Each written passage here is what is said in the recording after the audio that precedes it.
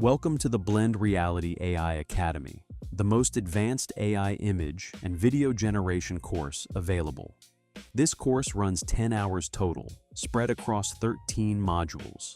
You'll find timestamps to navigate the course lessons in the video description below. Each lesson has its own identifier in the top right corner of the screen, so you can always tell exactly what lesson you are watching.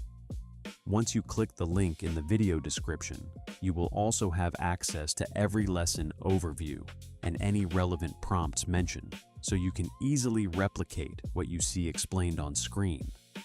That's everything you need to know. I hope you enjoy the course. For years, most of us thought the only way to communicate with a computer was by typing on a keyboard. But today there is a new way. With voice dictation, you can speak to your computer and it will turn your words into text on screen. It's simple. You talk and the computer types what you say. Now, there are a few ways to use voice dictation, like for example in ChatGPT, you can speak directly into the prompt box.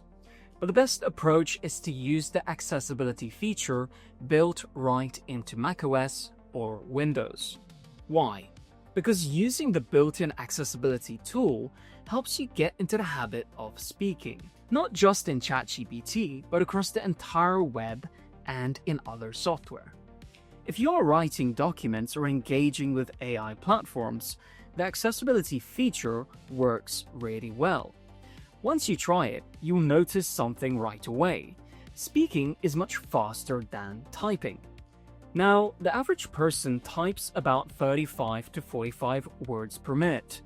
But if you decide to speak instead, you can say 120 to 160 words per minute. That means you can speak 3 to 4 times faster than you can type on a keyboard. And if you have a lot of ideas, typing can slow you down. And voice dictation simply solves that problem. You can say your idea out loud and have it captured instantly by the computer. When people generally type, they often worry about getting everything perfect. But when you use ChatGPT with voice dictation enabled, none of that is necessary. ChatGPT understands imperfect language even if your words are not captured perfectly by your microphone. So instead of stressing about writing the most ideal sentence, just focus on the idea. Get straight to the point. Say what you think, then refine it, if necessary.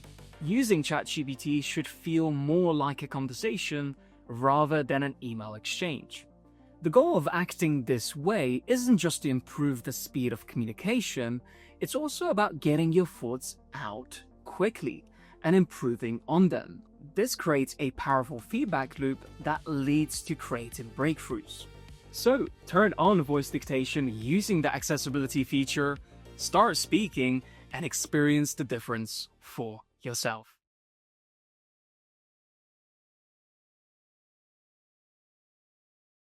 Let's talk about intention and why it's important when attempting to be creative. Right now, we're surrounded by an enormous amount of AI-generated content online, and a lot of it can look impressive at first glance.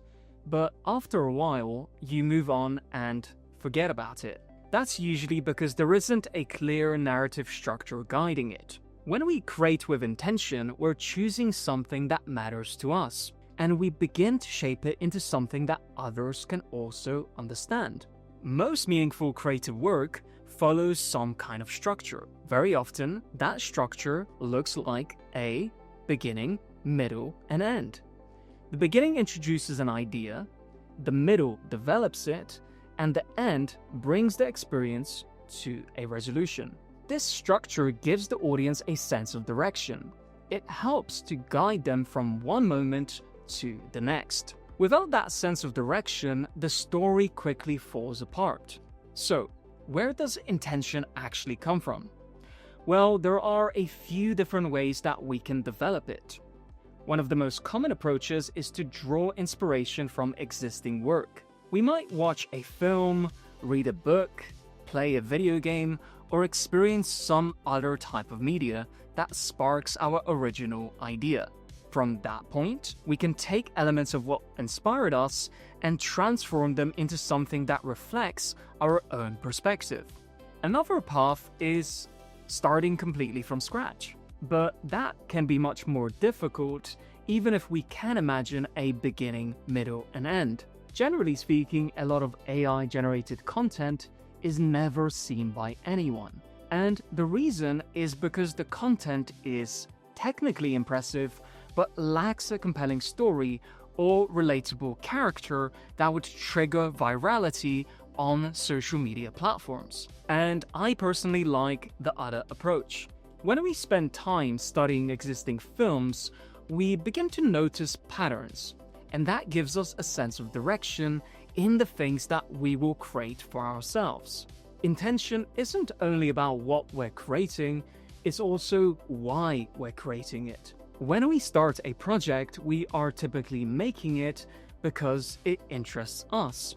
Then once the project begins to take shape, we can start thinking about how other people might experience it. And when we create work for a paid client, intention shifts again. In that case, the project needs to align with the client goals and not ours. So overall, intention can come from different places, and these places are ourselves, our audience, or our client.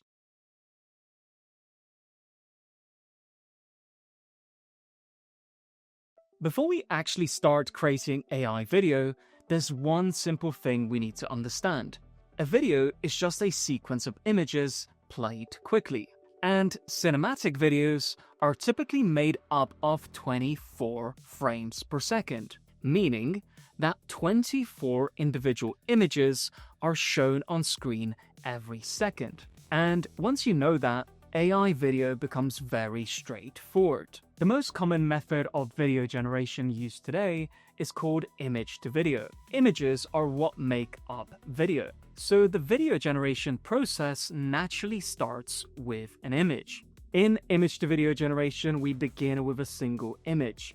And that first image establishes the scene, the subject, the environment, the lighting, and the overall composition. From there, the image model generates additional frames.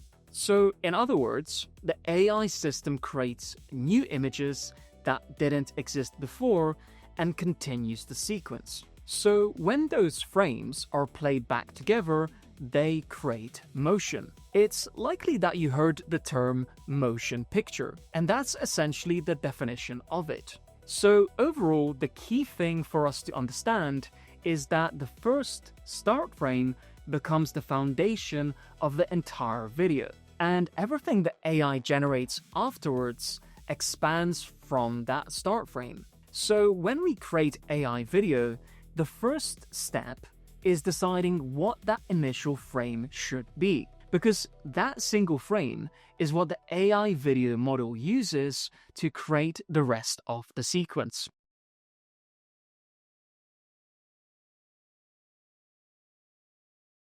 AI video production can look complicated when you first step into it. There are various image and video models, new tools appear constantly, and everyone online seems to have a different workflow. It can feel like there are too many things to learn, but when you step back and simplify the process, the entire AI field becomes much easier to understand. Almost everything we do in AI image creation or video production sits on three core pillars: language, research, and tools. If we can understand how these three pillars work together, then the creative process becomes much easier. Pillar 1. Language. The first pillar is language. Language is our ability to communicate something into existence.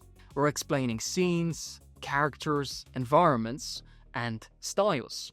Those descriptions become instructions that the AI system can interpret and turn into images, video, and other outputs. So in practice, we're taking something that exists only in our imagination and translating it into words that a machine can understand. And that translation step is incredibly powerful, even when an idea isn't fully formed yet. Language allows us to express the early version of it. Once it exists in some form, we can improve it and shape it into something that's worth paying attention to. So the role of language is simple but fundamental.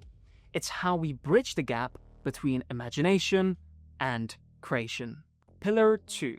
Research. Research is what helps us move beyond what we already know. Very often we have an expectation of what we want to create, but our knowledge is limited to execute on it. Let's say we want to create a Western-style film. We might understand the general idea of the genre: cowboys, deserts, revolvers, maybe a dusty town, but the details that make a Western film feel authentic go much deeper. Things like the landscapes, the clothing, the architecture of towns, even the pacing and the story structure. And so it's research that helps us to discover those details. By studying references, analyzing existing films, and observing how other creators approach the genre, we can expand our understanding. And over time, that closes the gap between what we can imagine and what we can actually create for ourselves. And that's where research becomes powerful. Pillar 3. Tools. Tools are what allow us to turn ideas into real outcomes. And in AI video production, there are many different tools available, and new ones appear all the time. And so it can be tempting to jump between them all the time. But in practice, it's actually much more effective to focus on small sets of tools and learn them deeply. Think of it like using an axe. If an axe could sharpen itself every time you used it, the more you used it, the more powerful it would become in your hands. And if you switched to a different axe every few minutes, none of them would ever truly be effective. And so creative tools work in a similar way. The longer we work with a tool, the better we can understand how it behaves, what it's good at, and where its limitations are. That familiarity is what allows you to produce consistent results, while constantly switching tools resets that learning process. So mastery usually comes from depth and not constant change. The big picture. When we zoom out, AI video production becomes much simpler. Everything we do falls into one of these 3 areas. Language helps us to communicate ideas. Research expands our understanding, so those ideas become more accurate. And tools allow us to turn those ideas into finished products. Once we start seeing the process through these 3 pillars, the whole field becomes much easier to navigate. And instead of trying to learn everything at once, we can focus on strengthening these foundations. When those foundations are strong, everything we build on top of them is worth paying attention to.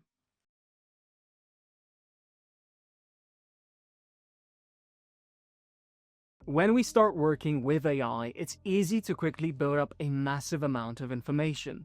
Images, video, text prompts, references, all of it adds up faster than we can expect. And here's the problem. Most AI tools don't do a great job at helping us visualize and control a large amount of information. That's where a tool like Figma becomes really useful. Figma allows us to organize hundreds or even thousands of files in a single workplace. We can drag images, references, and notes onto a board, move them around, and view everything from a top-down perspective. Many people know about mood boards, but this software takes it a step further. Instead of just using a handful of references, we can build up a full visual map of our project. And we can add things like environments, characters, costumes, and props. But here's the key to all of this. It's not really about what the board looks like, it's about the process. Figma helps us to think visually. It removes the need to access multiple file locations to manage information, because we can literally see it all at once. Digital hygiene. The second part of this workflow is organization of your computer files. Many people struggle with this. Files scatter across the desktop. This is chaos. Our digital hygiene is simply our ability to organize our digital environment. A messy desktop leads to a messy mind. So where should you start? Well, you can focus on two key locations first: your desktop and your downloads folder. The downloads folder is especially important because it's where hundreds of random files typically build up.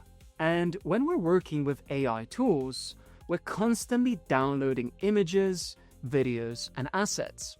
And if that folder is cluttered, everything else in your workflow slows down.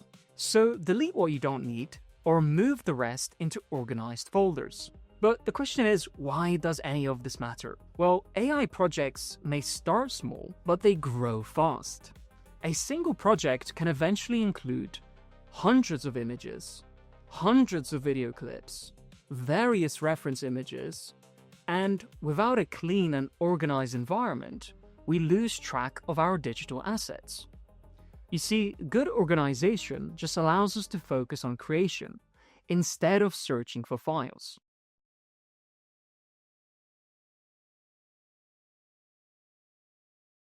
Desk setup basics.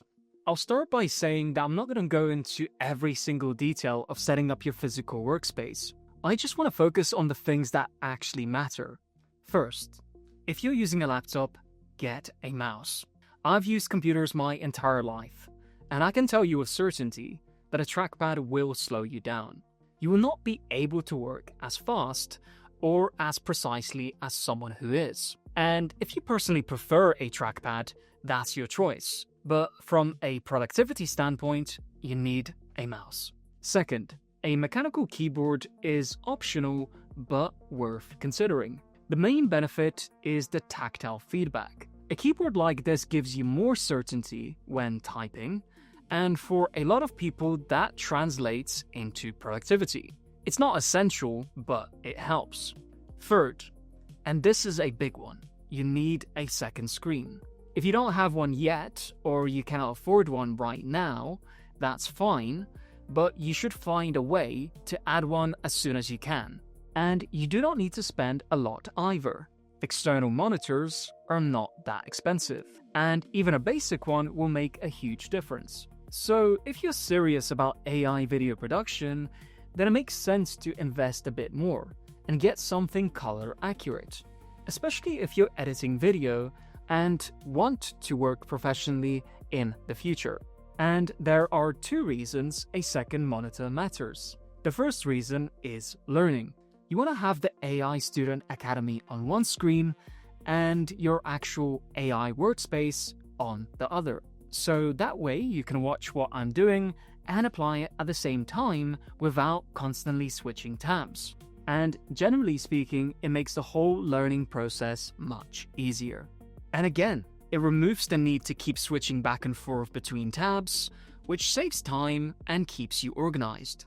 Overall, at the bare minimum, if you're on a laptop, get an external mouse. That's a non-negotiable for me.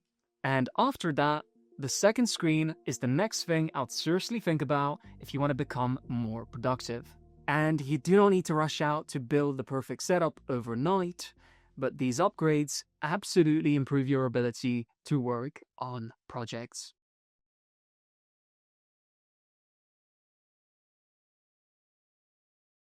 Speed versus quality. Let's talk about a challenge we'll run into constantly when creating with AI. Almost every project forces us to choose between speed and quality. On one side, we have speed, producing something quickly and moving on. And on the other side, we have quality, refining the work, improving the details, and making sure everything appears excellent. Typically, achieving an excellent result requires more time and effort. And for a project to feel highly refined, where the characters are consistent and the story delivers on its promises, that requires a lot of patience. We have to review things carefully, notice mistakes, and make adjustments along the way. Perfection itself doesn't really exist, but it is possible to create work that people widely consider excellent or high quality. And reaching that level usually comes from iteration over time, making improvements again and again until the result feels strong and cohesive. However, the other approach is speed. Sometimes the goal isn't artistic perfection. Sometimes we just need to produce something useful quickly. For example, we might be creating a video for a business, a marketing campaign, or a social media post. In those cases, the priority may be getting something out into the world quickly, rather than spending days refining every single detail. When we choose speed, we accept that the result may not be perfect, and that's okay. So, here's a practical way that we can approach these two principles when learning AI. First of all, start by acknowledging that everything you're doing is for yourself. That means create your projects, finish them, and make sure you're learning from each one. When you start with AI, your goal should be speed and not quality. You need to produce lots of content quickly and learn from all of your failures. And quality will arrive later, after you have gathered enough mental data points from your generation attempts. If you focus on quality right away, you'll likely be disappointed, because you would have not yet built up enough experience to work this way. And so speed is what helps you to build experience, giving you more chances to improve later. And quality comes from iteration, not just waiting for perfect results to suddenly appear. At first, your AI content will not look perfect, and that's okay.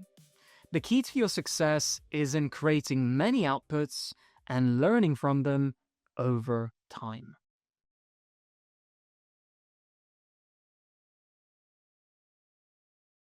Let's talk about something practical that affects everyone working with AI tools: cost control.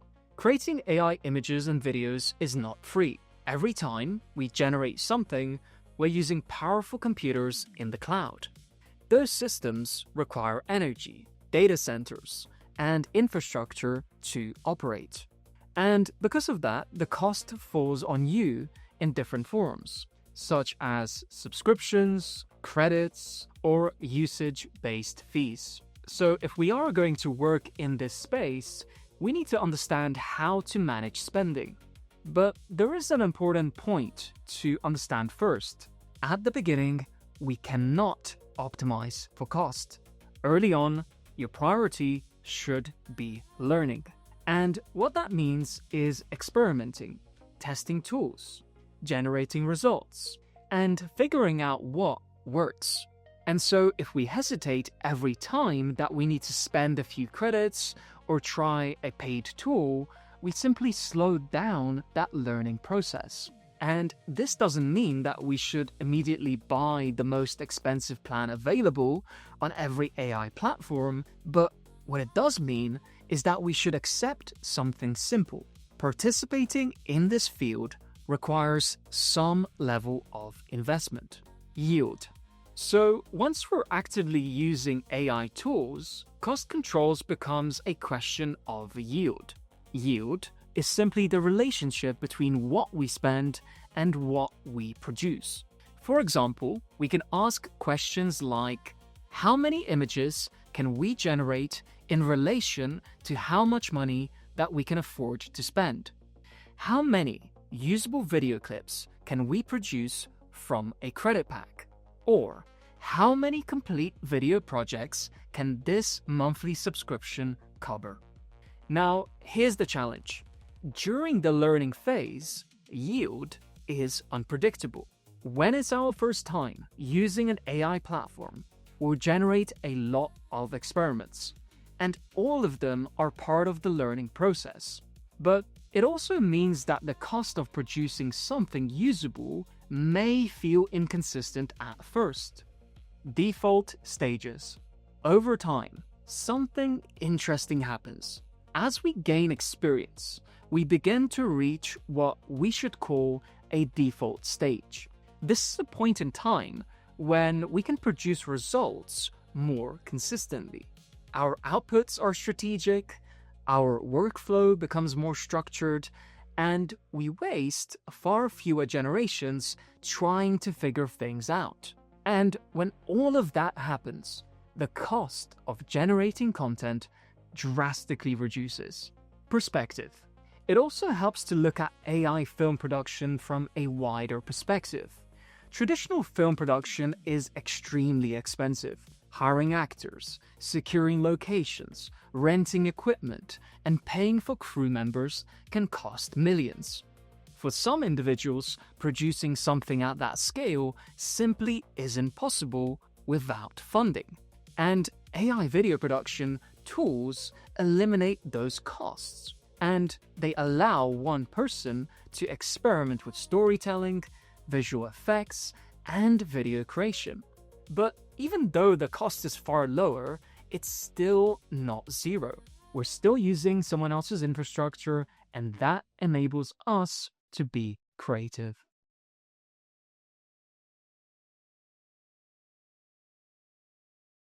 In this module, we are going to cover traditional filmmaking foundations. Now, the reason that I've created this module is particularly because I know that a lot of people watching this academy are not going to be filmmakers by nature. In fact, you may not be familiar with the technicalities around film production. So I've created a PDF document that outlines all the common technical language, both verbally and visually. This is to prepare you in a way that will allow you to use language to better describe images and videos when generating content using AI models. The primary goal is to help you achieve cinematic results, and that's the function of this PDF document. You can download it, then go through each lesson with me, and I'll explain each page briefly and give you additional context. So overall, it's just something you have and will be able to refer to at any time.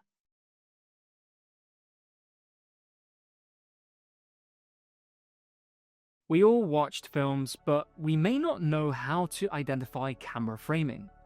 So on this page, we can see an establishing shot, which is a way to orient the audience to a place or location. It introduces an environment and provides visual context. And without it, how could the audience immerse themselves in the story? In this case, the two characters are sitting in a cafe, which gives the audience more visual context. But sometimes you don't need an establishing shot. In fact, you can skip showing the bigger picture altogether. But in many cases, it can make sense to do so. An establishing shot can also help expand the duration of your film if it is too short. For example, if you want to express an emotional state, you can use a wide shot. The characters may not speak, but the wide shot creates a sense of tension between them. And so by starting with an extreme wide, you can convey a lot visually without using any character dialogue. The shot size can also shift the tone. A close-up might convey something entirely different than a wide shot. What you choose to frame and how you frame it is all about how you want the audience to perceive what's happening in the story. And so camera framing is just a form of expression as two characters speaking to each other in a scene. You can expand or restrict the availability of information depending on what the audience should focus on. And it's all about conveying what matters most to the story. In this case, the framing of the characters at the table is enough to tell the story. And so you don't always need to show everything in the scene. Sometimes less visibility is better. This is called coverage. When you decide on your coverage, you're deciding on what the audience will see. If you choose a medium close-up, you contain the action between the characters. But when you decide to widen the shot, you add more context. You see, wider shots help you build the environment and bring more depth to the scene. That's why it's good to start wide, as it gives you a default point to work from. And in traditional filmmaking, space is expensive. So many filmmakers shoot coverage based on a small contained area. But with AI generation, we're not restricted by the same issue. We can create a wider shot artificially without worrying about space limitations. However, if you push the shot too wide, it can become so extreme that you lose visual context. And at that point, the AI might struggle to understand the framing. So, in summary, camera framing gives you control over how much the audience sees, what they focus on, and how they feel about the scene.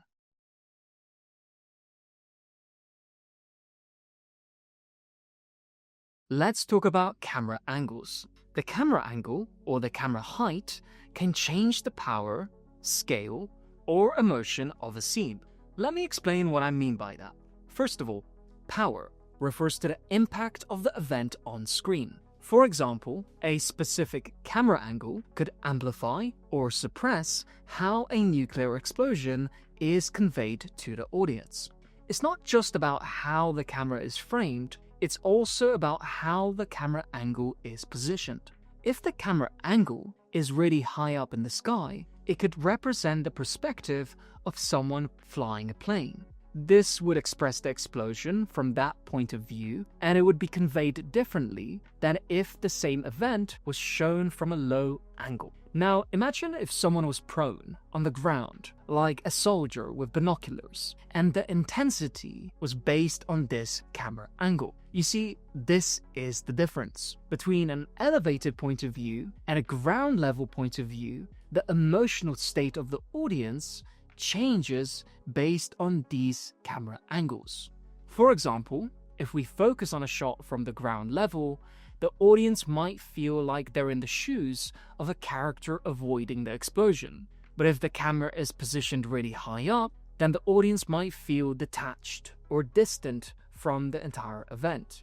Now let's go through some examples. So we have two people sitting at a cafe, and the camera angle in this scene will change how we perceive the relationship or their own intentions in the scene. For example, a worm's eye view, which is from the ground up perspective, can make these two characters look more dominant. They would appear in control of the situation, possibly even intimidating the environment around them. This angle makes them appear larger than life, creating an impression of authority.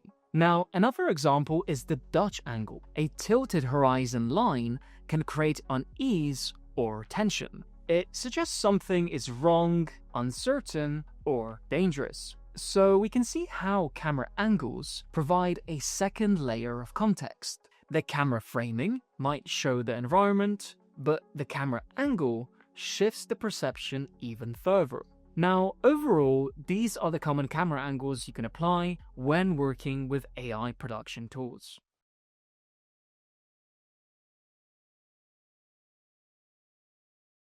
The next page is camera movement. Movement is what guides attention and controls energy. First of all, we have locked off shots, also known as static shots. And this means that the camera is not moving at all. Sometimes there is no need for the camera to move. And a lot of people think that you always need to move the camera, but that's not true. And then we have pan, tilt, and zoom. Panning from left to right is self-explanatory, as in the camera pivots from left to right. Next, tilt is when the camera pivots from top to bottom. Then there is zooming, which is about bringing something physically into focus by changing the magnification of the lens. Next is the dolly in, which keeps the position of the frame the same, but gradually moves towards the subject. And the dolly out works similarly, but moves away from the subject. Then we have the track, and this is usually done on a dolly as well. A dolly is placed on rails, allowing the camera to move on a perfectly straight line, in this case from left to right or vice versa. Next, we have the pedestal, And the pedestal allows the camera to move on the vertical axis. This is commonly used in commercial television, and not as often in traditional films. Next up is the crane, and it's one of the most flexible filmmaking tools. The camera sits on a large metal beam and can move freely in 3D space, and it allows for elevation and movement in any direction. Then, there is handheld, which is when someone physically holds the camera. This creates a natural shake that can convey realism, urgency, and possibly amplify the emotional state that a character is in. Next, there is the Steadicam, one of the most common tools in film production. It revolutionized filmmaking by allowing the camera to move smoothly in 3D space, even on rough terrain. And finally, the whip pan, which is just a great transition tool. By whipping the camera quickly, you can blur everything in the frame, and this allows you to create a seamless transition point to the next shot in the film. So, these are the common camera movements you can apply in your AI workflow.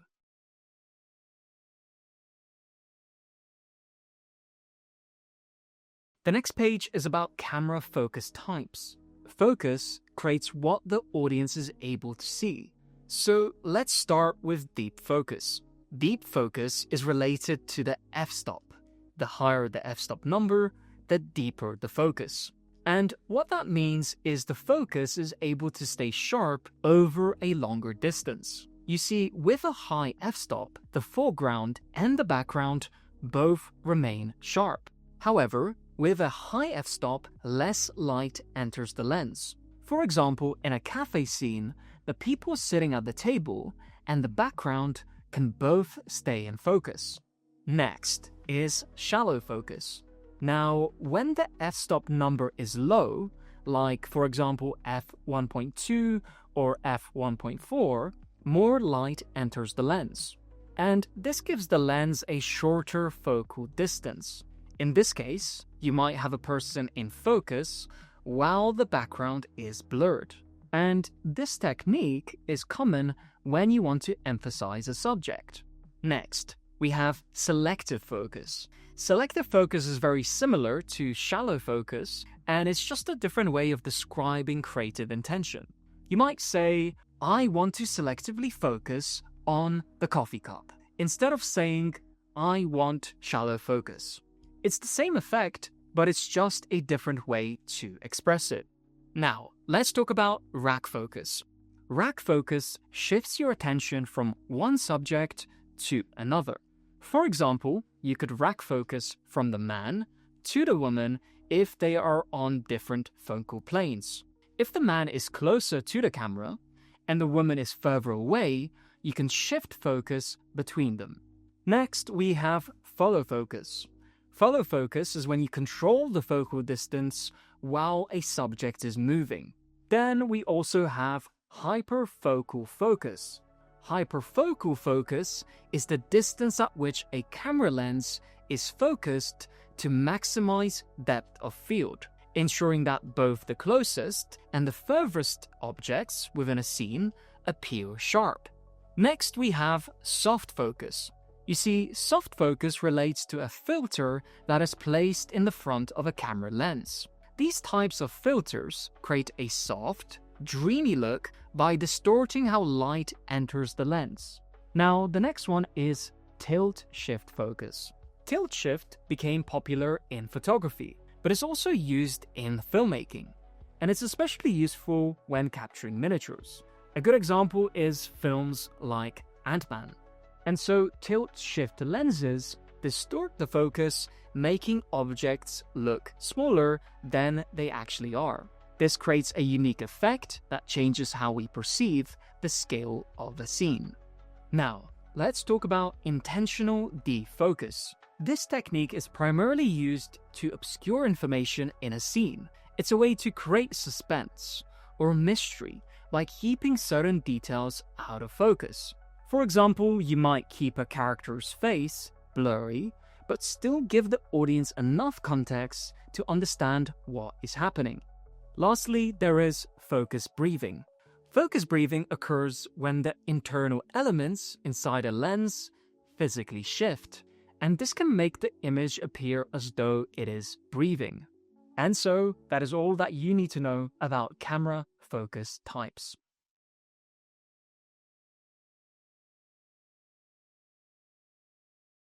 The next page we are going to look at is about camera focal length. Camera lenses offer different focal lengths. Some lenses have a fixed focal length, while others have a variable focal length. In the examples that we are going to look at, we can see how different focal lengths affect the scene. For example, in image number 10, we can see a 200mm telephoto shot of a line. And the reason that the image was captured using a 200mm lens is because it allowed for the photographer to stay at a safe distance. And the same principles can also apply in sports. Photographers use long focal lengths because they cannot safely get close to the action. And so, to summarize, the focal length is simply another technical way of describing what you want to achieve.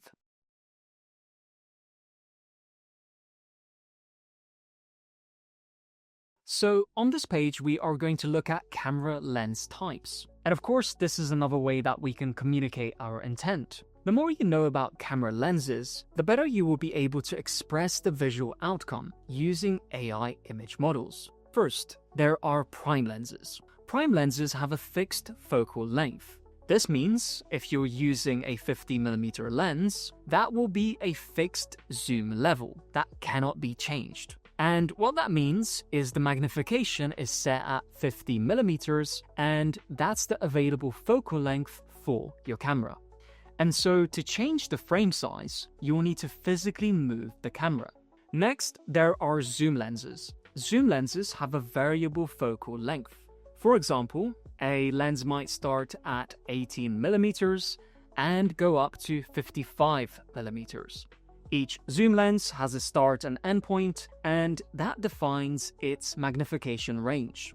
Wide lenses, on the other hand, like 16mm, are a bit like prime lenses, but belong in their own category, and they capture light differently from prime lenses. Wide lenses are designed to capture as much space as possible, and this is why they are often used in real estate photography. Next, there are telephoto lenses, which are used to capture distant objects. They may have some variability, but they're mostly fixed for shooting subjects far away. And super telephoto lenses are similar, but their focal distance is even longer. You see, the camera industry loves creating these categories for marketing, but they don't always represent huge differences. Next up, we have macro lenses. Macro lenses are all about optics. They're designed to capture very small subjects, like insects or flowers, at extremely close distances. They allow you to focus at very short distances while maintaining sharpness. Then there are fisheye lenses, which are specialized lenses. They offer a wide, distorted view. Fisheye lenses became a popular tool in skateboarding. Next, we have tilt-shift lenses. They create a unique effect where large objects look like miniatures. And unlike macro lenses, tilt-shift lenses simulate a miniature world in wide shots. Next are anamorphic lenses, which are specialist lenses that capture a stretched vertical image. This type of lens creates distinctive, long light streaks often seen in Hollywood films. You see, directors like J.J. Abrams and Michael Bay use anamorphic lenses for their iconic lens flares. Next, there are pancake lenses, which are ultra-compact lenses. They save space and weight, making them useful in small locations where bigger lenses do not fit. And finally, the pinhole lens. Pinhole lenses allow you to take a longer exposure, capturing light in a way that traditional lenses cannot. And so, that wraps up my explanation of camera lens types.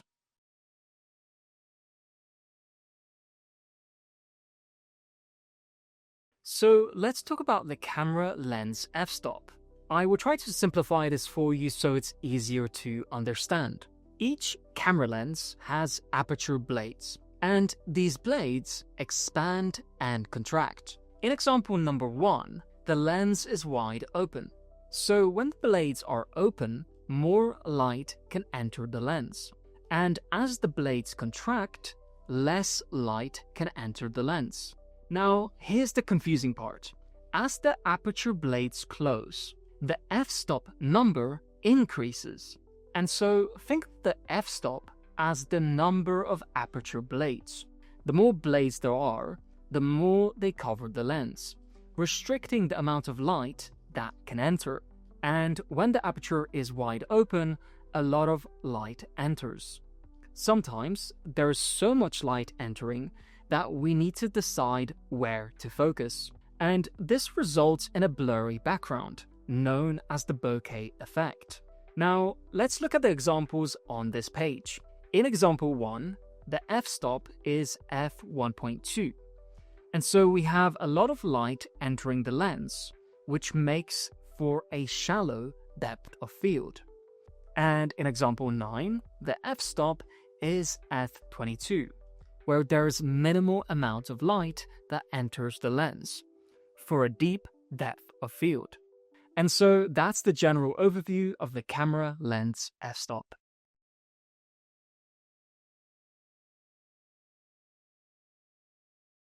The next page is about camera aspect ratio. Aspect ratio is simply a decision of how your media will be presented.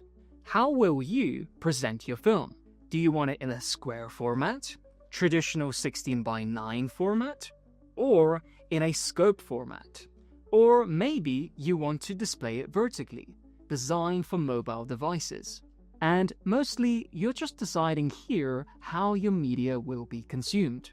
The good news is, if you want a cinematic look, you can also start in 16:9 aspect ratio, and later just add black bars. And the advantage of doing this is that you can reframe your shot digitally to fit within the constraints of the black bars. However, when you plan for vertical aspect ratio, you need to stick to the constraints. The difference between wide and vertical is so drastic, you may not be able to fit everything in if you're framing from 16:9. So you must decide before you start generating media for your project the aspect ratio that it will be created in. And do not feel pressured by platforms offering the scope options either. Not every platform supports scope, and so switching between platforms later may leave you disappointed. Widescreen, in fact, will continue to be the industry standard, so starting in 16:9 is a safe option, because you can always create a scope look later by adding black bars. And this is how it's been done for a long time anyway. People think that scope is magic, but it's just a design choice. Theaters created the conditions for scope, and filmmakers adapted to that. But it doesn't make sense to shoot with black bars for television, which is a rectangular, widescreen experience. And so filmmaking has evolved over time, and black bars actually became somewhat of an aesthetic. Now, when you see a film without black bars, it can feel strange and less cinematic. And so psychologically, the scope format can make you feel like the film is wider than it actually is. And also, audiences perceive it differently because their field of view is restricted. Now, let's talk about IMAX. IMAX is the complete opposite of scope. It aims to overwhelm you with information and immerse you into the film. And so overall, they both have different effects on how you experience a film.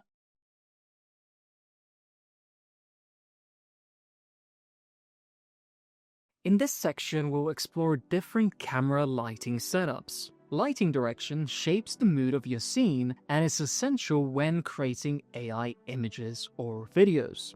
Let's start with front lighting. front lighting provides uniform illumination of the subject. Key lighting. Key lighting is directed at an angle, moving the light away from the front and setting it differently, which changes the shadow placement. Side lighting. Similar to key lighting, side lighting is angled from the side, creating one side which is lit and one side that remains shadow. Backlighting. Backlighting creates silhouettes, where the light wraps around the subject, but it doesn't fully reveal it. Edge lighting highlights the subject's edges, adding depth and drawing attention to the subject's outline. 3-point lighting. This traditional setup is ideal for talking head videos and documentaries. It uses 3 lights, one on the left, one on the right, and a backlight to separate the subject from the background. High key lighting. It's bright and well lit, which minimizes shadows, and it's common in product photography. Low key lighting. Low key lighting creates drama through shadows, and it's commonly used in horror films to evoke fear by limiting visibility. Rebrant lighting. It's an artistic method where the light creates a triangle on the subject's face, which adds a specific mood to the shot. The power of lighting. Lighting is one of the most powerful tools in filmmaking because it sets the emotional tone of your story. Bright lighting. Bright lighting can create a feeling of openness, clarity, and positivity. It's often used to convey warmth and safety, offering an inviting, clear view of the subject. However, when used excessively, it can come across as flat and uninspiring. Darkness. Darkness, on the other hand, is what increases tension and fear. It hides details and creates mystery, playing on the fear of the unknown. Shadows and dim lighting add complexity and anticipation, often making audiences feel uneasy or unsettled. The balance. When lighting techniques are strategically balanced, such as transitioning from bright open spaces to darker, more tense spaces, you can effectively control the audience's emotional experience. And the power of lighting lies not in its ability to illuminate, but in its capacity to evoke specific emotional responses.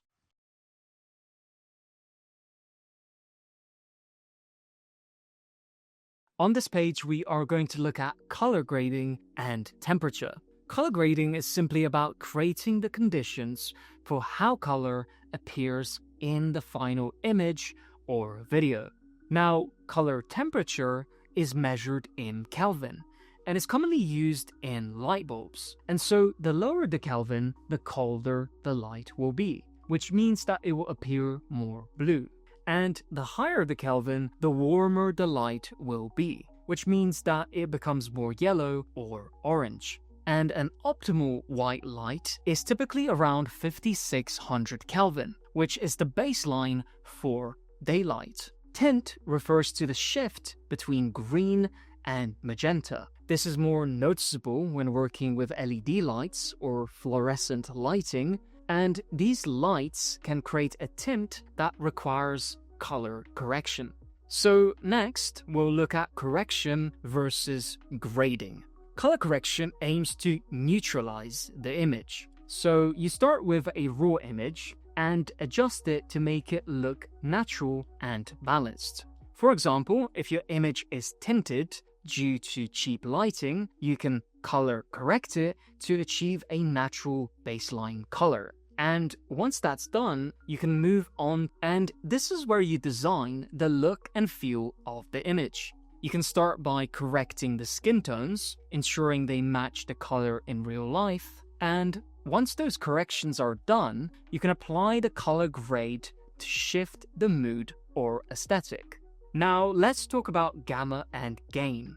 Light is made up of these components: shadows, midtones, and highlights, and each one has a specific value. Even if something is evenly lit, shadows still exist, creating depth in the image. Next, we have curves. Curves are used to adjust the overall brightness, contrast, and color balance. You can also use them to control the red, green, and blue channels independently. People often use curves to adjust the contrast and quickly fine-tune an image. Next, let's talk about saturation. Saturation is the intensity of all colors in the image. Colors range from 0 to 100, with 0 being black and 100 being fully saturated. And so increasing saturation brings out more color, but increasing it too much can make the image feel unnatural. And so this is why it's important to control the saturation carefully, especially when it comes to skin tones, and should be adjusted with care as they primarily live in the red and yellow color channels. Next, we have LUTs, also known as lookup tables. LUTs are advanced color profiles that adjust the colors in an image. They work like a filter, but are more complex, shifting the colors according to specific targets. LUTs are used in both film production and photography to achieve a particular look or style. And in photography, they're known as color presets, especially in software like Adobe Lightroom. Finally, we have some common color grading styles. For example, the teal and orange look, which is very popular, and is a color profile that enhances the contrast between warm and cool tones. Then there's bleach bypass, which is a technique used to reduce saturation and increase contrast. So, color is one of the most important variables in filmmaking. It shapes how we perceive the world on screen, and filmmakers use color to guide emotions and tell the story in a visually compelling way. When you understand color, you can make your AI images or films look more cinematic.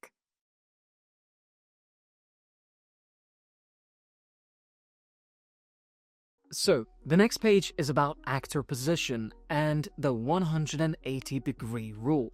It's a very simple rule. When you have two characters facing each other, the camera can never go beyond the axis. The axis is the straight line that exists between the two characters. Now, imagine the camera as you, standing in front of your friends, who are talking to each other. It's very unlikely that you would walk around to view them from the other side. You wouldn't just walk back and forth to see them from different perspectives. And so you would simply stand still and participate by looking to the left and right. The best way to understand this is to imagine an undisturbed situation. There's no need to change your position or cross the line.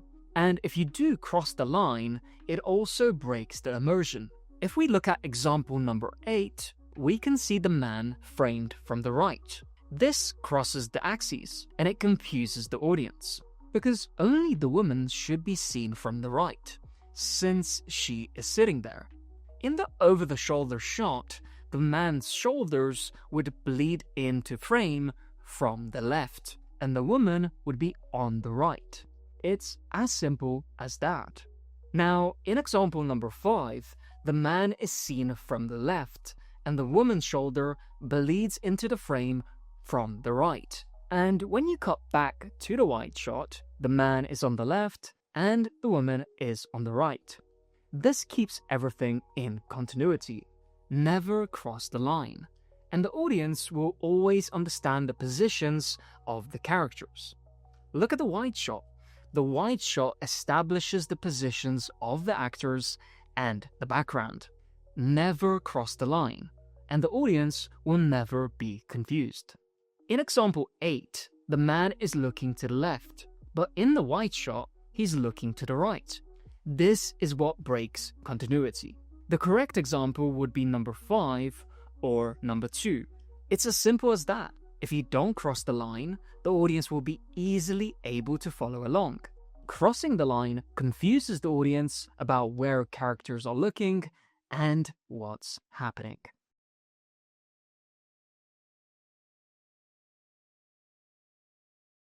The next page is about actor movement. Actor movement can also be called film blocking. Blocking refers to the precise staging of actors' movements and their position in relation to the camera. So, I've created some simple blocking examples to get you started. An actor could enter, exit, or move across the scene. They could approach or retreat from characters. They could sit down, stand up, or turn to look at something. They could pace slowly or quickly. An actor could also hit a mark, meaning they would stand in a specific position in the scene. They might also orbit around other objects, or moved in a choreographed way. And they could also interact physically with props in the scene. So, these are just the basics, and there are many other ways to describe actor movement. This is where choreography comes in. Choreography is about orchestrating movements perfectly, and it's planned in a way that has emotional impact on the audience. But don't get ahead of yourself thinking about choreography right now. Choreography is an extension of all of these movements. It's the sum of everything, and it's the advanced level. So, for now, focus on getting started with the basic actor movement. It might sound like common sense, but sometimes it's easy to forget, because you can get caught up in artistic expression and overlook the basics. Remember, characters need to move to tell a story.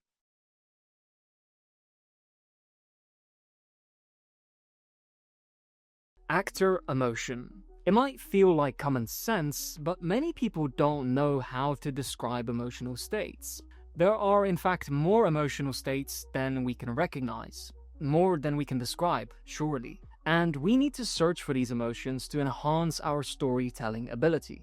I've included just 12 emotional states here, but there are many more. There are hundreds, and I want you to search for them. By expanding your vocabulary, you can make your characters more memorable. So instead of using simple emotions like happy, sad, or stressed, you can express deeper emotional states. And this gives you an advantage because most people do not think about this.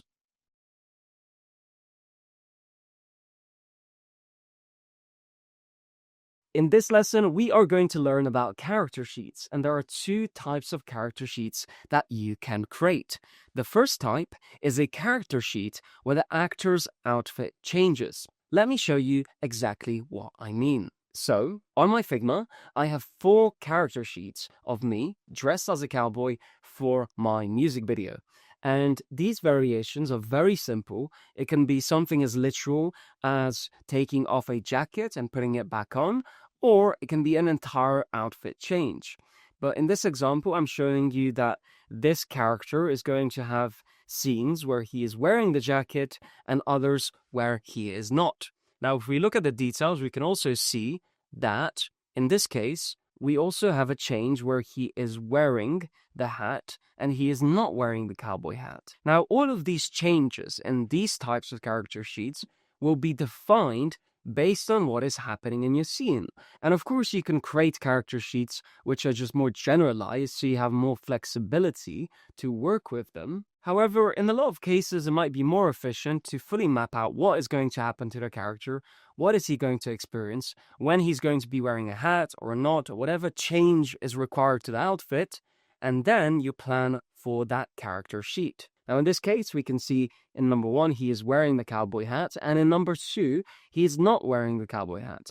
Now, if we look at number 3 and number 4 here, what we can see is he is wearing the hat and the jacket in 3 and 4, but his actual revolver is unholstered in number 4. And the reason that I did this is because when you attach a revolver as an individual prop sheet that is high resolution, you will then also attach the character sheet, and you'll make sure that this character doesn't have his gun holstered, because of course he's holding it in the scene. And you're pulling that information from an individual prop sheet that has all the details of exactly how that revolver looks like. And of course, we cannot see much detail in the holstered revolver, and that's for a good reason, because it's holstered, and so it's not a point of attention.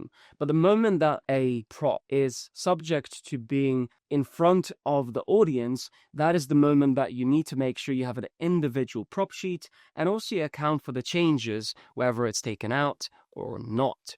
And the same goes, of course, for other items like hats, etc. And mostly, I think this type of workflow will apply to individuals who want to show the progression of an outfit, but generally the outfit stays the same, except for certain variables that shift or change over time, but nothing too drastic to the overall look of how the character is dressed. Now, let's have a look at the second way to create character sheets.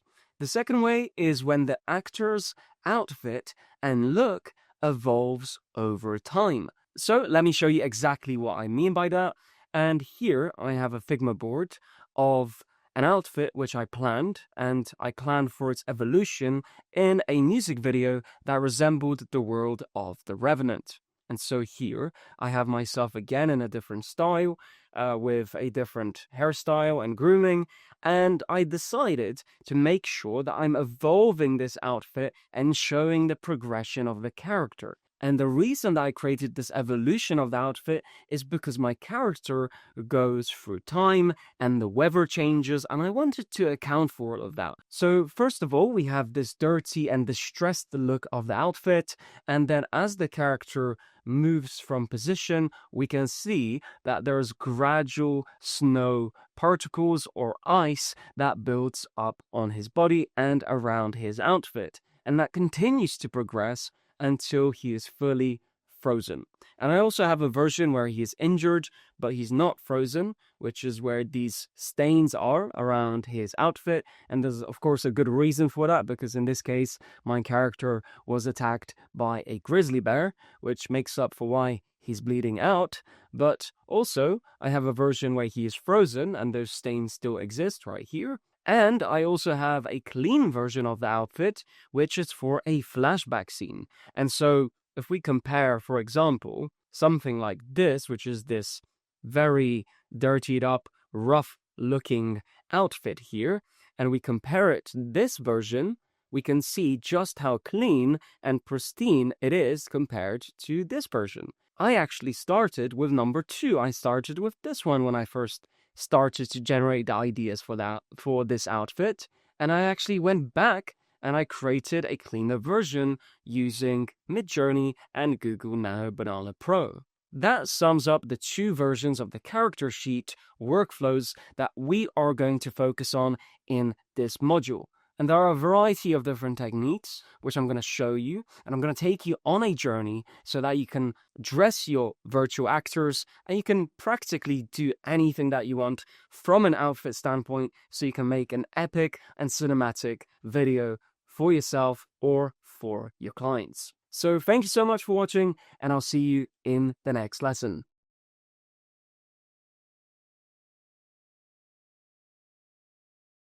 So the first step that we need to learn about character sheet creation is a process called outfit creation, and this is my introduction to you.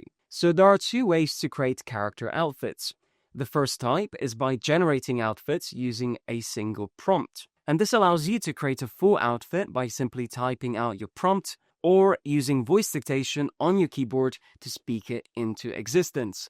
And of course, the reason that this is beneficial is because it is faster than other methods and can also produce creative combinations you might not otherwise think of, because what you're doing is describing the outfit, but you're allowing the image model to decide on the final look. You're just using words to define it, and each time that you generate, the result will be slightly different. And let me show you how that looks like. So on my Figma, I have a character from one of my music videos, and as you can see, this is a bank teller, and his outfit in particular was generated using a single prompt that was spoken into existence. I simply spoke about the outfit which I wanted, and then the image model generated it like this on a 9:16 vertical white background. And then what I did is I took the generated outfit, combined it with the face of the actor, and placed both on a character sheet. But we are going to learn all about that later on in the module. For now, let's focus on the second method. And so the second method of generating outfits for your AI characters involves sourcing items individually. So what you would do is collect each clothing item separately, and this gives you control over the style, texture, and overall combination of what your AI actor's outfit will look like. Now, let me show you exactly how I did this on one of my music videos. So I'm in front of my Figma board, and let me explain how I curated all of these items for this character in my Western music video. So first of all, what I did is I generated this section of the outfit individually, and then I realized that I actually needed a cool jacket. So I went for a process of generating jackets that were fitting with this outfit, and also I needed to generate a hat separately, making sure that it matched up with the overall outfit. And then what I realized is I was also going to have close-ups of the man's shoes as he's walking through the western town. And what I decided to do was also generate a close-up of his boots. So when we film the scene, we would actually be able to get more details out of that section. And although they looked okay in this actual shot, this full body shot of the outfit, I just wanted to create a close-up just to have that additional detail for the camera. And also we have the revolver, which was placed inside of the holster. So the way I went through the process of generating this is I made sure to also attach the image of the revolver. So in a lot of ways, I sourced the look of the type of revolver this cowboy was going to have, just to make sure when it is holstered that it resembles this one when it's going to be in view later, when it's going to be held by the actual character. So overall, this is your introduction to outfit creation and the two methods that currently exist. And in the next couple of videos, I am going to show you exactly how to do both methods. So I'll see you in the next lesson.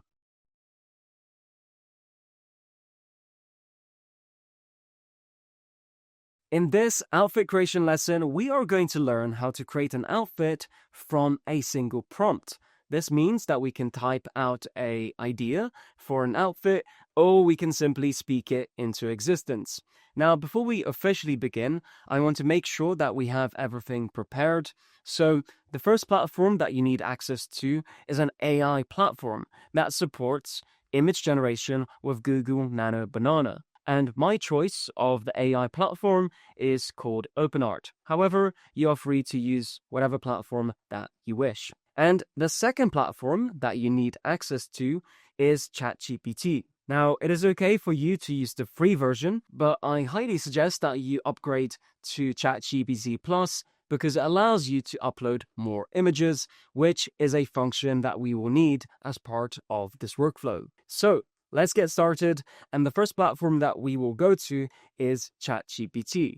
And make sure that we have a new chat open. And so to begin, we need to make sure, first of all, that we copy and paste the prompt below this video, which is called Generate Outfit Front View. And once we copy and paste this prompt into ChatGPT, what we need to do is hover our cursor at the very beginning here and select at the very beginning segment here, then hold Shift and then press Enter a couple of times to make sure that we are creating a line break. And then we can let go of Shift, hover our cursor in the very first line, make sure that first line is selected, and this is the moment that we can now write or speak into existence the type of outfit that we want to generate. And so in this case, I have an idea already, so I'm going to do that now. So what I would like to do is generate knight armor. And I want the knight armor to be somewhat surrounded by moss, but not too much. I just want it to look like mossy knight armor. And I also wanted to have some vintage feeling to it. Now you can see I spoke into existence my outfit, and now I can select Enter on my keyboard to submit this prompt. And ChatGPT will return with a new prompt which was optimized based on the conditions set in the prompt you first paste it in.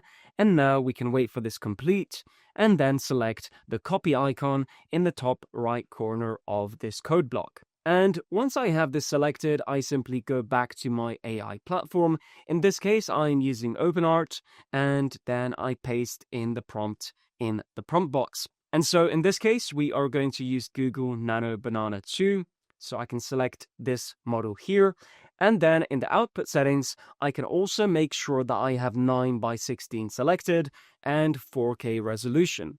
And the reason that I'm doing so is because we are going to render the front-facing element of the outfit on a white background. So now let's select Generate. And so the generation has finished loading. Now let's have a look at the result. So we can see we have knight armor with moss, which is exactly what I asked for. Now, for the most part, it looks like a great generation, but I would probably add that I want to make sure this area is patched so there is no holes, especially in the arms here as well. However, this could be fixed if you essentially said that you want chainmail in those areas, as well as making sure that the helmet is actually removed if you wanted to modify this exact generation. But if in case you don't want to modify this image by dragging this image and giving the revisions and the feedback to Google Nano Banana, what you could do is simply retry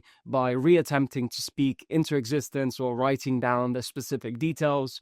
For example, make sure not to include a helmet, and then Google Nano Banana would alter that result. This is limitless.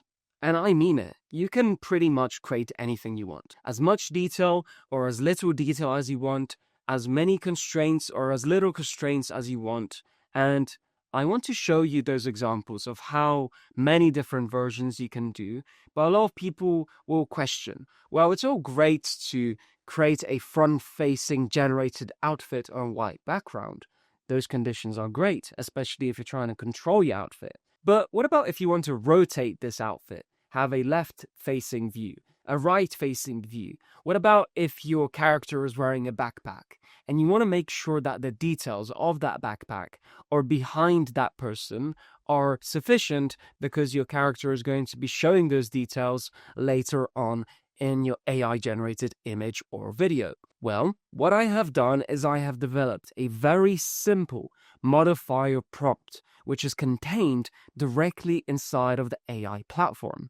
So, to rotate this specific image of this outfit, what I would do is hold and drag this outfit into the prompt box, and then I would look below this video and select, for example, the left view modify prompt. And once I paste this into OpenArt, we can see that this is as simple as it gets. Rotate the subject so it is facing perfectly left. Now, we want to make sure the output is set to 9:16 and also 4K, and then we select Generate. Now, I'm also going to do this for the right view, so I can do that for the right view, and also I'll do that for the back view. And I'm doing all of this to demonstrate that we will have a perfect render and a perfect 360 rotation of the left, right, and back view of this initial outfit that we have created here. And so let's see what happens once this finishes loading. So those generations have finished loading, and these are the results. As we can see, we have this first version, which is perfectly facing left towards this direction. And then we also have perfectly facing right. And we also have the back view of the exact same outfit which we initially created. And now we can of course modify these conditions based on our requirements. For example, if I wanted this specific outfit, just keep in mind that you want to make sure it's mostly finished before you make like impactful modifications. If I wanted to have a symbol here of a lion or a wolf or whatever I wanted, whatever symbol resembles that type of kingdom that which he was in, I could do so, and that would be embedded there. And I could combine this image in Google Nano Banana with other assets to make sure that can actually happen. Now, I think I want to actually show you a simple modification on this front-facing outfit as well here. So if I make sure this is embedded here in the prompt box, what we can do is say something along the lines of, please remove the helmet and also fill the empty black gaps with chainmail, comma, change nothing else about the outfit, and then select generate. So this is the generated result that Google Nano Banana has created, and it's an incredible result. However, we did not ask for the actual face to be added to the outfit, and so we can actually now take this new generated image and also then mention in the prompt box, please remove the face/head from the outfit, and then select generate. And so we can see that Google has in fact generated and listened to my feedback by removing the face and the head, but this time it made so that the neck area has what I would say is a neck guard. Again, we can attempt to revise this and squeeze this down or change that part, and the more you do, of course, the more credit you are going to spend. But I think this was an extreme example because knights typically have helmets. So what I am going to do next is generate a variety of front-facing outfits because I want to show you just how good Google Nano Banana is able to handle this translation prompt and then use it to create front-facing outfit ideas. So I'm going to do that next. And so the results have been generated, and let's have a look. So first of all, we have these casual outfits, which I decided to generate. And first of all, what you should know is I didn't actually create these ideas myself. I asked ChatGPT to give me some ideas, and then I used those idea lines along with the ChatGPT front-facing translation prompt to quickly put this together and show you the capability of what Google Nano Banana can do alongside this ChatGPT translation prompt that allows for all of these outfits to exist on a front-facing white background. And so we have these casual outfits here as well as these cinematic outfits. So if we go for each one, we can briefly have a look at how they look like. Some of them include shoes, while others do not, and that's simply because of what was defined in the translation prompt. And what I mean by that, what was defined above it and not exactly inside of it.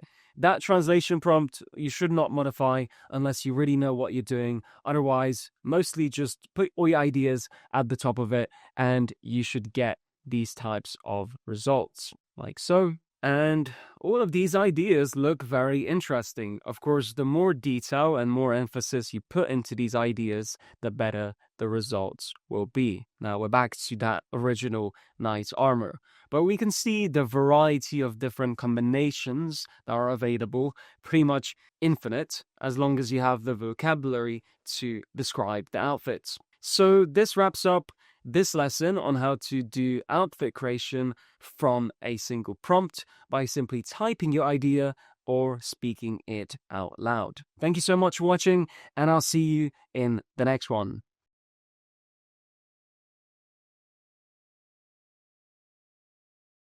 In this outfit creation lesson, we are going to learn how to source individual items or use image references to create outfits for our AI character. So let's get started. So the first thing that you need to know is that there are 3 different methods within this lesson, and they are as follows. The first method is by virtually shopping for single items, and this involves visiting clothing websites and screenshotting single items that you would then later curate into one full outfit. Now, the second method is by going on Pinterest and looking for outfit ideas. Pinterest is an incredible platform for getting outfit inspiration, and that allows you to find individual items and also curated items, which allow you to create virtual outfits for your virtual AI character. And the third method is borrowing outfits from real people images.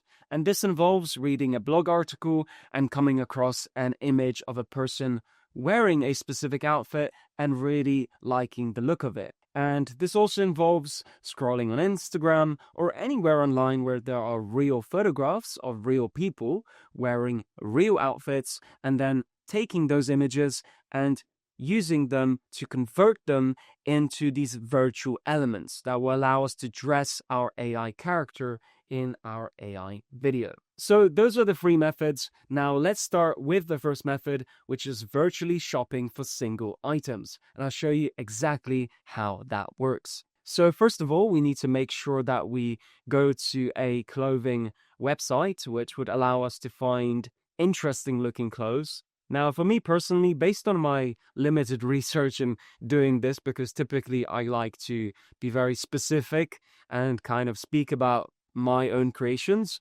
but in times where I did have to go through this workflow, I think that the best places to go are typically high-end clothing or department stores.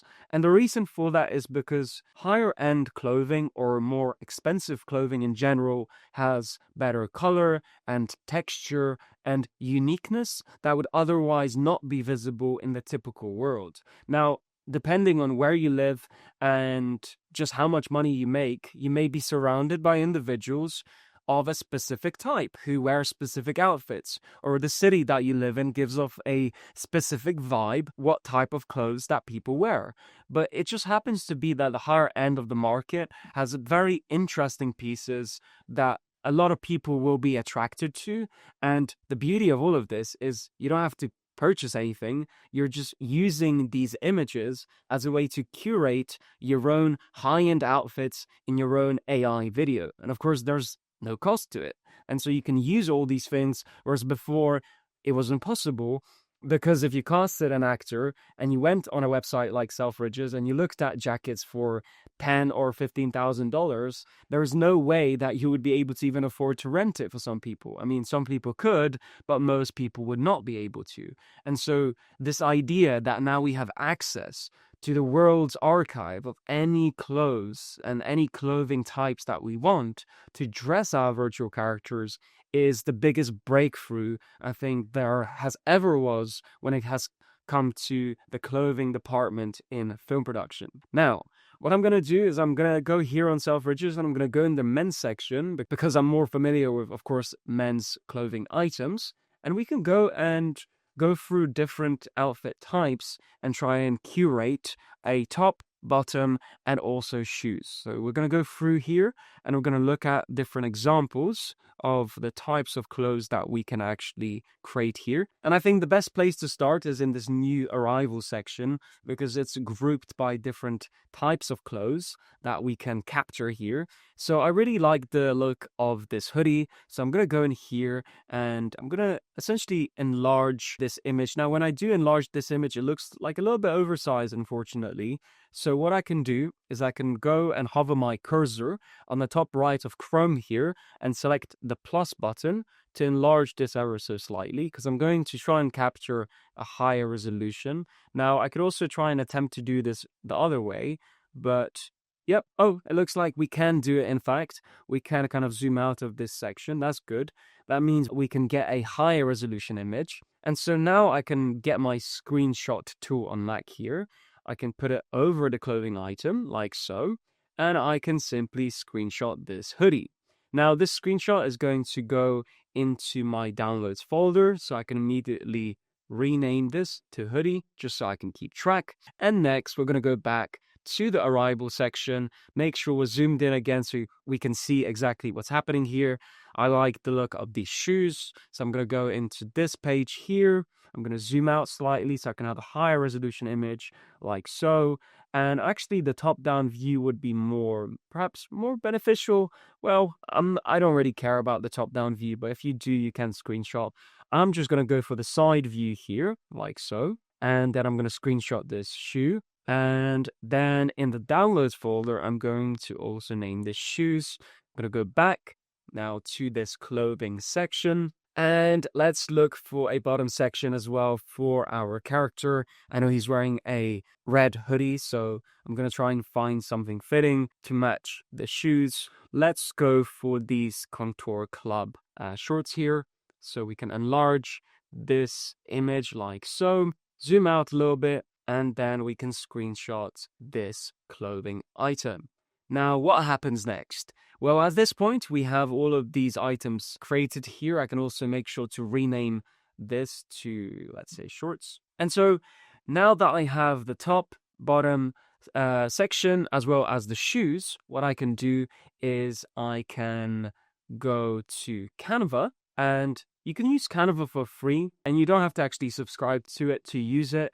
And we only need the very basic features inside of Canva. So once you are in Canva, what you would do is go and press the plus icon in the top left corner, which is the create button, and then you would go to custom size here at the bottom. Once you select this, you can type in the resolution, which would be 3840 by 2160, and making sure the unit type set to px, which means pixels. Now this would be a 4K canvas. And once this canvas is created, at the very top, we can make sure to also name this canvas. So I can type in outfit 1, like so. Now, you can get more advanced with naming conventions, but for now, I'm just going to keep it simple. And of course, in the downloads folder, I have these clothing items. So now I simply drag them into Canva like so. And each of them is going to slowly upload into the canvas. Now, what I can do is I can also resize each of these elements like so. Now, the idea is to keep these elements as high resolution as you can possibly do so, because the more detail you're able to retain in the Canva workspace, all of that will be transferred across to the combination or the combined outfit that we are going to create out of these assets. So now that I have all my clothing items laid out here in this Canva workspace, now we need to go about downloading this Canva workspace. And in order to do so, we simply need to select the share button at the top right corner and then hover over the download button, select this button, and then change the file type to JPEG. Now with JPEG set as the file type, we'll also make sure the size is set to 1, which is proportionately equal to what we established it as. And then the quality we can keep at 80. Quality just determines how big your file size is going to be and how much detail is retained. But don't worry, for the most part, quality is just based on compression and not a lot of detail is lost unless you're dealing with very highly sensitive files that are also super high resolution. So I'm going to keep this at 80 and then I'm going to select download. Now you see this loading bar in the bottom right corner, and then this file will download. And as you can see, it's a relatively small file, which is only 500 kilobytes, which we are after because we only screenshotted basic items online and we didn't download the full files which exist on the website. And that's the beauty of also screenshotting, is that your system will compress, just based on the screenshot. It doesn't have to deal with all of the backend file compression or whatever file size that is on the website if you just right click to download. So there is an advantage of just screenshotting. It saves you a lot of time and space. And so with your canvas uploaded into ChatGPT, make sure to go below this video and then copy the generate outfit front view prompt, making sure it's the virtually shop for single items using Canva file version. Now, once you copy that prompt, make sure to paste it into the prompt box in ChatGPT, like so, and then press enter to submit this prompt along with the canvas image. What will happen next is ChatGPT will calculate based on what it can see in the image and provide a new prompt which you can use inside of an AI platform like OpenArt. So now that this generated prompt is complete, you select the copy button in the top right corner of the code block, and then you go to an AI platform like OpenArt. You make sure the prompt box is empty, and then you paste in your prompt. Now, also make sure that you are uploading the outfit image or the outfit canvas which you have exported from Canva alongside with this prompt, and then make sure the output conditions are set to 9:16 and the resolution is set to 4K. And with all of that done, select generate. And so with that generated, let's have a look at the result. So this was my first attempt at combining all the items, and to be fair, this is still possible, because although the shoes are actually out of place because they are side by side in comparison to what would happen typically that would look like this, it's still feasible because once you go through the next couple of stages and the next couple of lessons, we are going to combine the face and generate the body. And we would need to generate the body also as part of the face because, well, there's no hands or feet and they would need to be visible, especially when this person is wearing shorts. But in a lot of cases, it's possible to realign all those variables, like realign the shoes to be front facing and to be positioned like a mannequin, because a lot of the conditions which I've set in the translation prompt, we're generating this as a mannequin, except there is no mannequin. It is displayed, and all the posture and positioning is supposed to be front facing and on a white background. And what I did is when I regenerated it, actually, this is the result that I got. That would pass. For the most part, this is an excellent result. And overall, the first method in this lesson. And so now we are going to move on to the second method. In the second method of generating outfits, we are going to take a look at Pinterest and Pinterest inspiration and how to use mood boards and inspirational posts to curate our own outfits. So let's get started. So we are here on the Pinterest homepage, and I want to start this lesson by showing you a very simple example. So that example is by searching outfit inspo. And once you search this, you will see a variety of selfies taken by people, as well as these individual items, which are curated in single images. So these are not multiple images, they are just one single image with multiple images already embedded. And so we can download these images and use them directly as inspiration for our outfits. And you'll be surprised with how much outfit inspiration you can find on Pinterest. There are thousands of options to choose from, and we are in such an amazing position that since the inception of Pinterest, there has been millions of users, of course, who have consumed, but also created for the platform. And after all these years, we as AI creators can benefit and take from this entire archive. Because for the most part, I mean, what's the use case for all this stuff? I mean, there are a few use cases where these images are going to have a life of their own and are going to be in existence and be useful. But for the most part, it is just information that has been lost over time as people have moved on, stopped using Pinterest, but that content still exists and it's all for taking. And all we need to do is simply decide on the type of outfit that we want to create based on what we can see, and then simply download or screenshot that image. Now, I do want to mention also that for men, if you do the same, again, you might not see a lot of curated options where there is a mood board of sorts, which is exactly the point. You need to make sure you switch the term here from inspo to mood board, like so. And then when you type in men outfit mood board, you have all these images, all these singular individual items, all on one canvas each. And then you can decide on which outfit to pursue. Now, the next part is for me to choose an outfit, and I'm going to show you exactly how to curate this into a front-facing mannequin image. So, let's have a look at what outfit we can select here. I like the look of this outfit. However, I'm not entirely fond of making sure that the glasses and the watch also exist within the same image. And so what I can do is I can screenshot this image anyway, by using the screenshot tool like so. And I'm going to make sure everything is in view for now. And once I have this screenshotted, I can go to my Canva workspace. Now we have this option from the first method.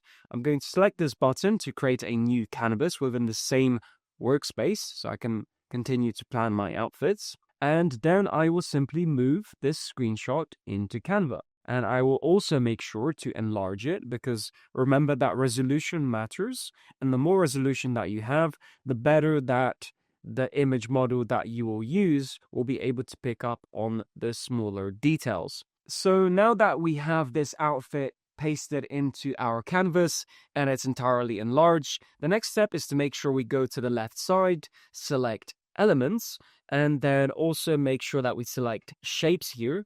Once you go inside of shapes, you can choose a basic shape like a rectangle. And once you select it, it will be available here for you to move on the canvas.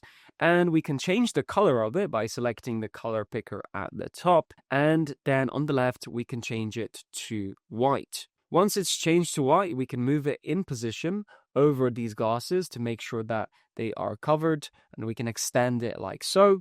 And then we can duplicate this shape again by going to the three dots below the shape and then selecting duplicate. So now with that duplicated, you're going to move the next shape in place like so. Actually, I'm going to cover that area again, and then I'm going to duplicate this again like so. And then I'm simply just continuing the process of duplicating this until none of these other features are available from a visibility standpoint. Once all of this is covered in place, like so, that completes our outfit on the canvas. Of course, you can add additional details. If you wanted to maybe put a jacket over this sweater, you could do so. But in this case, I'm happy with the final kind of version of the outfit which I'm creating here. And so now the next step is I need to export this canvas. So I can do so by selecting share in the top right corner and then selecting download. Once download window is open, I make sure the file type is set to JPEG and make sure the size is 1 and the quality is set to 80. Now here is the important part. So in the select pages, make sure that only current page is selected. This is so that you only download this current canvas. Otherwise, if you don't change this setting, you'll once again re-download the other canvas with this new canvas. And so I will make sure to have current page selected. Now we see it's page 2.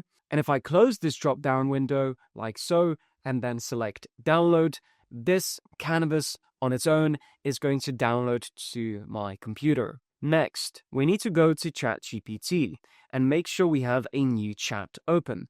And once that new chat is open, first of all, let's make sure that we drag and move this new canvas into ChatGPT that we just downloaded from Canva. Now, once it's in place, we also then need the ChatGPT translation prompt. And there is a very specific prompt which I have developed that you can paste in here to make sure that we can translate this to a new prompt. So that new ChatGPT translation prompt is called Generate Outfit, Pinterest Outfit Ideas using Canva file. And once you copy that prompt and paste it into ChatGPT like so, you simply submit it along with the canvas, and ChatGPT is going to provide you with a new prompt. Now, once this finishes loading, you select the copy button in the top right of the code block, select the copy button, and now this is where you go back to your AI platform of choice. In this case, of course, I'm using OpenArt, so I can clear my prompt box like so, and then paste in that new translated prompt from ChatGPT. Along with, of course, uploading and making sure I have that Canva canvas uploaded as well. And now I can make sure my output is set to 916 4K and select generate. And so with that generated, let's have a look at the results. So first of all, in the first generation, we had a slight hiccup compared to what happened in method 1, where the shoes were on the side like so, similar to what happened here.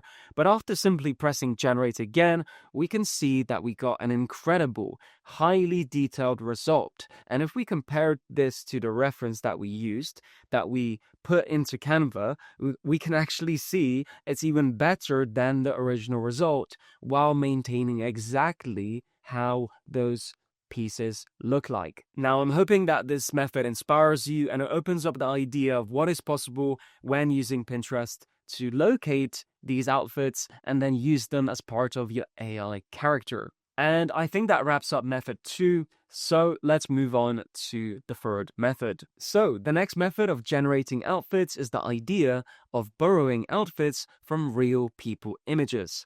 Let's get started. So, to start, I am here in front of Pinterest, and I decided to search for full body images because this will give us a great example to work with to demonstrate how all of this functions. For example, it could be, let's say, this image, and it's a mirror selfie, and we see the top and the bottom. However, we don't see the shoes, and that could be an image that we could use.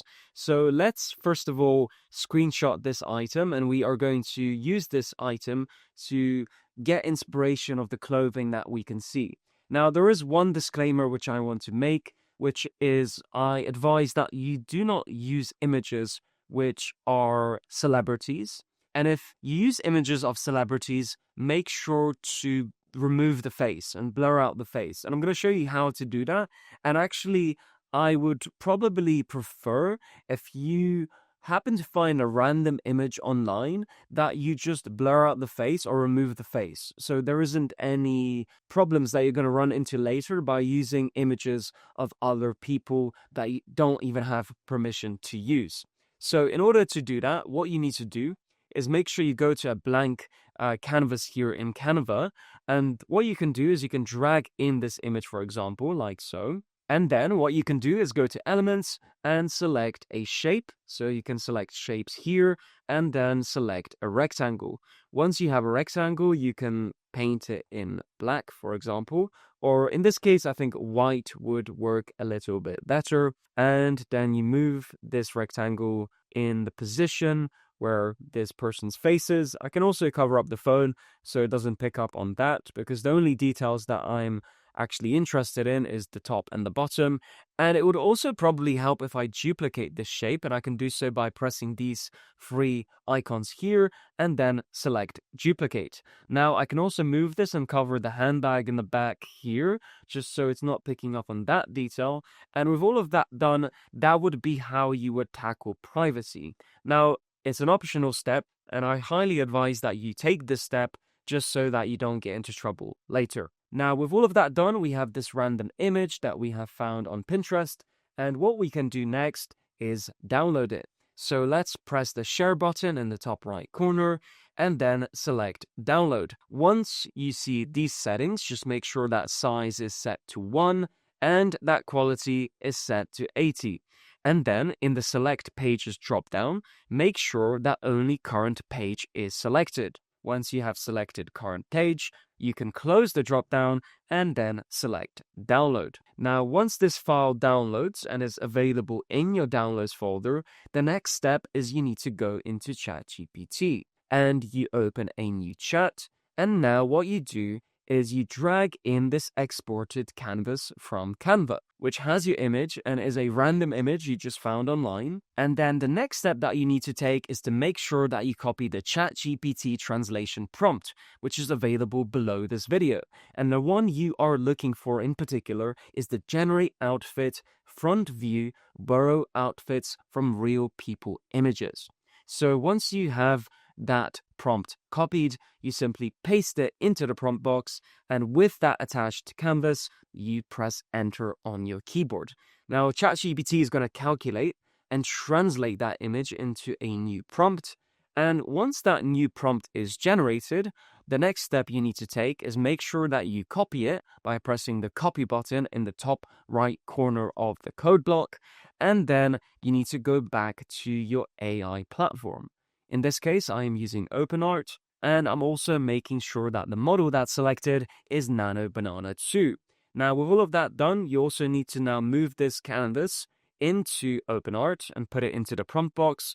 And with all of that done, make sure the output is set to 9:16 and the resolution is 4K, and then select Generate. So with that generation done, this is the result. Now, if we select this generated result, we can see the outfit.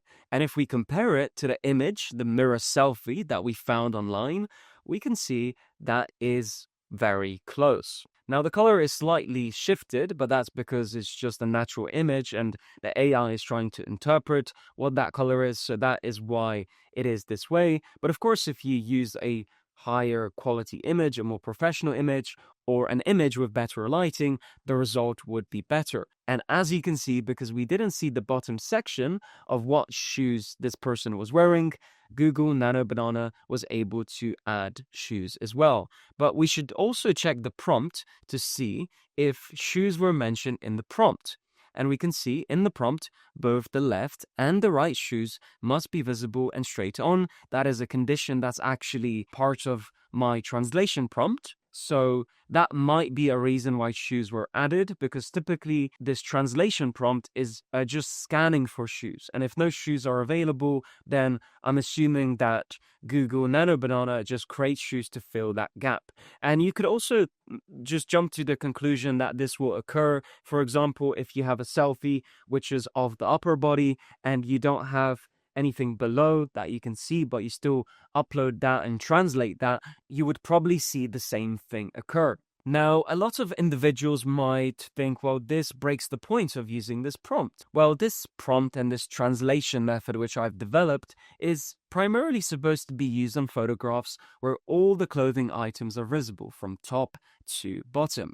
However, if you are keen on individualizing these specific elements, then what you can do is simply screenshot a specific section of an outfit, let's say the top section or the bottom section, or a very specific section of an outfit which you see in a real photograph, and then go back to method 1 where you virtually shop for items. So you would use the method 1 workflow to individualize the items and then use those singular reference points as if you're virtually shopping by using real images. And so now when you're virtually shopping, you're not actually going to these clothing websites, you're actually looking through profiles, let's say, of influencers who have specific outfits, and then you're extracting the actual specific clothing items which you are fond of.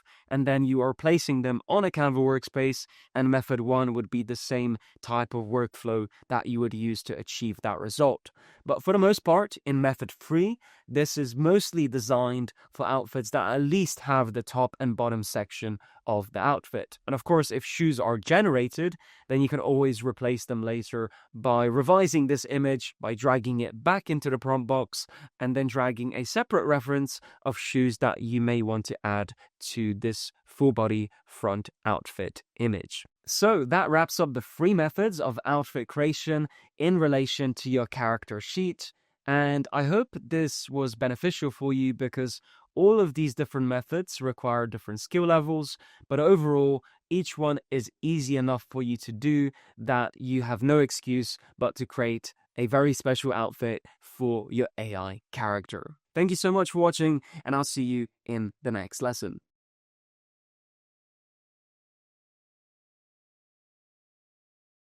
In this lesson, we are going to learn how to modify completed outfits, and this is a single prompt that we are going to use as part of our outfit creation process. So this prompt allows you to modify, add, or subtract from your completed outfit. So let's get started, and I'll show you exactly how it works. So first of all, I am on the AI platform of my choice, which is OpenArt, and I want you to imagine that you generated this outfit. However, you want to make some modifications. Now, instead of actually regenerating this entire outfit, we can simply modify it slightly to meet our needs. So let's imagine that we wanted to tuck in this sweater into the trousers. And also, once that happens, we also want to have a brown belt around the trousers.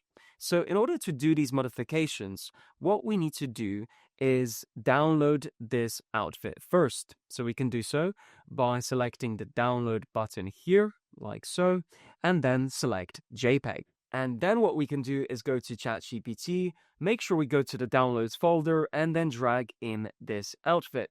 Now, what I have done is I have designed a special prompt, which is a ChatGPT translation prompt that you also need to copy and paste below this video. And that prompt is called Modify Complete Outfit, Any View, which allows you to modify, add, or subtract from your completed outfit. So once you have copied and pasted that prompt into ChatGPT, like so, what you can do is hover your cursor at the very top in the very top front section here, then hold Shift and press Enter a couple of times. Now, once you have done that, you can let go of Shift and stop pressing Enter. Now, hover your cursor at the very top and select in this top section here. And now it's optional for you what method you want to do. So you can type things out if you want to in terms of the modifications, or what you can do is speak into existence the type of modifications that you want to make in your completed outfit. So let me show you exactly how that works. Okay, so I have this outfit, and what I want to do is I want to tuck in the sweater inside of the trousers. And once that is done, I also want to make sure there is a brown belt in the loop of the actual trousers. And actually also what I want to do is I want to make sure the pockets on the trousers, on the left-hand side of the trousers, are more prominent. And I think that's all the modifications that I want. You know what, just for the fun of it, also put a breast pocket, very minimally visible, in the right of this sweater as well. That would be cool. Okay, that's everything. So, as you can see, I've mentioned all of my modifications that I want to make to my outfit. And now that I have all of this, I can press Enter on my keyboard and send this to ChatGPT along with my translation prompt. Now, ChatGPT is going to deliver a new prompt, which I can copy by selecting this copy button in the top right corner, once this finishes loading, of course. And then once I press this and go back into OpenArt, and then go in the prompt box, make sure the prompt box is cleared, and then paste this prompt in, and then drag in the first outfit, which might exist in your AI platform. If it doesn't, you just manually upload it. You drag it into here with the modification prompt, and then you also check your output settings, making sure it's 9:16 for the aspect ratio and 4K as the resolution. So with all of that set, simply select Generate. So here is our generated result. And if I enlarge this, we can see that ChatGPT translated exactly what I wanted to happen, and it performed the modification. We have the shirt, which is tucked in, and the belt. And so that is pretty much all you need to know about modification, addition, or subtraction of your completed outfit. Of course, I just showed you modification here, but you could also speak into existence that you want to remove something or that you want to add something. For example, if this was my core image, if this was my default image that I created, I could make an instruction and say, well, I want you to remove the belt, or I want you to place something on the clothing. Whatever it is, it doesn't matter. As long as you are creative and you're willing to add, subtract, or modify your initial completed idea, you can start to stack detail or remove detail depending on your own preference. So, thank you so much for watching, and I'll see you in the next lesson.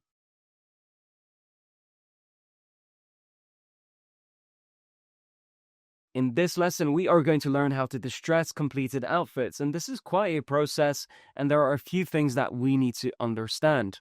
So we can damage, we can weaken, we can change a completed outfit, and we can build out a sequence of versions that we can use to show the progression of the character's outfit in the AI video that you are creating. Now, there is a massive problem, especially in Netflix productions, where you watch films and the character's outfit never changes. The character is always wearing perfect makeup, the outfit is untouched, there is no distressing, there is no damage, there is no weakening, especially when they go through such hard times. And so I picked up on this, and I wanted to develop a workflow where you can distress your character's outfit. And once you have a completed outfit, you only need, of course, one front view of it. You can then go through this process of developing a sequence of different versions. So let's get started, and I'll show you exactly how to do that. Now, I am here in my AI platform of choice, which is OpenArt. And first, I just need to select the outfit which I am going to be working with. So let's select, for example, we can select this outfit right here, the Creative Rebellion, Artistic Soul. So let's download this outfit and then go into ChatGPT. Once you are inside of ChatGPT, you simply drag your outfit in like so. And then what you need to do is make sure that you're using my custom ChatGPT translation prompt below this video, and that prompt is called the Stress Complete Outfit Any View, Damage, Weaken, or Change. So that's the prompt which we need to use. So once you have copied that prompt and paste it into ChatGPT, what you need to do is make sure you hover your cursor at the very beginning of the line here, hold Shift, and then press Enter a couple of times, in this case 4 or 5 times. Now move your cursor to the very top of the prompt box, left click here and select this area, and now you have an option. Would you like to type out this distressing of the outfit, or would you just like to speak it into existence? In my case, I'm in favor of speaking about it. So now we just need to decide on what it is that we are going to do and how many versions we are going to do. So in this case, I think what we can do is do 4 different versions of this outfit going through the evolution of being covered in snow. Assuming this individual has decided to go outside, and as they continue to grow through the environment, through the biome, they start to build up ice and snow on their outfit, and they get covered up in it. Because it's that cold that it doesn't melt, it just simply builds up. Of course, it would have to be really cold in order for that to happen, and the body also gives out heat. So it is up to debate whether you want to do that or not, but I'm going to show you how that all works. So next, what I'm going to do is speak into existence, how to do that. And there's a few different variables here. If you only speak about the idea of what you intend to distress and how to intend it, and you don't mention version specifically, then with this actual translation prompt embedded, what will happen is you only get one result. So if you are after multiple results, you can attempt to do so. And I'm going to do that right now. So what I'm looking for is snow building up on this outfit. And I want it to start maybe on the shoulders and start building up on the chest a little bit. And over time, the outfit gets covered up in snow. Now, I am looking for 4 versions and I want them delivered in a code block. So I want you to imagine the first version, the outfit is 10% covered in snow, and by version 4, the outfit is covered 50% in snow. And also, I just want to make sure that looks natural and it doesn't look so artificial, because obviously snow falls a particular way and it sticks a particular way on an outfit and in a cold environment. So I just want to make sure that happens. So just to reiterate, we start at 10% snow buildup, and by version 4, we have 50% snow buildup on the 4th version. Now remember, I'm asking for versions, so make sure to deliver each version independently in a code block. And so I mentioned all those details in there, and I was thinking through that process as I was talking, and all of that is fine because ChatGPT is going to interpret all of my thought processes for me. But the main point which is important is how I mentioned versions and how each independent prompt should be delivered in a code block. Hopefully, that will mean that ChatGPT separates them into these individual versions and we get 10% and 50% by version 4. So let's submit this by pressing enter on the keyboard. So as we can see, ChatGPT has finished translating what I mentioned as the distressing format for the completed outfit, and it did in fact deliver these prompts individually in code blocks. So now, if I just show you the first attempt, what I can do is select the copy button in the top right of the prompt box, go back to my AI platform of choice, in this case OpenArt, and then I can make sure this prompt box is clear. I can paste this first prompt, and I can also make sure to drag in that original base image, because of course we need this base to work on top of it and make those modifications. In this case, we're not necessarily distressing it, but we are, if you think about it, it is just we are distressing with elements. We are more covering.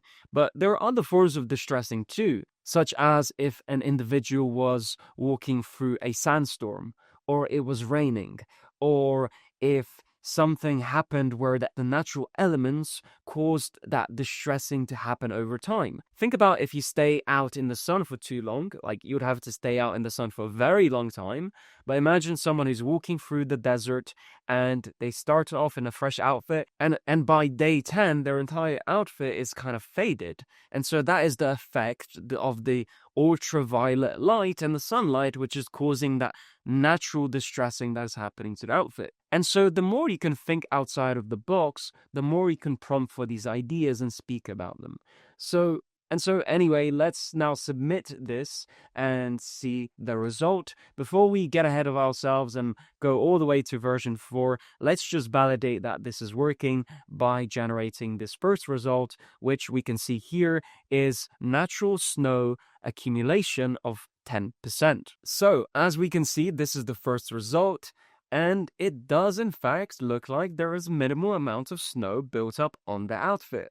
So this translation did in fact work, and now let's go all the way and see what the other versions also look like, ranging from this, which is 10%, all the way to 50%. And of course, to do that, all I need to do is move on to the next prompt. I select the copy button, I go back to OpenArt, I delete that first prompt and replace it with the second, select generate, and then continue down the line through this process, replacing the prompt all the way through until I reach the end, which is right here. So these are our results, and let's have a look. So let's just recap by going to the first image as so, and then let's go to the next image. This is the next image, so we can see more snow buildup, and this in fact is 25% snow.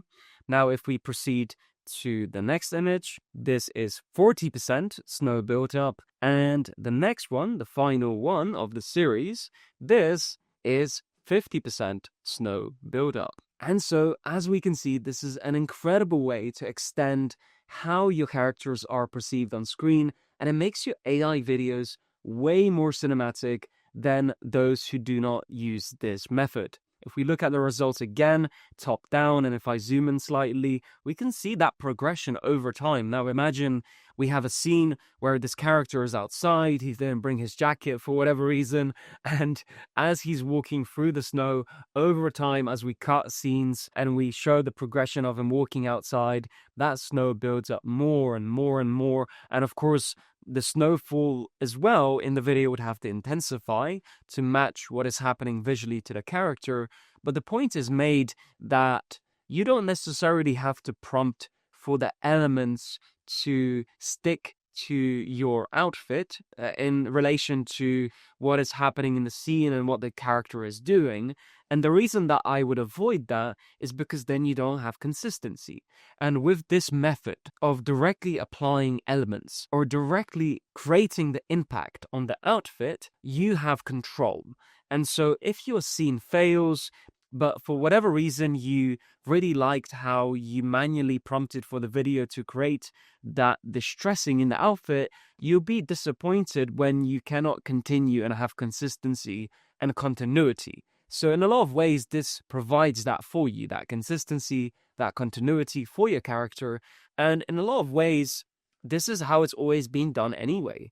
If you think about how outfits have been modified and distressed in Hollywood productions, then you'll know that they add distressing to the outfits based on the situation that the characters put themselves in. Like if someone got shot and then they bled out, then their shirt would have a red stain on it. And so then when you cut to that scene later on when they are recovering or whatever is happening, then you would add that and you would position it in a very particular way, and so that you could change the shots, you could reframe, and you would have consistency and continuity as you try and figure out what the scene in your overall video is. So that wraps up this lesson on distressing your completed outfits. Of course, keep in mind, snow is not the only element you can add. You can add fire, you can add dust, you can do whatever you want, right? As long as you are attacking your completed outfit, which is what I want you to do. And in a lot of ways, what I want you to do is be more creative and be more open to the idea of doing this, because I can tell you right now that not a lot of people are doing this in the AI space. So this is a secret. And you are one of the first people in the entire planet an entire system of AI video production to learn about this and be able to do this with consistency. And I'm so happy for you, and I'm excited to see the results that you come up with. So thank you so much for watching, and I'll see you in the next lesson.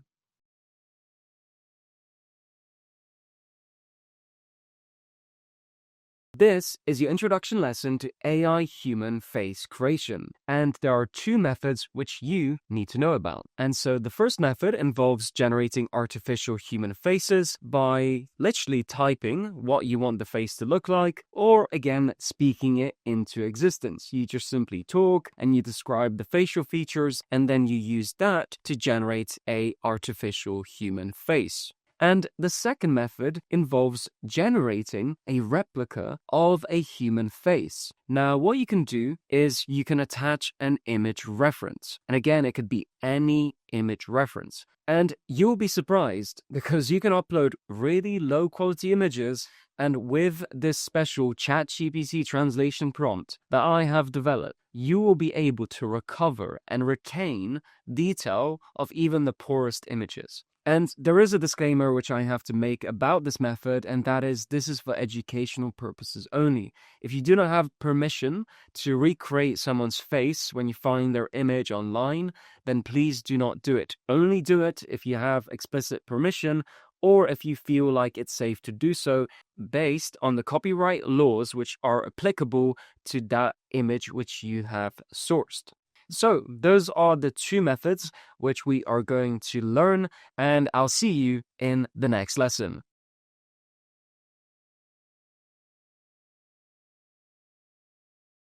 In this lesson, we are going to learn how to generate artificial human faces, and there are two applicable methods that we can use. The first method involves simply typing out the facial features and the hairstyle of the face that we want to create. And the second one involves just simply talking about it. You'll sit and you'll use voice dictation and you'll talk your way through what type of face that you want to create. Now, in order to do this, we need to go to ChatGPT and make sure that you copy the ChatGPT translation prompt, which is applicable for this lesson. And that would be the generate artificial human face from speech plus image references, which are optional. So once you copy that prompt and paste it into the ChatGPT prompt box, you will hover your cursor in the front line here, and then you will hold Shift and press Enter a couple of times. So you do a line break. Then you would select with your cursor in the top line. And here is where you can use those two methods by simply typing out those facial features and the hairstyle, or by speaking about it. In this case, I am going to choose to simply speak about it. An American man in his 50s with short brown hair and green eyes. Now, as you can see, I spoke about the type of face which I wanted to create. I kept this prompt very simple. However, you can go and be as precise as you want to. Now, it's going to take you a while to get good at developing artificial human faces from nothing but words, because, well, you need the right words to describe certain facial features. And for certain individuals, that might be easier than others. For example, if you understand makeup and the different applications of makeup, then you could also use that as part of this prompt to create the face, and that adds additional features or depth to the face that you will be creating. And the same could apply for hairstyles. Like if you know how to describe specific hairstyles and you understand how to do all of that and use words and describe certain features, you can go about doing so and you can get a very, very detailed result. But in this case, I'm going to keep everything simple and then submit this to ChatGPT. So it's going to now deliver a new translated prompt. And once this is complete and finishes loading, then I can select the copy button in the code block on the top right corner and then go to my AI platform of choice. In this case, it is OpenArt. So I'm going to paste this prompt in the prompt box. I have Nano Banana 2 selected as the image model, and the output is now 16 by 9. This is very important. Make sure you have a horizontal 16 by 9 aspect ratio, and the resolution is set to 4K. Remember, we are generating a face here. Now I can select generate and wait for this to complete. And so this is our generated result. And as we can see, we have a man who looks like he is in his mid-50s and has short brown hair. Now, there is also another methodology to this which we can explore. For example, what if you are not good at describing particular haircuts, but you want to incorporate a haircut to a specific face or to a specific description? Now, I'm going to show you how to do that. And the best way to do that is to first find a platform of a hairstyle which you want to transfer over to your description and to help assist the overall final image. Now, this time we are going to start from scratch so I can show you that workflow. So in this case, we have this man here, and this is the haircut that we want to perhaps copy. So the best way to do this is by screenshotting only this area, right, of the top of his head, which shows the hairstyle. And now what we can do is go back to ChatGPT. Let's open a new chat. So we have everything from the beginning. And I can simply attach this hairstyle into ChatGPT. And I could also make sure that I grab my generate artificial human face prompt, paste it into this prompt box here, and then make sure to do a line break by holding Shift and pressing Enter a couple of times above this prompt. And now you have a choice again. You can type or you can simply speak about your idea. So I'm going to do the exact same idea, but now I'm going to point to this image and ask ChatGPT to describe that particular hairstyle, which I have attached as a reference. An American man in his mid-50s with short brown hair. Now, I want you to make sure that you use the same type of haircut and you develop a prompt and text that is similar to the haircut of the attached image, please. And as you can see, I have described what type of avatar I wanted to create.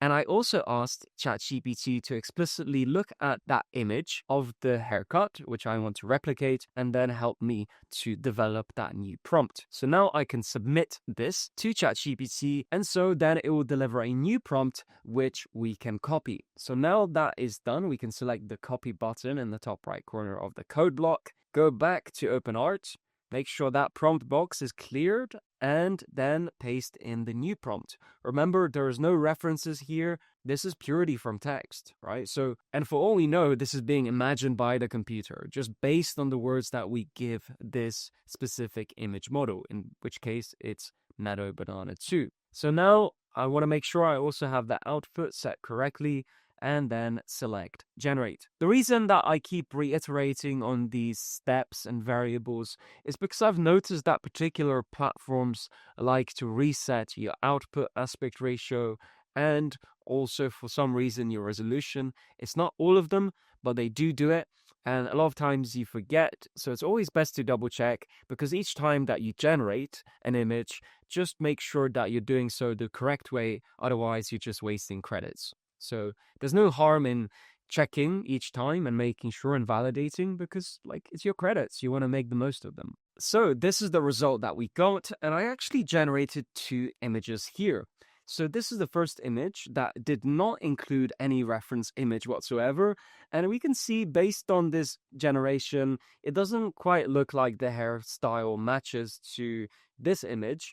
And then the second image here, we can also see this image is slightly different. I would say that this image is maybe closer to what the volume of this hairstyle looks like. However, this is what might typically happen. And the reason that this actually happens is in a lot of ways sometimes due to the fact that the text prompt overrides the actual attached image reference. So here's how we're going to attempt to fix this. First, let's go back to ChatGPT here. And here we can actually tell ChatGPT exactly what happened. So in this case, it might be that the features of the hairstyle and its volume and direction did not transfer correctly. So here's my attempt to try and revise and fix this. So that was a great attempt, but what I need you to do is assess the image, the attached image of the hairstyle one more time and try to define the details of what makes it the way that it is. The direction of the hair strands, the volume, the texture, the color. I need you to look at it again and make sure you modify that last prompt with those details so that we can actually try and replicate that hairstyle simply by using words. Otherwise, keep everything else the same. So now I have told ChatGPT the issue that we were facing, and what I like to do is also just reattach that image of the hairstyle. And once this is uploaded, I can submit this to ChatGPT. And once it assesses everything I've said, it's going to attempt to revise the prompt that I can reuse to see if it's going to recreate the hairstyle the way that I want it. So now that it's finished loading, I'm going to select the copy button and go back to OpenArt, make sure I remove everything including that image, and then paste in this prompt. Because we're actually testing what is the full capability and what is the true potential of using only words and vocabulary to try and describe certain conditions that we want to achieve. So in a lot of ways it sounds, and it looks like, well, a lot of this stuff is a little bit unpredictable, and it does happen. But in a lot of cases, the lesson here is it is all up to you. And if the image is not what you want it to, even though you described how you wanted it, it's still your fault. Because in a lot of ways, maybe something was missing. And we're about to find out if, in fact, this has fixed and revised and set the conditions of the hairstyle that we want. So I'm going to select Generate, and now let's see what happens. So let's have a look at the result. And as we can see, we are pretty much there. We achieved the hairstyle that we actually wanted. And so this really summarizes the whole relationship that you need to develop with ChatGPT. Even when I'm creating this lesson and I've set all the conditions, these are the perfect conditions because I've done this plenty of times, hundreds of times. And I've gone through these processes and I've tried to make things easy for everyone that's going to be watching these lessons, but yet still, you have to just work your way towards it. And I think this is just a great demonstration of how you have to work and how much back and forth you have to go through to make sure that you understand that for the most part, it is up to you to force it into existence. Otherwise, if you miss out details, if you're not specific, if you don't tell the computer, hey, I need you to really go after this, it's going to avoid, it's going to do other things which it wants it to do.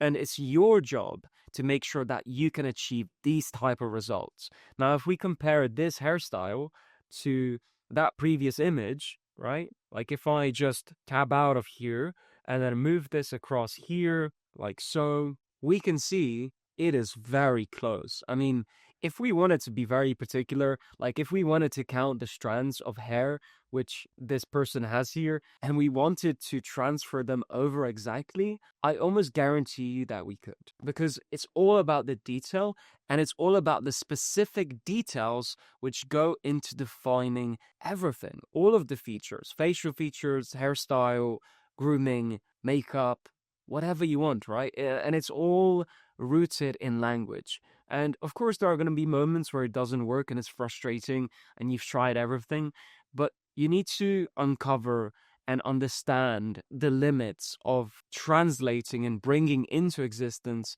the things that you actually want to create. And I know I'm going on this rant of trying to tell you this, but this is such a simple thing to do, isn't it? Like all we're doing is trying to create a hairstyle. And we had two instances, if we look back, where I had my first attempt, which was this, which was nowhere near as what it should have been. And then what I decided to do was attach the actual image and accept that maybe that's all that there is to it. And then I decided that's not enough. It must be possible. And in fact, it was possible. And this is the result that we got. So that wraps up this lesson on generating artificial human faces. Of course, we had the first instance where we just speak about it. And then we had the second instance where I showed you how to force specific facial features and hairstyles. And in this case, we did a hairstyle using and attaching actual images alongside the ChatGPT translation method, and then we got our result in the end. So that's the end of this lesson. I'll see you in the next one.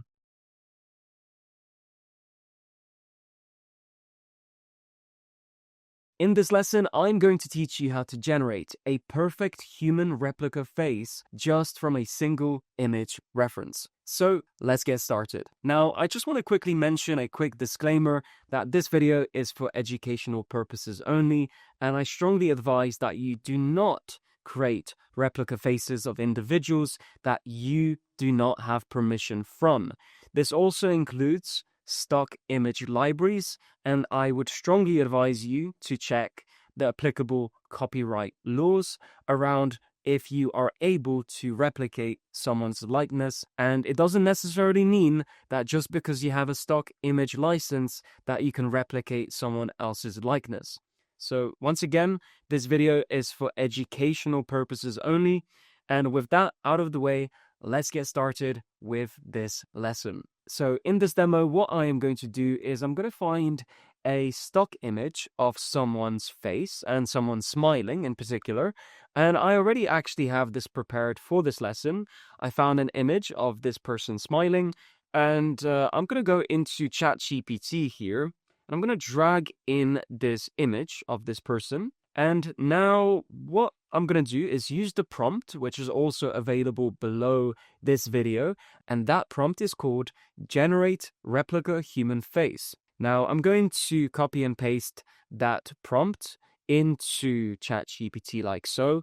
And this once again is a ChatGPT translation prompt that I have personally developed. And this prompt will allow you to essentially recreate the likeness of someone's face almost perfectly. And let me demonstrate exactly what I mean by that. So I'm going to press enter. I'm going to type anything or say anything. ChatGPT is going to calculate and look at, and also the conditions which I've set in place here.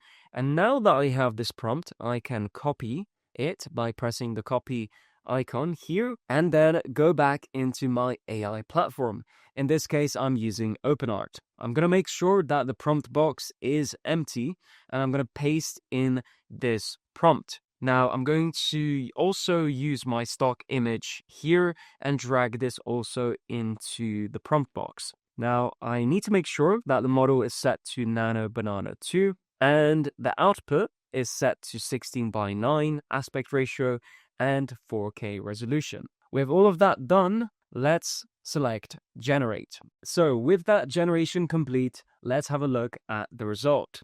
So here is our image, and once it loads, this is the face that we get. Now, we don't know yet if it's going to look identical, but I promise you it will. So let's now look at the reference point here. And this is the reference point that we gave to the model, and it was able to perfectly isolate the face, put it on a white background, and now we have captured this person's likeness. Once again, I want to make this clear that this is for demonstration purposes only.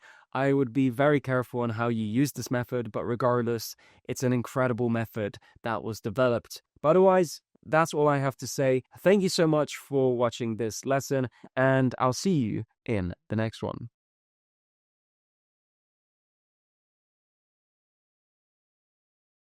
In this lesson, we are going to focus on character sheet completion. This means merging the faces and outfits that we have created into one full body image. So, just to recap, if we have a look at this example that I have introduced you to at the very beginning of character sheets, you'll remember that we have these full body images where the face is bound and bonded to the actual outfit. And also on the right here, we have a high resolution image of the person's face. And so this is what we are going to focus on in this lesson, is completing this process by merging and adding the face as part of the body. And as we do so, that will in effect also create hands or legs, depending on what type of outfit and the visibility and the length of certain clothing items. So all of that will then determine where the body is rendered, and it will fully render. This also applies if your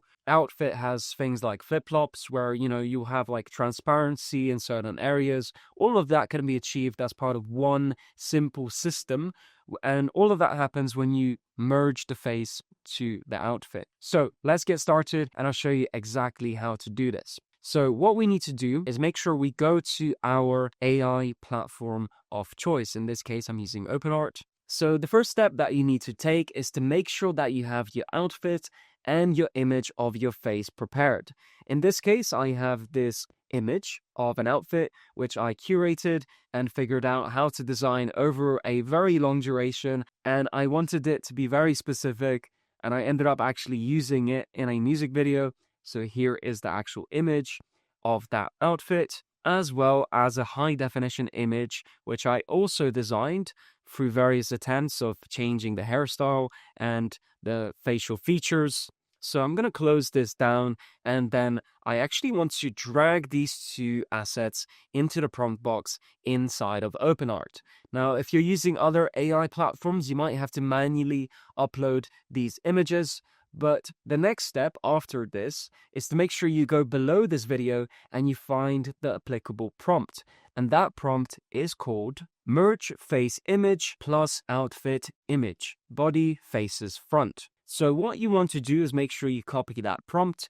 And in this case, what you want to do is you want to paste it directly inside of OpenArt. You don't have to do any other step.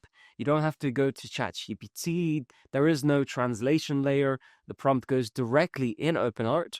And now we just want to make sure that we scroll down here, and we want to make sure that the output is set to 9:16 for the aspect ratio, and the resolution is 4K. So with that selected, all you need to do is select Generate, and we will see the result. And so with that image generated, let's have a look at the result. So here it is, and we can see that the face has fully merged with the body, and we also have hands now. Now, in scenarios where certain features are not rendering, simply make sure you look at the prompt which you have copied and assess it for the conditions which are written in it. For example, in condition number 4, it clearly states that hands should be added.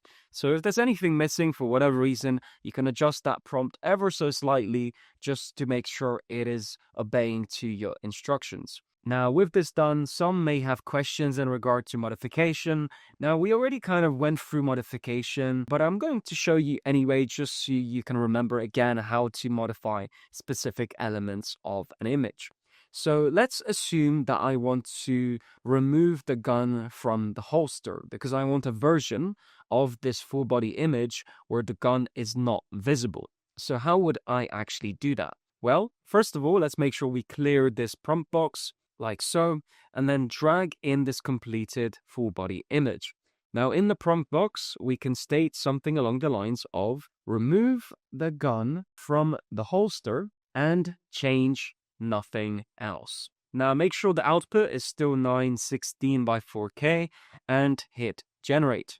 Now Google Nano Banana is going to take those instructions and deliver a new full body image with the gun no longer visible. So let's wait and see what the results look like. So with that generation complete, let's have a look at the result. And as we can see, the gun is gone, but nothing actually changed. So this is an incredible result. Now, another person might say, okay, that's great, you removed the gun, but what if you want to add a hat? So I'm going to show you how to do that. Now I'm going to exit out of this. I'm going to remove this outfit. You know what? Let's add the hat to the version where the gun is not visible, just so we can see the progression and continuity. So in this case, I already have a hat image here. So this is the hat image. Now, what I want to do is I want to drag this hat into the prompt box here.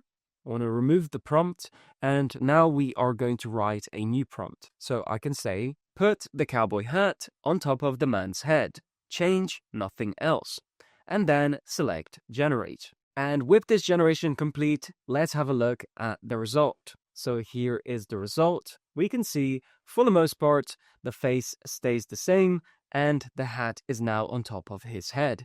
And also, the gun is also not there.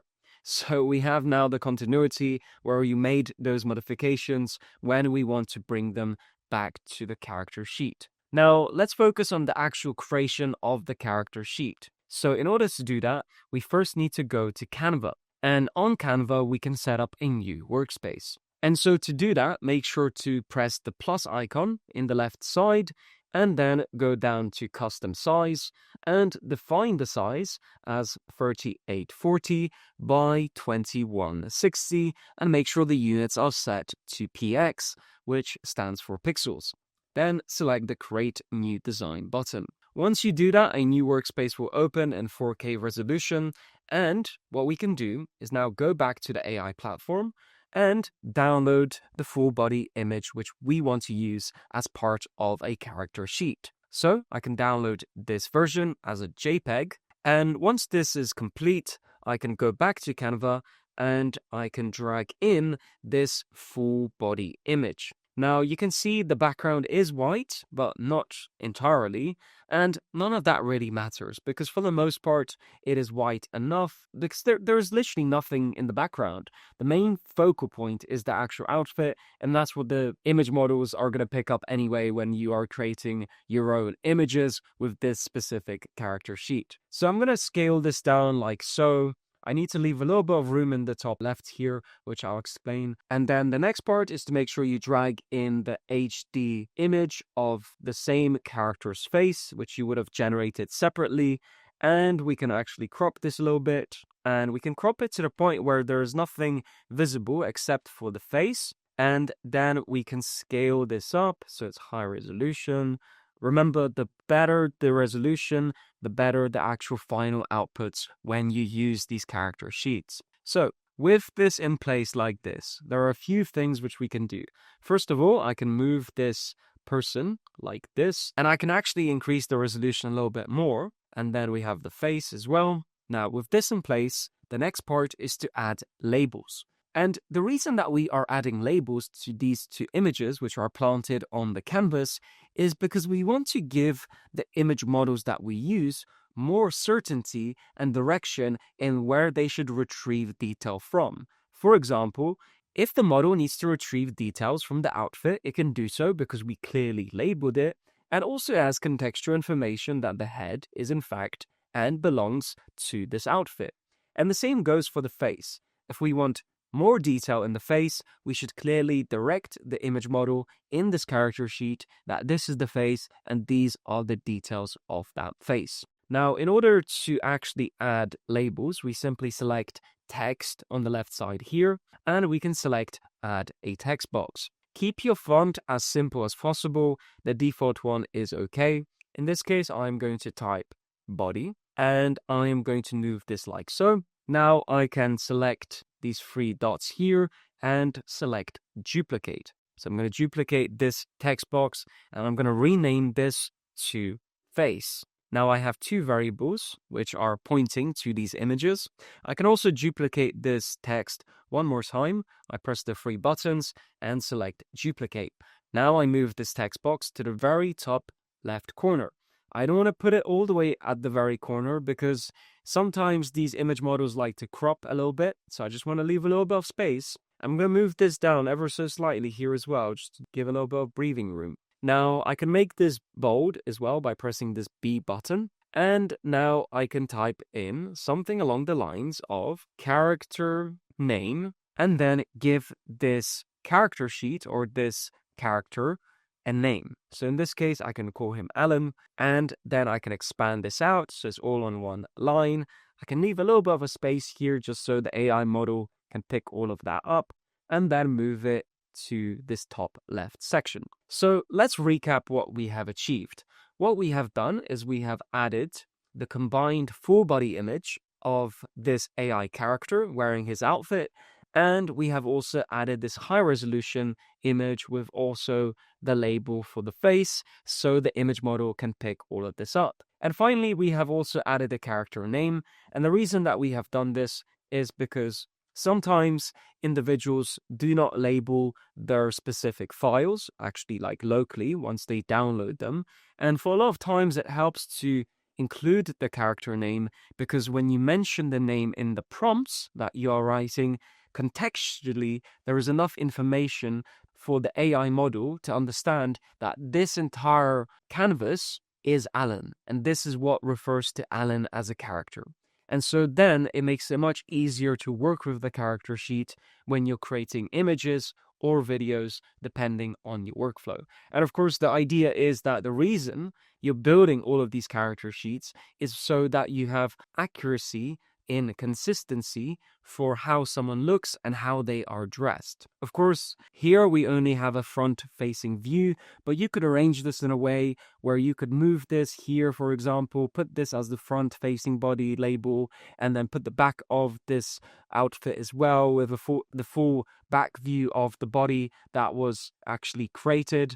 So I'm going to actually teach you how to do that, because I actually have developed a specific prompts to actually rotate and do a full rotation. So if we go back to OpenArt, we can now drag this first image here, make sure it is on its own. And we also now have access to rotational prompts, these modifier prompts.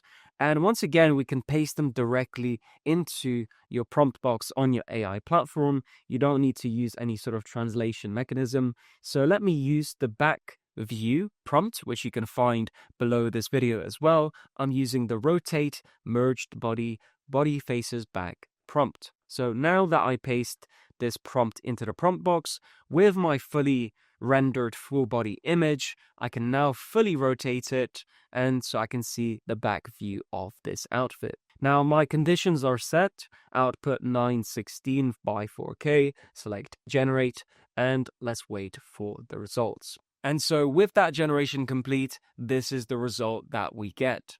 Now remember, this is the actual base image which we used. So I was not wearing a hat and I did have a gun holstered, and this is the result that we got. And it's an incredible result. So now what we can do is we can download this image as a JPEG and go back to OpenArt and simply move this in place like so. So now we can type in front body like so. And then what we can do is we can drag in this back view. And sometimes it takes a little while to load in. If it doesn't actually fully work, you can try to drag in that image one more time and it should come through like so. So now that I have this in place, I can just simply duplicate this. I can also do Command C or Control C, depending on your operating system, to duplicate this text like so. And then I could also type back body. So with this set in place, I can also just move this character name. I could slightly, even possibly scale this down just to make a little bit of room for all of the details to sit in place properly. And then I could also do this, for example. So you can see I'm being quite detailed with my approach. I'm not just throwing everything together, because a lot of times, when you have collaborators, when you scale up your AI operation, or you just want to work with other individuals in the community, which I highly suggest, then it's beneficial for you to organize your assets and your character sheets. Right now, it's very simple, right? Like we have the front-facing view and the back-facing view.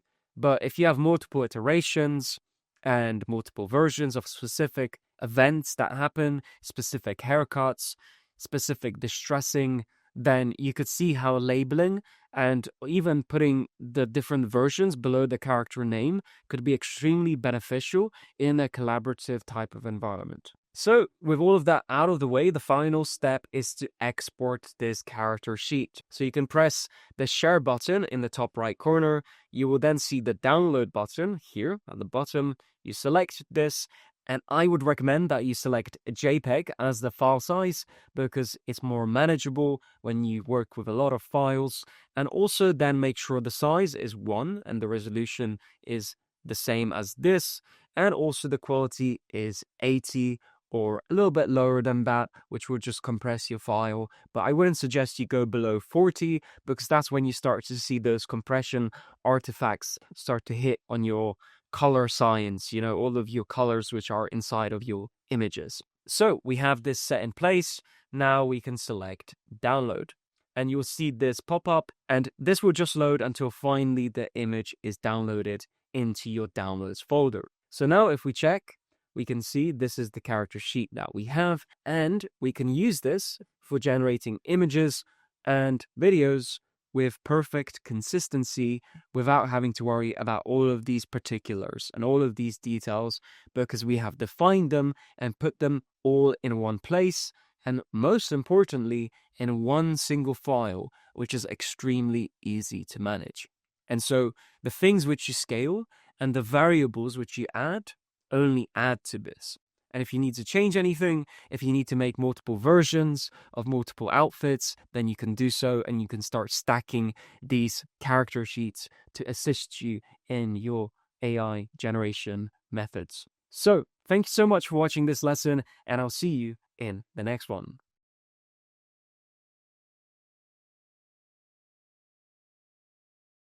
In this lesson, we are going to learn about living entity creation, and there are two types of living entities that we can create. The first one is an anatomical creature. This is a creature that's going to resemble or follow the same type of anatomy or very close and similar to what a human being could be.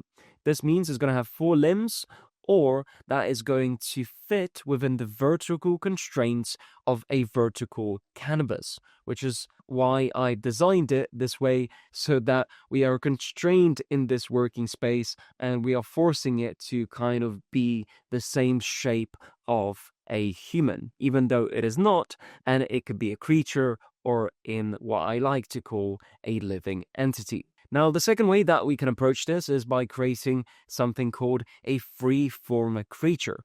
This time, our canvas is full resolution and a 16:9 aspect ratio, which allows us to come up with any shape and size that we want. And here we can be more flexible and free to define whatever we want it to be. And I mean literally anything. You could come up with the dumbest or the smartest idea, and you could spawn it into existence to be something that is a living entity inside of your AI image or film. But first of all, we are just starting with the images, because the intention, of course, of doing all of this is to create these assets so that later we can also create a living entity character sheet. And the process for that is exactly the same as if you were creating an AI avatar or a human being. And so let's jump into this, and I'll show you the first method, which is the anatomical creature generation. So below this video, you're going to find the step 1 prompt. So that would be called the anatomical creature generation step 1 prompt. And you want to copy that first of all, and then go into ChatGPT and make sure there is a new chat open. Now, what you are going to do is paste that step 1 prompt in here. Select this first section here, hold Shift, and then press Enter a couple of times to do a line break. And then what you are going to do is hold Shift and press Enter a couple of times to do a line break. And now we have this empty working area at the top. Now, you could speak into existence and try and define some kind of creature.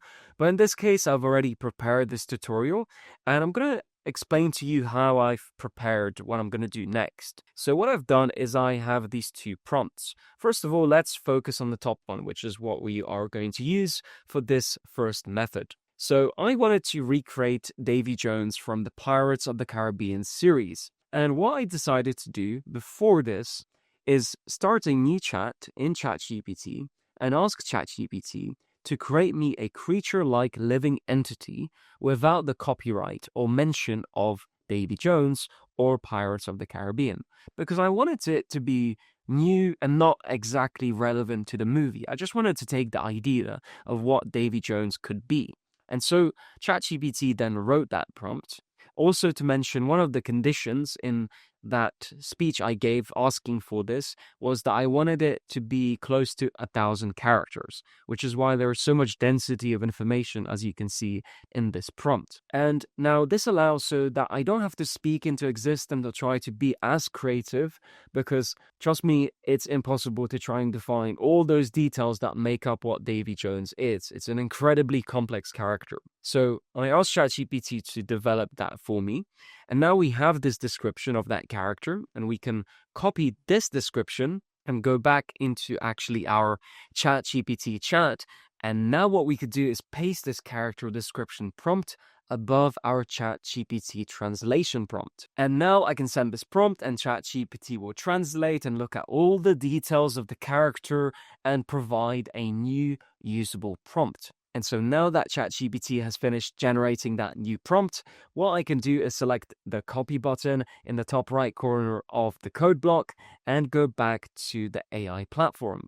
Now, I want to make sure that nothing is attached and the prompt box is empty, and then paste in this prompt. Now, just to recap, we are actually focusing on the anatomical creature generation, which, like I said, should live within the constraints of the vertical aspect ratio. So we need to make sure that the output is set to 9:16, and we also want to make sure that the resolution is set to 4K. So now with all of that in place, let's hit generate. So with that image generated, here is the result. And as we can see, it's an incredibly impressive result and just incredible. Look how much detail we have, the moss and the coat and the actual different arms that the character has. Now, of course, it's not exactly resembling Davy Jones, and that's the point. I don't want to exactly recreate him. Now, if you want certain conditions, then you could define them when you were creating your actual initial prompt and initial description. But otherwise, I'm extremely happy with how this image came out. Now, the next step, of course, in order to complete the character sheet is to make sure we have a close-up of the actual face. And this character does have a face. Now, how do we go about capturing a close-up? And so this is how we are going to do this.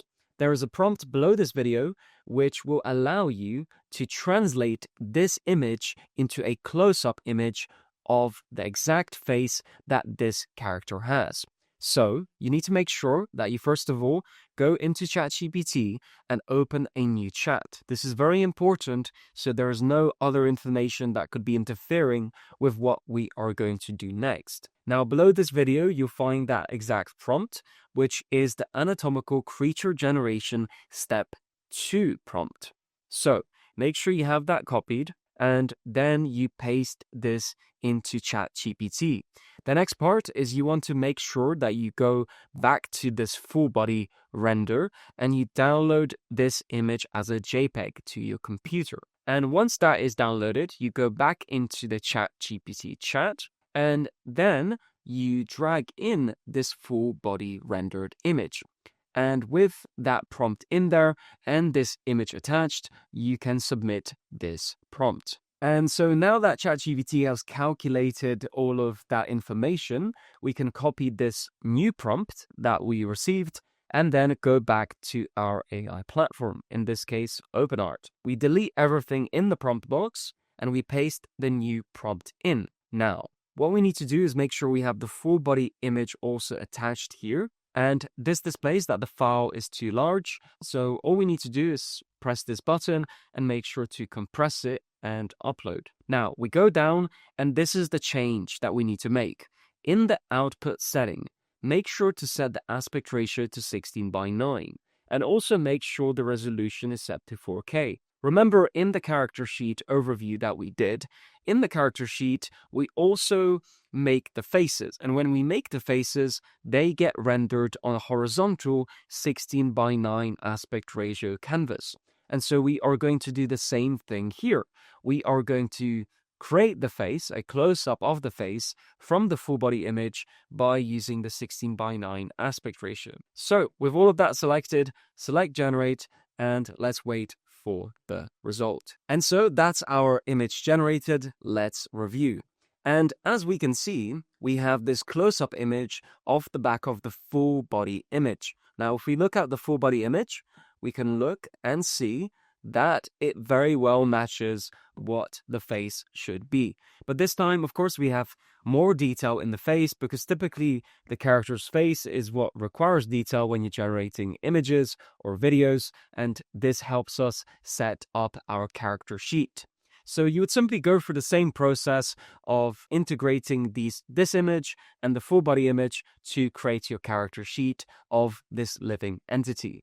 And that wraps up the first method that you can use to create living entities. So now let's take a look at the second method of living entity creation, and that is the freeform creature method. So the first step is to make sure to go to ChatGPT and open a new chat.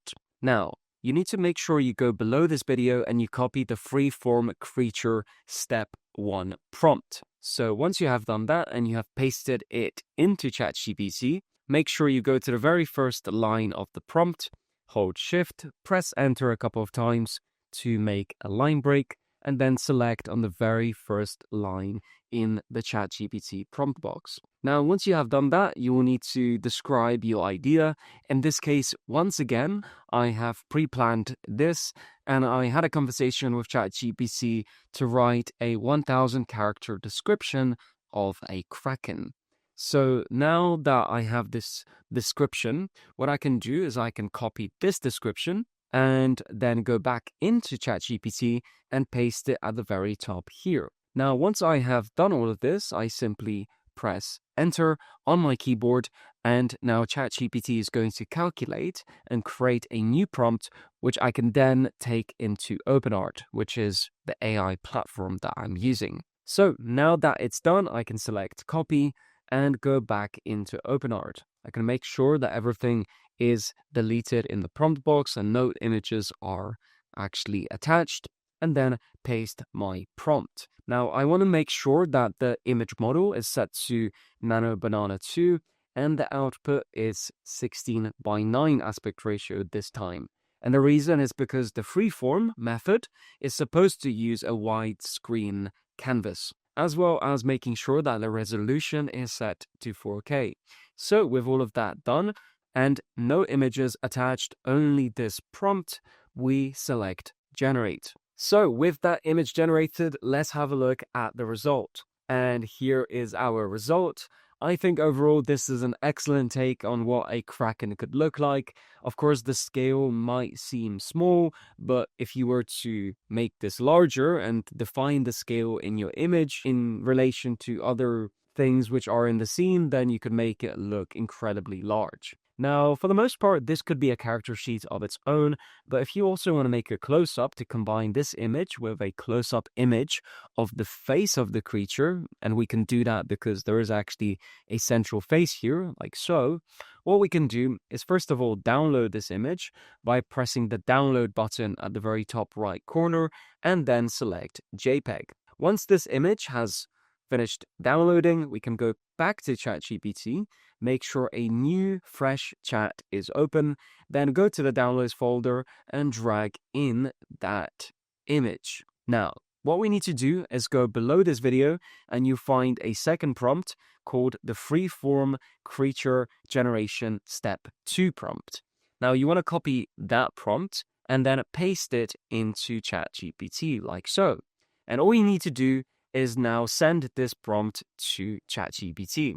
ChatGPT will analyze the image and generate a new prompt, which you can then copy and bring back into your AI platform. Of course, I'm using OpenArt. So I am going to select and press copy here and then go back to the AI platform. Now, I want to make sure that everything in the prompt box here is empty, and then I can paste in this prompt. What I need to do next is make sure I'm also attaching this full body render from step 1 into the prompt box and make sure the model is Nano Banana 2.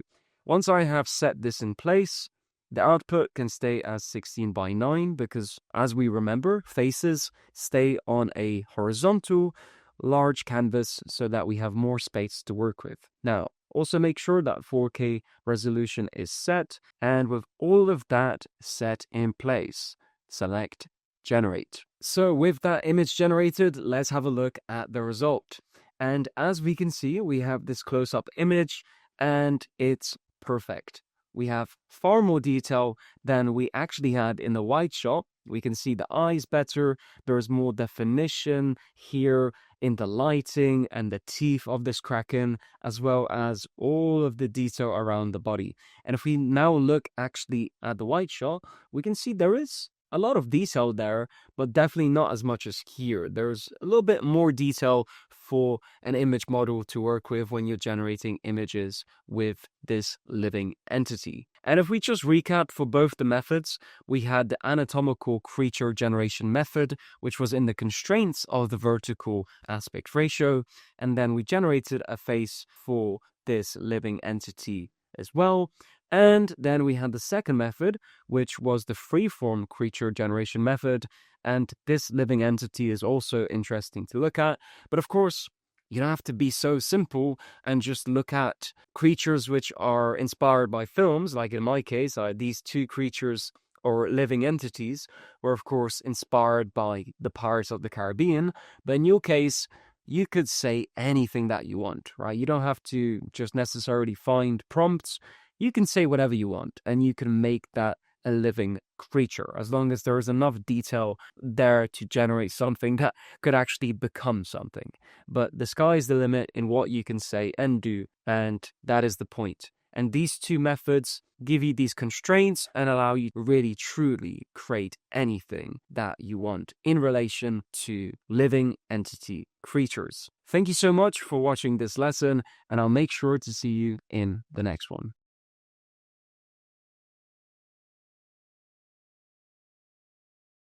In this lesson, we are going to learn how to create prop sheets. Now, before we officially begin this lesson and I show you all the methods, let's quickly have a look at what prop sheets look like. So in front of me here, I have various prop sheets from some of my projects that I have worked on. And as you can see, we have a large variety, all the way from cards to actual poker tables. So we are not actually restricted by the size of the item as long as it is an official prop within your AI environment. Now, there is one thing that all of these prop sheets share in common, and that is that they are all on white backgrounds. Now, there are two methods in achieving this look and making sure that we can completely isolate our props. And so the first method of creating a prop sheet allows you to generate a prop via text or via speech. And so you don't have to source any images. You can simply type out your idea or speak about it and then generate a perfect prop sheet on a white background. And this also doesn't involve ChatGPT for this process. So all you need to do is make sure you go below this video and then copy and paste the generate prop via text or speech only prompt. So once you have that copied, all you need to do is make sure you paste it into an AI platform of your choice. Make sure, of course, you are in the image generation mode, and you also have Nano Banana 2 or Nano Banana Pro as the image model. Now, all we need to do is hover our cursor at the front of this prompt, hold Shift, and then press Enter a couple of times to create some space at the top. And then move the cursor at the very top, and here we can simply type our idea or speak it into existence. In this case, what I would like to demonstrate for you is how we can create a thing like this pistol here. Now, it does help if you know the exact name of the object or prop that you want to generate, and once you do, this process becomes extremely easy. So now that I am in OpenArt, of course, it could be any platform of your choice that allows for Nano Banana 2 generations. And then I can type in antique flint lock pistol in here. And that's pretty much all I need to type. Now I can be more specific about specific conditions or variables, but in this case, I know that that pistol, which I have here, that is the name of it. And so all I need to do is type in the name of that pistol and making sure that I have this prompt also embedded in here. And then I just need to make sure that the output is 16:9 and the resolution is set to 4K. So with all of that done, I can select generate and we can wait and see the result. So the image has now generated and let's have a look at the result. So here is our result of the antique flintlock pistol. And as we can see, it's probably even better than this example which I have here. And The reason for that is because when I created this actual prop sheet, I was using an older version of Nano Banana, and now, of course, it has improved dramatically, and there is even much more detail than I anticipated. So this is an incredible method, and all you need to do is make sure you use that prompt below this video, and then you can literally type in or speak about, using voice dictation, the type of prompt that you want to create as a prop sheet. And of course, this output is 4K and 16:9, which meets the requirements of a prop sheet. So now let's learn about the second method. The second method involves actually scouring the internet and finding an image of a specific prop, or in fact any object that you might want to put in your AI film. Now this process is slightly different, but I've prepared an example to show you exactly how it works. So let's imagine that I'm on this website here, and I want to extract this bouquet of flowers in this jar of water, but I don't want the background or the shadows, and I do not want the table. How would I go about doing so? Well, it's very simple. All we need to do is make sure you have the screenshot tool selected, and then you select the area which you want to screenshot, in case this is the actual area that I want to work in, and then I can select capture. And so once you have captured the screenshot, the next step is to go to ChatGPT. Now make sure you have a new chat open, and then go below this video and find the ChatGPT translation prompt. Now this prompt in particular is called extract objects from images for your prop sheet. And so once you have copied and pasted that prompt into ChatGPT, hover your cursor at the very top, hold Shift and press Enter a couple of times to leave a bit of a line break. This is the area which we will describe what we want to happen.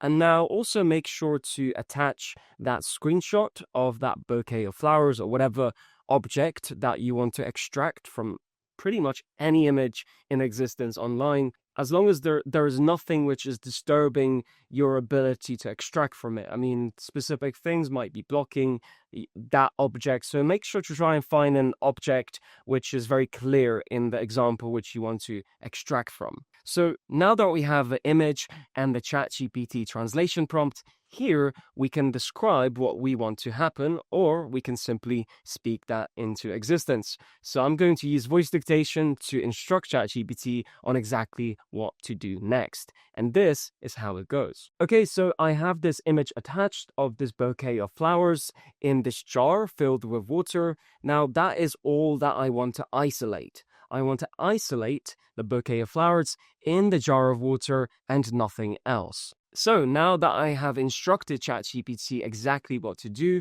and I have this translation prompt embedded here, what I can do is send this prompt, and ChatGPT will calculate those decisions and provide a new prompt in a code block that I can easily copy back to my AI platform of choice. In this case, I'm using OpenArt. So I select the copy button in the top right of this prompt box.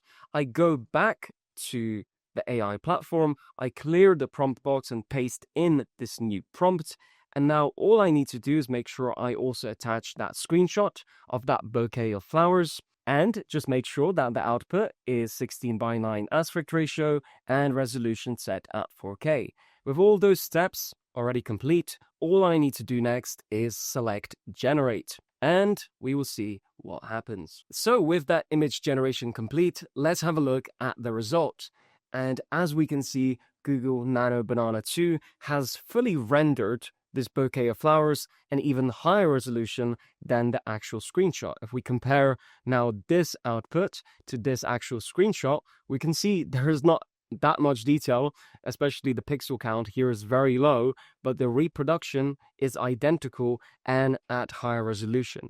And this is just an incredible way to pretty much isolate any object and make it your own prop in your AI film. Now, it's very likely that you are going to use method 2 as opposed to method 1, because the variety of images and the availability of films and screenshots and other people's ideas of what props should look like is so compelling that you're very likely to use method 2. It's so good, in fact, you could probably screenshot a frame from a movie which you love and then extract that prop. Now, This has never been possible before, and to me, this is one of the most incredible times to create AI content. And all of this is, of course, possible because I've created these conditions that allow you to do this seamlessly, right? All you need to do is simply talk about the idea, talk about what you want to isolate, and you do not have to worry about anything else. You're going to achieve perfect consistency all the way through all of the different iterations of extracting objects and making them your prop. Now, because I'm sure that you're going to use method 2 as opposed to method 1, I have also prepared and researched different sources that might be applicable for your prop research. So let's start and talk about all the sources that we could potentially use. Now, the first obvious source that most people are going to use is Google Images. Now, there is one thing about Google Images which you should know, and that is the fact that Google Images is mostly, for the most part, inconsistent, lower resolution, and the results are generalized. And so, for the most part, I would suggest that you avoid Google Images because there are plenty of other ways to find props. But if all else fails, or if you just want to start, Google Images might be decent. Now, for example, if I type in that same item, antique flint lock pistol, like so, and then I go on Google Images, I can pretty much see that there are references that I could use and extract from. So it's not a bad start because it is a generalized search result, and Google is decent at finding specific items that you search for. However, overall, I think it's just a basic method of sourcing images that you will then later extract from. So this brings us on to the next point, which I want to make, and that is search for an item as if you are purchasing it. Because in a lot of ways, when you go with intent to Google and you search for specific items as though you want to purchase them, you will then unlock a new layer of images which would otherwise not be indexed by Google. And also the advantage of searching specifically is that you will then find specialized websites that have images that are embedded with specific angles and at higher resolutions than you would find on Google Images. Now, if I stick with this example of this antique flint lock pistol here, and I go into all of the results here, let's say I go to the first result here, just for fun, and I select here. Now, all of a sudden, I have an antiques arms dealer who sells these types of pistols. And it's more likely that I will find something compelling for my AI film because this individual or this business is a specialist. And so now, instead of searching generally on Google Images, I can focus in on exactly the type of item I'm looking for. Now, if I go to this image right here, I can see we have a high resolution image for the most part, and we have all of these different angles, which would otherwise not be available if I decided to search on Google Images and quickly rush to create a prop sheet. And so this brings us on to the next method. The next method involves using a platform called RPF Forums. Now, RPF Forums is world-renowned for having a community of people that create props for themselves, typically for cosplay or for other means of using it in media or content production. And so if you search for RPF forums, you can browse the RPF forums to find specific props. There are plenty of threads here which allow you to find individuals that are interested in specific outfits, and therefore you can find specific images of recreations of props that would otherwise not exist as images or high-resolution images, and someone went out of their way to create that prop and add all the details and happened to include images of the prop. Now, you will find images like this where they are first assembling and building the item, but once you go through this thread and you find the endpoint, you will be able to see the full realized result of what that prop looks like. For example, if I type in RPF forum, Spider-Man, Green Goblin, suit, and then I select this first result here, we can see that somebody decided to build the entire Green Goblin Spider-Man suit and study all the details around how the costume was manufactured so they could reproduce it themselves. And you will benefit from this because you will have access to all of these incredible image references that literally should not even be in existence. But someone has decided to go down this route of going through this process of sourcing materials, showing you the design of how they are creating the outfit. And the beauty of all of this, to me, is imagine you have a sequence where this person who's going to become, be the same individual in the film, or it could be a whole new story that you develop. But the point is you could showcase how he is actually developing the suit, step by step, how he's building it and he's sewing in the little details, or he's manufacturing it in his lab. And you can do all of that because you can just take all the image references of someone who actually did it in real life and then demonstrate it as an AI video. And to me, this is like the biggest breakthrough of sourcing, let's say, specific outfits or props. And of course, the deeper you go into RPF, you will figure out that there is so much content out here and there is so much enthusiasm for props and prop building.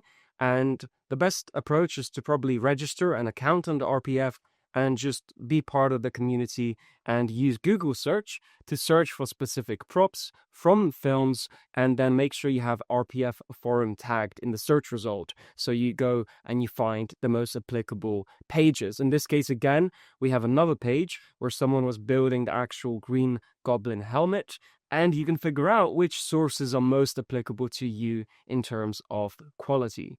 So this is a great source, and I highly recommend that you check it out. Now, the next method for sourcing props is to go to auction houses. So here we are on a prop store, which is a very popular prop auction house.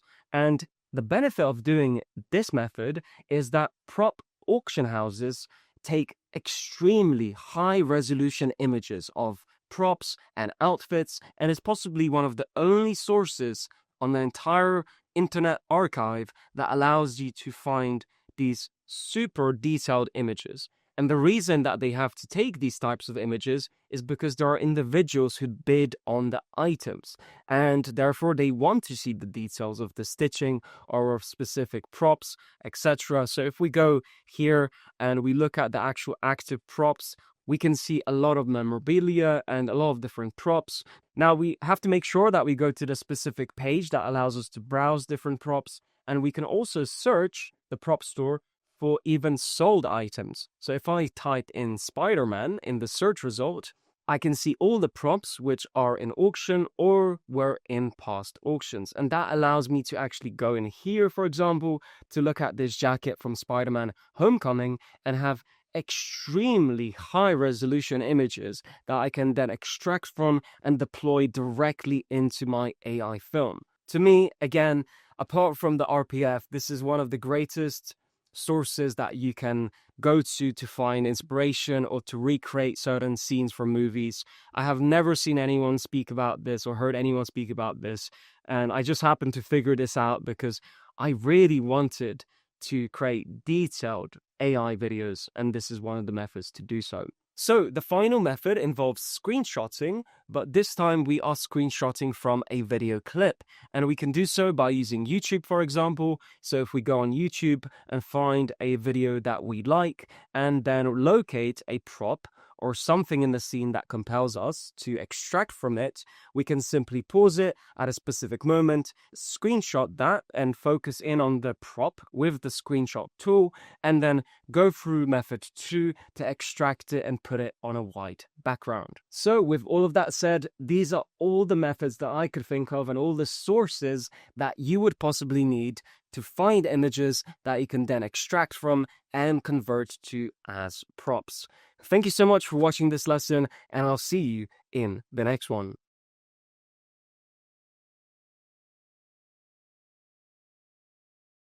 In this lesson, let's learn about file organization. If you're generating images or videos, you need to stay organized. If your project is big or large, you need to stay organized.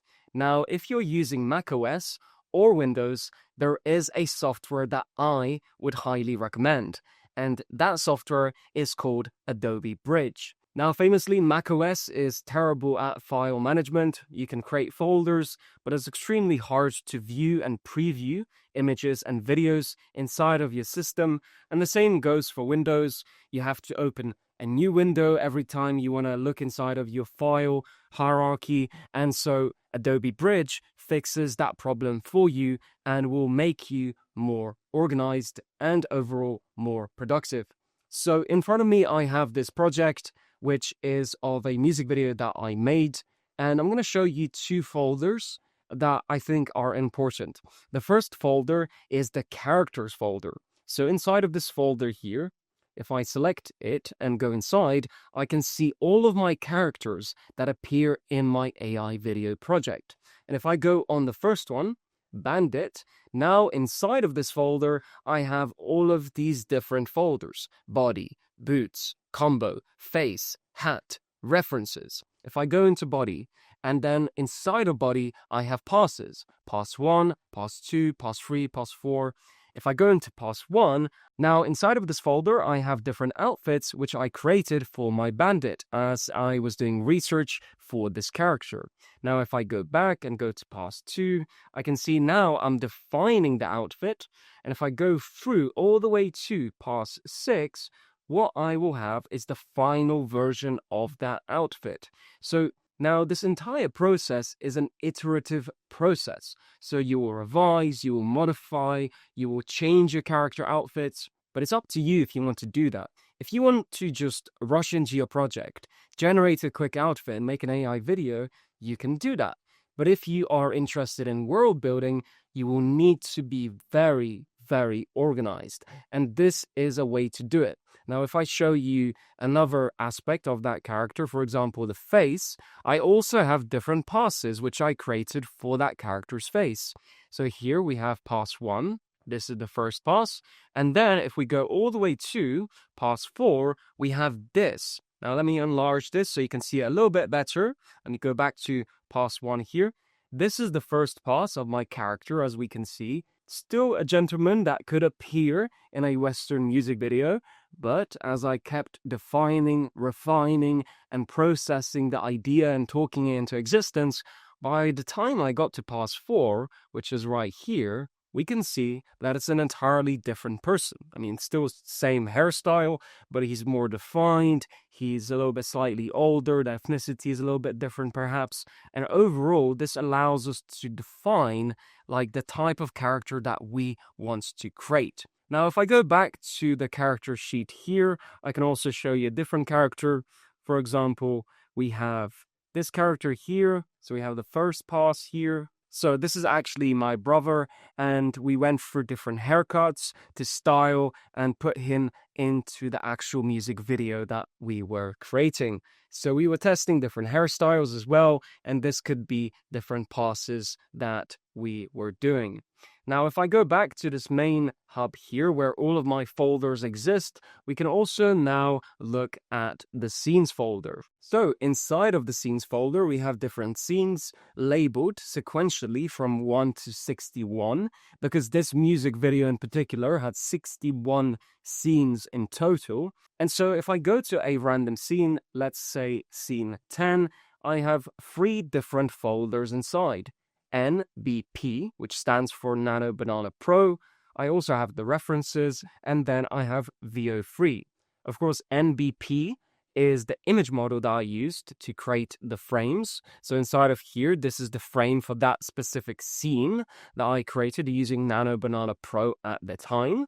But if I go back to scene 10 here, and then I look inside of the VO3 folder, we can see 2 different versions and takes of the video that I generated.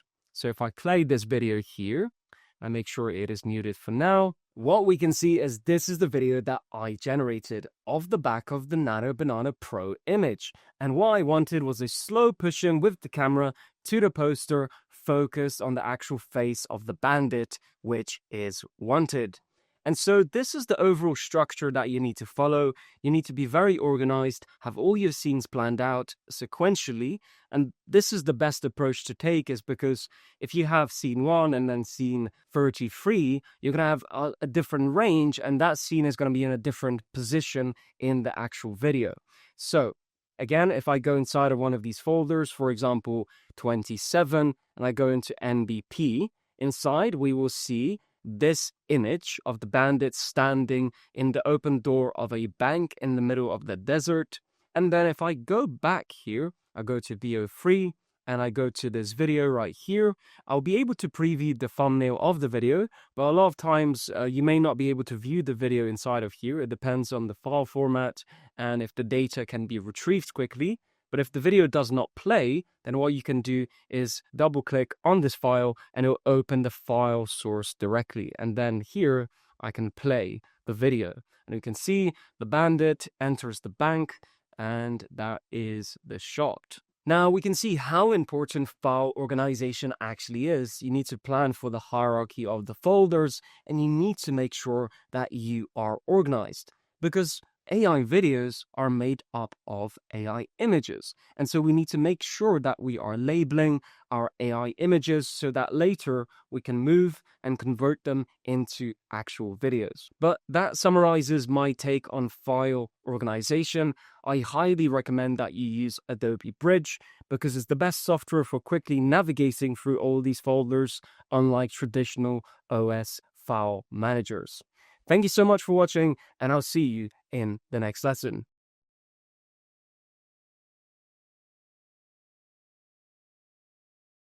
What is my story? The story clock method. In this lesson, I want to teach you the story clock method. And this is one of the easiest ways to solve the question, what is my story, and what story am I actually trying to tell? Whether you're making an AI film, an AI commercial, or any kind of narrative project, this method helps you to map out clearly from beginning to end. At its core, the story clock is just a way of outlining a story in a circular format. So instead of writing your plot points out on a long list or in messy paragraphs, you can place the key story beats around a clock face.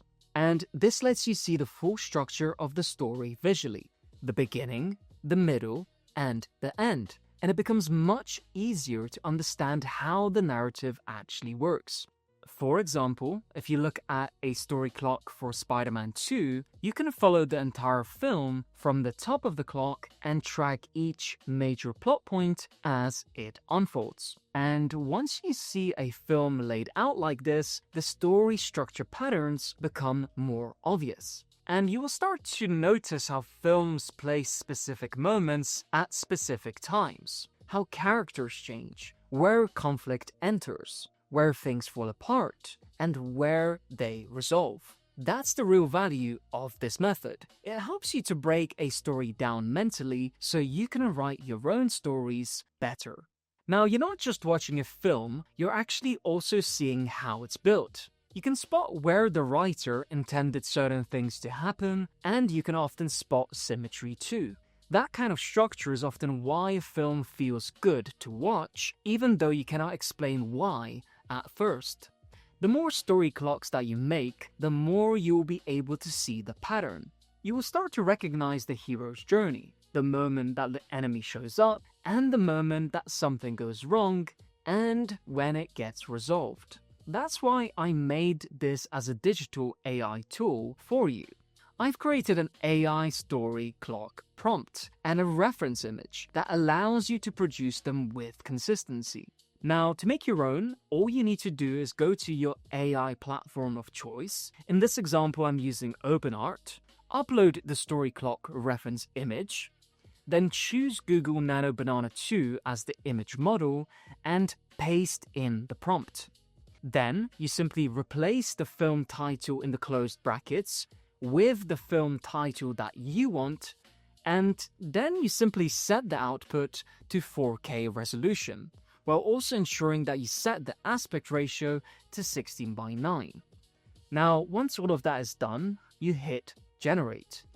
Now, what's interesting is that this process doesn't just generate an image, it actually behaves more like research, because you've given the model a blank reference image, a film title, and a structure to follow, and it then is trying to work out the story beats of that film and place them around the story clock format. Now, I'm also providing you with an empty story clock template that you can print out to map out your film by hand if you want to. Now, one thing to keep in mind though is that these story clock generations will not always be perfect on the first attempt. In fact, sometimes the output will be dense and full of detail, and other times it might be simpler than you expected. But in some cases, adding the film's release title in the closed brackets can also help. And in other cases, some films might not work at all. Now, I've built this as a universal prompt, and I've tested it a lot, so I know that it works, but like anything with AI, sometimes it just needs multiple attempts.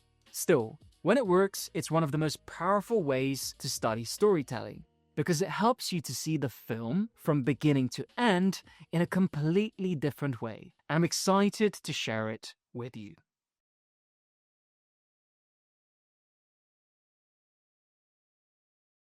Hand-drawn storyboards. What is something that can dramatically improve how we plan our AI videos? Pre-visualization and storyboarding. Now, a lot of people immediately think, I'm not good at drawing. And that's completely fine. What we want to do is get comfortable sketching ideas so we can see how a video will play out before we actually create it. When we do this, we're taking something that exists only in our imagination and putting it into a simple visual form. That decision makes a huge difference. Because once we see the idea, we can actually begin to plan it out properly. Now, to make this easier, I will provide you with a downloadable storyboard template that you can print and use to plan your project. When we begin drawing, it's best to keep things extremely simple. Stick figures are perfectly fine. We can label characters, draw arrows to show movement, and write small notes about the camera angle or environment. Now, the purpose isn't to create something visually appealing right now. The purpose is to make sure we understand what's actually happening in each scene. And once we start to do this regularly, it becomes much easier to produce AI content.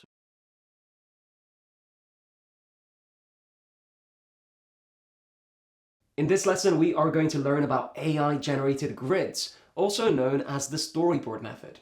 Now, I want to quickly run you through why we need to create a storyboard structure to begin with.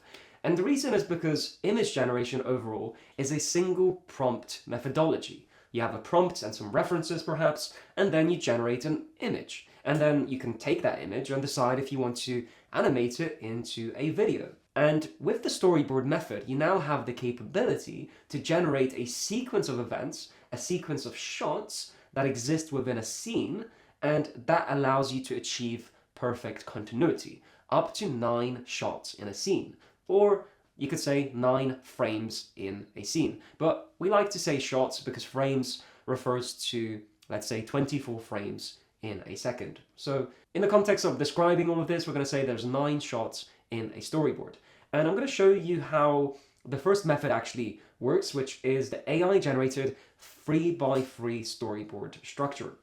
So when we're creating a storyboard, we can feed in different points of information. For example, a character sheet, which would consist of a person, a digital human, that we would have made and dressed in a specific outfit, and we can attach multiple character sheets. You can also have a prop sheet, which could be pretty much any prop that you want. And we can also attach animals or obscure non-human type of entities, living entities that may exist. In this case, it's a horse, which I have here. So we have 2 character sheets, 1 horse, and also a wanted poster. I wanted to keep this quite simple, just so you can understand how all of this works. But of course, you can expand this out to a lot of different references, and you can make this very, very detailed.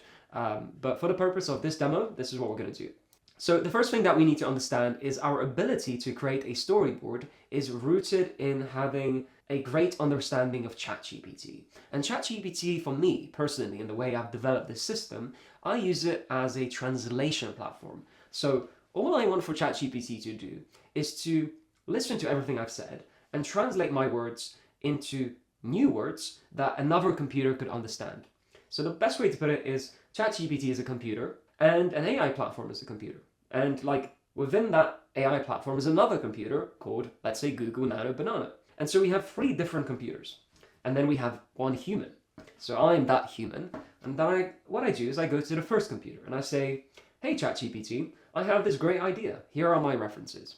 And I say, here are all the conditions which I want for translating my words into computer language. But it's not like computer language where it's ones and zeros. It is just that ChatGPT is reorganizing words so they are more applicable to the next computer in line and in sequence to what we're going to do. Okay, and then once that happens, we feed that into the AI platform, which has Nano Banana attached, and that will generate us our result. So the first step that we're going to take is we are going to go into ChatGPT, and in this case I have these 4 references. You may have noticed that I don't have an environment reference.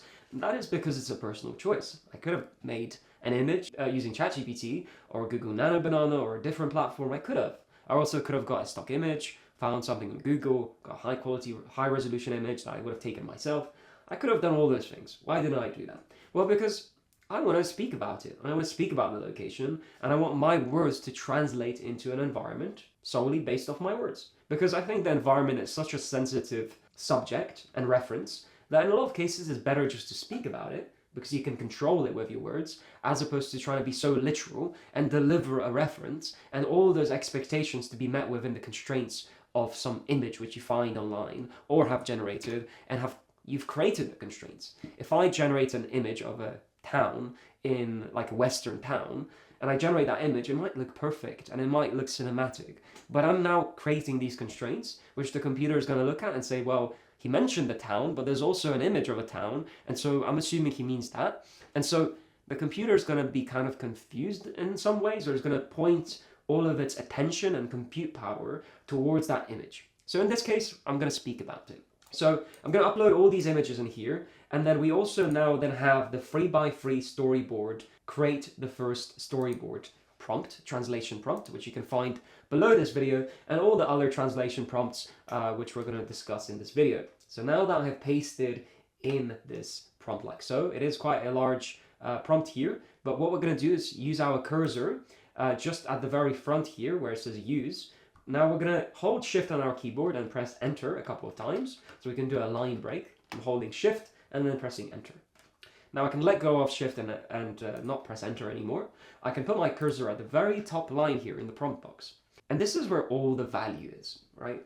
You might think the value is in the reference images or it's in the prompt which I've developed to assist you in creating this storyboard, but actually all of the value is rooted in you, your experience, your assumptions, beliefs, ideas about the world, the content you've consumed, the television shows, the films you've watched, the books you've read, all of your cumulative experience and your knowledge base in the film that you are going to make as you are here in this prompt box with your references. It's all about you, what you know, how much you know, and if you have decided on the story structure yet or not, right? If you've planned all of this out and you know what your story is going to look like, you can now speak it into existence a little bit better. But we have to consider one thing, and that is that a storyboard consists of 9 frames in this 3x3 grid. And in a 3x3 grid, the typical resolution of a single shot is around 400 by 200 pixels, okay, in resolution. If we are talking about a 4K output using Google Nano Banana 2 or Pro, we're looking at around a 400 by 200 pixel resolution. So what that means is we have to be in some ways constrained with how detailed we want to be. We can be quite detailed, but we cannot be like pixel level detailed. And we'll talk about that later, how you can be a little bit more pixel level detailed using a different method called this 2x2 storyboard method. But for now, let's focus on the 3x3 method. So I'm gonna just create the story off the bat, okay? We're gonna just come up with this on the spot. So I have 2 cowboys here. I have a horse and I have a wanted poster. So what I assume could happen is we could have these 2 individuals riding on a horse, or riding on actually 2 individual horses. They could each have their own horse, and in relation to that, because I have one image of a horse and I want them to be identical, that is totally fine too. And that's something to consider is, look, if you have 2 characters but a single living entity, let's say in this case a horse, you don't need to attach 2 images of a horse. 1 is enough, as long as you can point to it and it can be a reference point. So I think what I'm going to do is I'm going to just try to see if I can come up with some kind of storyboard structure here and this is how it goes. So what I want to do is I think I want to start this film by having these two individuals on their own separate horses. We have the man in the brown jacket and we have the man in the navy jacket. Now they are riding side by side with each other in an open desert environment, in an open outback. There's perhaps some scenery where there is some kind of rocky mountains, but not too much. And there's also just generally the environment is quite dry, and there's maybe some kind of bones here or there of dead carcasses, but not too many. Maybe it can be mentioned once in one of these frames. And overall, I think what I want to happen is for these men to ride through the desert, and then they collectively together arrive in a very small town, a very maybe two buildings, and it resembles a western town. And on the side of one of these buildings, there is I would call like a wooden post. And on that wooden post, which actually could be part of the building, if you imagine a building that has somewhat of a shaded kind of roof, it's almost just like at the front of the entry of the building, there is an elevated kind of horizontal section there of like a shade before the actual entrance. And that shade is made up of these two posts. On one of these posts, that is a wooden post, let's say to the left side, there is mounted a wanted poster, the same wanted poster I have attached here. And so also I just want to add more context to this, just the general kind of arching positioning of these two men as we go through these scenes before their arrival. I would say that the man in the brown jacket is the one who's leading the pack, and so he's always at the front, whereas the man who is in the navy outfit is always kind of a few steps behind. So actually they're not kind of riding next to each other on the horses. One is always leading and one is actually behind. Now, just to go back to the actual town situation, we have the man in the brown jacket dismounts from his horse, while the man on the in the navy outfit continues to remain on his, and he dismounts and then approaches the wanted poster. And overall, his expression actually throughout the majority of these scenes is primarily slightly concerned and exhausted, and so that displays here also. Now, in terms of variety of shots, for the sequence of them kind of riding through the desert before they reach the town, I would assume we go for wide and medium shots. Okay, we're going to shoot at a relatively high f-stop to make sure we're capturing detail. We're not really looking for anything depth of field wise, mostly high f-stop, and going to be open wide. There's also going to be some flares in there. It's very sunny, like the environment is like scorching hot when they are in that desert. But once they arrive to town, that sun continues to kind of be there, but it's no longer as harsh as it was when they were riding through the desert. And so like I said, I think wide shots, medium shots while they're riding through the desert. And then when they arrive in the town and the man in the brown jacket dismounts, I would say that we can do maybe medium close-ups, or perhaps maybe a close-up on his face and his reaction on that concerned, exhausted look as he looks at the wanted poster. Now remember, the man in the navy outfit doesn't dismount, he stays on his horse, while the other man looks at that poster. And that's probably where I want to end all of this. Now I need all of this put into sequence. Now based on everything I said and all those conditions, I need you to make sure you're mapping them out correctly and adding all those variables in the right places, because I made some comments out of place and out of sequence. And overall, just looking for 9 frames here for this storyboard. I hope you can deliver with maximum detail, and make sure you're also mentioning the appropriate files if that I've attached here. Otherwise, I think it's all good to go, and that's it. So, as you can see, I spoke into existence kind of what I wanted to happen in the storyboard, and now we are going to submit this structure here, including the actual prompt which creates those conditions, and we'll see what happens. So now ChatGPT is going to calculate all of that which I've described using the translation prompt, and it's going to provide us with this new prompt that we can copy, but this might take a while to fully render, and you will not be able to copy this prompt using this button until this fully maps out. So now that has finished rendering, we can actually select the copy button in the top right corner, so I can do so like so. And then I can go to OpenArt. Now in OpenArt, I can make sure that Nano Banana 2 is selected, and I can paste in my prompt. Now that I've pasted my prompt, of course, I want to make sure I'm also adding in my references here. Otherwise, the computer is just going to come up with that scene without any regard for what those assets are, which you can do. But in this case, you want to, of course, control your assets and how they look, how people look, how your props look, and so this is why you're attaching them in the first place. So with all of those assets loaded and our prompt also added, we can just make sure that the settings are set correctly. So in this case, the output would be 16 by 9 because we want to make sure we have a horizontal output for the storyboard, of course, and then the resolution, which is 4K, which I have selected here, and then I can select generate, and we will see the results. So this is the result that we were able to generate using Google Nano Banana 2. And based on first assumptions, it looks like it did a decent job. Now, of course, there are going to be a few hiccups which are going to exist because we're dealing with such a low resolution per frame, which was 400 by 200 pixels. But regardless, I mean, this method allows you to create 9 different shots from a single idea. And so we could use shot 1, for example, we could use shot 2, we could use shot 4, and we could start to expand this out further and further. But I think just generally speaking, you know, like for example, shot 9 looks appropriate, like how I described that I'm approaching the wanted poster, and in fact the man in the background, you know, stays on his horse. That was pretty amazing. And so that is the method of generating these type of storyboards. Now we could continue by simply generating this a couple of times. Now if I generate this perhaps 3 more times, we will see the different results that we get and how Nano Banana interprets this prompt and references differently. So let's wait for this to load and we'll review the results. So that's our results rendered, and let's review the storyboards. Let's start with this latest one, and incredible. I'm really happy with the results. I love number 1 and number 2. Number 3 is also interesting, like, you know, we mentioned that dead carcass, and for like the framing and the shot, super cool. We have number 5, which is the town, like I mentioned, remember 2 properties with this kind of shade and these pillars that kind of hold in place the shade, like typically how you would see in a Western film.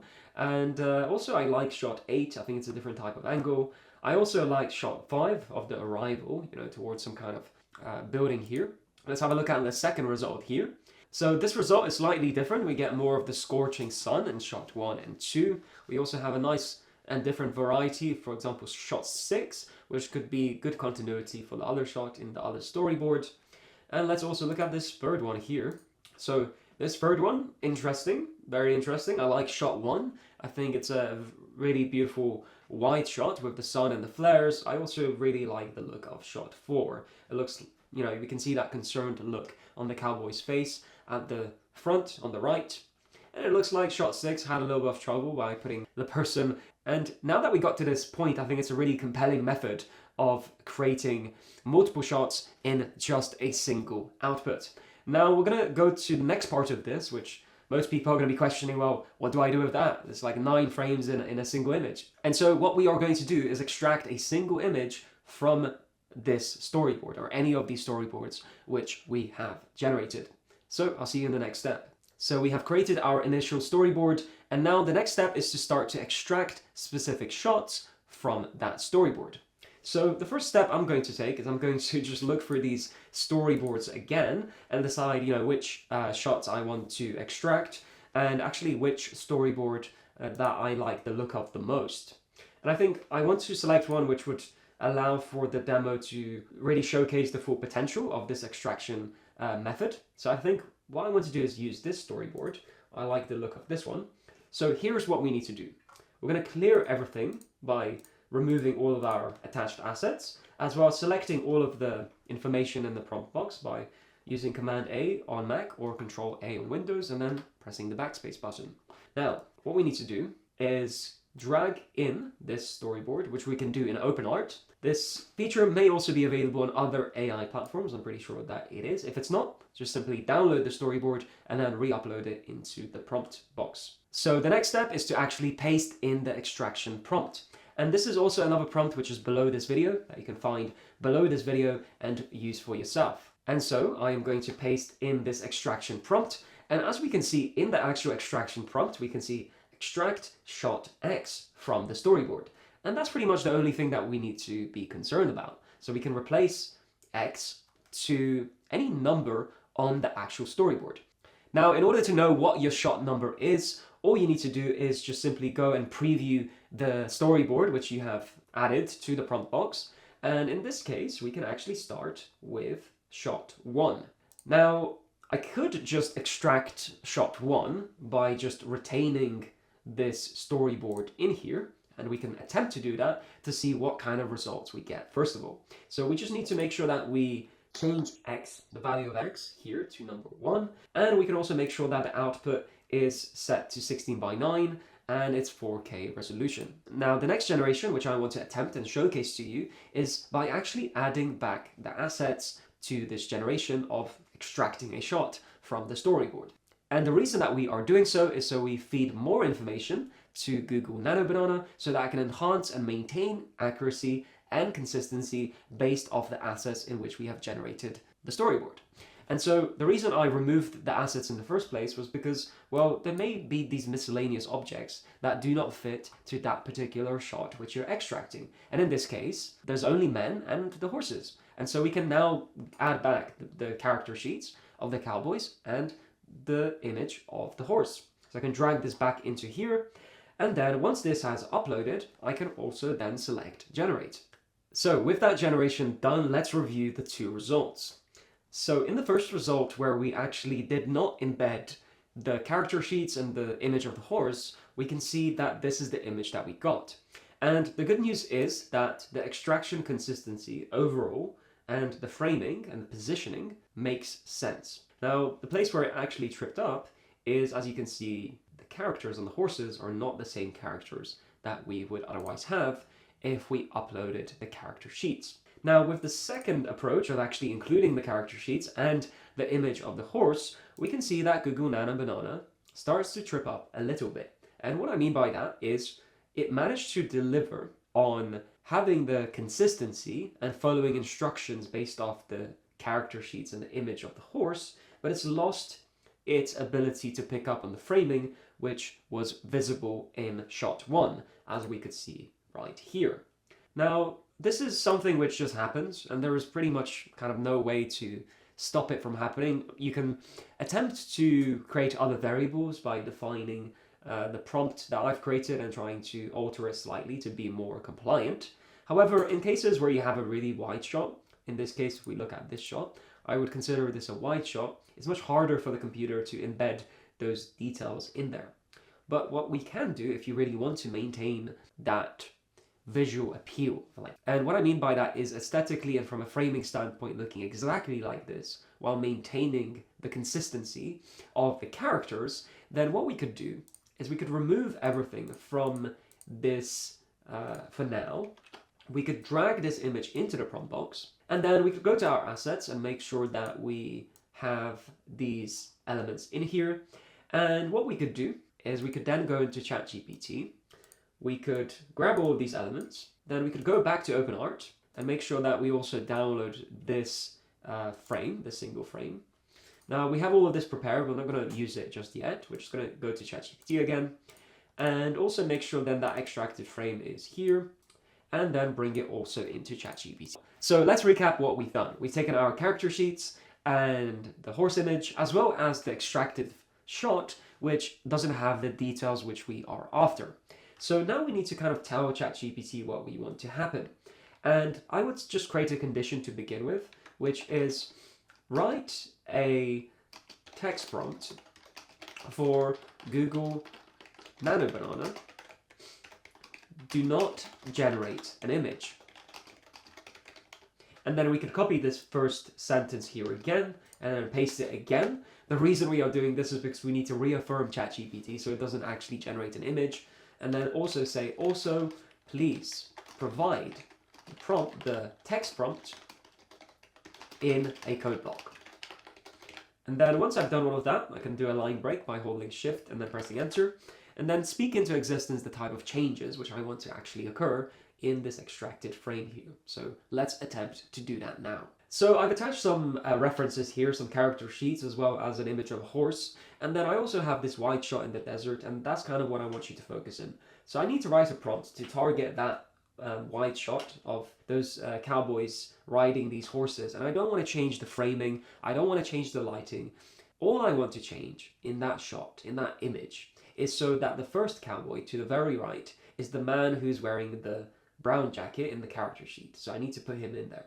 And then the man behind to the left will be the man who is wearing a navy jacket. Now, these are all the changes that I want to do, and I need to target that frame, that wide shot of the two cowboys already riding in. So now what I'm attempting to do is actually try to modify that extracted frame by first translating what I actually want to happen, and then allowing for ChatGPT to calculate and give me a prompt that could have enough relevance so I could actually achieve that result of replacing those two individuals that are riding the horses. So now I send this prompt to ChatGPT, and ChatGPT will deliver a new translated prompt, which I could then copy back into OpenArt to see if I can actually achieve that new extracted shot. And then go back into OpenArt and make sure I have that extracted frame here, and then I will paste in that new prompt, which ChatGPT just gave me. And then I'm going to make sure that my output resolution is still 4K and 16:9 aspect ratio, and then select Generate. And let's see what happens. So our image has finished generating, and let's review the result. So by the looks of it, it doesn't seem as though Google Nano Banana was able to follow through exactly with the intention of what we were talking about in maintaining the framing, but regardless, it did a pretty good job at maintaining the angle at which the horses and the men are riding towards, as well as, I believe, the sunlight, like the same to the other image. And so one could say that, well, that is somewhat of a fail because it wasn't able to fully replicate what I described, but in a lot of cases, I think this is very possible. I would probably rate this as a 7 out of 10 output in relation to the instructions which I gave ChatGPT to translate for me, and this would be totally possible. I wouldn't be at all concerned about, this shot.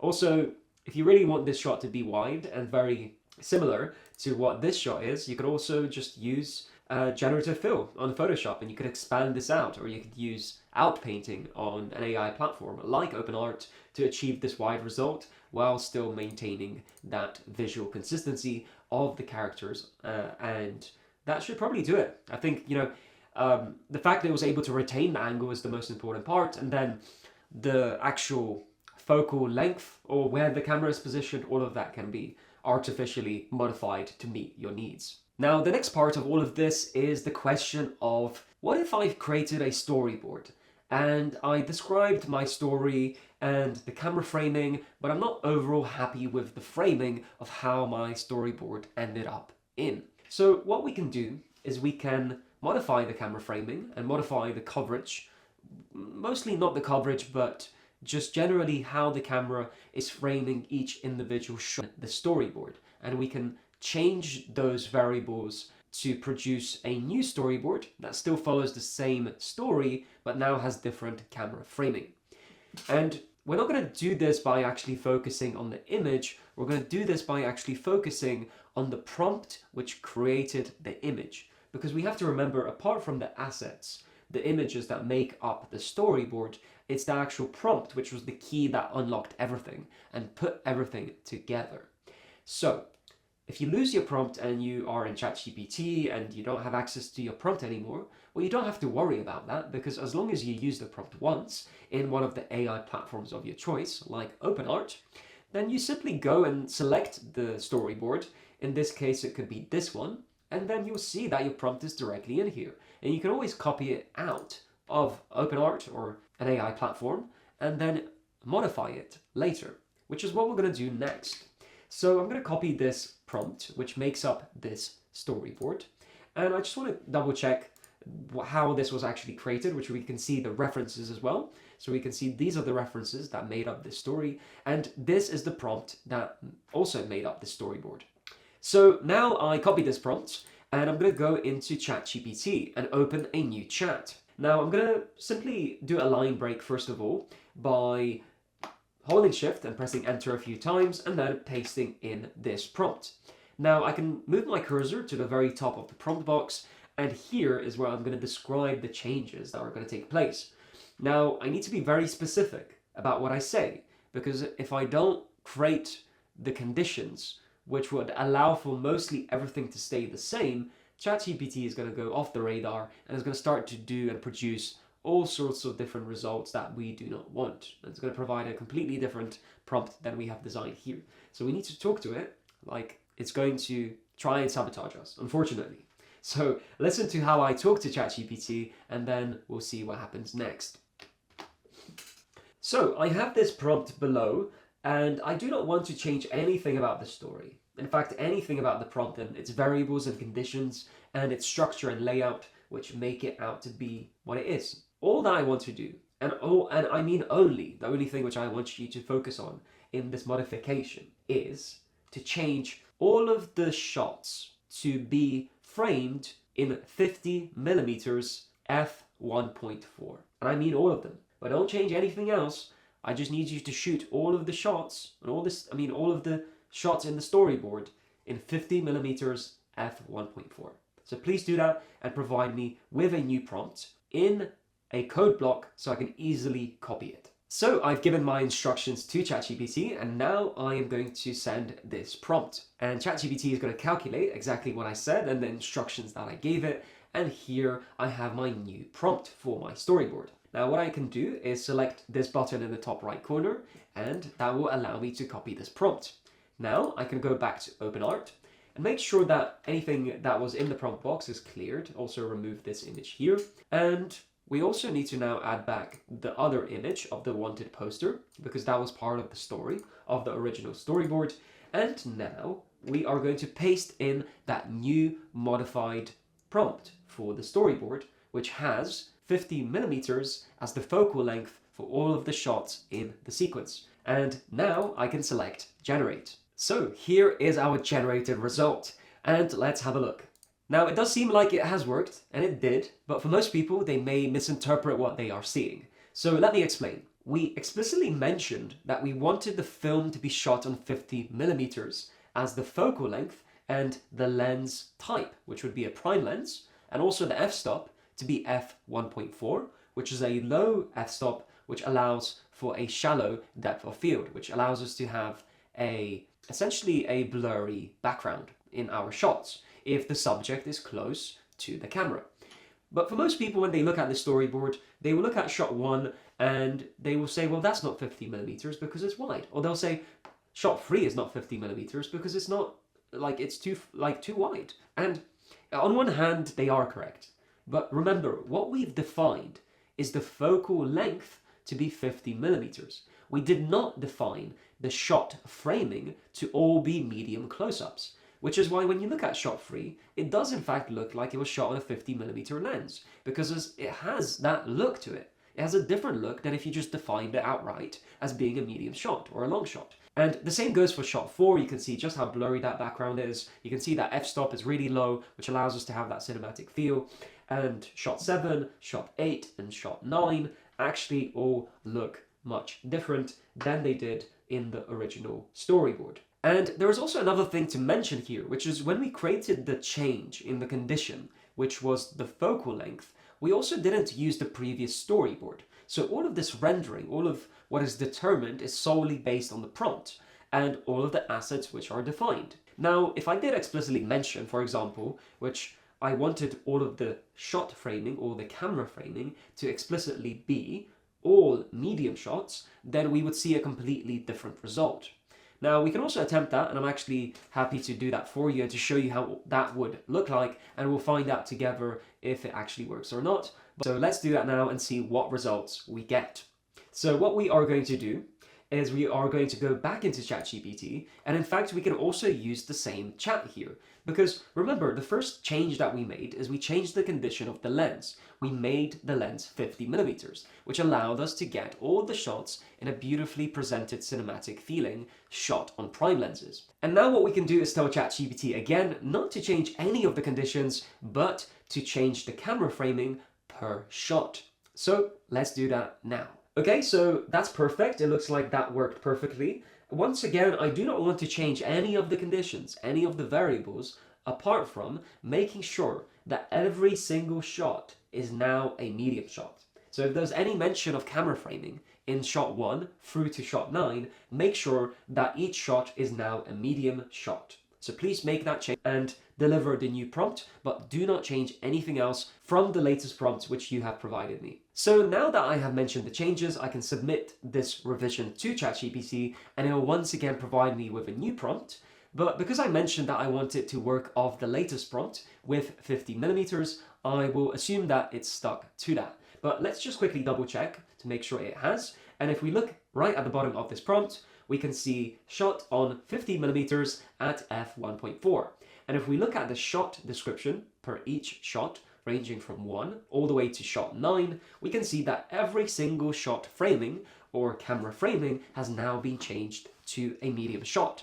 So what we can do is we can copy this by pressing the copy button in the top right corner and then go back into OpenArt. We can clear our prompt box and paste in this new prompt, verifying, of course, that this is in fact the new prompt. And then we can make sure all the correct assets are attached. You can see there's no storyboard except our assets and the prompt which we want to use to create a new storyboard. And now I can select generate and we can see what happens. So with that new storyboard generated, let's have a look at the results. So this is the result right here. And as we can see, by changing the variable of the shot framing or the camera framing, we have now made it so that every single shot in sequence is a medium shot. And that is shot with a 50mm lens as well. Now, this is the art in modification of storyboards. And of course, all of it is dependent on the initial storyboard that you create and the initial story that you tell. If you get that part wrong, it becomes much more difficult to make modifications. And I'm trying to show you these modifications that are more on the technical level because you may already be super happy with your storyboard, but just want to tweak a few things here or there. Now, this could also apply to other variables like weather, for example. I can make it so they are riding at night and there's stars and it's moonlit. If I wanted to do that, I could. I would just speak into existence that modification and then copy the new prompt while still having these conditions stay the same. And so now let's move on to the next part. Next, let's learn about storyboard continuity. Now the question is, why do we need to learn this? Well, for the most part, 9 shots in a single storyboard might be enough for some people, but for most people who are traditional filmmakers or individuals who want to make a larger than life expanded scene and film, you probably want to continue your original storyboard. So I'm going to teach you how to do that. Now, there are a few things to consider, first of all, that you should take. For the most part, individuals that produce AI films, some of them question how other people who have created AI content are so good at expanding their world and creating so much detail and so much continuity and continue to grow and expand outwards. And the way you can do that is by making sure that the ideas that you speak into existence are within the constraints of the 9 frames. And what I mean by that is making sure that you chunk your storytelling and your narrative as you continue to develop continuity from each storyboard that you create. For example, if you have a grand idea of moving your scene from one location to another, it may be viable to split it into chunks to make sure you have enough coverage to make that transition point, as opposed to rushing into it and trying to speak into existence everything all at once because you have a great idea, and instead making sure that you lead into that grand idea or into that transition point so that the constraints which you're working in, which in this case is 9 shots per storyboard, and also knowing that each shot is around 400 by 200 pixels, also is another constraint point that will allow you to then think of how much detail you can add before the computer is no longer able to interpret that. So in terms of how to do continuity, there is a very simple method to this. So let me show you exactly how to do it. So we can select a storyboard which we are fond of and that we like. In this case, I like this storyboard. So what I can do is download the storyboard as a JPEG to my computer. And once it's downloaded, I can make sure to go into ChatGPT and open a new chat. Now in the new chat, I simply drag in this storyboard. And now what I need to do is make sure that I paste in the AI storyboard continuity prompt, which I have developed and you can find below this video. So I am going to do that next. And now I can simply paste in the prompt box. And I can hover my cursor in the very beginning here and then hold Shift and press enter a couple of times, in this case 4 or 5 times, and then move my cursor to the very top right here where I can see that I can type in this section. And at this point, all that I need to do is speak into existence the continuity that should exist from this storyboard. So let me do that now. So the man in the brown jacket turns away from the wanted poster and walks around the building to the other side, where he finds a man in his 40s who's wearing workman clothing that fits the Western aesthetic, and they have an exchange back and forth, making sure we are not breaking the 180 rule, and then the town person points his finger to show a trail which has footprints of a horse that lead in the desert. And the reason he's pointing there is because he mentioned that a horse was stolen from the town. And so the two cowboys then look with concern and follow the trail. And so we show a sequence of them following the trail and trying to track down where that person went. So as you can see, I continued this storyboard by not jumping to crazy detail or trying to shift location and change too much of it. I just wanted to add other action points which would lead and continue this story forward. And so now what I can do is I can submit this prompt to ChatGPT, and ChatGPT will deliver a new prompt in a code block which I can copy and paste into OpenArt. So with that prompt rendered, we can select the copy button and then art, where we can paste that prompt. Now the next part is just making sure that we have the actual first storyboard attached here, and also to make sure that we are attaching the character sheets and the image of the horse. And that's of course for continuity.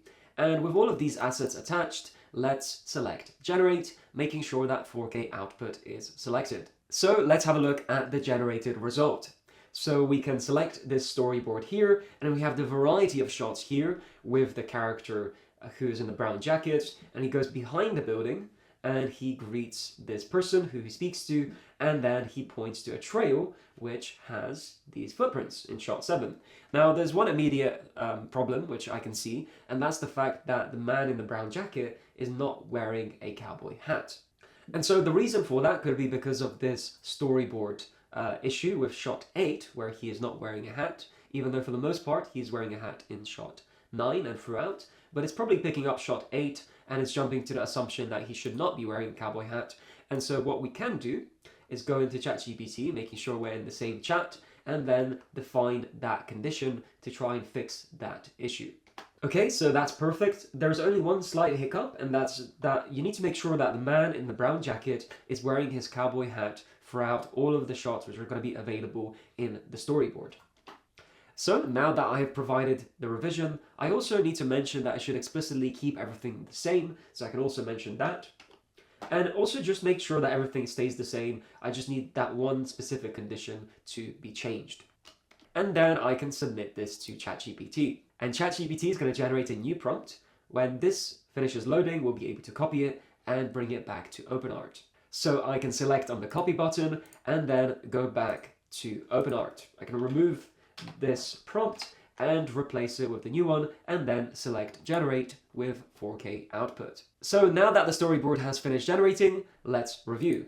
And as we can see, Google Nano Banana has in fact listened to the instructions and made sure that the man is wearing his hat throughout all the scenes. Now, of course, these scenes are questionable. Some of them are actually even repeating, including shot 3 and shot 6. However, with enough tinkering and regeneration, we can actually find the shots that are most applicable to us. And of course, the reason that the man, the workman, in this scene is not retaining consistency is because we did not build out our own character sheet for him. And if we did that, then we can maintain better consistency when he rotates or looks a different way, or what he wears and how his facial features look like. And so we cannot expect for Google Nano Banana to contain consistency if we have not fed it information to do so. And so if you are after making sure that your side characters in your generation of your storyboard are consistent, then make sure to add a character sheet for each one. And of course, you can repeat this process as many times as you want, each time ensuring that you go through the process incrementally, and so you're just moving from one storyboard to the next, and you can maintain continuity, and you can even shift, what happens in the scene, in the location, if you wish to do so on a single storyboard as well. Now, there's one more tool which we need to understand or be familiar with, and it's the 2x2 storyboard method. And it's exactly the same as the 3x3 method, except this time your storyboard is going to consist of 4 shots in total against your 4K output. This will also mean that each shot in a 4K output will have a maximum resolution of 900 pixels by 500 pixels. So if you are in need to create a storyboard with extreme amount of detail and you need more resolution to work with, but you still want to approach the storyboard method, the 2x2 grid method follows the same principles laid out in these lessons, which I provided for you, but it is just that you're using the 2x2 method. And so that wraps up this extensive lesson on how to create AI-generated storyboards. As you can see, there is a lot of technical detail that is required to pull this off, but I just wanted to say that when I first started learning AI, I did not have access to all of this. I had to go frame by frame to create images that would later be part of one single story. And I had to focus on image by image to deliver continuity. But for you to have access to this incredible workflow of generating storyboards to quickly get your idea out, first of all by speaking stuff into existence, and then second of all by being selective in what frames you can extract, you're in an incredibly amazing position to make AI images and films with perfect continuity. So I hope you find this useful. Of course, anytime that you are unsure, you would have to just simply rewatch this lesson or skip to the moments that are most applicable to you. But once you have done that, and once you have learned this method, there will never be a point in time where you cannot generate consistent cinematic AI video content. Thank you so much for watching, and I'll see you in the next lesson.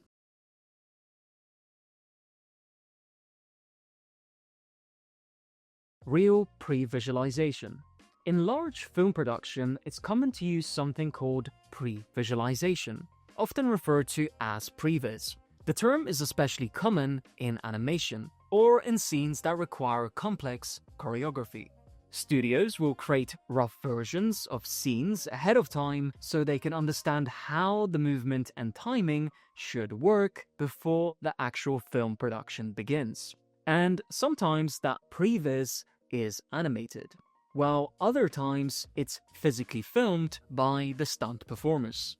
For example, if the choreography is complex, like a fight sequence, a stunt, or a very particular movement, we can also apply the same thinking to our own projects. If a scene is difficult to explain in words, we can simply film a rough version of it on our phone and use that as our reference point. And it can also become a visual guide that we can follow while developing the project further.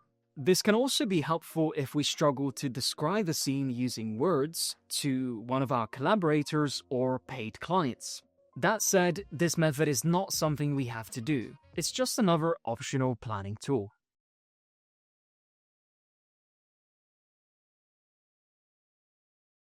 Document your life for references. Now, a lot of people assume that everything has to happen on the computer. We sit down, open a browser, search for images, and try to find inspiration online. Now, that works, but it's not the only way to approach research.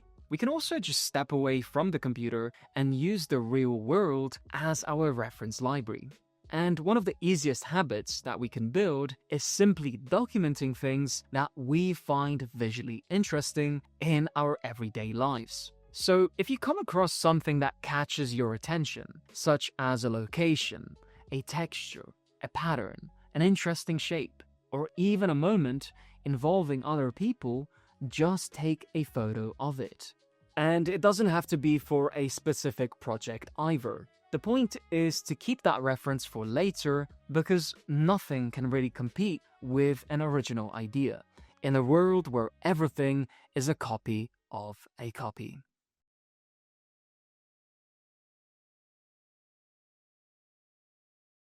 Image Generation Introduction. So let's start with the basics. At its core, an image model is a trained dataset. But what does that mean? Well, what you can do is give the AI model a prompt, sometimes with references, and the AI model generates an image based on that output. It's like feeding the system with data, and in return, it creates a visual output. One of the most popular AI image models out there today is called Google Nano Banana. So this image model has had a significant impact on the AI industry, and for a good reason.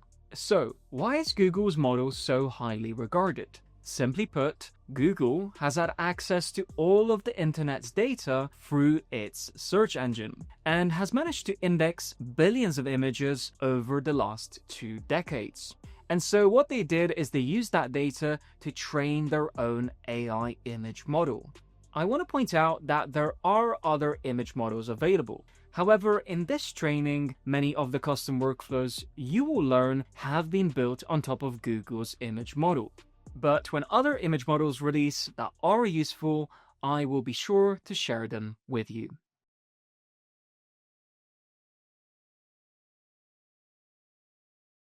In this AI image generation lesson, we are going to learn how to generate images from text, and there are 2 approaches that we can take. First of all, let's make sure that we are in our AI platform. In this case, I'm using OpenArt, and make sure you are in the image generation tool. So I have the model Nano Banana 2 selected, and in the prompt box, I can simply write my idea out or speak about it using voice dictation. So I'm going to show you how that works, and we're going to use a very simple idea to demonstrate how this works. A vintage style train station. And so with that idea embedded in the prompt box, I can set the output. In this case, I can make sure it's 16 by 9 because I want to generate an image of a train station. But in fact, it can be any resolution because it will just fit into the constraints of that aspect ratio. And in this case, I want maximum quality, so I'll select 4K and then select Generate. And here is our result. So we can see that when we select and enlarge this image, we have this vintage style train station. Now the image rendered in black and white because we didn't specify what were the conditions of the image, so Google Nano Banana 2 just decided to make it black and white. Now that is the simple method of just typing out or speaking about the idea into the prompt box and allowing Google Nano Banana 2 or other image models to decide for you all of the conditions which will create the image. Now let's have a look at the second method, and that method involves using ChatGPT to assist you in writing your text prompt. So all we need to do is make sure we go to ChatGPT and make sure that a new chat is open. Now below this video, you'll find a ChatGPT translation prompt, which you can paste into the prompt box like so. And now we can simply hold Shift and Enter, and just below this prompt, we can again type out our idea or speak it into existence. Now I am going to change the idea slightly, change the conditions of it, so we can see how all of this works. A vintage train station in New York. Make sure the photograph is colored. And now that I have spoken about my idea, I can submit this to ChatGPT and it will deliver a new prompt with more detail because it will calculate what I said to ChatGPT and it will add additional details and layers to make that prompt more enticing for the image model. And so now I can copy this text prompt by selecting the copy button in the top right here and then go back to OpenArt and make sure my prompt box is cleared, paste in this new prompt, and we can see how much additional detail was created using the ChatGPT translation method. Again, I'm not attaching any images, I'm simply using text because in this lesson we are just learning the very basics of how to use image models. So now I can make sure that my output is set to 4K and 16 by 9 and then select Generate. And here is our generated result. And as we can see, Nano Banana 2 has generated a vintage New York train station. And look just how much detail there is in the image. Now that is an incredible result. And if we compare this image to the first image that we generated from a simple prompt, we can see a lot of similarities. In fact, this image is also very detailed, but the fact we were able to target a vintage New York train station and get this variety of information and props and color is just amazing. Now we can see there is a slight issue here perhaps where we have this information gateway which we could potentially remove by modifying it and revising it in the prompt box, but for the most part this is an excellent result. And so the next part, which I want to show you, is a variety of different images that Google Nano Banana 2 can generate. So I'll batch process all of them, and then we'll review the results. So with all those generations batch processed, let's have a look at the different results that we can get with Google Nano Banana 2. So first of all, I have this image of the evolution of a lotus. And as we can see, we have the actual process that a lotus goes through before it fully blooms into an actual flower. And all of this is contained in one image, and we have this beautiful presentation, and we can also see underneath the water, which is just incredible. Now, the next example we can look at is this one, which is a math equation. Now, I cannot say for sure if this is correct, but someone who understands math can obviously take a look at this. But the idea is here that, we can generate text on different physical items, such as whiteboards or inside of classrooms. The next example is this one, and this is just a high fashion portrait of a female model. And of course, this is done just via text. And that's the most important aspect of all of this is being generated just simply using words. The next example here, we have the life cycle of a butterfly. This is more of an infographic. And you can imagine how this could be positioned in a children's book or an educational book. And this is just an incredible presentation. And as a graphic designer, I cannot even tell you how long this would take to create, even when using templates. And so to do this in a matter of seconds is truly amazing. Now let's have a look at the next example here. So we have Destiny's Edge, which is a film poster that you can also create inside of this image model. And it is just incredible. The detail and the text and the idea of just being able to formulate a movie poster immediately defeats the need to go and do graphic design. So this is truly an incredible time to be generating movie posters as well. And so the next example is of this astronaut standing on the surface of an alien planet. This detail is amazing. And also, let's look at the next one. So here we have a large winged dragon with shimmering emerald scales. Again, the detail here is amazing. And the next example is of this underwater cave. And moving on, we also have this floating island.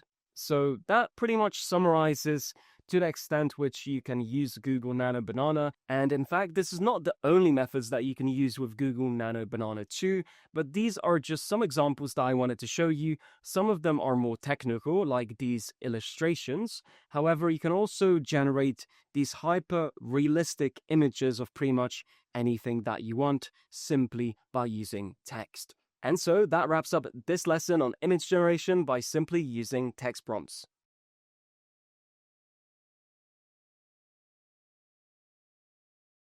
In this AI image generation lesson, we are going to learn how to use image references to produce AI images. And I have prepared many different methods, which we are going to explore in this lesson. So let's get started. So the first method that we are going to take a look at is transforming a collage or mood board of different items and simply transforming it into a single image. So I have prepared this image here. It is of all of these clothing items, and we don't have any intention with what we want to do with this image. All that we want to do is see all of these different variables, all of these different items in just an image.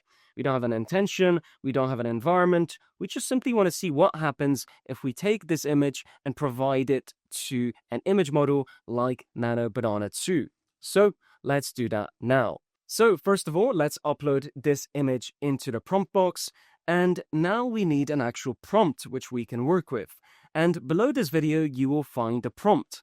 And in this prompt in particular, you don't need to use ChatGPT. You simply copy and paste the prompt below this video and paste it directly into the prompt box in the AI platform. So let's do that now. So I have copied the prompt and I am simply going to paste it into this prompt box. As you can see, it's a very simple prompt. Merge all items into one cohesive image. And that is all that we need to do for this test. And now I can select generate, and let's see what type of image that we get. So with our image generated, let's have a look at the first attempt. This first attempt, what happened is Nano Banana 2 simply laid out all these items on a wooden floor. However, what I wanted to do was generate this one more time without changing anything. And now, on the second attempt, we can see that Nano Banana 2 has in fact taken all those outfit items and put them on a person. So now we can learn and figure out and see for ourselves that in fact Nano Banana 2 interprets our image references differently if we don't provide specific instructions. And this was the purpose of this demo, was to demonstrate that even simple image references that have just particular items you might be interested in can be calculated differently based on a simple instruction that you give to Nano Banana 2. Now, the second method that we are going to take a look at is adding objects based on annotations.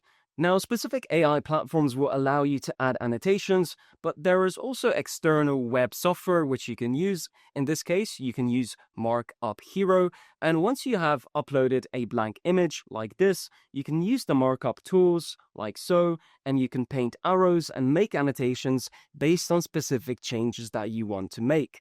Now, this is a different workflow which allows you to mark in specific segments of an image that you want to particularly change. And the reason you may want to do this is because even though you can describe things with words, sometimes you need to be more specific and point directly on the image itself to make those changes. So I have already prepared an image with annotations, which is this one right here. And what we can do is first of all upload this image into OpenArt. So I'm going to do that now. And I'm going to drag this image into here. Now below this video, you'll find a prompt, which you can copy directly into OpenArt. So I'm going to do that next. Now with the prompt pasted into the prompt box, this is what it states. Generate the image following the annotation requirements and make sure to remove the instructions. Now, the reason that I developed this prompt and I advise that you use it is because it's generalized enough where you can focus on adding the annotations and then simply use this prompt to deliver on the annotations which you mentioned in your image. So let's see what happens when we select Generate. And so with that image generated, let's have a look at the result. So if I enlarge this image, this is the result that we got. First of all, let's also make sure to check on the annotation so we can see the differences. So I mentioned here man wearing cowboy hat. Here on the left, I mentioned AI robot. And on the right, I mentioned treasure chest. Now, if I look at the generated result, we can see that Nano Banana 2 has in fact delivered exactly on the annotations that I made, including the position of the robot, the cowboy hat, and the treasure chest, without actually changing anything in the original image, but only adding these assets in the positions which I marked. And so that brings us to the end of this method, and this simply allows you to mark up and make these modifications and changes while being very specific. Now let's move on to the next method. And so in this next method, I wanted to share with you how to change a person's age. And we have two prompts below this video which you can use, one to make an individual old and one to make them young. So let's use both prompts and see what outputs we get. First of all, I will just quickly demonstrate. I have this single image here of this man, and then what I will do is clear the prompt box inside of OpenArt. So let's start by dragging this image into the prompt box, and then below this video, I simply copy one of the prompts. In this case, let's start with make old. And once I paste this prompt in here, this will be the condition that will change the image. So in this case, this prompt states, make the person very old. And with our output conditions also set to 16:9 and 4K resolution, let's hit generate and see what happens. And so with that generated, let's have a look at the result. So we can enlarge this image and we can see the make the person look very old prompt did in fact work. And if we compare it to the original image, we can see that it's pretty much the same person, but this person now looks slightly older. And we can also do the same for making a person younger, but in this case, using this prompt is a little bit hit and miss because sometimes the Nano Banana model flags the prompt for safety, and so you might need to regenerate it a few times, especially when you mention the word younger. So in this case, we can also see that it did in fact work, and for the most part, it managed to keep the same facial features. I would pretty much assume that this is the same person if we had a scene where this was the younger version of the actor, and then later we saw this image where he's a little bit more mature. So that wraps up this method for making people younger or older, and it's just something that I wanted to show you to explore how to use image references and use simple prompts to engage in these type of activities using image models. Now let's look at the next method. In the next method, we are going to learn how to use image references to create a technical drawing. So in this case, I have prepared an image, this stock image of a MacBook. And first of all, what I want to do is make sure that my prompt box is cleared of any images or prompts, and then I can drag this image of a MacBook into the prompt box. Now below this video, you can copy the prompt, so I am going to do that next. And once I have pasted this prompt in, let's see what it states. Create a technical drawing of this item. And again, I designed this prompt to be very generalized, so you can take electronics and different items and then create technical drawings. So let's hit generate and see the result. And this is our generated result. So let's enlarge this image. And as we can see, we have a technical drawing of a MacBook. Now, is this going to be perfect? Of course not. But for demonstration purposes or to get an idea of the type of technical drawing that you could create for yourself, this is a great reference point. And that wraps up this method. So now let's move on to the next one. So in the next method, we are going to learn how to create YouTube thumbnails from an image reference. So again, I have an image prepared here. In fact, it's the exact same image that we used for the annotations method, except this time we are going to use this image reference to then create the YouTube thumbnail. So what I can do is I can drag this image into OpenArt, and I can make sure to remove the other image reference like so. And in this case, you will need to write the prompt yourself or slightly modify it. But I will include an example prompt, which you can copy and paste and then change the very end of it. So I'm going to paste this prompt into here, and this is what it states. Create a YouTube thumbnail from this image with the title Top AI Secrets. Now you can see that I've just made a simple statement of the fact that I want the image model to create a YouTube thumbnail from this image and add the title Top AI Secrets. And those are the variables which will make up the YouTube thumbnail. So let's hit generate and see the result.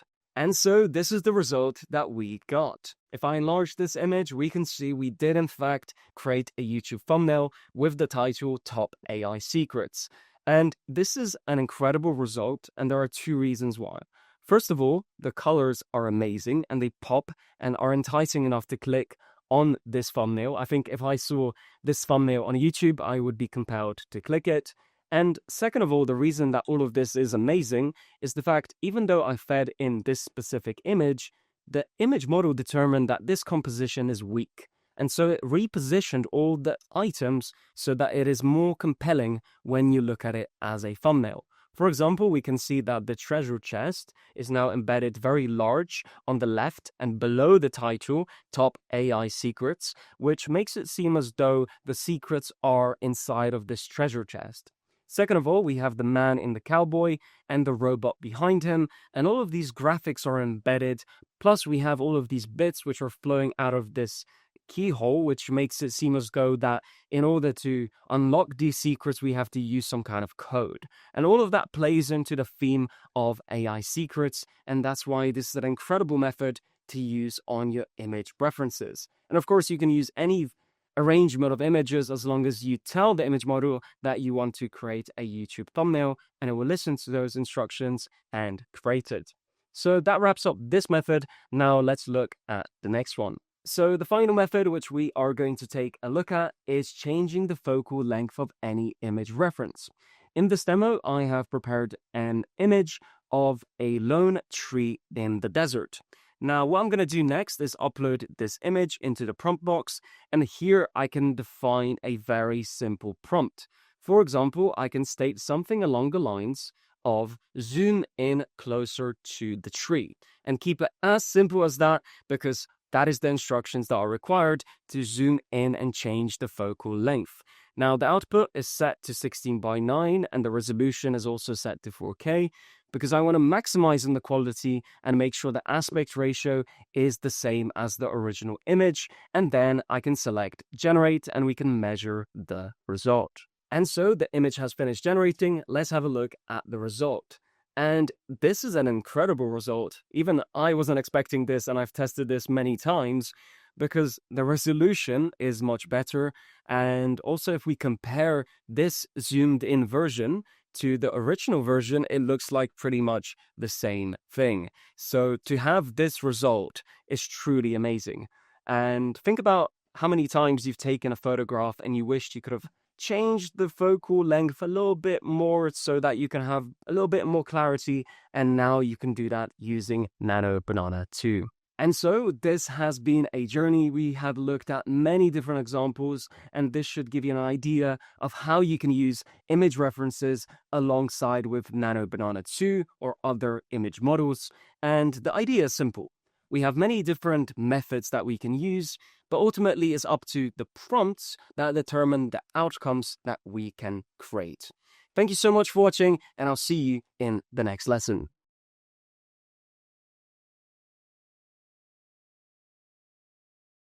In this lesson, we are going to learn about AI image scene continuity.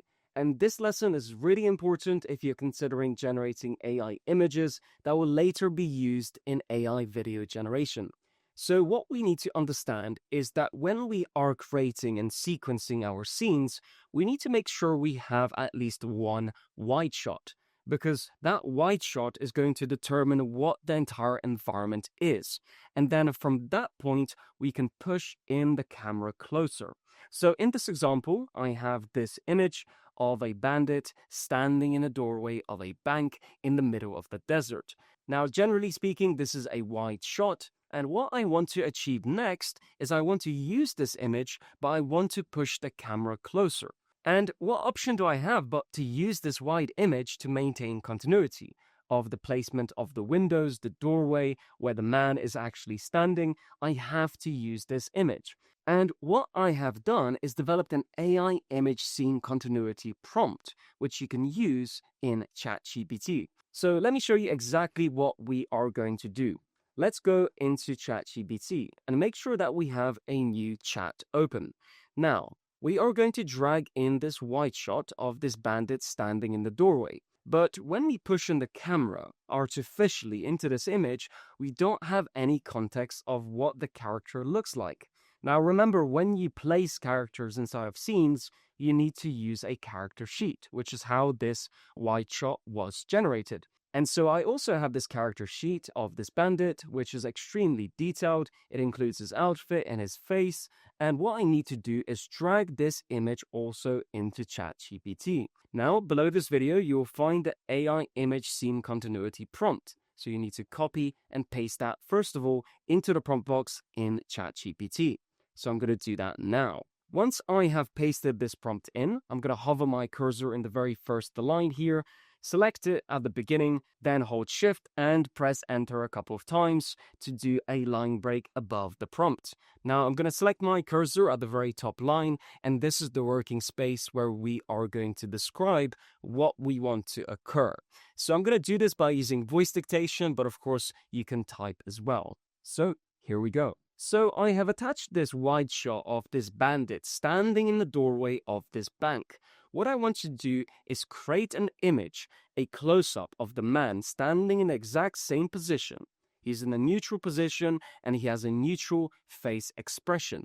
All I want to do is simply push in for a close-up of the man standing in the doorway. And you can use the character sheet for reference of the details of how the man looks like. So now that I have described my intention, I can press enter to submit this prompt. And because of all the conditions in this ChatGPT translation prompt, ChatGPT will deliver a new prompt in a code block, and I can copy this and bring it back to OpenArt or an AI platform of your choice, which allows for image generation. So I can select this copy button in the top right corner of the code block, and then I can go back to OpenArt and paste this prompt in the prompt box.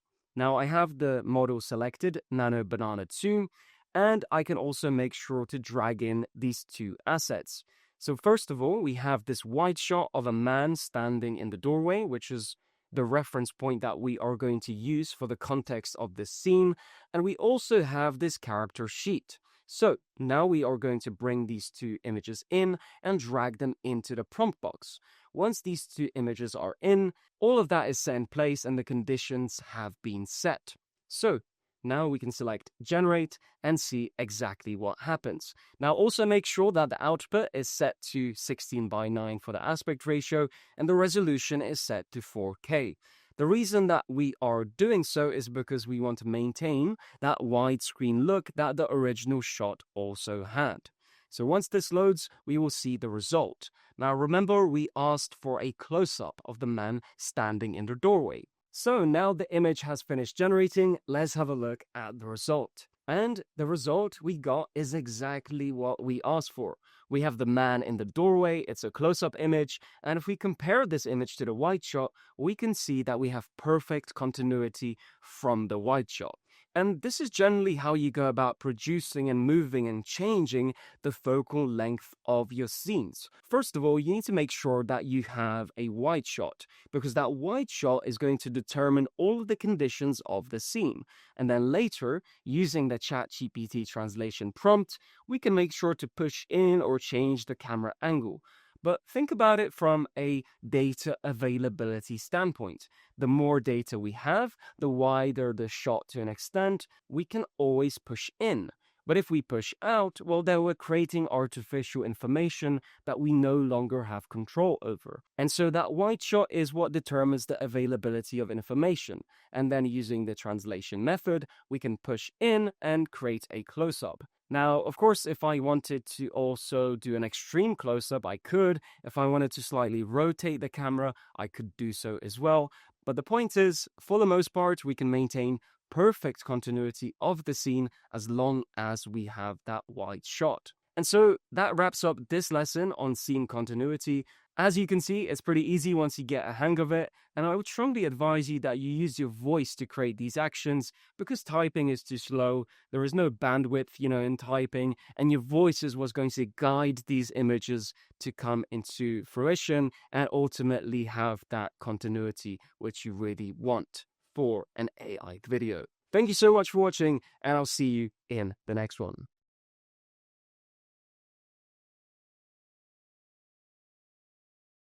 In this lesson, we are going to learn about image inpainting, and this is a process of marking up your image inside of the AI platform.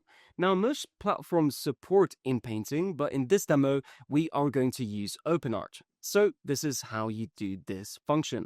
And so on the left, this is our inpainting workspace. Now, there are many functions we can do here, such as drawing an arrow and also using the paintbrush to paint on the image. Now, the differences between the arrow and actually using this paintbrush are as follows. When we use an arrow, we can also position text on top of that arrow to describe the modifications that we are making to this image. In this case, if I go back, I can also then put some text down like so, and then type in the changes which I want to make. For example, make the hat red, like so. And then once I select the selection or move tool, I can double click on this text and move this in position. Now this text is part of the same arrow because they are both the same color. However, if I wanted to make changes where we cannot target directly or describe directly what changes we want to take place, let's say in a specific environment, like we had a environment image of a bed of flowers on a mountainside, and we wanted to target that bed of flowers and be very particular about what flowers we want to change the color of. Instead of using an actual arrow to try and describe those changes first, what we would do is in Paint on that selection and essentially make a selection around that bed of flowers and then add text next to that paintbrush selection. And so that way we can be more specific with our targeting and also paint in on a very specific area. But in this example, I'm just positioning this arrow and positioning this text like so. Make the hat red. And with these changes in place, what I can do is make sure that my image model is Nano Banana 2 and then hit generate. Now what will happen is Nano Banana will look at these annotations and make those changes to the image based on what it can see in this in-painting process. Now this is very similar to a different annotation workflow which you would have learned in this academy. However, this is just another way to do it, and it's been a system that has been in place for quite a long time on these AI platforms. And there is a disadvantage of doing in-painting, let's say, in a platform like OpenArt, and that is it reduces the overall resolution when it provides and outputs the final in-painted image, which is somewhat of a problem. However, most people will not be working with super high resolution images, so in a lot of times you can get away with doing this process. However, if you want higher resolution outputs, what you would do is do the in-painting externally on a platform, for example, like Markup Hero, which is this platform here. So you would upload the image in here, first of all, and do all of the in-painting externally, and then you would provide that image back into OpenArt so you can have higher resolution yields of your in-painted image. But in OpenArt, for the time being, it seems as though the result is lower resolution when it delivers. So if we look at this result, this is in its full resolution. And if we now look at the in-painted result, which was making the hat red, we can see, in fact, the hat is red. The example and the result here is a little bit poor, and that's because my instructions were mostly poor, and I could have mentioned and specified for how this should happen. But regardless, it did happen, and the in-painting feature did work. It is just the resolution is much smaller, and we can see that in the detail of the final image.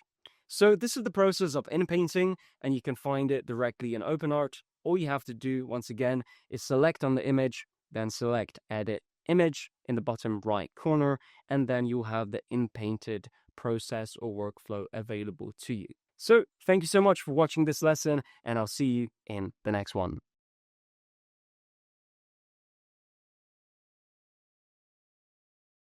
In this lesson, we are going to learn about image outpainting, which is a process of artificially expanding your already generated AI image. So let's get started. So to achieve image outpainting, I'm here in OpenArt Image Edit workspace. Now to access this workspace, make sure to visit this URL link. Now the next step, of course, is to upload our image. I'm using this image of a bandit in the doorway of a bank in the middle of a desert. Now, the function that we are looking for is the expand function. And if you want to move your workspace around, first of all, make sure to find the selection tool in the top left corner, which is this button here. You select this button, and now you can freely move by holding the left click on your mouse. So we have our image in place, and the next step is to use the expand feature, which is this button here. Now, there is something that we should understand, and that is if you're using Google Chrome and have too many extensions installed, the expand feature may not work. You simply press on the button and nothing happens. So, how do we fix that? Well, the best approach is to open an incognito window. So here we are in the incognito window, and of course the first step is to make sure to drag in that image which you want to use, and this will be the already AI generated image. And then the next step is to make sure to go to the top left corner and select the move tool, which is this tool here. Now this will allow you to position your image in the center of the workspace, and if your scaling is too zoomed in, make sure to change it to something like 25%. So you have a lot more room to work with.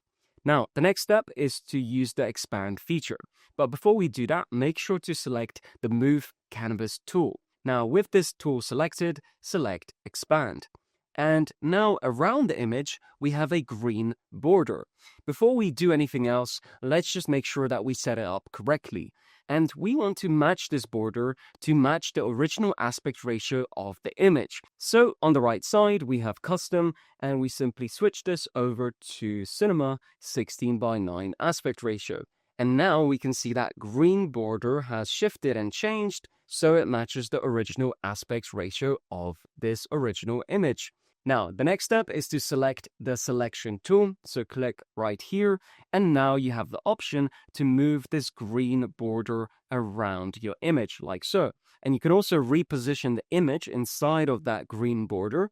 And what we are looking for primarily, make sure you can select back on this green border. And if it does disappear like this, you can always click back on the image and the border will be visible again. Now with this selection tool, we can move the border around like this. And the objective is to match the central point of the top and the bottom area with whatever subject is in the center, if you wish to do that. In this case, I do, but if you had a different composition and wanted to move this image out and expand it this way, you could also do that. Now, I'm going to position this image in the center like this, and then I'm going to select the green border and match this up like so. So it's perfectly in the center. Now, with all of that done, here we can also prompt to expand our image based on certain conditions that we want to create. But in this case, I'm going to allow for the image model to interpret this image and simply expand it. So with all of that done, let's select create. But before we do, you also have number of images. In this case, let's just do 1 and then select create. And now OpenArt is going to calculate the expansion area and expand this image for us. So let's wait and see the result. So with that image generated, let's select it on the right side, and this is the result. As we can see, it's an incredible result considering we did not have this information before, and the image model simply expanded this image. So now we have a much wider perspective to work with if we choose to use this image in AI video generation. Now, there is one thing we could potentially do, and that is increase and improve the detail of the character who's standing in the doorway. And next, I'll show you exactly how to do that. So let's take a look how we can increase the detail of this character in this newly expanded image. First of all, what we need to do is download this image to our computer, and you will see a pop-up window where you can select the exact folder which you want the image to be downloaded to.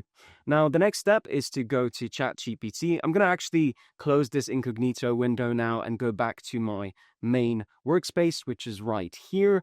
And I can also remove all of the items in the prompt box so we can start from the beginning. And now we are ready to proceed. So, the first step in all of this is to go to ChatGPT. And I have developed a ChatGPT translation prompt that you can use to enhance the details of outpainted images. So make sure to copy that prompt and paste it into your new ChatGPT chat. So with that prompt embedded here, we also need to do one more thing, and that is attach the newly expanded and outpainted image. And the other thing that we need to do is make sure that we attach a character sheet. In this case, we of course use character sheets to place and position and express what our virtual actors are going to do in our images, and we already have this prepared. So we also need to attach a character sheet here into ChatGPT. Now, remember, we have this translation prompt. So you hover your cursor in the very beginning of the prompt, you hold shift, press enter a couple of times. Now you have expanded your working area, your prompt working area. And the next part is by simply describing what you wish to happen.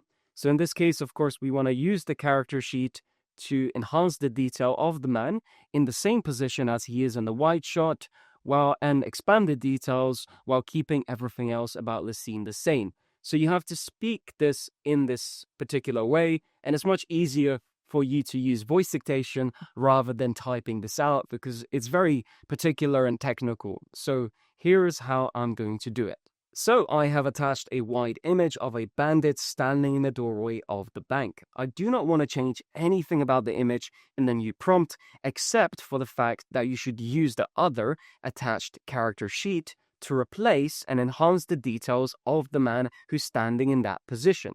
Please do not change the position that is in the original wide shot. Simply replace the details of the man standing in that position using the character sheet. So I have described the changes, and you can see how particular I was and how much I reaffirmed exactly what I wanted to happen.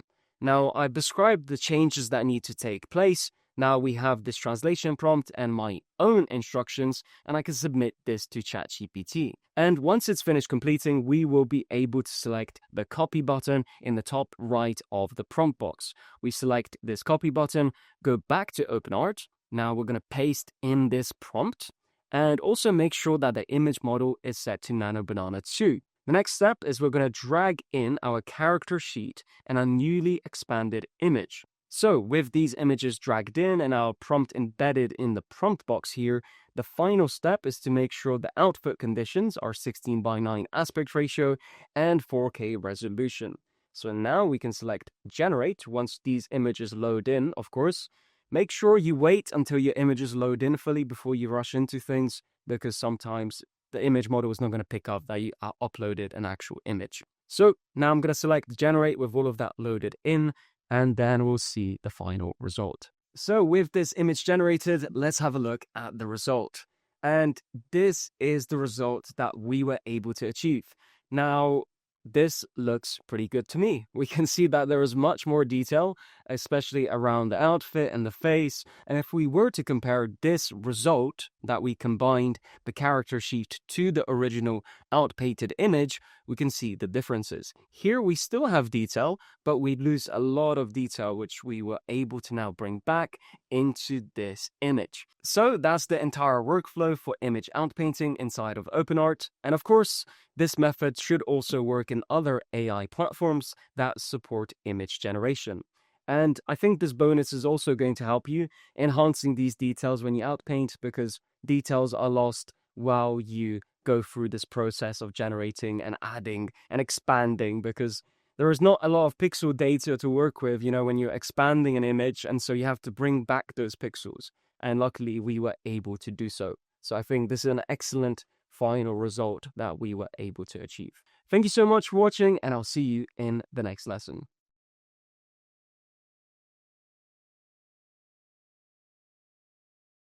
In this lesson, we are going to learn about location image research and the various methods that we can use to find location images. And the reason that we may need to find them is to generate AI images that can later be used for AI video generation. So let's get started and find out which methods we can use. The first and most obvious method is Google Images. Everybody uses Google Images. It's easy to search for locations. You type whatever you want and Google presents it to you. But there are many disadvantages. The content is scattered. The resolution availability is also fragmented, and it's hard to find high resolution images. And also, you don't have certainty if you have the rights to the image that you are downloading. So I think it's a great option, it's a great start, but it's not the end all, and we are going to find out about the other methods next. So the next method is to use stock image platforms. In this case, you can use platforms like Adobe Stock, and this gives you more certainty in regards to copyright and use for your AI project. And so it's another alternative, and when you go on stock image platforms, you're going to have a higher quality batch of photos than you would otherwise find in Google search.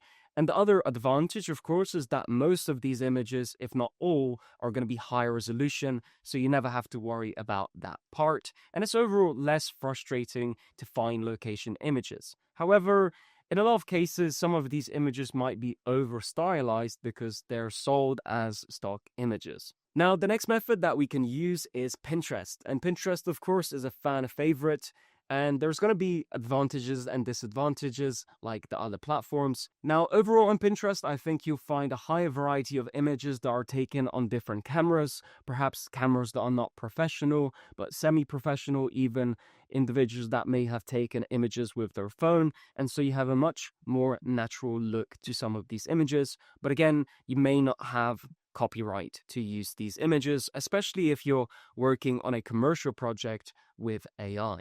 Now, the next platforms we can pursue are royalty-free platforms. So there is a platform called Pexels, which provides you with an extensive library of images, and we also have Unsplash. So both these websites offer free versions where you can download high-resolution images of specific locations. And the final way to source location images is just to be direct. And this means going on Google and searching for a very specific location and then targeting a website which has curated images based on what you are searching for. So for example, here is a blog filled with images, various images of the London streets. And again, I have a different selection, which is far more targeted than the other platforms because I had intention and search for this specific website or idea that I had. And so that wraps up this lesson on location image research.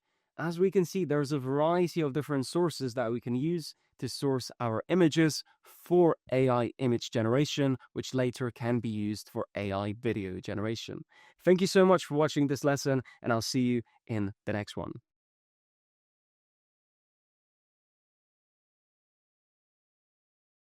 In this lesson, we will learn how to use Google Street View as an image reference. So let's get started. So I am here on Google Maps and I have already pre-selected my location. So the first step is to drop my Street View pin, and once this view opens, I can navigate the camera and move it into position.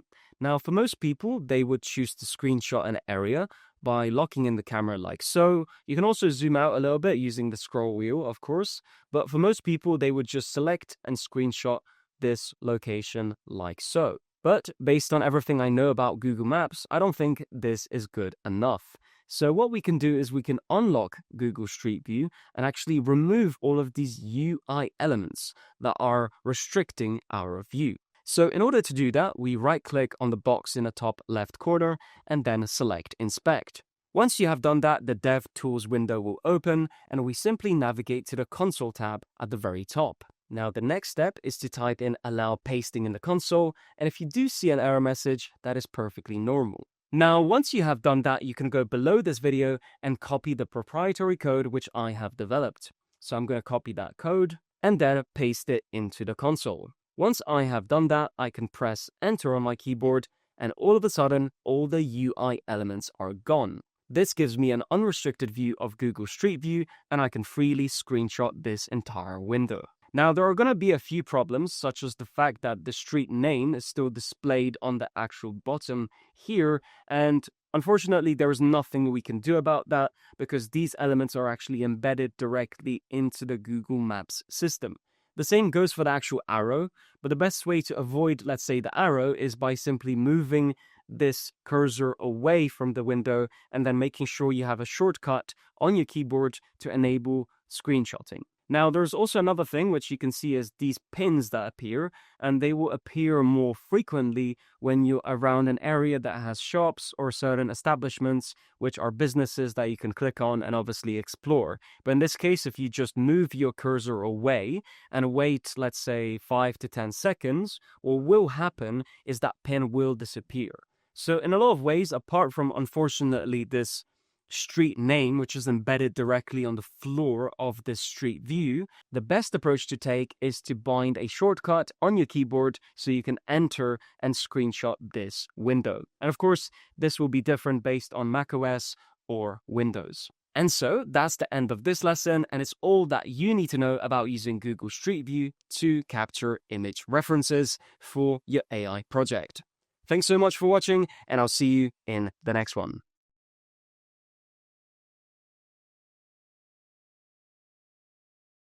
In this lesson, we will take a look at OpenArt World Studio. So let's get started. So here we are inside of OpenArt. Before we officially start with this 3D world feature, let's make sure you know how to add characters, because later we will add characters to our virtual environment. So on the left side here, you can select character.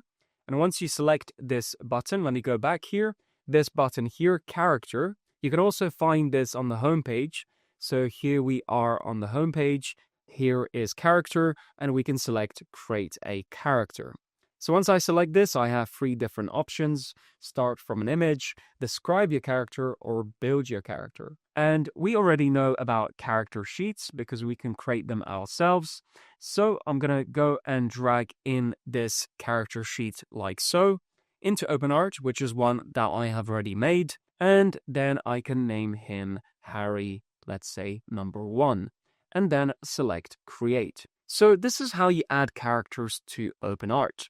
Now let's have a look at this exciting new feature inside of the platform. First, let's go to the left side here and then select World.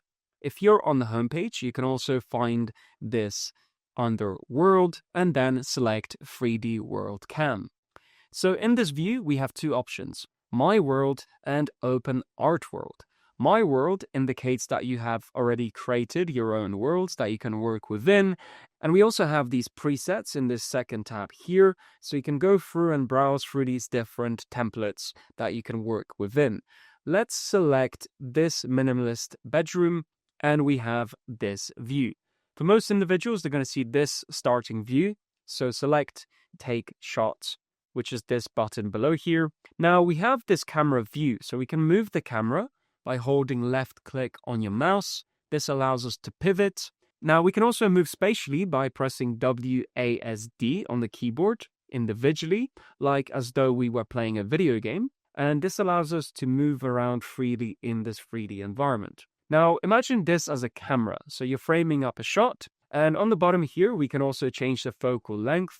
Right now it's set to 85 millimeters, but I can go all the way to 23. And below here, we can also describe what we want to happen to the scene, what we can add, subtract, or modify, and we can also add individual characters. So in this case, we already prepared a character. So we can open this tab here, and now we have the character sheets available. Let's use this character sheet, which is Emily, and then we can describe where she should be positioned. So let's frame up the camera like this. So to start this prompt, we can tag Emily by pressing the @ key on our keyboard and then selecting this character.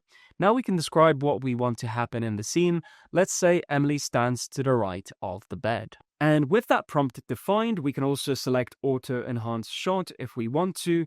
In this case, I'm going to untick this because I just want it to be a very simple prompt. And here we can also change the aspect ratio. So we have different aspect ratios like 9:16, 16:9, or 21:9, which is a cinematic aspect ratio. Let's stick with 16:9 for now. And now let's position this shot into place. Let's imagine she's going to stand around this area here and then select Take Shot. Now this generation will go into the queue, and once it's finished loading, we will have a look at the results. So this is our result generated, and once we enlarge this, we can see, in fact, she is standing to the right of the bed, and we have all of this spatial information like so. Now, the advantage of using this method, although it's experimental for now, is we can start to build out our images of how we want to play out the scene. Because, of course, first of all, we need to generate the images, and we will then later animate the images using a video generation model, and then put everything together into one AI video. So let me frame this camera up like so, and let's imagine another shot. Let's say Emily is walking through the doorway. So I can type this prompt and then select Take Shot. Now this will go into the queue, and once again we need to wait for this to render. So with that generation complete, let's have a look at the result. And as we can see, we have this image of Emily walking through the doorway. Now, I wouldn't get so excited about this feature because, of course, there are many limitations, such as the resolution of the image itself and the assets, as well as the fact that this environment is generated typically from images, although you can do the same using text. And this is actually something called a Gaussian splat. So it's the computer basically putting all these points, these data points, and making a virtual 3D environment. But this is the reason why it's not detailed across the board all the way through, is because it is just created artificially from images. So it's typically done really quickly, so not a lot of data points are going to be added. But of course, in the future, as this technology improves, we will see much better virtual environments. Now, let me show you the two options which are available for you to actually create your own worlds. So I am back in the workspace view on OpenArt, and if I want to create my own world, I simply select Create World, and here I have two options. Option 1 is I can create a world by uploading multiple images, or option 2 is I can describe the environment using words. Now, if I had to choose between option 2 and option 1, I would try to describe your world using words. And the reason for that is because the computer will have to start from the very beginning. And I think at that point, it has more flexibility to generate a world, as opposed to having to interpret the images which you provide it and then assess that image and then create these data points. So I'm going to show you a result which I generated myself using just words. And I'm going to leave the prompt on top of this video here for you so you can see exactly how I created this world. So we have this hotel lobby here, and as we can see, this is an incredibly large space. And I think when I first saw this, I realized that when you prompt from words, this feature is more expansive. It has more flexibility. There is more room for it to just design the environment, as opposed to trying to be inside of the constraints of the images which you provide it. Now, I did a small test using images as well, so I can show you how that came out. So we have this image, first of all, that I used and uploaded. So this is a Western town. I was thinking, well, if I want this environment to generate as something that I can virtually move around, what would happen? Now, if we access this world, we can see it didn't particularly do a good job. So if I move my camera around here like so, we can see that these buildings are transparent, even though the landscape looks intact. And so this is one of the limitations of using images when you're using this feature for now, is I would strongly advise you that you provide images which are ground level, where the camera is at the ground level and it's showcasing some kind of environment, so that virtualization can be assessed and interpreted and then create a world. And for now, I would probably recommend option 2, which is using words to describe your environments. So that's all that you need to know for now about this new feature that OpenArt is offering. Thank you so much for watching this video, and I'll see you in the next one.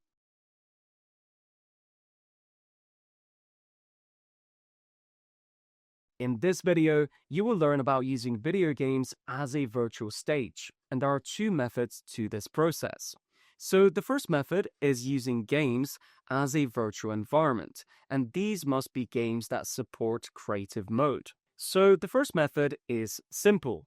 You can use video games that support filmmaker mode, photo mode, or a free moving camera. So these are some examples of titles that support these modes. But there are, of course, plenty more. Now, these video games give you control over the camera inside of the digital world, and some of them allow you to download the photo that you have captured. But other times you can just take a screenshot of what your camera framing actually is. And of course, after you can use these images as a reference point for generating your own AI images and AI videos. Now let's have a look at the second method, using games as a virtual environment. And these games will not support creative mode, but you can just ignore the character that you are playing. So in this method, you can stop playing the game as if you are trying to complete it, and instead treat it like you're just a moving camera within a digital world. So all of a sudden, your virtual game becomes your world and your film set, and the NPCs and the environments are just the digital assets that you are working with. Now, this works especially well in first-person games, but the principle applies across the board. You're not just there to win the game, you're also there to observe and frame your camera to capture specific moments that could be useful as a reference point for generating your AI images. Now, games that support building in general are also useful because then you have even more control over the expansion of the environment which you are virtually playing in. So, overall, for the first time in history, it seems as though video games have a use case that is beyond just playing the game itself, and there is actual value to be extracted. Now, this is more of an advanced method, so I don't expect most people to use it, but I wanted to mention it because once you see video games this way in relation to AI image and video generation, you can never go back. And I think it's truly amazing.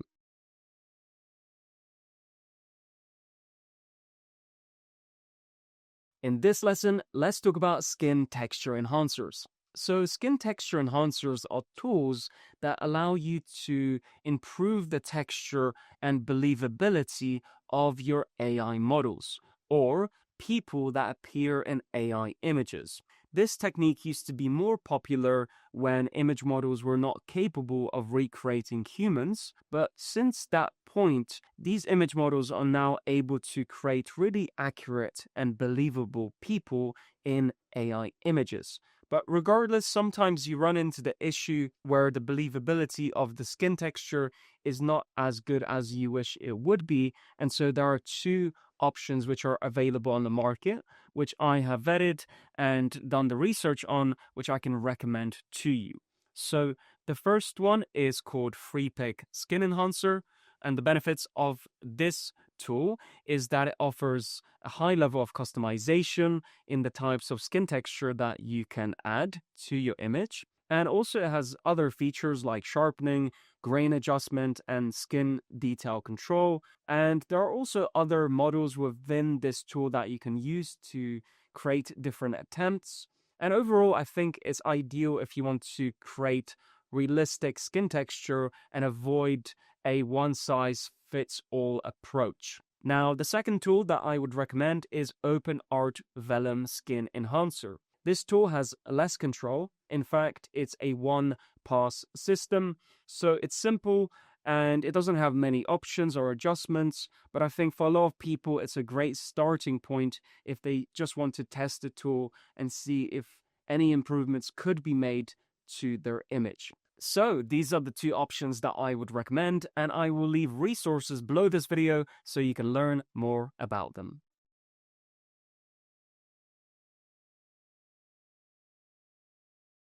In this lesson, let's learn about Magnfic image upscaling. So I'm here on the Magnfic homepage, and we are going to take a look at certain examples that this software offers. So here at the homepage, we have this before and after example. Now, Magnfic upscaling is great for adding and enhancing detail to existing images. We can see in this example, we have this really low resolution image. And after using Magnfic, we have this incredible transformation of the image, while still retaining contextually the detail. For example, we can see some of this foliage here, and then behind it, we have this water, and it's managed to retain that context while upscaling and adding back detail to the image. Now, let's also go down here on this page to look at other examples. So here we have this low resolution headshot, and after using Magnfic, we have this incredible, highly detailed, high resolution image, as well as this image right here, which looks like it was a AI generated image. And we can see there is some softness in the skin area here. And then afterwards, we have added skin details, and overall looks like it's much sharper. We also have this low resolution image here, which after Magnfic adds a tremendous amount of detail. And Magnfic upscaling actually supports upscaling of up to 16K resolution.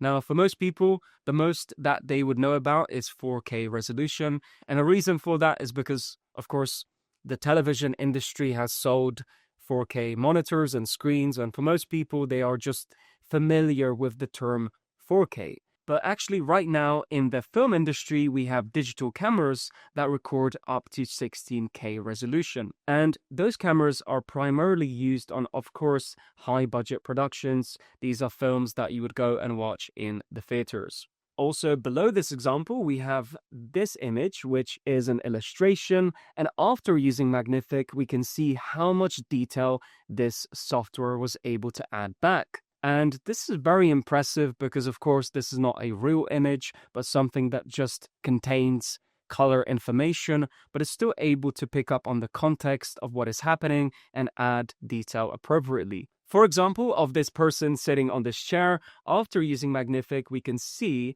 that appropriate detail was added, including the facial features, as well as additional detail to how he is holding the book. Now, also below this example, we can see this close-up here, like so, and also in this area, and finally on the capped, which is also interesting, as we can see it actually draws and adds further detail to the eyes area. There is also another example here of this illustration. This looks more like a matte painting, which is a process of creating art, which will then be used in a film production to replace certain backgrounds. And you can think of films like Lord of the Rings, which use this method of putting matte paintings as backgrounds. And so you have foreground elements, and then you have background elements where these assets like this could exist. So let's jump into Magnfic, and I'll share with you some of my examples. First of all, let me share with you the workflow which I used. I keep things very simple inside of Magnfic. I use the precision model here, and then the version I've always kept to Sublime. And anytime that I have uploaded my own images, whether they are AI generated or real, I oftentimes keep the scale factor between 3 and 4, and then set the sharpness between 5 and 10%, as well as the grain between 0 and 5%. Now, for the most part, the examples that we are going to take a look at meet these types of settings. So, first of all, in this example, this is an image of one of the music videos that I made, and this is myself casted in my own video. And as you can see, this is the before, which in this case, this image was generated a little bit earlier when image models were still in their phase of generating images around the 2K resolution. And so I used Magnfic to transform this image and bring it to 4K resolution. Now, if I also scroll below here, we have this example, which is again of me laying down in this snowy area, and I've added a little bit more detail to the branches here. This time it's a little bit more subtle, but sometimes you need to make those enhancements. Below here, we have other examples. In this case, I was using Midjourney to plan outfits, and I wanted to add more detail to these specific outfits that would later be part of my character sheets. And the same goes for the full body images. Again, keep in mind, this was during the period of when Google Nano Banana was outputting at 2K resolution, and so I was using Magnfic to add detail. But in a lot of cases, you may use other image models that may force you to use Magnfic, or you may choose to use Magnfic to actually add this detail back. And you can imagine Magnfic as a transformational tool. For the most part, it's not actually adding or removing detail, and it's just enhancing detail and adding sharpness, which allows you then to customize the resolution and also customize on these specific settings on the left here, like sharpness and grain. So here again, we have this prop sheet of this gun, and this is the before and after. And if we focus on this area here, we can see how the scratches on the gun are now more visible and more prominent after using Magnfic. And the same goes here for this face image, which adds more detail, overall adds more sharpness to the eyes. People will not consider that after using an image model, there is actually more detail that can be added. And I think for individuals that are photographers, they'll be more curious to use this tool because Detail is something that photographers think about a lot. It's those little micro decisions that lead to creating an amazing image that can be used for print or for social media. And it's that pixel data that we want to sharpen and enhance. And in this case, if we look at the before and after of this face here, we can see a drastic difference. Okay, so let's talk about who Magnfic is for. I think the first type of person is somebody who is detail obsessed and wants to deliver their AI project at the highest quality. Now, the second type of person is somebody who needs to deliver their AI image at an enormous scale. Think of a photographer who wants to print their image and display it publicly. They could use Magnfic, enhance all the details, sharpen their image, and then deliver on that enormous scale. So, with all of that said, thank you so much for watching, and I'll see you in the next lesson.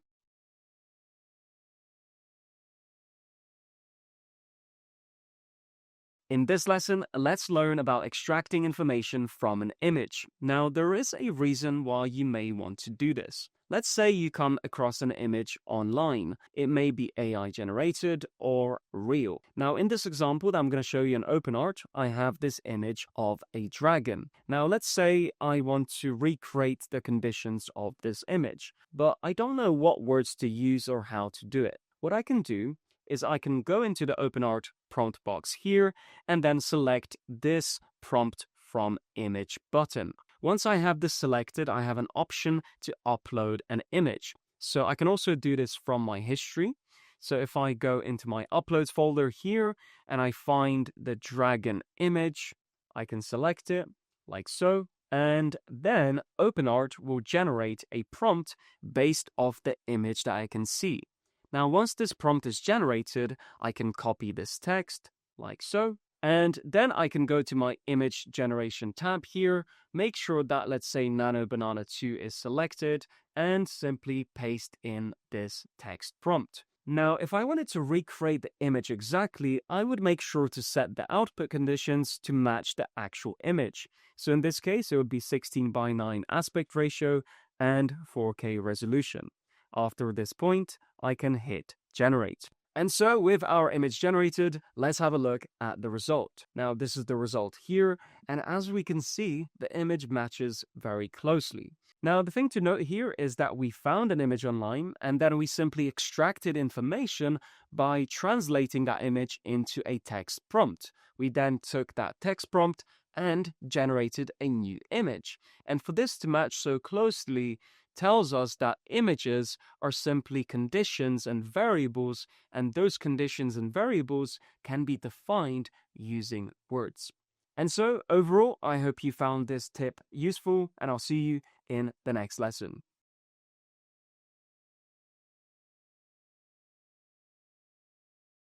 What are prompt libraries? In this lesson, I want to dive into a concept called prompt libraries. Essentially, it's a term used to describe a sort of marketplace, or collection of images that were created by other people using AI image models. This means that you can go to one of these websites, check out a variety of AI-generated images, and see exactly what prompts other people used to create them. So why should you care about all of this? Well, first of all, you get to see the full capability of an AI image model without having to spend your own credits. And secondly, you can get inspired. So instead of attempting to create your own image, you can find an image that's been already made, and all you need to do is copy the prompt, modify it, and that should fit your needs. Well, I have included some examples for you to look at. A simple Google search can lead you to many more.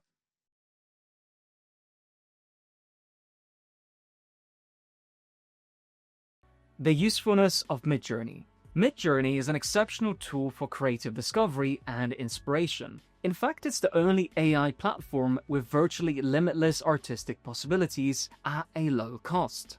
For me, I like to keep things simple when I use Midjourney.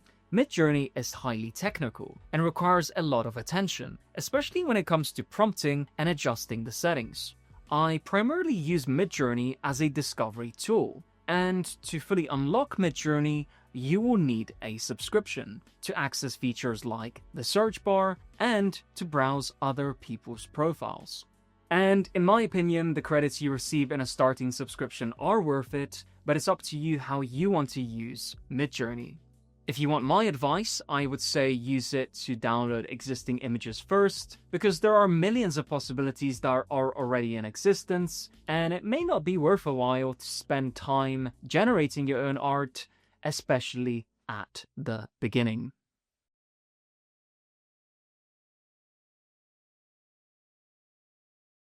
So this is your introduction to AI product images. This is a super exciting module because I'm going to teach you how to take any physical product and place it into any environment that you want. Now, in front of me, I have some examples to show you. We have consumable products like soft drinks, water bottles, candles, perfumes, necklaces, skincare products, and more. And all of these images were created using studio-lit product reference images. And then they were blended with existing AI image backgrounds found on Midjourney. So, as you can see, it's an incredible time to be in AI photography because you have unlimited potential to create any visual that you can think of.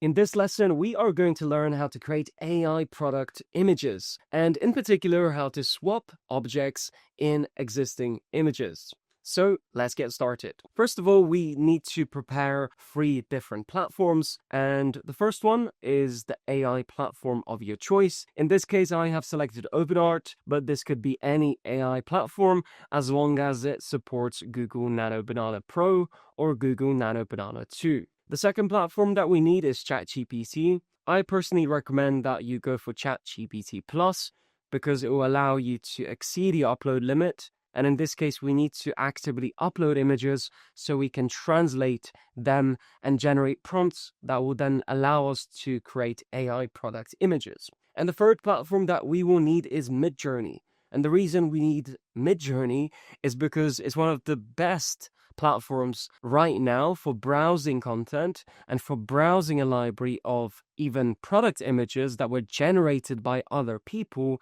and drawing inspiration or actively taking those images and using them as inspiration for our own AI product images. So for this tutorial, what I have done is I prepared this high-end perfume bottle by browsing a high-end perfume store online. Now, I'm not familiar with perfumes, but I decided to use this product because it's beautiful and it has a presentation that is visually appealing. And for the purpose of this tutorial, I think it would benefit for people to see such a small object and how it's going to be deployed and used with an existing environment. So now that we have our product image, which we can also see that it's on a white background, the next step that we need to take is go to Midjourney. Now, when you land on the Midjourney, you're going to see all of these different images. Don't get too hypnotized on all of these images because you will spend hours looking through them. What you need to do is go to the search bar at the very top.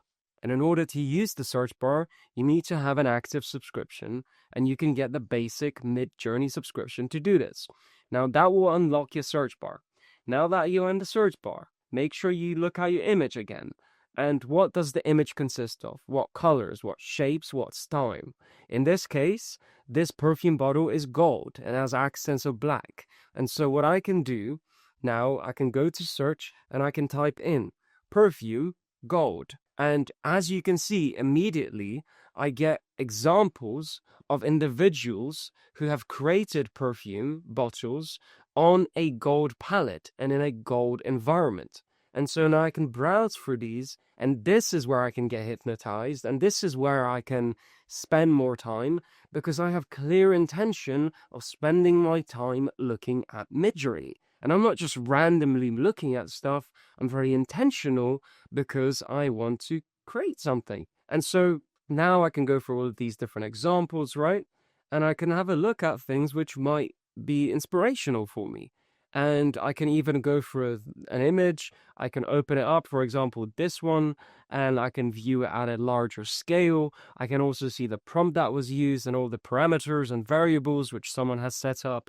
And then there's also here at the top right corner, a profile. So if I select on this, in this case, I'm middle clicking with my mouse.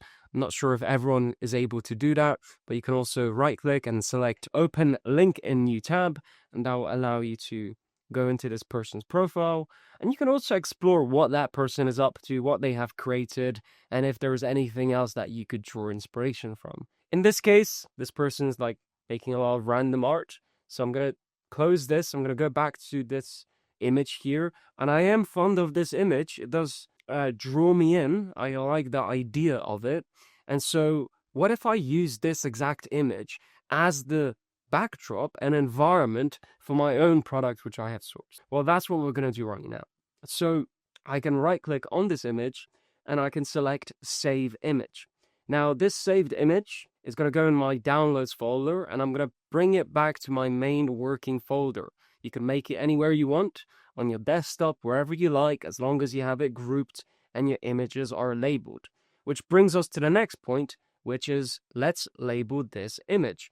And let's call this image environment, okay? And the reason we are labeling this image is because we are going to have to deal with ChatGPT and describe to ChatGPT how we're going to translate all of this into existence and position our product to replace this example default transparent bottle that is in the image. So now we go to ChatGPT. We drag both our images in like so, making sure they're both labeled. And this is the moment that you speak into existence what you want to happen. But before you do that, make sure that you use my prompt, which is going to allow you to set the conditions to actually create a new prompt and not have a situation where ChatGPT is generating an image inside of the chat and it confuses you because you think, well, that is it, when it's not. Because what you want to do is just take the prompt and then take it to Google Nano Banana, because that model is much higher quality and is going to yield better results. So I have my prompt here, and I'm going to leave that prompt below this video for you to copy. And once I have this prompt, now I am given the permission to speak into existence what I want to happen. So you can observe how I do this, and then I'll comment exactly what happened. Okay, so I have attached two images. One image is of a perfume bottle on a white backdrop, and a second image is the environment image.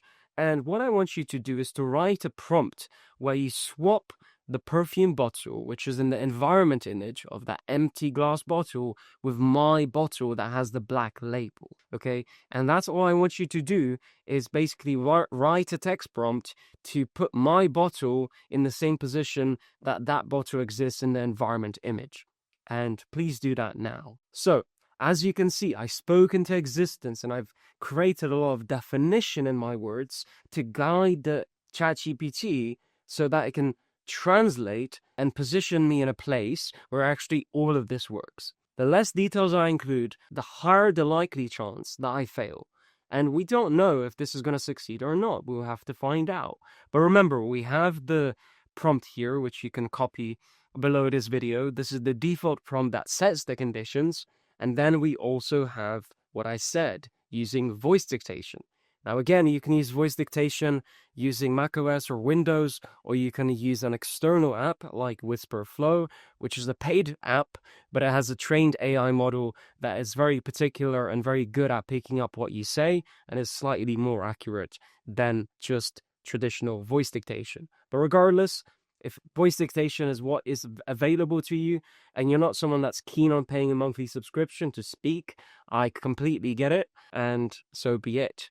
Now, we are going to push this through to ChatGPT, and hopefully it picks up all those variables, and it did, and it delivers that new prompt in a code block. And so we don't have to select anything. All we have to do is hover our cursor here, and once this loads, you'll be able to select this by selecting copy, and now you have that in your clipboard. The next thing you're going to do is you're going to go to your AI platform of choice. In this case, I'm using OpenArt. Now, don't get distracted with all this stuff here because these are all my tests. Just focus on this left side here. And here we have the model. In this case, I'm going to select Google Nano Banana 2. I select Google Nano Banana 2, and then what I do? Paste in the prompt from ChatGPT. Now, we cannot stop here because we're missing our images. So the next thing I'm going to do is I'm going to go to my master folder here. I have my perfume product image and my environment image. I'm going to drag these two images into the prompt box here. Now, different AI platforms, of course, behave differently. And in OpenArt, you can just drag stuff in, but in other platforms, you might have to manually, one by one upload all your images. Now, with all of that done, I just want to make sure auto polish is turned off because I already polished the prompt using ChatGPT, so I don't need that feature, and I don't need it to interrupt. Now, again, Google Nano Banana 2, we have our references, we have our translated prompt. Now, we set the output. In this case, let's make an assumption that this is going to be an Instagram story. I set the aspect ratio to 9:16. I set the resolution to 4K, and I press generate. Now, let's wait and see what happens. Now, the image has complete, and let's have a look at the result. And as we can see, we have our perfume bottle, and we have the backdrop. Now, we need to verify if I actually did it correctly. So let's have a look at the perfume bottle, and we have Neroli out Renault, whatever that means. And we have this Grail Paris, or whatever the brand name is. Now, we can see the label is exactly perfectly in there. And also, if we check our environment image, we can also see we have these shattered, the shattered glass and the sun and the beautiful glow. Now, if we look at this result, we can see just how incredible it is and how easy all of that was. I mean, there was so many steps to take, of course, to get to this position. But once you have this mapped out in your head, you can go as many times as you want.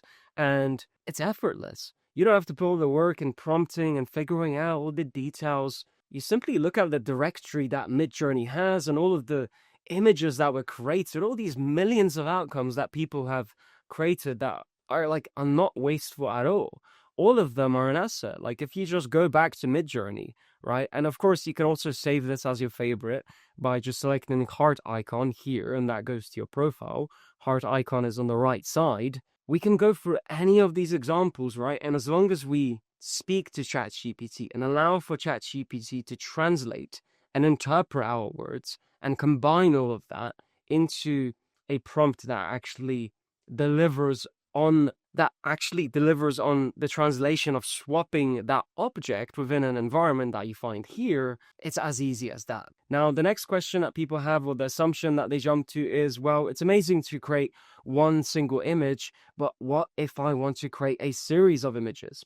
So let me show you exactly how to do that. So the first thing that you need to do is you need to select the download button in the top right corner. And once you have downloaded this image, you need to also make sure that you move it to the master folder. So now that I've moved this to the master folder like so, I can call this render 1. And the reason that I'm labeling this file is because I need ChatGPT to be able to interpret what I say when I'm describing all of this. And render simply means that image is the complete image that was already combined. And we are going to feed this render image along with the product image, because if we abandon the product image, then ChatGPT or Google Nano Banana is not going to have enough information to continue to retain detail, especially if you, for example, you have this render image, but what if you want to go really far back and you want to create a wide shot, or you want to go really close up? So you need some point of reference of what the original product looks like, so you can continue to feed that information to Google Nano Banana, so it can continue to be able to match up and have the accuracy of the product in the image. Now, in order to execute on this, the first thing that we need to do is go to ChatGPT and let's start a new chat. And the reason that we are starting a new chat is because we need to make sure that there's nothing that's interfering with this new workflow. So what we are going to do is we are going to select our perfume product image and our new render 1 image, and we are going to simply drag it into ChatGPT. Now, we also need to make sure that we are pasting the prompt, which is below this video, that's going to set all the variables for us to generate a new prompt. And now we are going to click Shift Enter on our keyboard simultaneously, just to do a little bit of a line break. And now we can speak into existence exactly what we want to happen. So I'm going to demonstrate that for you now. Okay, so what I have is this final render image of my perfume bottle on sand, and there is like sparkles, and it's glowing, and it's all beautiful and well presented, and that file name is called render1. Now I also have a product image attached here, which is just the product image on a white background, and I'm attaching that because I need to retain detail and make sure that label and the consistency of the product is there as I produce more angles. Now that's what I want to get to next. Is what I want to do is I want to create multiple angles of that render while still retaining the detail of the perfume bottle. And what I'm looking for is one super wide angle and two close-ups from the left and the right, and then two other creative options which I want you to come up with. Now, I want you to deliver all of these prompts in singular code blocks. And the reason is so I can copy them individually into Google Nano Banana Pro. But the most important aspect is that you retain that render quality, the environment, the look, all of it. I need it to stay the same. I'm simply now producing a series of videos from that render image. And of course, I'm going to attach these images into Google Nano Banana Pro. So as you can see, I spoke into existence and I strategically defined all those conditions. Now you can hear in my language, how much detail I've put and how much I've said to try and control, because all of this is kind of like a scientific experiment. I'm just simply trying to control and retain and contain all of this so it doesn't trip up and I can actually create a series of videos. You can also tell that I mentioned that I want multiple prompts in multiple code blocks so I can easily copy them. And that's also a condition which I've created separately on top of the variables which are outlined in the prompt below this video. So now I'm going to submit this to ChatGPT, and ChatGPT will hopefully deliver on that promise and provide those prompts. So we can see at the moment we only have one code block. And then, okay, we have the second code block. So it looks like it was able to listen to what I said, regardless of how many conditions were set in place, because I was just forcefully trying to contain it to do exactly what I want. Now we have the ultra wide, the extreme close up, and a creative low angle and a creative top down angle as prompts. So what we can do is we can test all of these prompts by individually copying them into our AI platform. Now, I need to make sure I'm deleting this blank image now, and I'm going to replace this, of course, with this image, which is the new render of our product in there. So now I'm going to move this render into the prompt box, like so. I'll make sure to delete the old prompts. Do not keep that. And then I will make sure to copy the first prompt only and then paste it into the prompt box. Now, when you are first doing this and you are trying to figure out if all of your angles are going to work, you should reduce the resolution of the output between 1 and 2K. And in this case, I'm going to select 2K. And the reason for that is because I want to save on credits, because I'm not yet entirely sure if all of this is going to work out. But for the purpose of this demonstration, I'm just going to do them all in one sweep, and we'll see exactly what happens once they fully render. So as you can see, I'm simply replacing the prompt each time round, and then I'm just selecting generate. And this allows me to actually batch all of these angles in a single take. Of course, if you lower the output, you'll save on credits if you want to test this way. I only do it because it's for the purpose of the demo, and I do have a higher level of certainty this is going to work. But for someone who's just starting out and is trying to learn how to force all of this into existence, it may take some time. And I do suggest that you don't go for it as quickly as this. Take it slowly, figure out if one prompt is going to work. And if one prompt doesn't work, it's very likely the others are not going to work either. So try and just set the conditions. And then once you have them, maybe you can batch all of them in one go. So as we can see, these are our results. And what incredible results. I haven't even enlarged the images and I can already see just how excited I am, because this workflow is truly magical and it's all dependent on you. This is one of those things which, like, it's really hard to grasp, and there's a reason why there's only a few people in the world who can do this. And the reason is because all of the consistency is your ability to force the computer to do exactly as you wish. And it's all rooted in your language. Is what you say, how you say it, how much detail you specify, and what are the conditions, right? If you believe that you are a mad scientist, if you put yourself into the shoes of a mad scientist, and a mad scientist is someone who's fearless, a fearless person who continuously experiments and continuously tries to force things into existence, this is the result that you can expect, which is one that is consistent from the base image that we have created here.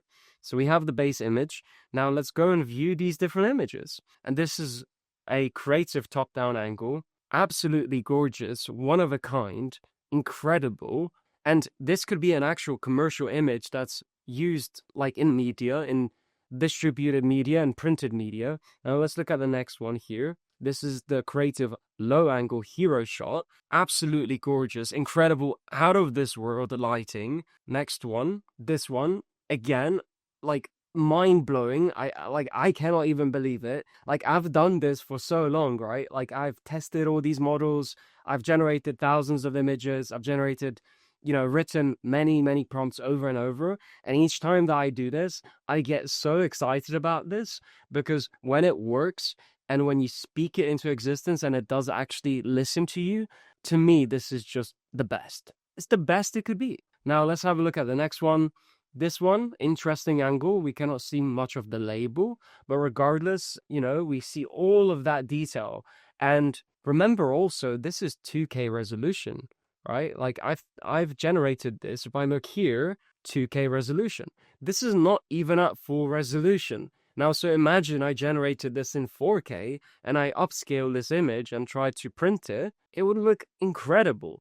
And so you can see how at 2K resolution, Google Nano Banana 2 delivers on its promise. But it's all rooted in what you say, how you say it, what are the conditions. This last one here, incredible. Slightly different because there's more blue light, but it's still rooted in the sand, and there's like this glow, an explosion of like these fragments, and there's a beautiful sunset in the background, and all of the colors and the consistency across the board. If we now go through all of these different images, just out of this world again. And this is what allows you to be consistent. I mean, I don't know what else to say here. I just hope that you are as excited as I am, because for me to figure this out, it was just such a long journey, because I was just questioning, like, how can we go beyond one image? I know that everybody is on Midjourney and they browse through all of these images and they have somehow figured out how to create single images, but all of the skill, all of the fundamental commercial application is only rooted in your ability to create consistent results in different angles, because those angles would then create a series of images which you can distribute and build a mood board, build a Instagram feed, a TikTok feed, build other applications for your website where those images have to exist. And overall, I just keep saying it, but I'm just so excited about this, because once you learn it and once you understand that it is all rooted in your language, there is no way to go back. But that wraps up this lesson, and I'll make sure to see you in the next one, because it's even more exciting as you keep learning about AI product photography.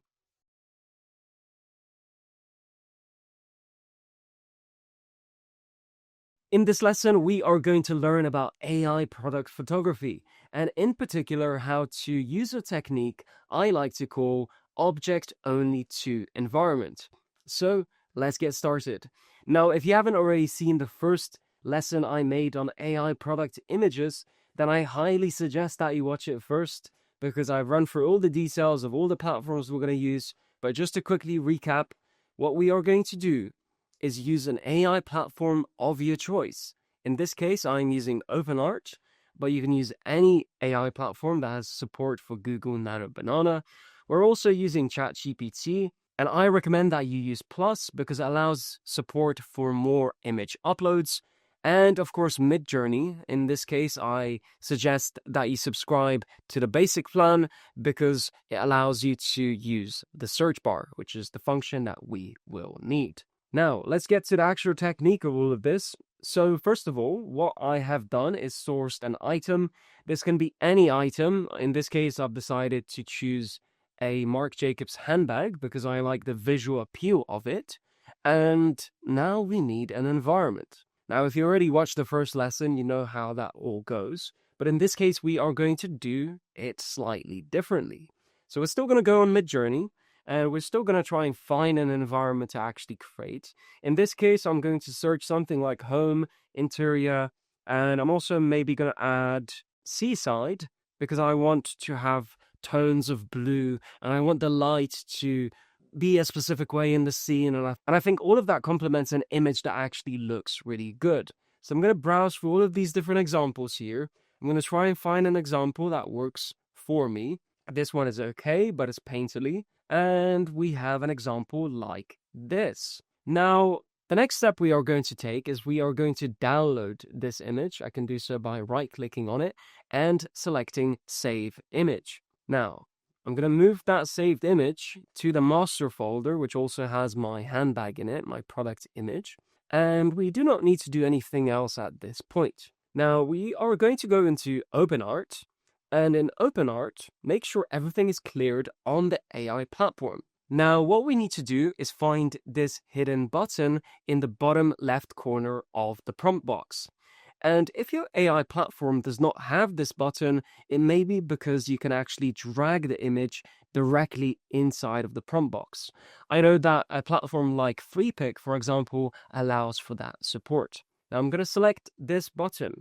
And what I'm going to do next is I'm going to go into my master folder and I'm going to drag in this environment image. And OpenArt is going to upload this image into the system and then generate a prompt based on what it can actually see from the image.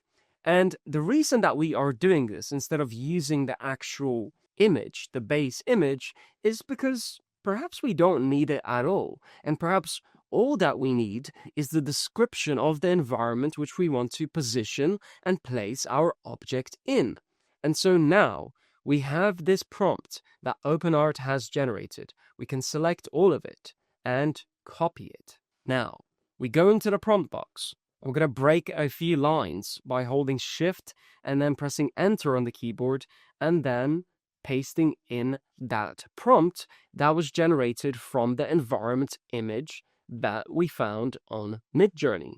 Now, the next step that we need to take is only the handbag product image selected. Drag it into the AI platform or into the prompt box. And also make sure that Google Nano Banana 2 is selected as the model. Now, the next step that we need to take is invent a location that would match the placement of the product in the scene. Now, if we look at the description here, we can see that there is a white sofa with a blue pattern pillow on a light textured rug. So what I can do is just above this prompt, I can say, make sure to position the handbag on top of the textured rug, like so. And again, I can go into as much detail as I want, but in this case, I don't have to be so particular about having to speak all of this into existence, and I can simply define a singular point of where that product should be placed based on the overall conditions of the prompt that was generated from the environment image. Now, with all of that done, I can also make sure that my output is set to whatever I want. In this case, let's go for 9:16, and let's stick to 4K for the first generation, and then select Generate. So let's have a look at the result. So this is the first image that Google Nano Banana generated, and it's an excellent result because the background is sharp and beautiful, and the lighting conditions are great. However, the placement of the actual handbag is unnatural and doesn't look like it's the correct scale. So what I did is I just selected generate again, and this is now the result that Google Nano Banana was able to provide. And as we can see, it's a much better result than the first one. And of course, the composition has changed because we're not locking in anything, we're only using words to describe the overall environment. And so this is also another way to perhaps create a series of images if you're not worried so much about perfect consistency, but just want consistency environmentally, but you're not particular about the details within the scene. And this kind of allows you to do that. But this placement in particular and the scale of the handbag does make sense. Even the way that the lighting is set on it looks great to me. And overall, this is an excellent image that could go on an Instagram story, and you could perhaps put some text, in this top section with an arrow pointing down on the handbag, etc. What we can do is actually generate this a couple of times just so we can see how that prompt behaves and how the environment shifts and changes, as well as the overall look of the handbag in relation to the environment. So let's do that now. So these are the results of me generating this prompt with one reference image a couple of times. Let's have a look at the results. So this is one of the images here, and this looks excellent. Very happy with that. Let's have a look at the next one. This one, again, the scale is a little bit questionable, whether that bag should be as big. And let's have a look at the next one here. This one, again, great result, but the scale doesn't make so much sense, and I think it's a little bit oversized. Now, whose fault is that? Is it Google Nano Banana's fault, or is it my fault because I didn't define that the scale should be realistic? And I think if I was to define the scale and set that scale in the prompt, I think Google Nano Banana would do a better job at integrating this item into the scene. Now, let's try and actually put the handbag on the table and also then define the scale and make it more accurate. So how can we do that? Let's change the top here. Make sure the position of the handbag is on top of the table and make sure the scale of it is accurate in relation to the environment. And with that set, let's select generate. And I'm going to do that a couple of times. Let's do it 3 different times so we can see the different versions that Google Nano Banana generates. So here are our results. Let's have a look at what we got. So this image, really great result. We can see now the scale of the bag is more appropriate to what it could be like in real life, and all of the details, excellent. Let's have a look at the next one. The next one also, the handbag looks like it's now at its perfect scale. Actually, in real life, it looks like the handbag is somewhat smaller than a traditional handbag size. And so I'm quite impressed that it was able to pick up and condense that scale down to what it would actually look like. And let's have a look at the next one. That's not it. Let's have a look at here. This is where I believe it perhaps failed slightly because it now doesn't have the handle of the handbag, but it could also be the fact that it does make sense for it to be displayed this way because the handles would naturally fall behind the bag if you're taking a photograph, so this does in fact make sense. Now, I would actually think about that a little bit when you're trying to frame product images into these digital environments, whether they are actually displayed correctly or if you need to make certain adjustments in your prompt to indicate how things should naturally be placed. Specifically, I think this is such a great way to demonstrate how the AI model just interprets and made those assumptions for you and has managed to put the handle behind the bag. So that wraps up this lesson on AI product image creation, specifically with the object only to environment technique. I hope you found it very useful and you can see how much of a difference it makes to take images from Midjourney and convert them into prompts as opposed to using them directly or translating them using ChatGPT. It's just another way and it's just another workflow that you can use and think about and test for yourself.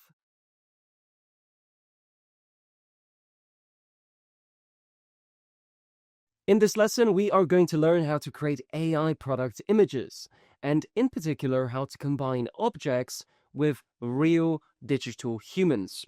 Now, there are many reasons why you may want to combine objects with people, but one of the biggest ones is the fact that influencers on social media showcase products, and the benefit for the influencer and for the manufacturer of product is very obvious. Both sides get to benefit financially, and that's the reason that most people do it, is to promote products so that there is something to gain on both sides. Now, I'm going to show you how to do that using this AI product image system. So first of all, I have prepared two files. The first one is of a character sheet, and next I also have an image of a handbag. In this case, it is a Marc Jacobs handbag. And the reason that I chose it is because I like the look of it. I think it's very interesting. Now, what else is missing? We also need the environment. Now, in order to get the environment, we can use a platform like Midjourney. And in this case, I would not get caught up on the actual homepage. I would go to the search bar on the right here. And in this case, I can search for anything I want.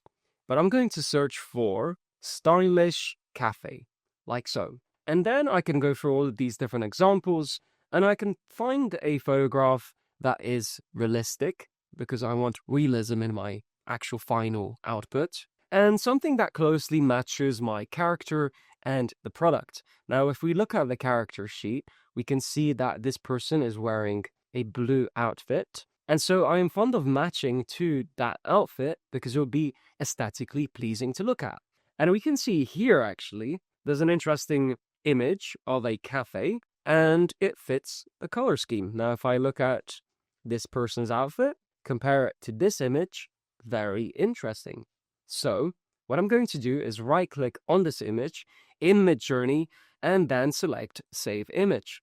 This, of course, will go to my Downloads folder, but I'll make sure to move this location image to my core master folder. And all that means is I have a folder somewhere on my computer that has all my assets in one place. And so I'm going to store everything correctly. And what I want to do is rename it to environment. And the reason I'm doing that is because we are going to now move these files and upload these files into ChatGPT. And the reason that we are going to upload them to ChatGPT is because it can help us to translate and bring into existence all of these images into one single image, but only through the process of translation and not actually generating an image. So we can drag all these images into ChatGPT. Now, we also need to copy and paste the ChatGPT translation prompt, which is below this video. And once you have pasted this prompt into the prompt box, make sure to hold Shift on your keyboard. And while you're holding Shift, press Enter a couple of times, in this case 4 times. And now we have this separated, we can actually speak into existence what we want to happen with all of these different images. And I am going to demonstrate this for you now. So there's 3 images here which I want to work with. So what I want to do is I want to take the image of the environment, and that will be the actual environment, the cafe, all of its colors and lighting I want to perfectly describe. As well as that, I want to position the person called Emily in the center of frame and have her hold up the handbag, which is also attached. And it is the Marc Jacobs handbag with all of that graffiti on there. And I want her to hold up the bag, and I want the camera framing to be a medium close-up. So she's holding up the bag and demonstrating it with her right hand. And she's holding up with her right hand up above in her chest area. And overall, the camera framing is a medium shot. Okay, so a medium shot would be from the waist up. And also, the actual f-stop is set to f2.8, which means we are going to have a blurry background because the f-stop is 2.8. And overall, that's my description. Now, the most important aspect of all of this is it should be photorealistic. It should be integrated into the actual environment of that cafe. I want it to be pretty much the same all around. And just to recap, we have the cafe, the person standing in the middle, holding up the handbag. So please help me write that prompt. Now, as you can see, I have spoken into existence exactly what I want to happen with those 3 images into ChatGPT using voice dictation. And now I can press enter on my keyboard. And because we use the ChatGPT translation prompt, it will mean that I will receive a code block, which I can then copy and paste back into OpenArt. So now that has finished loading, when I hover my cursor over this button in the top right corner, I can select on it using the left click on my mouse, and this would have copied the prompt into my clipboard. Now I can go back to OpenArt, and I can make sure that Nano Banana 2 is selected. I can paste in this prompt like so, and now I can go back to my master folder, which has all of my assets, and I can select all of them and drag them into OpenArt. So I have attached the Midjourney image of the cafe, I have attached the character sheet of the person called Emily, and also the Marc Jacobs handbag. And now what I can do is I can also make sure that I set the output. Let's do an output of 16 by 9, so we can see how a widescreen output looks like. And in this case, I'm going to set it to 4K and then select Generate. Now I'm going to do one single test to begin with to see if all of that worked. And if it did, then I'll proceed by doing a few more generations so we can review them together. So this is the result of the generation. So based on just the general technical approach that I took, I did mention that I wanted a somewhat blurry background, which was f2.8. I think it decided to go more on the tilt shift variable kind of focus, and it didn't necessarily follow the instructions of being from the waist up. And there's also another aspect to this, which is the inclusion of the Midjourney image has made it so some of those styles possibly are transferring to this final output. So what I would like to do is I'll actually go back to ChatGPT and provide that feedback to see if we can modify the prompts to generate a much better image. And I can do that once again by using voice dictation. But before I do that, what I want to do is type in, please take this feedback on board and generate a revised prompt. And now I can speak into existence the feedback which I want to provide to ChatGPT. Okay, so overall, I think it's a solid prompt. I would just suggest that the person that is in the image is smiling and their posture is more natural and less stiff than currently what I was seeing from this initial prompt. And overall, I just want the pose to be a little bit more natural. I want the facial expression to be positive and happy or excited, in fact. And I also want the bokeh to be f1.4 this time and not 2.8. So that would be the f-stop, which would change from f2.8 to f1.4. So now that I have mentioned my feedback, I can select enter on the keyboard and we can see that ChatGPT is writing the prompt. And once it's finished, we can actually select the copy button in the top right corner like so, and then go back into OpenArt and select all of this inside of the prompt box and then paste in our new prompt. Now, there is also one thing which I want to test. So I'm going to do 2 generations. I'm going to do one generation now, which includes the Midjourney image of the cafe. And I'm also going to now remove this image and do one more generation without it, because based on what I saw in the first image here, it does look pretty good and realistic, but I'm keen to see what happens when you remove the image and how well Google Nano Banana is able to generate that environment from scratch. So let's wait for this generate and see what we get. Okay, so it looks like our generations are now complete, and let's have a look at the results. So here is the first result, and as you can see, this is a much better result than the first one that we got. In fact, now this person is smiling, she's holding up the handbag, And in this particular example, we have actually removed the Midjourney environment. And the reason that we can get away with removing the image is because when we first uploaded all of the images into ChatGPT, ChatGPT translated all of those descriptions into words and then embedded them into the prompt. So regardless of what elements you remove, ChatGPT has created the conditions where the image model can just create the object or environment or person, even though an image is not attached. So when we detach the environment, Google Nano Banana was able to recreate it almost perfectly. And I really like this example. Now let's also look at the example where the actual location image was included. And in this case, you can see it's almost recreating it based on the image exactly.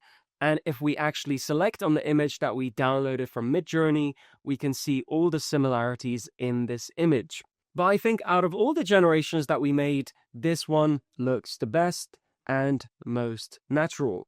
So that's the end of this lesson for AI product image creation in relation to combining objects and people into a single frame.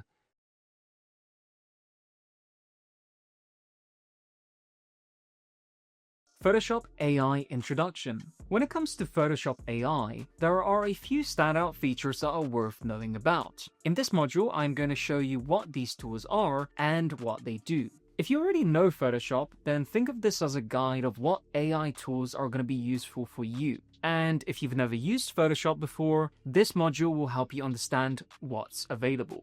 Now, the truth is that most of what Photoshop AI can do can also be done inside existing AI platforms by directly using the image models available. But it's still good to know what Photoshop is capable of. And the more advanced that you become, the more precision you will typically require. So my advice is simple from this point onwards. Watch the lessons, understand the AI tools, and decide for yourself whether they apply to your workflow. Even if you don't intend on using them straight away, it's worth knowing that they exist.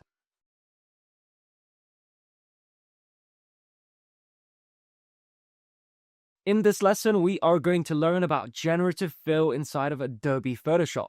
So generative fill consists of two methods. The first method is outpainting, so expanding the image and adding artificial elements that make the image larger, or inpainting, which allows us to add smaller details to an existing image.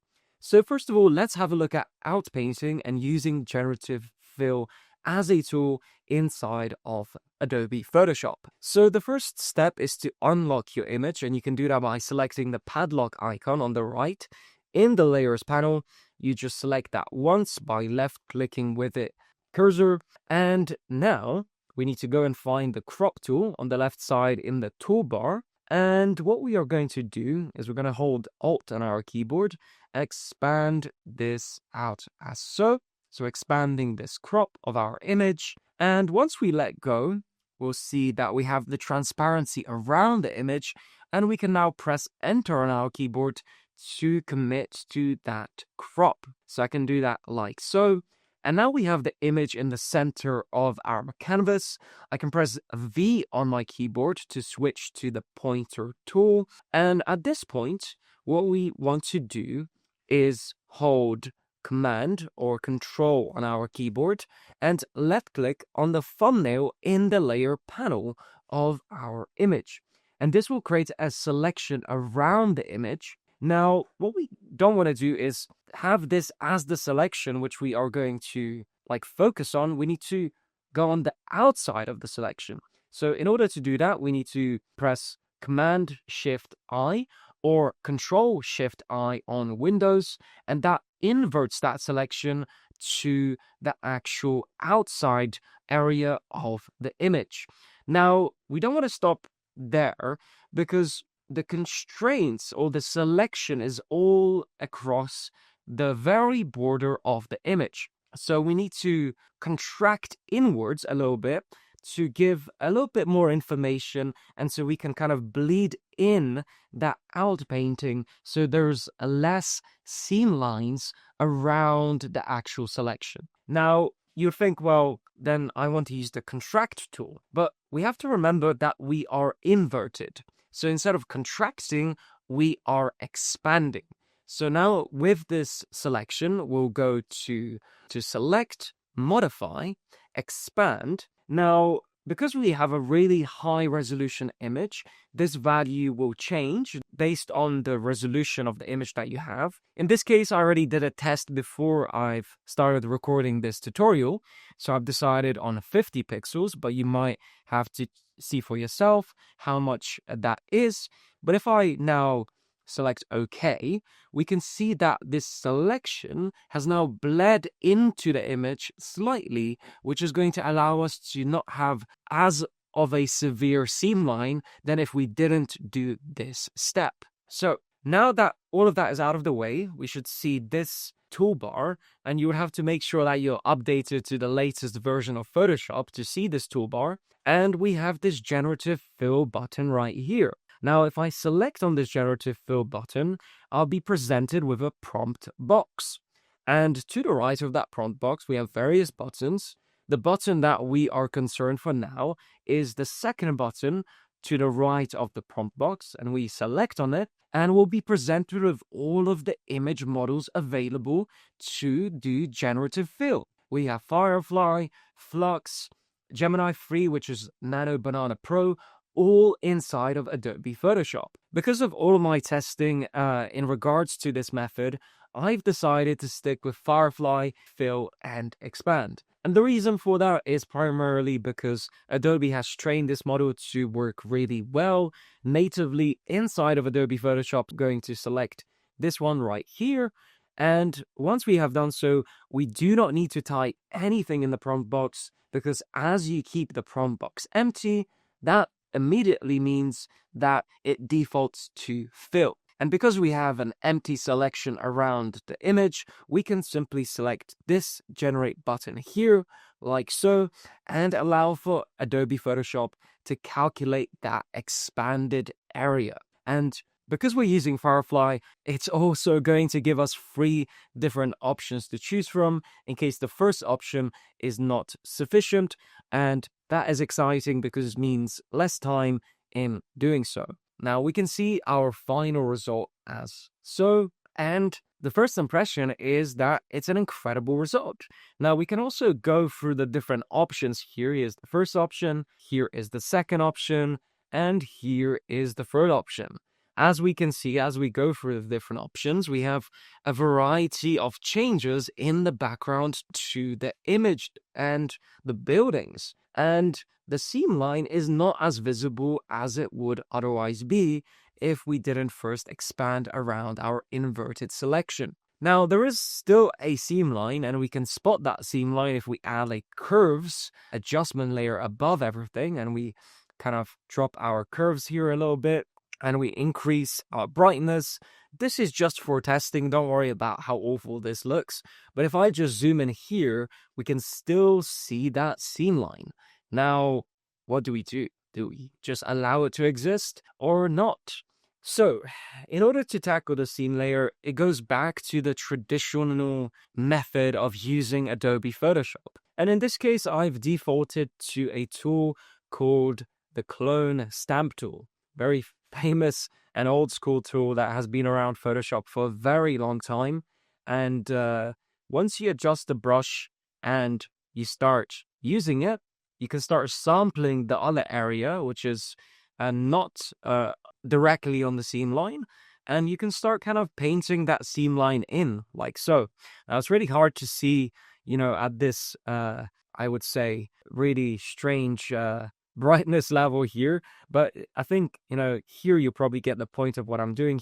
So if I go like so, I can start painting in that seam line and blending the two worlds together, one which is artificial and one which is, of course, the real image, like so. And of course, I only have this curves layer temporarily, so I can actually see the seam line. However, would I use this approach? Probably not, because if I'm always just clone stamping on a temporary curves layer, then perhaps I might not see what is actually happening to my original image. So I'd probably advise to maybe go back and forth, but that is how you tackle that. Now, the other part to consider is resolution. So image resolution is not going to be amazing, especially if you're dealing with super high resolution original images that you then expand outwards. But what we can do is we can now delete this and go back to our original workspace here, so I can tell you exactly and show you exactly what I mean. So if I just reduce the resolution, the opacity ever so slightly here, so you can see where the seam line is. Here is actually on the right our original image, and on the left is actually the artificially generated expansion. Now we can see that that resolution right here is pretty bad in comparison to our original image. So how do we deal with that? And can we deal with that? Or are we just going to have to accept that these are the limitations to generative fill outpainting inside of Adobe Photoshop? And the answer is yes, we can deal with it. It is just a very slow process of replacing these areas with super high resolution that's going to match. And I'm going to show you exactly how to achieve high resolution outpainting. So let's go back to the very beginning when we first expanded this image, and here's how you have to do it. In order to achieve high resolution outpainting, you have to do it in chunks. And the limit currently in Adobe Firefly is 2048 pixels by 2048 pixels.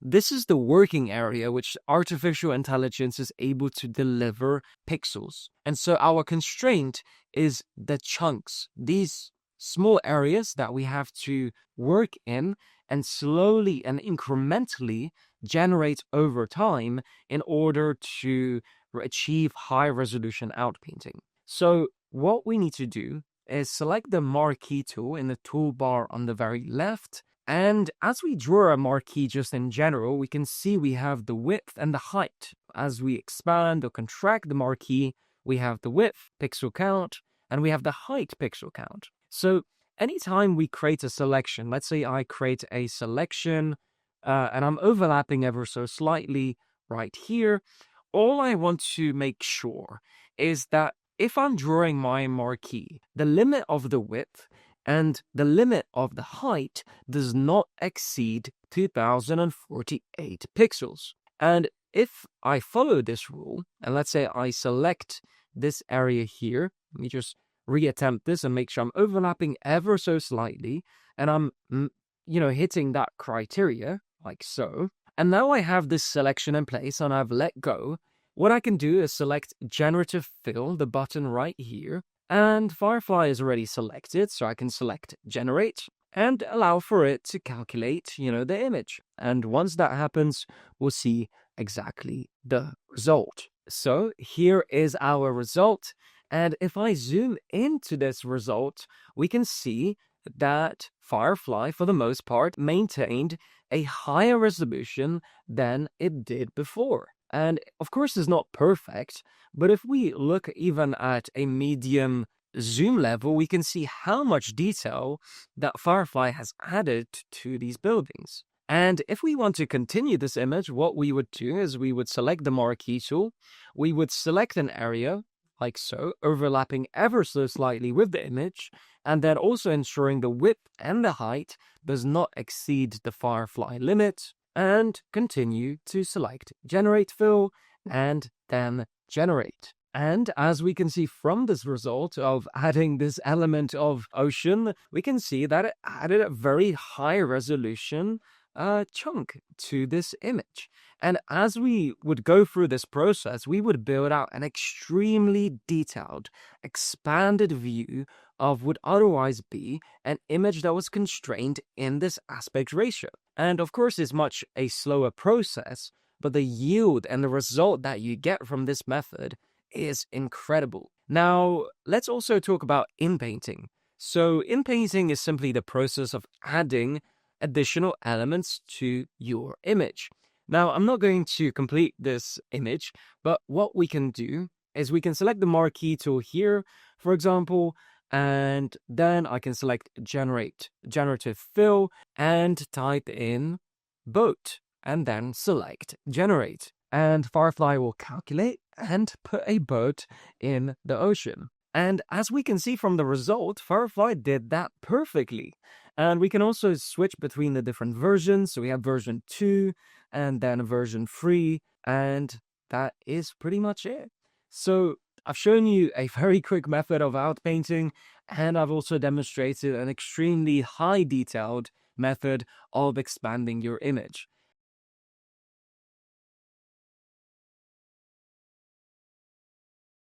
In this Photoshop AI lesson, we are going to learn how to remove distractions and wires. Let's get started. In front of me, I have this image, which has a lot of electrical wires. Pretty sure they are just mostly electrical wires that are attached to all of these properties. And if this was an image that you wanted to use as a full commercial application, or you just wanted to make the image look better, but you were disappointed with the fact that there are all these wires in place, there is such a simple solution to remove them, you will be surprised. So to get started, we are going to navigate to the layer panel and select the padlock icon to unlock the layer. Then to duplicate the layer, we are going to press Command J on Mac or Control J on Windows. Now with the top layer selected, we can navigate to the left side where the toolbar is and make sure we find the Remove tool. And the Remove tool looks like the Healing Brush tool, except it has this sparkling icon to the very left of it. Now with this tool selected, we don't need to actually use it because there is a button at the very top of our workspace called Fund Distractions. And all we need to do is select this button, and then we'll be presented with two options: people and wires and cables. So all we need to do is select Remove, which is the second button here, and Photoshop AI will process and figure out where all the wires are and remove them on our behalf. And so with that processed, we can see the result. Now, it's a pretty incredible result considering that we didn't do anything except allow for Photoshop to calculate where those wires are and remove it for us. However, the thing to consider is some splotchiness that exists in the image. Now, there are ways to manually remove that splotchiness, and we can also identify it by just putting a curves layer here. And if I change the values here enough, just for the sake of previewing the splotchiness, we can actually see that it exists all the way through in the sky area. Now, like I said, you can go about, manually trying to paint that out. However, because it's mostly located what looks like to be in the sky area, and other areas can be tackled manually later using, let's say, the clone stamp tool, what we can do is just replace the entire background, the entire sky, instead of trying to deal with it manually. Now, in order to do that, just make sure that your top layer is selected, and what we can do is duplicate this one more time just so we have an additional copy to work with. And with this top layer selected, we can then go to Edit, Sky Replacement. And when we select this option, Photoshop will be able to replace the entire sky area for us using what I would call an additional step that could be part of the Photoshop AI ecosystem. Now, in this top section, we have the ability to choose from many different presets that exist as part of your Photoshop installation, but of course you can add your own backgrounds as well by importing them using the plus icon here. Now, I can go through these options and find an option that actually works. In this case, I'm already very happy with this third option. So what I can do is I can zoom out a little bit so I can see my entire image in place. And then from this point, I can pretty much work on the image and figure out, the level of brightness that I want around the edges and the scale which I want the sky to be at. And if I'm happy with all the settings at the end, I can also make sure that in the output section, I make sure I have new layer selected and then select OK. Now, Photoshop is going to add all of these different layers that make up a background, with the layer masks also included in case you need to make manual adjustments. And if we look at the image now and zoom in, we no longer have any splotchiness in the background, and that solves the majority of those errors which existed after we removed the wires. Of course, there are going to be some areas that need manual touch-ups, and you can do so using simply the clone stamp tool. Just make sure that the original image is selected. So in this case, if I have this clone stamp tool here, and I have the opacity, let's say at 50%, and I start sampling in this area, what I can do is I can start manually painting all these errors.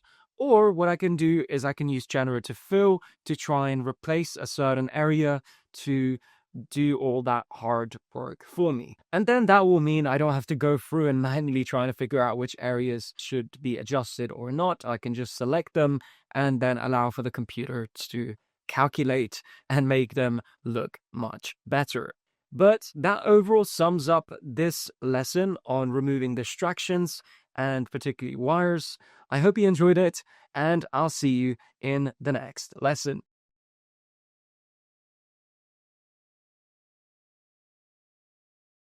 In this Photoshop AI lesson, we are going to learn about the Harmonize feature. So let's get started. In front of me, I have this landscape image, which is just a blank landscape image. And what I've also done is I've prepared all of these assets. And we have a hut, we have a well, and we have a horse. Now, the purpose of the Harmonize feature is to allow you to blend the color and lighting into the objects which you add to an image. So we'll start by adding the hut layer here. Now, because I got this image from Google, the image is not actually fully transparent, and I know that a lot of graphic designers have this problem where they look for transparent images, but actually they still have this transparent background checkerboard in the back. And so if I place this object and press enter on my keyboard, then what I can do is with cursor selected here in Photoshop, so I can move around this image, I can select remove background, which is this button here. And as I do, Photoshop is actually going to use its AI processor to also remove the background. So with the background removed, we can actually now position and move this hut into place. So I'm going to position it just around like so. And what I can do is once this is positioned in place, I can select the Harmonize button, which is right here. And when I press this button, Photoshop is going to process this object layer and essentially like change the lighting, add shadows, and change also the color so that this hut blends perfectly with the background. So now that it's finished processing, we can actually look at the results. So of course we have 3 different versions to look at, but this first version is just incredible. But if we look at the second version and the third version, we can see the differences. Now, in my case, I do like version 2 because I can see that that light actually looks a little bit better. But actually, the problem with version 2 is the shadow area just here is slightly incomplete, and therefore I am going to go for option 1. Now, you might be wondering if that's all that there is to this tool, and for the most part, that is the case. But in this lesson, I want to show you how we can maximize on this opportunity by using the Harmonize tool. So what I'm going to do is I'm going to actually continue and I'm going to build out this scene. So I'll add another one of these building structures here and I'll remove the background. And now that the background is removed, I'll also be sure to flip this and I'll actually resize this down to make it look like this building is a little bit further away from the one which is in this foreground area here, like so. And so I can position it in place. Now this does look like it is actually a little bit further away. And now I can select Harmonize. Now, with this image process, we can actually see the continuity that takes place once we position one item or one object. And as we can see from this second image that we've placed, we also have the shadows on the right. And so if we go through the different versions, we can actually see how these versions kind of alter and change. Now, by the looks of it, it looks like version 3 is the one that I would pick. So I'm going to go for this version right here. And I'll continue by actually adding a well also to the left in the foreground. So what I'll do is I'll resize this well like so to make sure it's even closer to the foreground. Now, once it's placed by pressing enter on your keyboard, I'm also going to select remove background to process that. And with the background removed, I'm going to select harmonize. So with that harmonized, this is the result that we get. And from the looks of it, it looks like result number 1 is pretty amazing. However, the shadow value here is slightly lower in comparison to the shadows that are casted here. So we can go to version 2 now, which is much better. We can also check version 3, good. But I do prefer version 2, actually. I do prefer version 2 as the main one. And now we can also add the horse. So we can add him here, her here, and I can remove the background and then position it like so in the very right corner here. I can resize it and then select harmonize. Now with that process, we can see the result. And if we go through the different versions, we can also check. I do like version 2, like so. And because it's actually casting a shadow on the horse, what I think I want to do is I perhaps want to move the horse. Now, I cannot do that, as we can see, because that harmonization is actually a separate layer to the original layer. So what is happening is harmonization is just scanning the entire scene, and then it's putting a masked layer over the object, which is why we cannot move it, as you can see, because I have just like a separated kind of layer. So anytime that we want to actually move an object, we cannot move it with the harmonized layer, and we have to essentially regenerate that harmonization on top of the layer once again. So if I remove this, and now if I select the horse like so, and I put it in the shadow like so, which is where it's standing, and now if I select harmonize and allow for it to process, we can see an incredible result. I'm really excited about this. I think this is just such a cool feature. And of course, we can go through, and it looks like the third option is the best one. And now it's not entirely perfect in terms of matching up with the values, but all of that can be controlled manually depending on how much effort you want to put into all of this. Now, I do want to show you how to take this a step further, and that is by actually adding the step of generative fill into the harmonization process. So what I want to do is I want to add a cobblestone path leading to all of these buildings that are in the scene. So what I can do is I can select the pen tool by pressing P on my keyboard, and then I can zoom in, and I can mark a spot right here. And I can start to put down a line like so.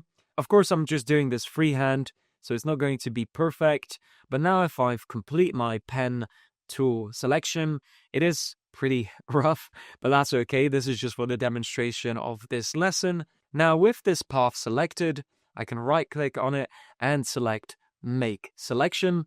And then this window will appear, and I do not want a feather radius, so I can make sure this is set to 0 pixels, and then select OK. Now with this selection in place, we now have an option to use the generative fill feature, which I will select, and also make sure that the Firefly model is selected, and then in the prompt box, I can type in cobblestone and select generate. Now, Photoshop is going to attempt to render a cobblestone path that leads to that building. And as we can see, that is an incredible result. considering that actually the width of the path which I marked was a little bit larger. But if we actually go through these different options, we can have this kind of dual pathway that leads all the way to that building. Now, we can also continue to do this. In fact, if I draw another path here with the pen tool, like so, again, I'm not going to put a lot of effort into kind of, defining this path perfectly, but you can spend as much time as you want. And once I have this selection, I have to first create the selection by right-clicking and then going here. Now, once this is an active selection, I can go through the same process again and type in the exact same prompt, cobblestone path, like so, and then hit generate. And with that rendered, we can actually see that Photoshop has completed that cobblestone path, and it did it exactly like the original that we defined in our first attempt. And so that's my take on Photoshop harmonization in conjunction with generative fill. As you can see, it's an incredibly powerful tool, and it allows you to become a matte painting artist, which otherwise would have taken you years of practice to learn brushes, and learn about lighting, and for Photoshop to handle all of that and allow you to work on landscapes and add objects is just incredible.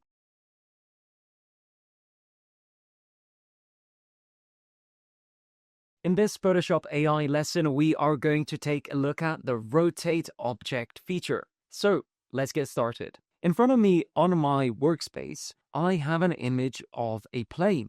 And what I'm going to show you how to do is rotate this object using 3D processing. So with this plane selected here, I can press Command T on Mac or Control T on Windows. And when I do, I will enter the free selection or free transform selection mode, and I will see this rotate object button. And when I select this rotate object button, Photoshop is going to process this image and transform it into a temporary 3D model. Now, what that means is there's going to be a low polygon 3D model that's going to be embedded inside of this image. And what happens now, as you can see in front of me, is this image is now all of a sudden blurry and lower resolution. And so this is that 3D polygon render that's been replaced. And we can see in the layers panel too that the original photo layer has actually been hidden and is being replaced by this rotate object layer at the top. Now, we have three different settings to kind of use here. We have this vertical axis rotation. We have the horizontal axis rotation, and then we also have the perspective rotation. So that allows us to shift the perspective based on the position that this object may be relative to an image in 3D space. And now if I rotate this plane, for example, like so, now I can see from the bird's eye view perspective of this plane. And then I can also rotate like so, horizontally, or rotate on the vertical axis. And I can also then shift that perspective like so. And once I'm happy, of course, this is all a low poly render that's happening and it's embedded. And the way it works is essentially Photoshop has this low poly 3D model that it's replaced your image with, and then it uses it as a contextual reference for regenerating your image using their image model. So now that I'm still in free transform mode, what I can do is select this done button here, and now Photoshop is going to send all of that information to its AI processing server, and when this finishes loading, we'll see the results. And as we can see, these are pretty impressive results considering the fact that a plane is such a complex physical object. There's so much geometry there, that's unique and different. And the position of each of those shapes within the constraints of one object means that there is a lot of work to do from a processing standpoint. But of course, I'm assuming that, Adobe has trained these image models, these 3D models, to be able to actually pick up on what the object is, and they have enough data to determine that that's a plane and that's how it should render. Now, of course, I can always go back and press Command T on Mac or Control T on Windows, and then select Edit Rotation and simply re-rotate this object in any way that I want. For example, like so, and then I can shift that perspective, and it's just essentially playing between the vertical and horizontal axes, and all of a sudden, we have this angle. If I select Done and allow for it to process, we can see that this render, in fact, came out perfectly. Now, if we compare this rotated object in relation to our original object, there are a few things which are different. For example, we have this red mark on the tail of the plane, but that's easily removable. And we also have what looks like these blue accent layers or tints.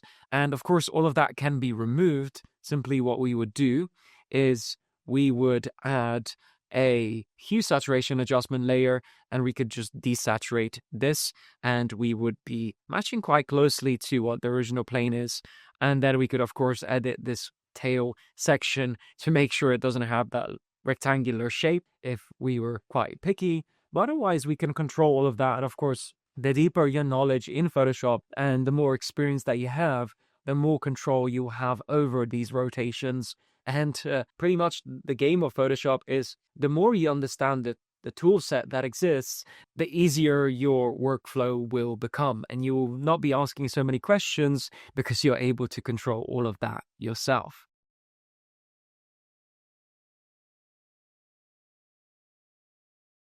In this lesson, we are going to learn how to remove watermarks using a free online tool. So let's get started. In front of me, I have the website which we are going to be using, and the reason that I've selected it is because it delivers excellent results. Now, I have prepared an image which I've created using Google Nano Banana, and this is this image here, and I've also embedded these watermark titles which would simulate what a watermarked image would look like. Now, what you can do is drag your image into the workspace like so, and then below you'll see this window here, which allows you to preview the image which you have uploaded, and then you can also select the watermark model.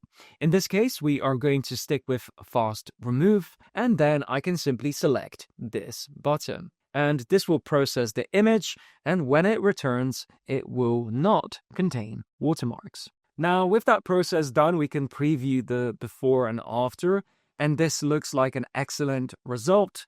But let's also double check by actually downloading this image locally. So I'm going to open this original image first of all, and I'm also going to open this new image that was delivered using the watermark removal system. And as you can see, it's pretty much impossible to tell that there was any watermarks on the image. Now, I do want to make a quick disclaimer, and that is that this lesson is for educational purposes only, and I do not endorse that you use this method for any copyrighted material which you do not have the rights to. So, thank you so much for watching this lesson, and I hope you find this tool useful.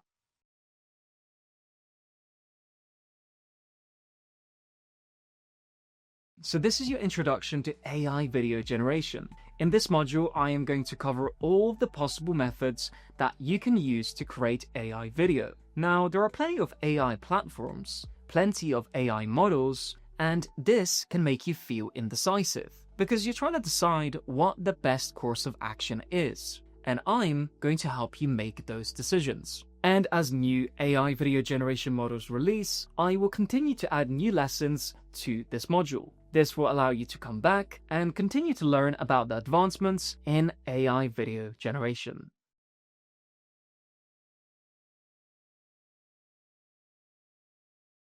Video Generation Prompting Overview. Core idea.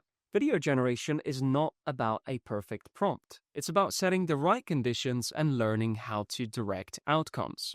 Why results go wrong. Prompts often fail because they are too vague, too simple, too complex, copied without understanding, and assuming AI understands your vision leads to poor results. Never assume that the AI knows what you're thinking, and always make sure to give direct instructions for what you wish to happen.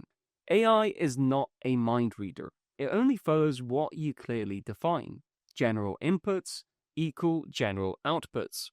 Clear, specific conditions equal predictable, controllable results. You are the director. You must guide the camera, the motion, the environment, the actors, and the story.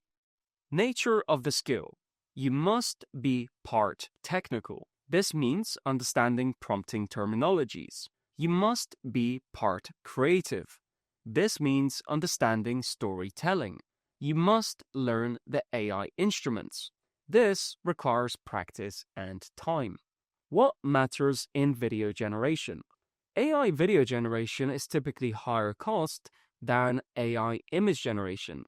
You must accept this. How to improve?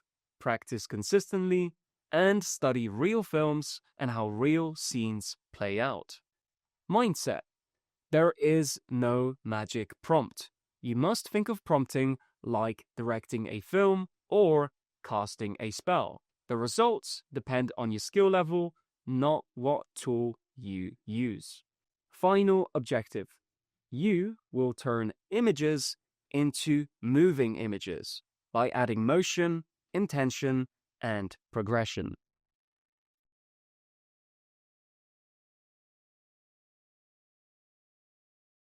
Video generation via text to video. Text to video in AI used to feel like it was going to be mainly about generating full stories, but in practice it has become more useful for creating specific moments. The biggest challenge is continuity. With text to video specifically, it is still hard to make one long video feel visually consistent from beginning to end. And because of that, text to video often takes a lot of trial and error. You may need to generate several versions before getting something that actually works. And where it really works well is in short specific clips. For example, if you are making a documentary and need a quick insert, AI video can help you create a scene that supports the story. This is where text to video specifically has a big advantage over stock video. With stock video, you have to search through what already exists, but with text to video, you can describe the exact scene that you need. So the best way to use text to video right now is for short, specific visuals. And in my opinion, it is not the best choice for creating a complete story from start to finish. Overall, text to video is a fast way to create individual visual moments. Now, with that said, let's have a look at text to video inside of OpenArt. So I'm here in front of my workspace, and for this demonstration, I am going to use the Kling 2.6 model. And because we are using text and text prompts only to generate video, we do not need any image references. And in OpenArt, you can select text with reference, while the Kling 2.6 model is selected, and you will just have this simple prompt box. Now, for the purpose of this demonstration, what I've done is prepared specific text prompts using ChatGPT. And I'm going to paste each of those prompts and generate the videos so that we can review them and see how text to video performs using OpenArt. Now, while these videos are rendering, you can see that these prompts are quite extensive and long. And there is one thing I learned about text to video, specifically in Kling 2.6, and that is that the character limit is up to 2,500 characters. And when I was using ChatGPT, I explicitly mentioned that the prompts should be written up to 2,500 characters, so we could see with this density of information how well Kling 2.6 performs in text to video. And it looks like the videos are rendered, so let's view them now. And so let's look at the first video. In this first video, we have a person sitting at a cafe, and just to make it known, I did not include audio in my final generations. Overall, I think this is an excellent result. Now, let's have a look at the second video. So we have this video of a spaceship moving like this, and we have this structure on the right side here. Now, let's have a look at the third video. So we have this which is an aerial drone perspective. And this looks very intense. And finally, let's have a look at the fourth result. So we have this ultra slow motion shot, and this person is flying on his motorbike. Very interesting shot. So that wraps up this quick overview using Kling 2.6 and text to video. As we can see, this is a great tool when you want to plan for inserts in documentaries or films that require specific moments to be added, but not necessarily to deliver on consistency. So that's the end of this lesson. I'll see you in the next one.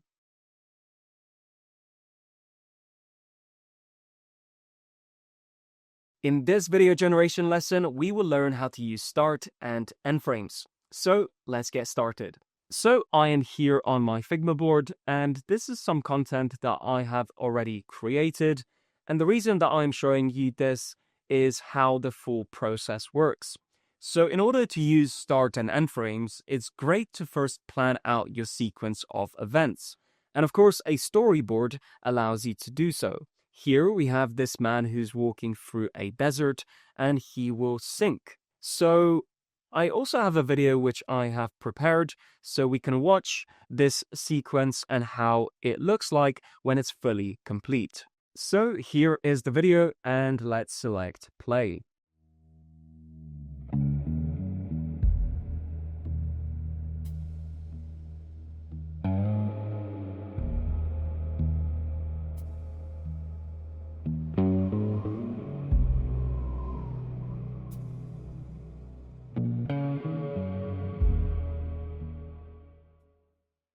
As you can see, it's a very simple sequence, but highly impactful and cinematic. So we are going to learn exactly how to do this process.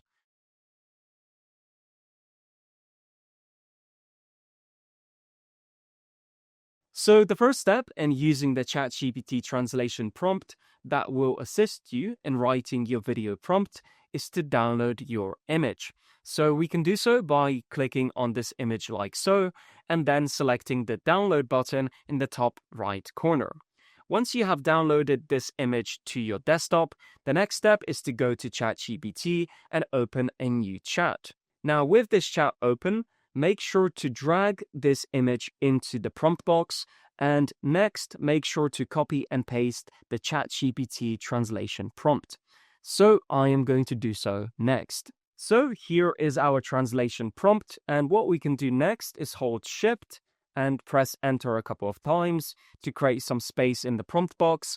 And here we can describe what we wish to happen to the image. So here we can describe how we wish for the image to be converted into a video. This means describing the actions, how the character moves, and even how the camera moves. So next I am going to do that.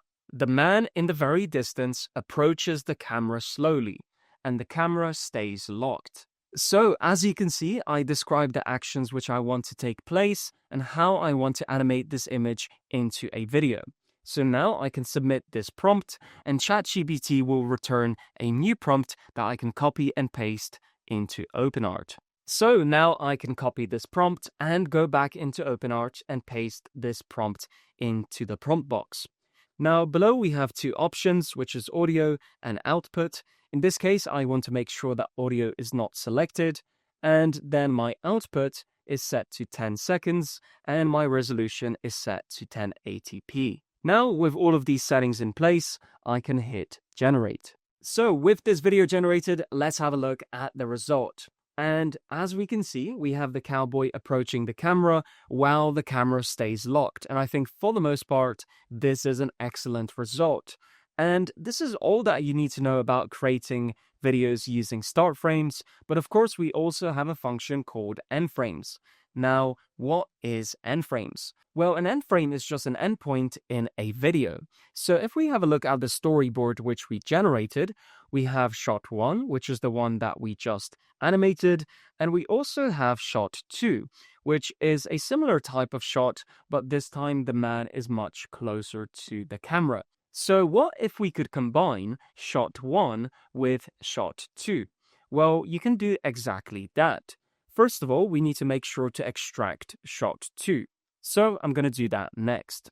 So I have extracted my second shot from the storyboard, and now I can drag it into this end frame. Now let's keep the prompt exactly the same and hit generate. So with this video generated, let's have a look at the result. Now, first of all, I have attempted this a couple of times, and actually you can see there is one still generating here. But what I've realized is the fact that when you go from a wide shot to a close-up shot, you need to cover some distance, and actually the camera should have been moving. And in the prompt, I mentioned that it shouldn't be moving. So I think when you're trying to make these type of decisions where you have a start frame and an end frame, think about how the camera would move instead of like believing that this man can cover such a long distance in 5 to 10 seconds, which is kind of, I didn't think about that initially, but now it makes a lot of sense to have the camera moving. And sometimes the model will actually interpret what you wish to happen, and it will force the camera to move, which we can see in this example here. So we can see how the camera pushes in and it goes to that end frame, which is pretty much the result that we were looking for. Now, if we look at some other results that were generated, let's have a look at this one as well here. So this just cuts the camera and it doesn't actually do anything. And the reason is because in the prompt, the camera was defined to be stationary. And so the model still sees the start and end point, but it wants to deliver it. So instead, it just literally cuts to the next shot, as we can see from wide to this one.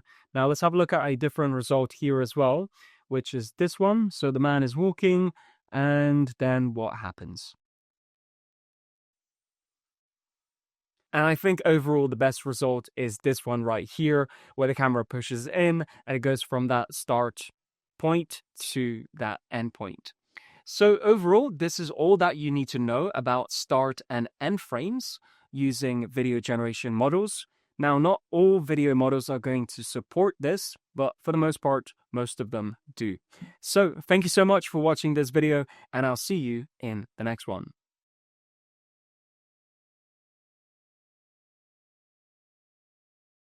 In this video generation lesson, we are going to learn about elements to video. So let's get started. So I am here on my Figma board and I have all of these different character sheets complete, as well as this image of a horse. Now for this demo, we are going to use OpenArt as the AI platform of choice to create videos using element to video. Now the model which works the best is Kling 3.0 Omni. So you can select it in this drop down here, Kling 3.0 Omni.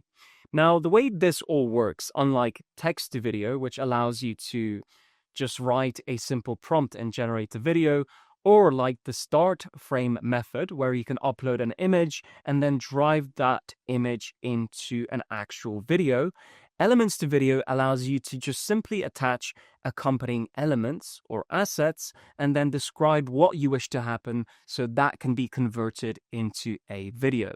So this is why I have this Figma board and all of these different character sheets, as well as this horse, because I have already planned a scene and I'm going to demonstrate to you how to use elements like this to drive a performance and essentially create a video out of these images. So the first step is to go to ChatGPT and make sure you have a new chat open. Once you have this, you will simply need to paste in the video generation translation prompt and then hold Shift and press Enter a couple of times so you have a bit of a line break below this translation prompt. Now, once you have done this, you also need to then upload all of the elements which you want to use as part of your story in the single video clip which you are going to generate. So I'm uploading all of these different character sheets as well as this image of a horse. So if we go back to OpenArt and look at the output conditions for a minute here, we can see that it supports 16:9 as well as a maximum duration of 15 seconds at the time of recording. It also supports 1080p and 4K output. In this demo, we are going to focus on 1080p as the output and a total duration of 15 seconds. So, with all of that known, I can now speak into existence what I wish to happen in the scene, and I'm going to do so now. So, what I wish to happen is for these men to stand in a group in the desert. I wish for the desert to be a dry land, and also the sun is scorching hot, and overall the environment is very much like a Western style environment. And then all of a sudden, the camera whip pans to the left, and a herd of horses arrive and go past the group. And then the camera whip pans back to the group as they all react on what they just have witnessed. So now that I have described my scene, I can actually submit this to ChatGPT, and ChatGPT will return a newly translated prompt, which once this loads, I'll be able to press this copy button here, and this is still loading. Now, once this is done, I can now select copy right here, and then go back into OpenArt. So in OpenArt, I can paste this prompt, and all that's left for me to do is also attach all of those reference images or elements which I want to appear in my final output. And these elements should match the exact same elements which you had uploaded to ChatGPT for translation. So now that I am in OpenArt and I have all of these different elements, as well as this newly defined prompt, I can make sure to set the conditions in the way which I want. I'm going to do audio output for this generation and make sure I'm reaching the maximum duration of 15 seconds. Now, with all of this done, I can select generate and we'll see the final result. Okay, so with the video generated, let's have a look at the result. And I also generated a few other examples here that we can take a look at. So this is the first example.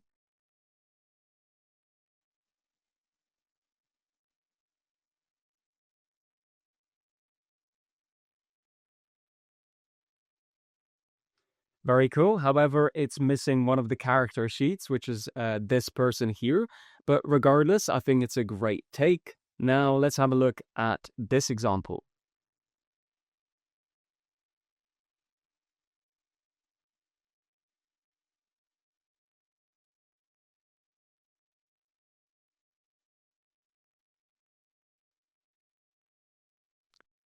Very nice. However, we see that there is this individual that is not part of our elements. And the reason for this might be because ChatGPT may have translated the prompt incorrectly and added additional information about perhaps an additional character. So now let's have a look at the third example.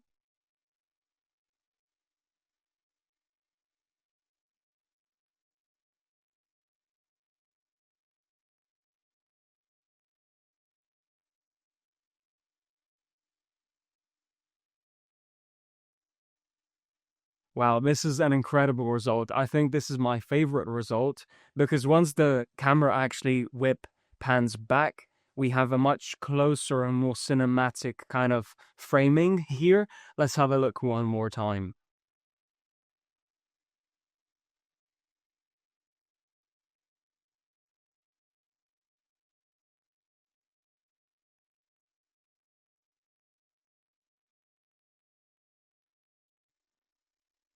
Yeah, I think that's the shot. That is amazing. I'm really happy with this shot. Now, we are missing this character sheet again, but this is something that could happen. Of course, these are AI models which are still in development, so there are going to be times when things are not picked up, but I think a lot of that has to do with your translation and all of your intention in the prompt. So that's the end of this video and my demonstration of Elements to Video. As you can see, it's an incredible toolkit for creating AI videos, and I think it's one of my all-time favorites. Now, of course, when you want to do this, there is going to be hiccups and the AI model is not going to pick up on all of the elements which you add. But as long as you define the prompt and the words correctly, you're more likely to get the result that you want.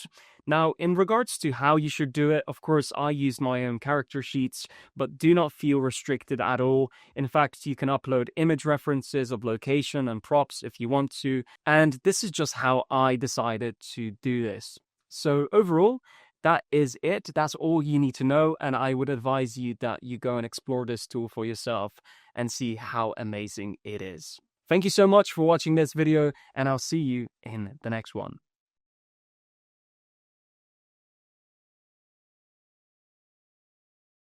In this video generation lesson, we are going to learn how to create videos with dialogue. So to start this lesson, I have prepared a video, and this video will demonstrate the full capability of what you can do once you generate videos with dialogue. So let's watch it now.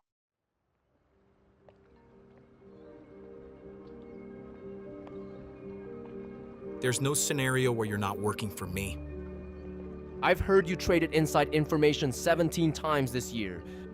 There's no way you can be making accusations like that and be walking around alive. Do you think that I didn't learn anything? That my synapses didn't change after taking NZT? You don't want to start a war with me, kid. Not unless you're ready for it. You don't want to start a war with me either. I'm revising my offer to $1.5 million a year, plus 6% equity in the company. I don't need you to make it. I've already made it. You're not offering me anything I can't get on my own. Very well then. You're dead to me.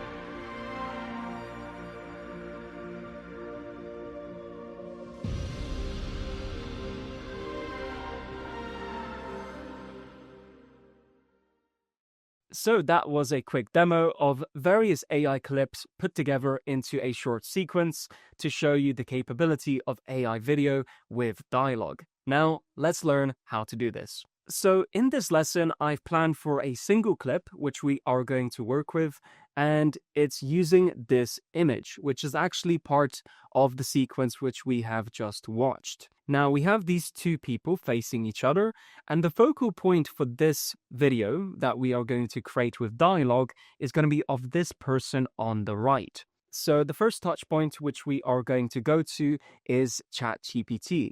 Make sure you have a new chat open and you drag in your image. Now, in ChatGPT, you also need a translation prompt, which you can copy and paste below this video. And once you have done so, you would hold Shift and press Enter a couple of times. Now, below this prompt, you're going to have a working space. This is where you speak into existence and define what will happen in the scene. So I'm going to demonstrate for you now how to do this. So what I want is for the camera to slowly push in as the man on the right says the below. If we don't learn AI, we are going to get left behind. We have no choice. Now, as I'd mentioned, I want the camera to very slowly push in as the man is saying that on the right, and while the man on the left just simply looks at him. So, as you can see, that was the prompt that I created, and the reason that I did all those pauses was to segment and separate the dialogue which the character is going to use. Now, I need to target this dialogue line and also make sure that I'm adding speech marks. So I can put speech marks on the very beginning and on the very end. Now, this will be enough information for ChatGPT to translate this prompt so I can submit it. And now ChatGPT is going to calculate and translate my intention into an actual working prompt, which I can now then copy back into OpenArt. Now I can select the copy button and go back into OpenArt and paste this prompt like so. Also making sure that my start frame is uploaded in this section here. And the video model which I am going to use is Kling 3.0 because at the moment this is the strongest model for dialogue.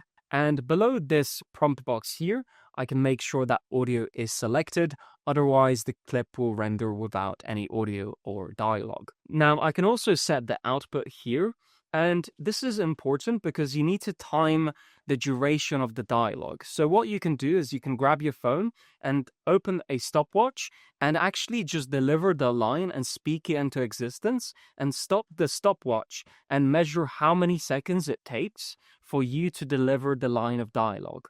And at that point, you will know the total duration that is required for the image model. So in this case, I believe it's somewhere around 10 to 11 seconds. So I am going to now select 11 seconds and then also select 1080p as the resolution.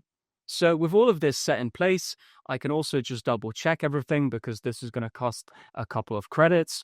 And now that I can hit generate. And so with this video generated, let's have a look at the result. Of you, Mott. If we don't learn AI, we are going to get left behind. We have no choice. So as we can see, it's an excellent result, but there is a slight issue. So at the beginning, we can see that the actual AI character delivers some kind of line. We are not sure exactly what it is, but that's okay because we can cut that front section. And actually, after that first point, he does deliver on the line and the result is excellent. He looks slightly concerned. Of course, he delivers it maybe too softly, but that is because that is how I defined it in the translation prompt. If I wanted him to deliver it in an angry state and shout and be loud, that could also be done. Let's watch it one more time here. If you mont. If we don't learn AI, we are going to get left behind. We have no choice. Overall, I think it's an excellent result. And so that kind of summarizes how you go about creating, single clips with dialogue. But now what I want to show you is my Premiere workspace, which contains the full project which I have created here. So as we can see, there is a lot going on here, but do not worry, we are going to break this down and explain it all exactly. First of all, most people are going to be excited about the idea of generating single clips with dialogue, but how do you then maintain consistency? So first, let me show you the pass of this video with just the dialogue that was actually generated inside of Kling. And so here we go, we're going to play this. And so let's play this video.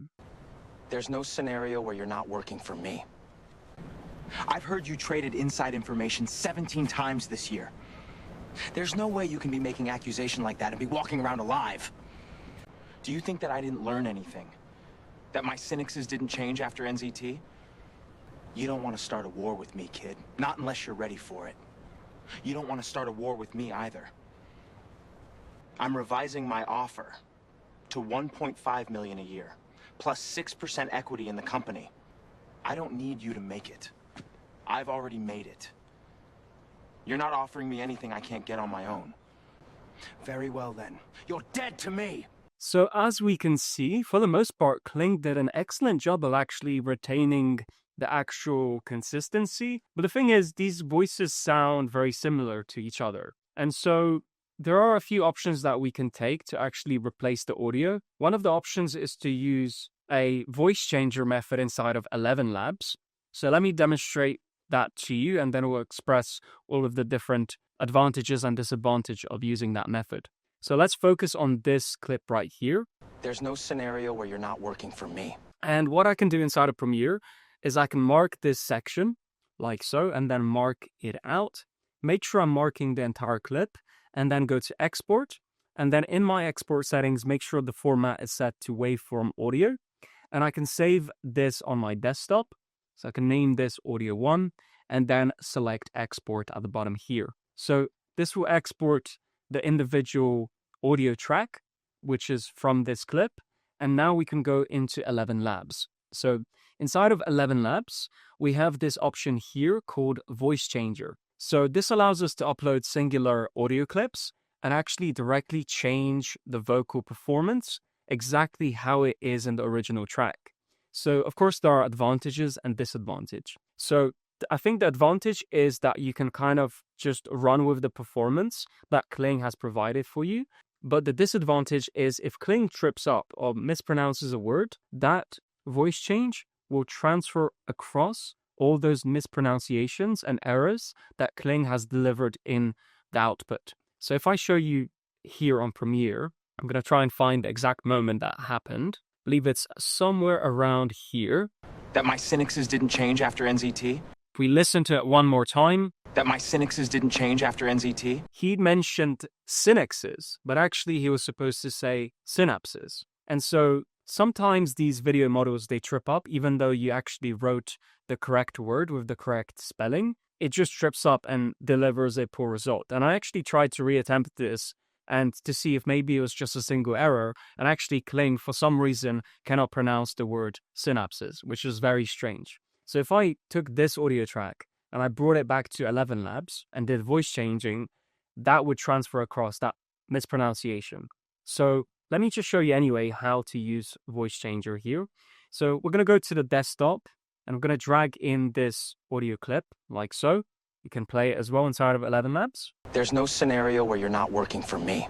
And we can change the voice here on the right. So let's go and find a voice that we can use here. For example, let's play this voice, which is Adam. Your anger against every form of insult and oppression must be out of love. How about we go for a different one? Let's go for Robert. Stimme und Gefühls. Okay, this one's German. Probably don't want this one. How about we find a different... Let me change the actual gender here. Let's go to male. Let's find a voice that is applicable. Yesterday's home run, don't win today. Let's go for this one, Vincent. So if I select Vincent as the actual voice, you just select on the voice directly. And now that Vincent is selected, I can select Generate Speech. There's no scenario where you're not working for me. So as we can see, we transferred across the exact vocal performance that was embedded in the Kling video clip. If we play the first one, the original one. There's no scenario where you're not working for me. And then we play the voice changed one. There's no scenario where you're not working for me. We can see it transferred across the entire performance with the timing and the pronunciation, but changed the accent, right? So this is one method and one approach which you can take. So what we could do is we could essentially download this as a separate audio file, and this would go in my downloads folder. Now, if I go back into Premiere and then I target this section here, which is just underneath this audio track, and then in my downloads folder, I just drag it in like this. I don't advise you do it this way. It's better to stay organized, but you can if you want to. Now you can just match the waveforms up so they match. We want these peaks to actually match up together, so we can actually play both at the same time to see if they cross over exactly. So if I do that now, There's no scenario where you're not working for me. so we can see they cross over perfectly. And so now I can trim these endpoints by pressing C on my keyboard and trimming these endpoints like so. And let me just zoom in here as well. So I've trimmed these endpoints, and now I can just simply right click on this audio track and I can mute it. So if I press enable here, that will mute the track. Now sometimes these are linked together, so they may appear as though they are linked. So you may need to unlink them first. So if you unlink the video and the audio track, then you'll be able to target the audio track individually. And then you'll be able to right click and select enable, which then disables this audio track. So now if I play this one more time, we'll see the performance play out with the voice changed audio clip. There's no scenario where you're not working for me. So we can see that voice changed exactly. Now this is one workflow which you can take, and sometimes it's great, other times you might want to use a different one, which we are going to cover next. So first, let's just hear the original track here. Let's disable this ElevenLabs track. There's no scenario where you're not working for me. So the dialogue is, there's no scenario where you're not working for me. So what we can do is we can go into ElevenLabs, and this time we are going to go to text to speech. So when I go to text to speech on the left here, and I type in the dialogue, there's no scenario where you're not working for me. And then with this voice selected here, I can actually drive the performance. Let's shift to a different voice now. Let's go for, let's say, perhaps we can go to this one. Let's listen to it first. Deja de buscar la mejor voz. Okay, these are different languages, so you can also set the language in here just so that doesn't happen. So you can select English, and now we should get all of the ElevenLabs available voices in English only. So we have English, and gender is set to male. Let's have a listen to some of these. Hey there, here's just a more casual, kind of relaxed version of my voice. So we can select this one, which is James. You just select directly on it. And once this loads in fully, so we can see the voices here, we can now generate the speech off the back of this text. So we select Generate Speech. There's no scenario where you're not working for me. So we can see ElevenLabs was able to generate that speech just from text. So now if we actually download this audio track and it lands in our downloads folder here, we can go back into Premiere and we can actually position this audio below the original audio. Now, it's not going to be all the time that this audio is going to match up perfectly. So in this case, it's off by a small fragment. But we can actually now listen with the actual crossover enabled, so both the clips are playing together to see how well it matches up. There's no scenario where you're not working for me. So for the most part, it looks like it's matching up correctly. However, if you want to be very precise and like really match this up, you need to right click on this clip here, and then we want to go to speed and duration, and here we can increase the speed. Now, this is something to be cautious about because when you actually increase the speed of the audio track, you're also then shifting the pitch. And I'm going to show you how to correct all of this. I have an incredible method for correcting pitch. So first of all, let's figure out how much duration we need to actually increase. Because it looks like a very small bit here. It's probably like 2% or so. Maybe it's more than that. So we can actually just go back and continue to push this in. Let's say it's 6% like this. That looks about right. So 6% is correct. Now we have this matched and we can listen to the crossover one more time. There's no scenario where you're not working for me. So we can see it matches up perfectly. Now, I think for the most part, we don't have to correct the pitch, but sometimes you run into an issue where you need to actually correct your audio clip by, let's say, 20% and increase the speed by 20%. And then when you listen to all of these audio tracks in sequence, when your character is speaking, you're going to hear the difference in the pitch. And so we can actually correct how to do that using ChatGPT, and I'm going to show you how to do that next. So the first part in correcting the pitch in the audio clip is actually inside of Premiere. So inside of Premiere, make sure to go to the Effects tab here and then search for Pitch Shifter. Once you see this, you simply hold and drag it onto your clip. Now, on the top left corner of your screen, you should see the Effects control window. Make sure you have the clip selected, and then you will see this Effects control window. So here you'll see Pitch Shifter. You can expand to see this view, and then you can select Edit. Now we have this window where we can make adjustments to the pitch. And instead of actually guessing what settings we should put in here to try and correct our pitch, we can actually break this down into a science with the help of ChatGPT. So the first step is to screenshot this window like this.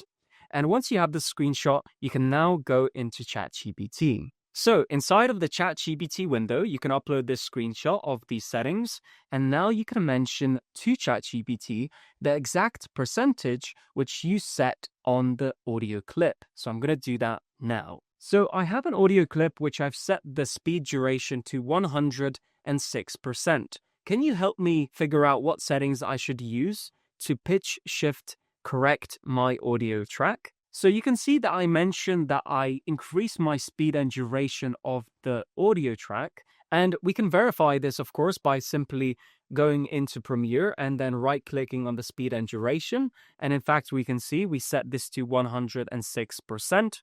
So now inside of ChatGPT, I mentioned that I set my speed duration to 106%. And now I can submit this prompt. Now, ChatGPT is going to run a math equation to determine how we should pitch correct our audio track. And once it has finished loading, we can see it's making this recommendation. Use these settings: semitones, -1, cents set to 0, and the ratio set to 0.9439. So we can copy this. So now that we know these settings, we can actually go back into Premiere, make sure we open the pitch shifter window, and then set these in place. So I believe it was -1 for the semitones, the cents, it was 0, and the ratio, it looks like, is the same here. We can also make sure to set the precision to high precision. This will give us a better result. Now with all of this set in place, we can actually turn off this original track. So let's actually mute these tracks like so. And now we can listen to the final result. There's no scenario where you're not working for me. And again. There's no scenario where you're not working for me. And as we can see, we have pitch shift corrected our audio track. Now, for the most part, because we only did a change of 6%, it's probably likely that we did not need to do this. But like I mentioned, when you're dealing with tracks that you need to increase the speed of 20%, 50% sometimes, you're going to run into this issue and you're going to think about the fact that I have all of this amazing work, but I don't have consistency because my pitch has changed when I change the duration, and this is exactly how you fix it. So it's a very simple process, and ChatGPT can help you with settings inside of Adobe Premiere. So this is excellent. And pretty much there is nothing else which I need to tell you. This is how you create clips with dialogue, and these are all the methods, all of these incredible methods that allow you to create AI videos. Thank you so much for watching, and I'll see you in the next lesson.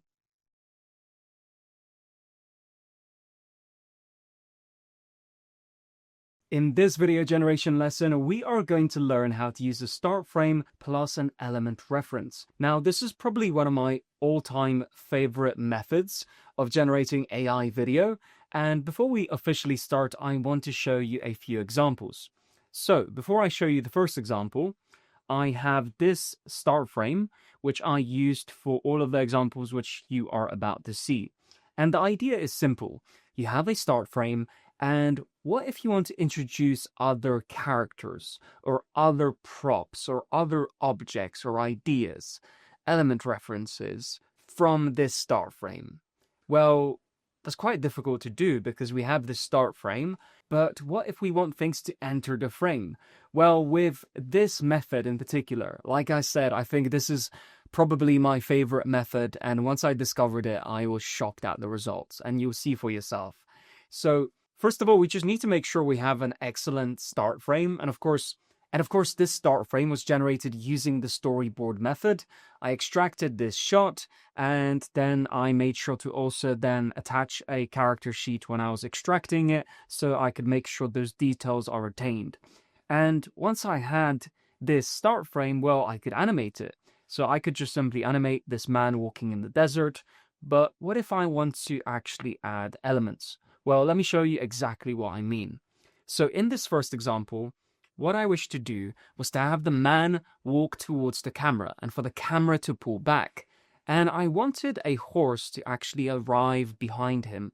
And this is the result we managed to achieve using the Kling 3.0 model.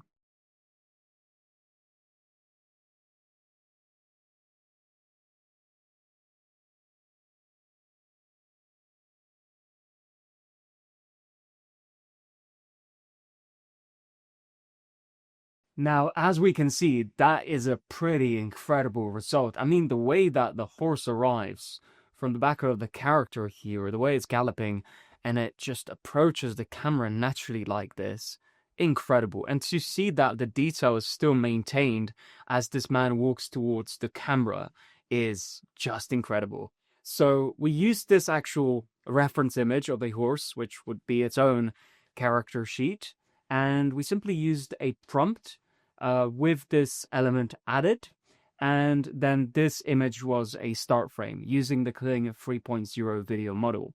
I'm going to show you another example here, so let's watch this one.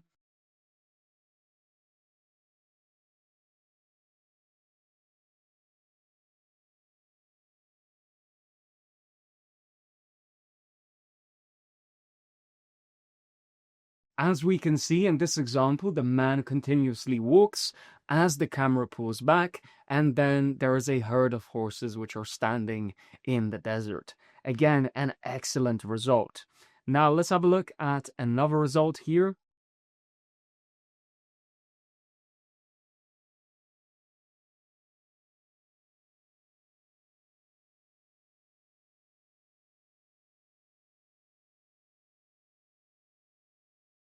So in this shot, a man from the left arrives in frame and walks with the other cowboy. So in this example, we used this character sheet as an additional reference. Now I have one more example to show you, which is this one here.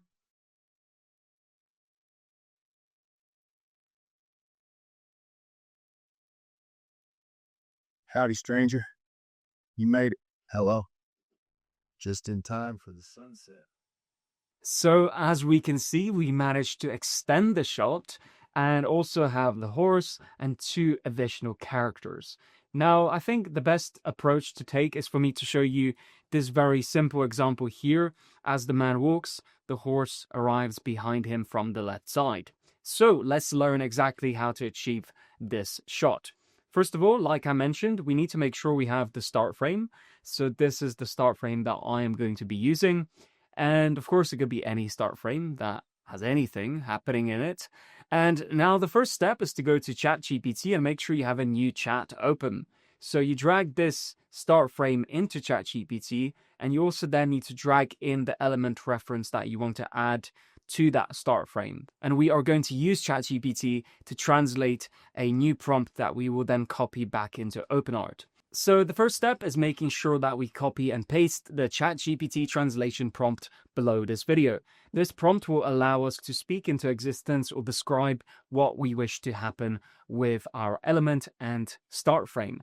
Now you can attach free elements currently using the Kling 3.0 model, and so this is just something to be known if you're trying to expand your world using element references.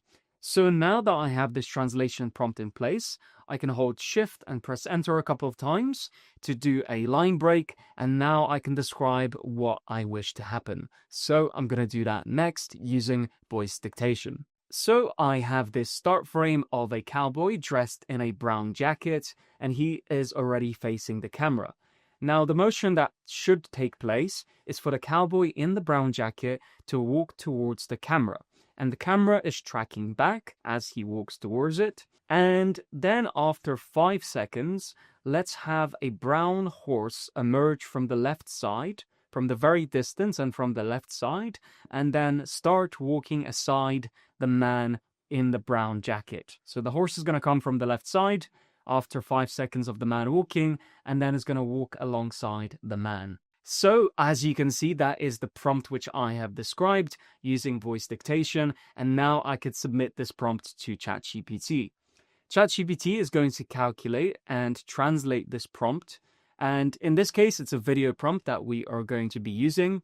So now that this is done, we can select copy in the top right of this code block, and then go back into OpenArt. Now make sure all of your actual assets are cleared and also the prompt box is empty. In this case, I've done so.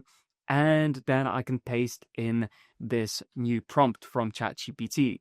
Now, the next part is to make sure to add the actual reference.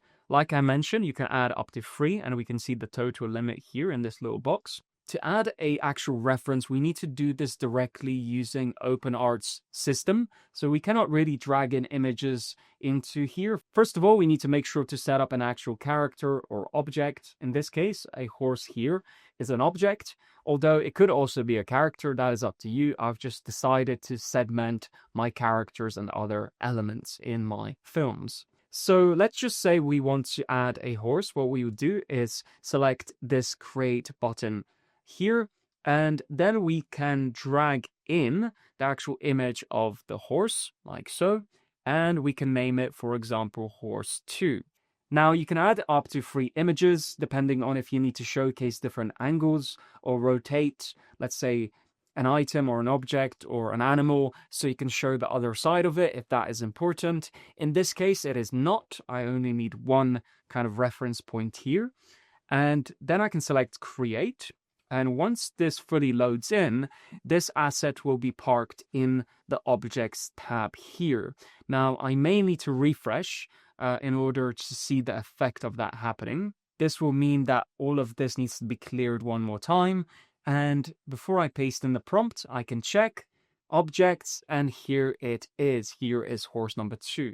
So I can select this horse here, and then it will be added to the prompt box. Now, because I refresh the page, I need to copy the prompt one more time from ChatGPT, like so. So I'm going to paste this in, and then at the top, also, you need to make sure this is in Kling 3.0. But once you have done this, then the next step is to make sure that we also have audio enabled or disabled based on your needs. And then the output is up to 15 seconds. In this case, let's go for 1080p. That is totally fine, and the quality is acceptable. And then we can select generate. So with this video generated, let's have a look at the result.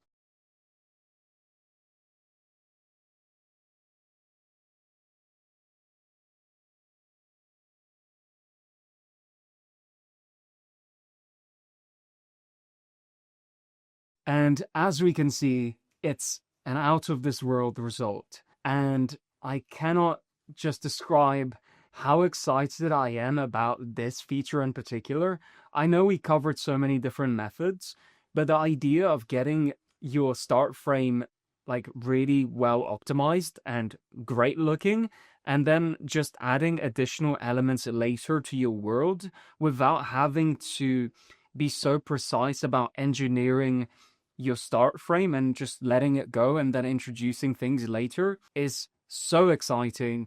And generally speaking, Kling 3.0 is a great video model, and I've been testing it for a while. And as someone who's coming from VO 3.1, the primary video model that I have used, this video model is far beyond what Google can do, and I would strongly advise that you use it. So that wraps up this lesson on using a start frame plus an element reference using Kling 3.0. Thanks so much for watching this lesson, and I'll see you in the next one.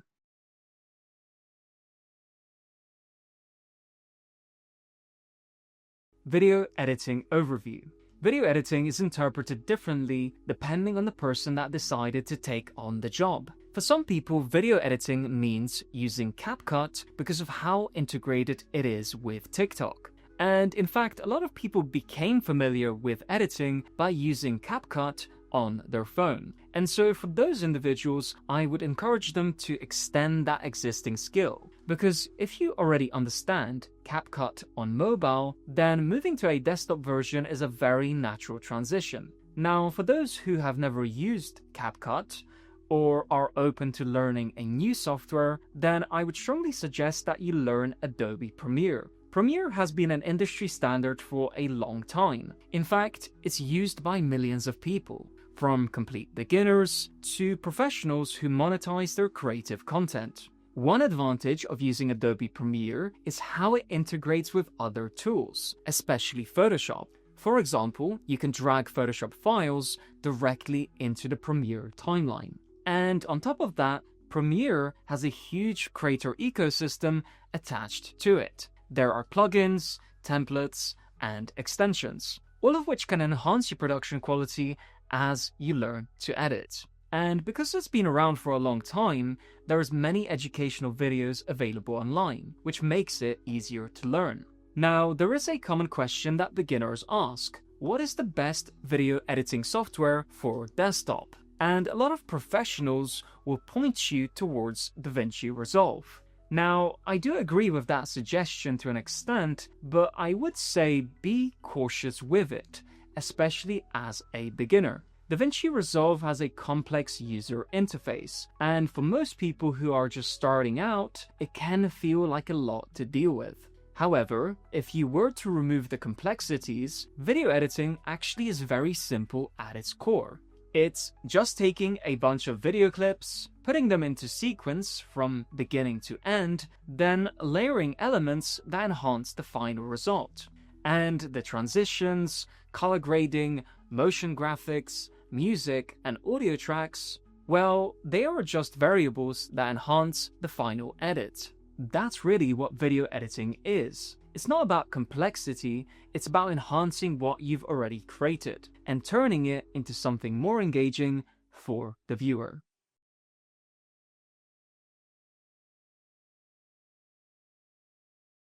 Video editing learning stages. The next thing to consider is the video editing learning path. The first part is software understanding, just getting familiar with the workspace, where everything is, and how the software actually operates. The second part would be general editing. This is where you're cutting video, layering clips, and understanding the relationship between video and audio. The third part is finishing, and that means color grading for the final look of your film. And then the fourth part is delivery. This is where you're dealing with file formats, export settings, and all the technical details that determine how the final video will be actually delivered. And so, those are the 4 stages to learn video editing quickly.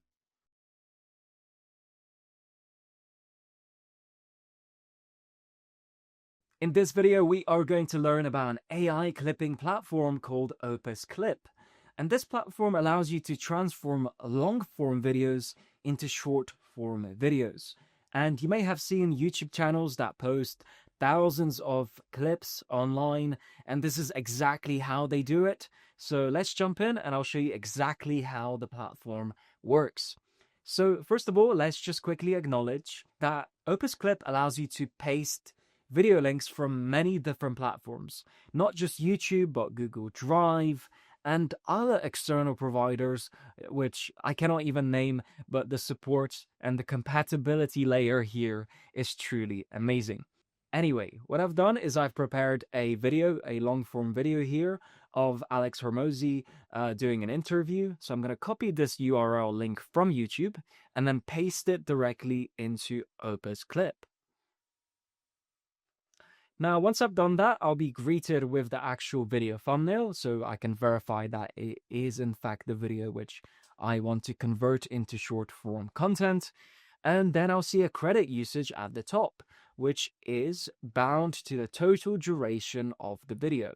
And for the purpose of this demo, I'm going to shorten the length of the video to reduce that credit usage, and I'll show you exactly how to do that. But before that, let's go through all the settings so we can learn about how to use all of this.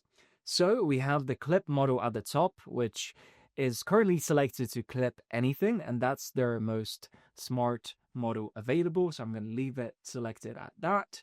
And then we have the clip length, which is currently set to under 30 seconds, and we can change that. And next to that setting, we have something called auto hook. And when this is selected, what will happen is that OpusClip will embed a text layer at the very beginning of the video to create an additional stimuli that would stop people when they scroll through the algorithm. Because sometimes, like, before you hear something, you have to see it. And it just creates a further layer of intrigue and a stimuli which is supposed to stop people in their track so they actually consume the full video. And in this case, we are going to leave it selected. Next, we have the categories which we can select, so we can let the AI detect what the video is, or we can set it ourselves. In this case, I am going to select podcast because I already know that the video is a podcast. And then below here, we can include specific moments in cases where I know what is said in the video, or if there are topics which were mentioned, I can express them here to target them and clip them directly. Or if there are funny moments or interesting moments and I know how to describe that to the model, it can attempt to retrieve just those moments. And then finally, at the bottom here, we have processing time frame. So at the moment, it's set from beginning to end, but as we reduce this, we can reduce our credit usage. But in this case, of course, then we'll be only focused on the time code. And of course, if you want to do this, then you need to reference back to the original video to know at what moment you want to start the clip process and at what moment you want to end it. Now, this doesn't define anything. In fact, all it does is it shares the segment in which you want to target and clip. And that's as far as I would think about it. Now, in this case, I'm going to reduce this down. And as I do, you can see I don't see the credit usage. So what you need to do to see the credit usage is scroll a little bit up.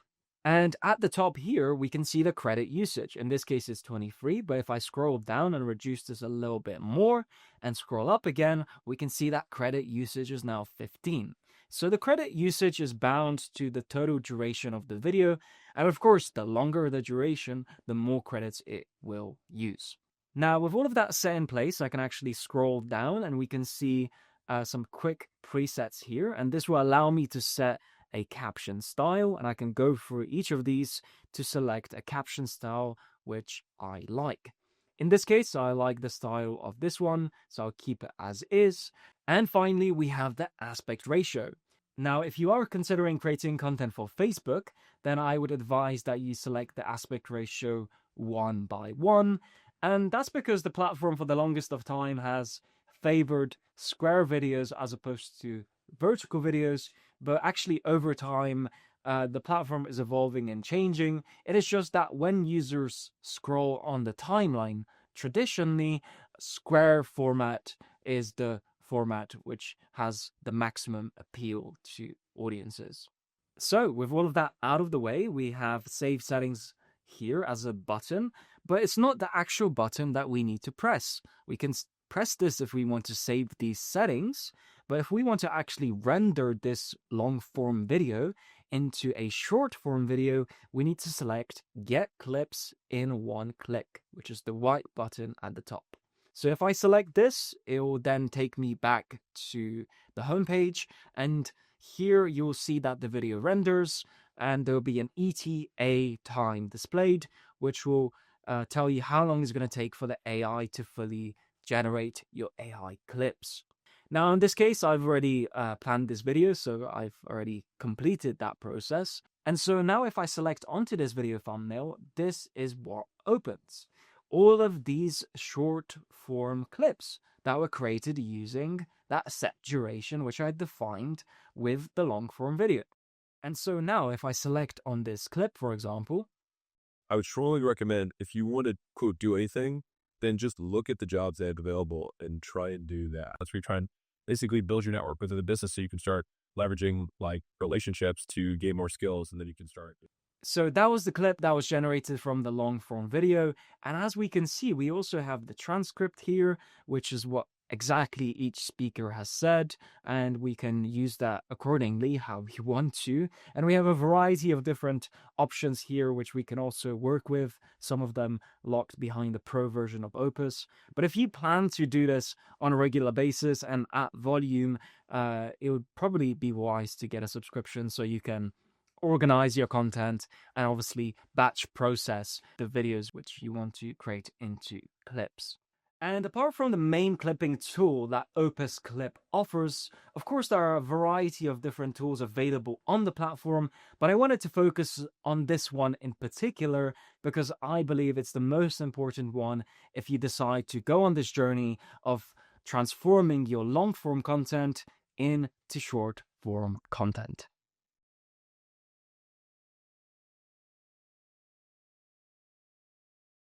This is your introduction lesson to ElevenLabs, and there are a few things which we need to know before we start using the platform. ElevenLabs originally started as a voiceover tool, and since then has grown into a much bigger platform with a lot of different features, including video and image generation. But for what we're doing, none of that matters. We are going to use ElevenLabs for what it does best: voiceovers.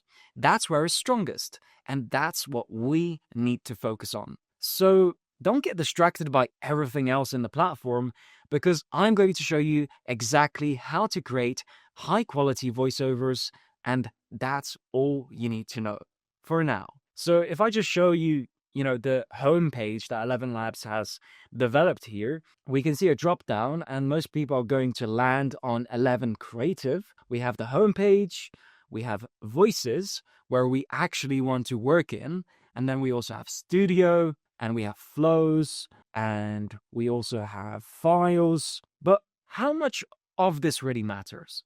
Well, it can matter if you want to choose ElevenLabs as your platform of choice. Otherwise, we need to focus on voices. So we are going to cover all of the available tools that ElevenLabs has. And so I'll see you in the next lesson so we can do that.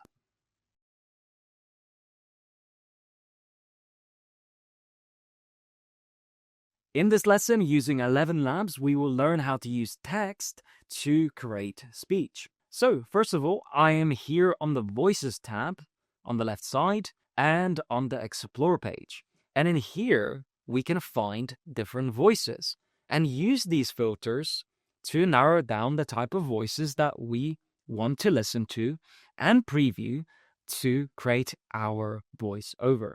So I can start by actually setting the language here, and there are of course many languages to choose from, so I'll select English. And then I can also set the accent. In this case, I can set it to American. And then in here, I have many different categories, such as conversational, narration, character, social media, educational, advertisement, entertainment. So each of these categories is just a simple label that was decided by the staff members that manage ElevenLabs of what that voice sounds like. And that way people that search for voices can easier match the criteria of production that they are after with the voiceover.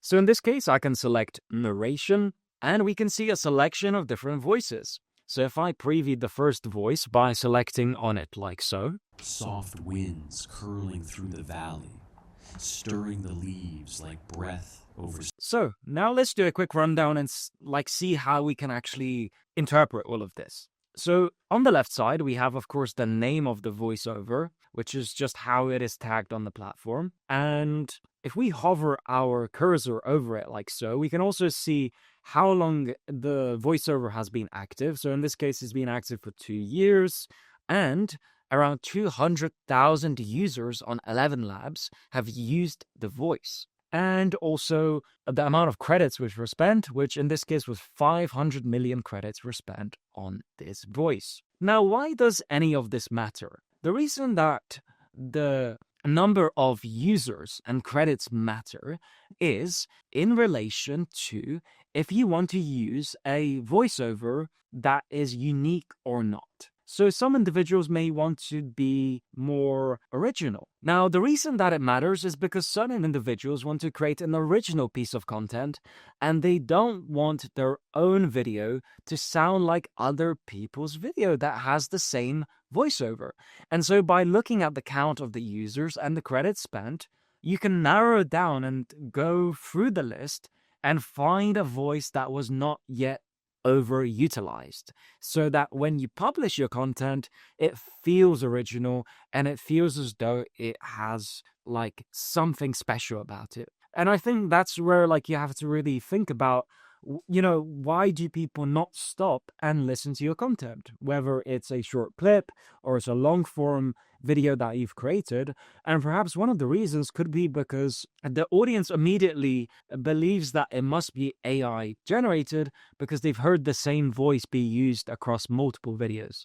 Sometimes millions of videos use the same narration. And the reason for that is because people are lazy. People just want to click the first voiceover and then generate something out of it, as opposed to like going through the list, finding something unique and special for their content, and then using text to generate a voiceover. So if I go through this list and then I select the different voices, well, we can listen to that too.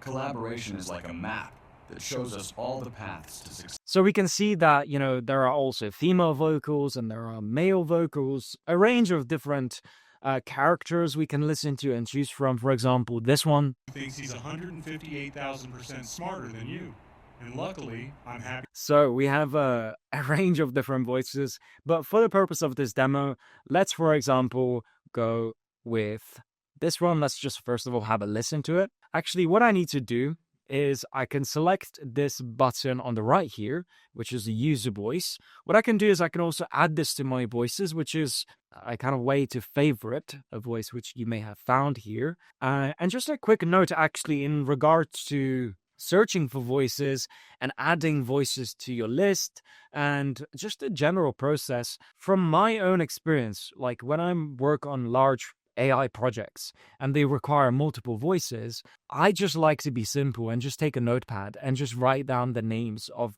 these artists, because it gets so overwhelming digitally, especially like if you're in a rush or if you want to produce quickly.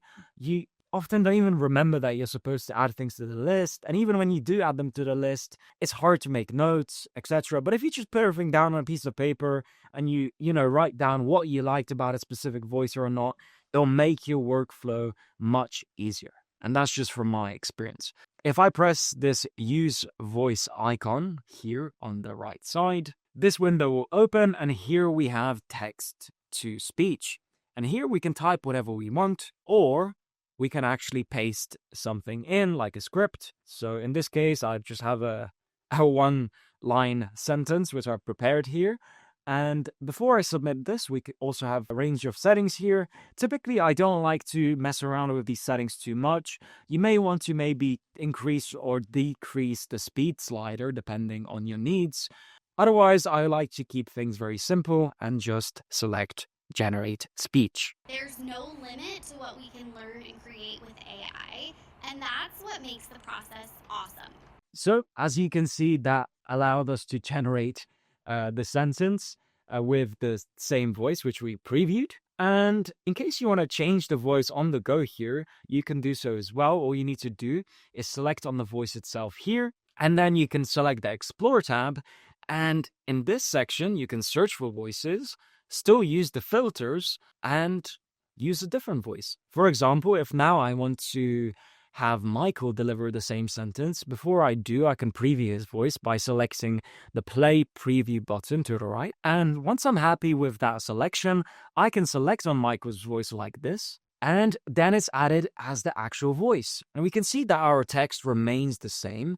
And if I select generate speech again, then this time we were able to generate the same script but with a different voice. Now, you might be wondering at this point, what about the other generated voiceover which I've created? Where is it? Well, all you have to do is go and select on the History tab to the very right, and here we have the actual full history of all the voices and all the scripts which we've generated. So if I select on this first voiceover that we've created and I press play, and that allows us to preview it again.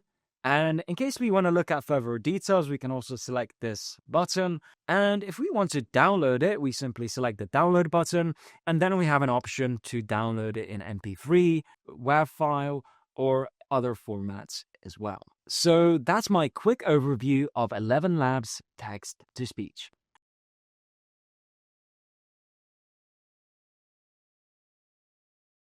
In this lesson, we are going to take a look at ElevenLabs Voice Changer. So let's get started. Before we actually begin, we need to make sure we have 11 Creative set in the top left corner, and also that we have Voice Changer under the Pin tab selected. Now, there are two ways to get started with all of this. The first is to upload a voiceover clip that you would have recorded yourself, or an audio track which has a voice. Or the other option is to simply record it natively inside of the platform. And so for the purpose of this demonstration, I am going to record a voiceover audio directly in ElevenLabs. So I can select the record audio button, and then I can make sure I have the correct microphone selected, and then select start, and then perform my voiceover. There's no limit to what we can learn and create with AI. And that's what makes the process awesome. So now you can see that I've recorded my voiceover, and I can also listen to it directly in here. There's no limit to what we can learn and create with AI. And that's what makes the process awesome. So that's the original voiceover.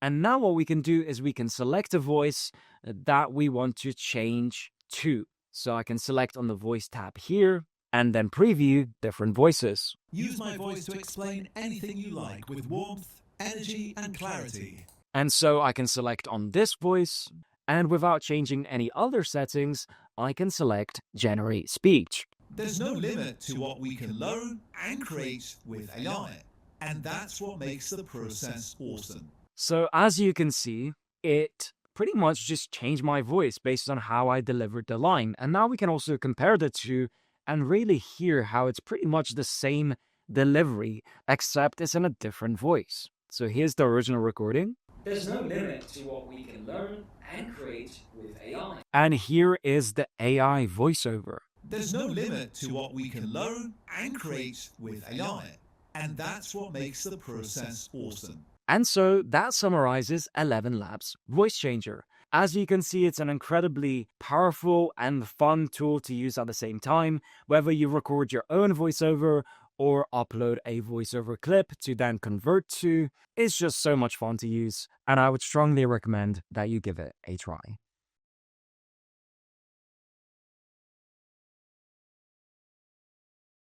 In this lesson, we are going to take a look at ElevenLabs Voice Design.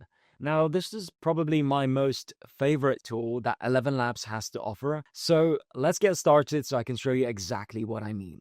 What you need to do is make sure you have 11 Creative selected in the top left corner, and then you go to the Voices tab on the left side, and then select Create Voice on the right, which is the white button. And once you do, you'll be greeted with this pop-up window, and all you need to do is select Voice Design.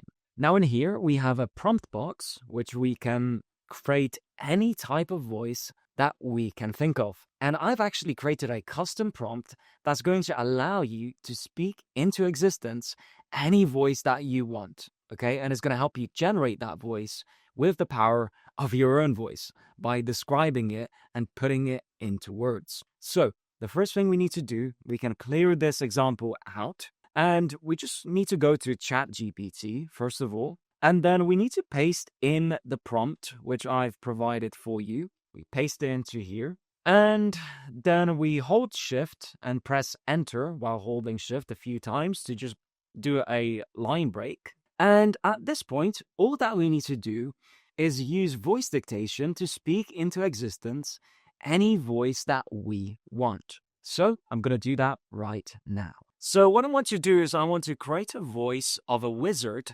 that's mighty and powerful and confident and mostly masculine, but also sounds like Gandalf from Lord of the Rings. And now that I have spoken into existence the type of voice which I want to create, I can submit this to ChatGPT, and ChatGPT will deliver a new prompt which I can copy and then paste back in the voice design window inside of ElevenLabs. And once I have done that, I can see how many credits it's going to use, and I can simply select Generate Voice. Welcome, travelers.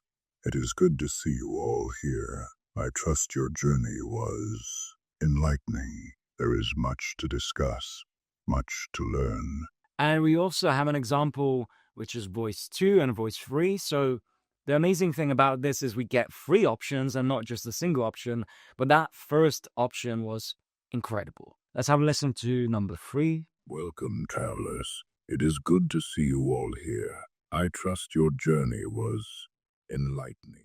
So out of the 3, I think I like voice 1 the best.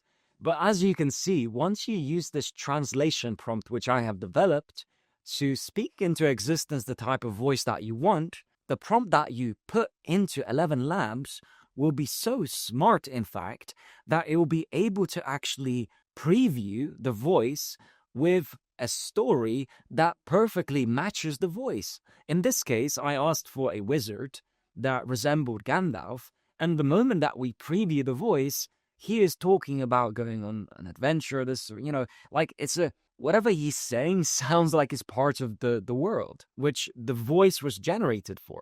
And that's an incredible way to preview and get a vibe of if that's the correct voice or not. But in this case, of course, I like voice number 1, which is this one. So I can select on this and make sure it's paused. You can see a little tick icon, making sure that that's the voice which I want. And then I can select voice. And in here, I can name it. So for example, I can name it Gandalf version 1. And also I can then label it so that English is the language that's selected. And then here is the description, which is the same description that was used or is very similar to what the prompt actually was. And then I can select Save Voice. Now, once that finishes loading, you'll be able to find your voice in My Voices tab right here. And as long as you labeled it correctly, you'll be able to use it over and over again. In this case, if I select on Gandalf, I get the preview. But if I actually want to use the voice, I can select the little icon to the very right of the voice and select Use Voice. Now, I can also use text to generate a voiceover, or I can even use the voice changer itself to use this voice, transfer an existing vocal that exists. So if I just generate this speech from text, there's no limit to what we can learn and create with AI. So as you can see, within a matter of seconds, we have developed a completely unique voice from our imagination by simply speaking it into existence. We've allowed it to exist, and ElevenLabs, with the prompt that we've created, was able to calculate that and make it an actual reality that we can use for our content or for anything that we want. So overall, this is my take on ElevenLabs voice design, and I hope you enjoyed this lesson.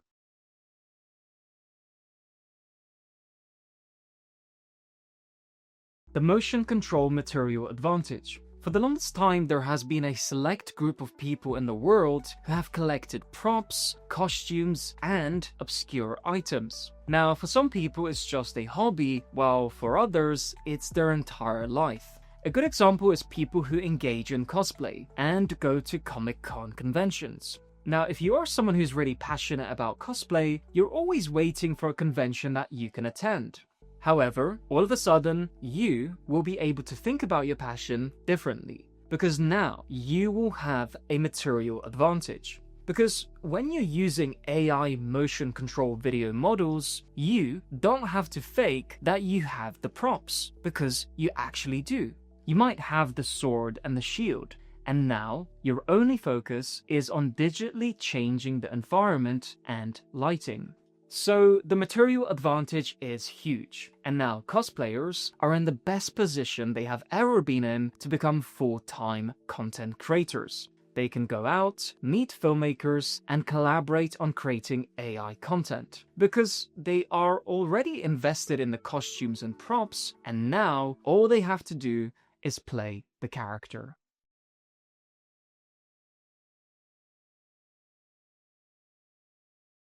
In this video, we are going to take a look at Kling motion control, and this is perhaps one of my most favorite tools in all of AI generation tools that are available on the market, because this model allows you to upload videos and then transform them into magical cinematic videos. Now, unlike feeding a start frame, here we can actually provide an entire video and we can control the motion of it and allocate a specific style to that video. Now, in my case, I've captured my videos on a green screen. However, you don't have to do this. You can go to a park and film a video, and that will work just as fine. But in this case, I wanted to test Kling motion control in a controlled environment, and so I captured my videos on a green screen. Now, Kling is great because it allows you to then set the environment, change the costume and look, and also change the props which the actor is holding. So let's start by looking at the examples which I've prepared, and we'll go through each one to see the effect of Kling. So this first example that I have here is me holding a book, and I decided that I wanted to be Hogwarts, and I wanted to be wearing the robes of Gryffindor and be holding a magical spell book. And so here I am on the green screen holding a blank book. And let's watch the results of how Kling motion control was able to transfer that style over to the video.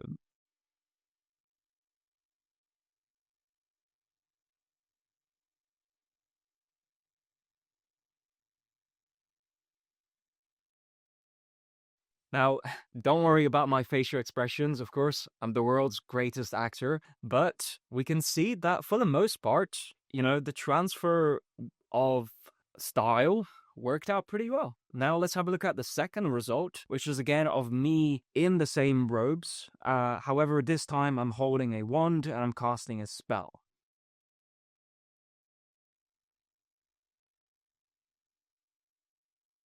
Now we can see that perhaps the limitations of this model is that if you define the start frame that has a glow around a specific object, that glow may stick. In this case, we can see that the illumination at the tip of the wand actually sticks all the way through as motion is added. However, this is all based on the fact that I set these conditions in the start frame, and that's something we'll talk about later. But in order for this to all work, we need to define a start frame so we can transfer that style over to the video. And that is perhaps the reason why the wand is not essentially like casting a spell, but it's just retaining a spell that's kind of embedded in the start frame image. Now, let's have a look at another example. In this case, it's me in a spaceship holding a transparent box full of energy.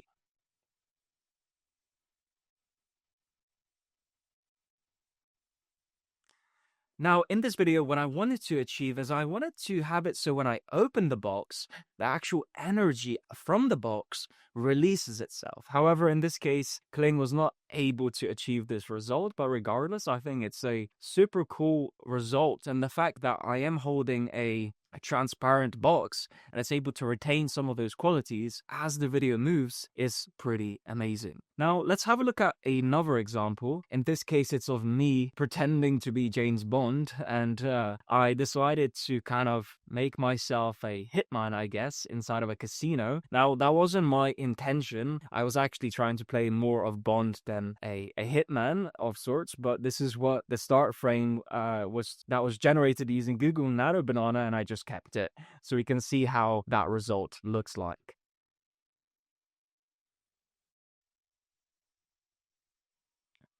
Now, it's interesting when you have a controlled environment like this because the camera doesn't actually move. I move with my body, and as I do and I go back, the camera also pulls back in the motion control video because it doesn't have context of what's happening spatially, and so it just assumes the camera's pulling back, but actually I'm the one that's walking back and the camera is stationary. But overall, it's interesting to see that motion and how it kind of pulls back, and the contextually is retaining a lot of information and keeping it quite consistent across the board. Even the fact that there are what I would assume mirrors on the wall, and how it tracks them really well and maintains the reflections of the chandeliers in the actual environment. Now, the next example is of me holding a light bulb, and I decided to put myself in a war zone wearing Kevlar, and what I wanted to do was to track the light bulb and see if it's able to actually track illumination, as well as if it's able to actually project light onto other subjects. And so in this case, of course, I'm the subject in the frame, and I'm holding a light bulb very close to my face, and we can see the fact that, yeah, it can do it. The light does move around and it does cast itself from the light bulb and then onto my face. Now, the next example here is of me holding a hammer, and what I wanted to do was actually make myself into a knight holding a sword, and so I did, and this is the result. So we can see that, even with the limited amount of props or the lack of availability to grip something which could be a sword, doesn't matter as long as that there is enough information contextually in the original footage to allow for the motion control video model to track that, because it needs to track something that's actually in frame in order to then deliver on the promise that I could, in fact, hold a sword. And it did do it very well. Now, the next video is of me holding a lightsaber. In this case, I made a slight mistake by holding an item which was too large in its grip, and so that also happened to come across in the actual final delivery of this Star Wars video that I created. But overall, I'm incredibly impressed by the fact that it was able to, again, cast that light from the blue saber and then onto my face, and how all of that tracks as I move into frame makes for a very, very exciting result. I can imagine myself creating a Star Wars video where, it's an epic battle scene of sorts, and all of that light and illumination and just cinematic feeling comes across and is casted onto the frame and onto the subjects within the frame, which make it just, again, super exciting to work with these tools. Now, the final test I have here is more of a facial features and facial structure kind of test, which was of me just making, moving my face and expressing it in different ways, so I can see how that transfers across to another subject. In this case, I decided to cast myself as Voldemort from the Harry Potter series, and we can see it's incredible the fact that the motion can be transferred this way, because in this example, Voldemort doesn't have any eyebrows, but yet those facial muscles still transfer and track across to this, to this character, even though there isn't any information visually there that would allow for that to happen. But we can even see underneath the layer of the skin how those muscles are moving. And the same goes for, how the mouth and the cheeks are moving, the eyes, the way they open, etc. And then, of course, all of the movement, as awkward as I am as an actor, and in this case, it was really late at night when I was recording this, but regardless, it shows us the fact that, again, the camera tracks back, even though I'm the only one that's moving back, and that's because it's on a stationary camera. And if we had a moving camera and we were not on a green screen, then that would still come across, because it's all about 3D information, which then transfers over to the final result. So now that we've covered motion control and you've looked at a couple examples, the next step I want to take you on and show you is how we go about actually preparing our footage and just preparing ourselves in order to be able to achieve these type of results. So let's jump into Adobe Premiere and I'll show you exactly how all of this works. So I'm going to keep things very simple and I'm just going to focus on one video just so you can follow along and not get too overwhelmed. So the way that all of this works is, first of all, of course, you have to record an actual video. It can be a stationary video, it could be a moving video. We have to first record a video of you doing something or someone else doing something. And in this case, the first, I would say, problem that we run into is the fact that we have to arrive on set. We have to set ourselves in position before we actually perform on camera. And so what we actually need to do, if I play this video, we can see how I first arrive on set. I put myself on the mark. I put myself in the bodily position, and then I set my eye line, and then I'm ready to act. But we don't want all of that preparation to exist in our footage. So we need to cut this out. We need to trim it out so that we can just create and optimize our footage so that it has a good start point and a good end point. So in this case, in Premiere, what I can do is I can find that position when I'm about to start acting. And then I can set that mark right there. And then I can press C on my keyboard. So this goes to the trim tool. And then I can just cut this out, select this, and press backspace. And then I can move this footage all the way to the front of Premiere. And then what I can do is I can also find the endpoint of this footage. And in this case, it would be right here. Now, there's also one other aspect that we need to consider, and that is that Kling at the moment only supports a maximum of 15 seconds per video generation. So we also need to account for that. Now, the way to do that is we need to look at our time code here, and we can set this actually to 15 seconds, like so. Now, the playhead is going to move to exactly 15 seconds inside of Premiere. And again, we can press C on our keyboard and simply make a cut point. Now, we cannot move this to the side, so we can keep the rest of that footage. And now this is the usable footage that we can actually work in. So it's a maximum of 15 seconds. And so the next point after that is we need to actually export the footage.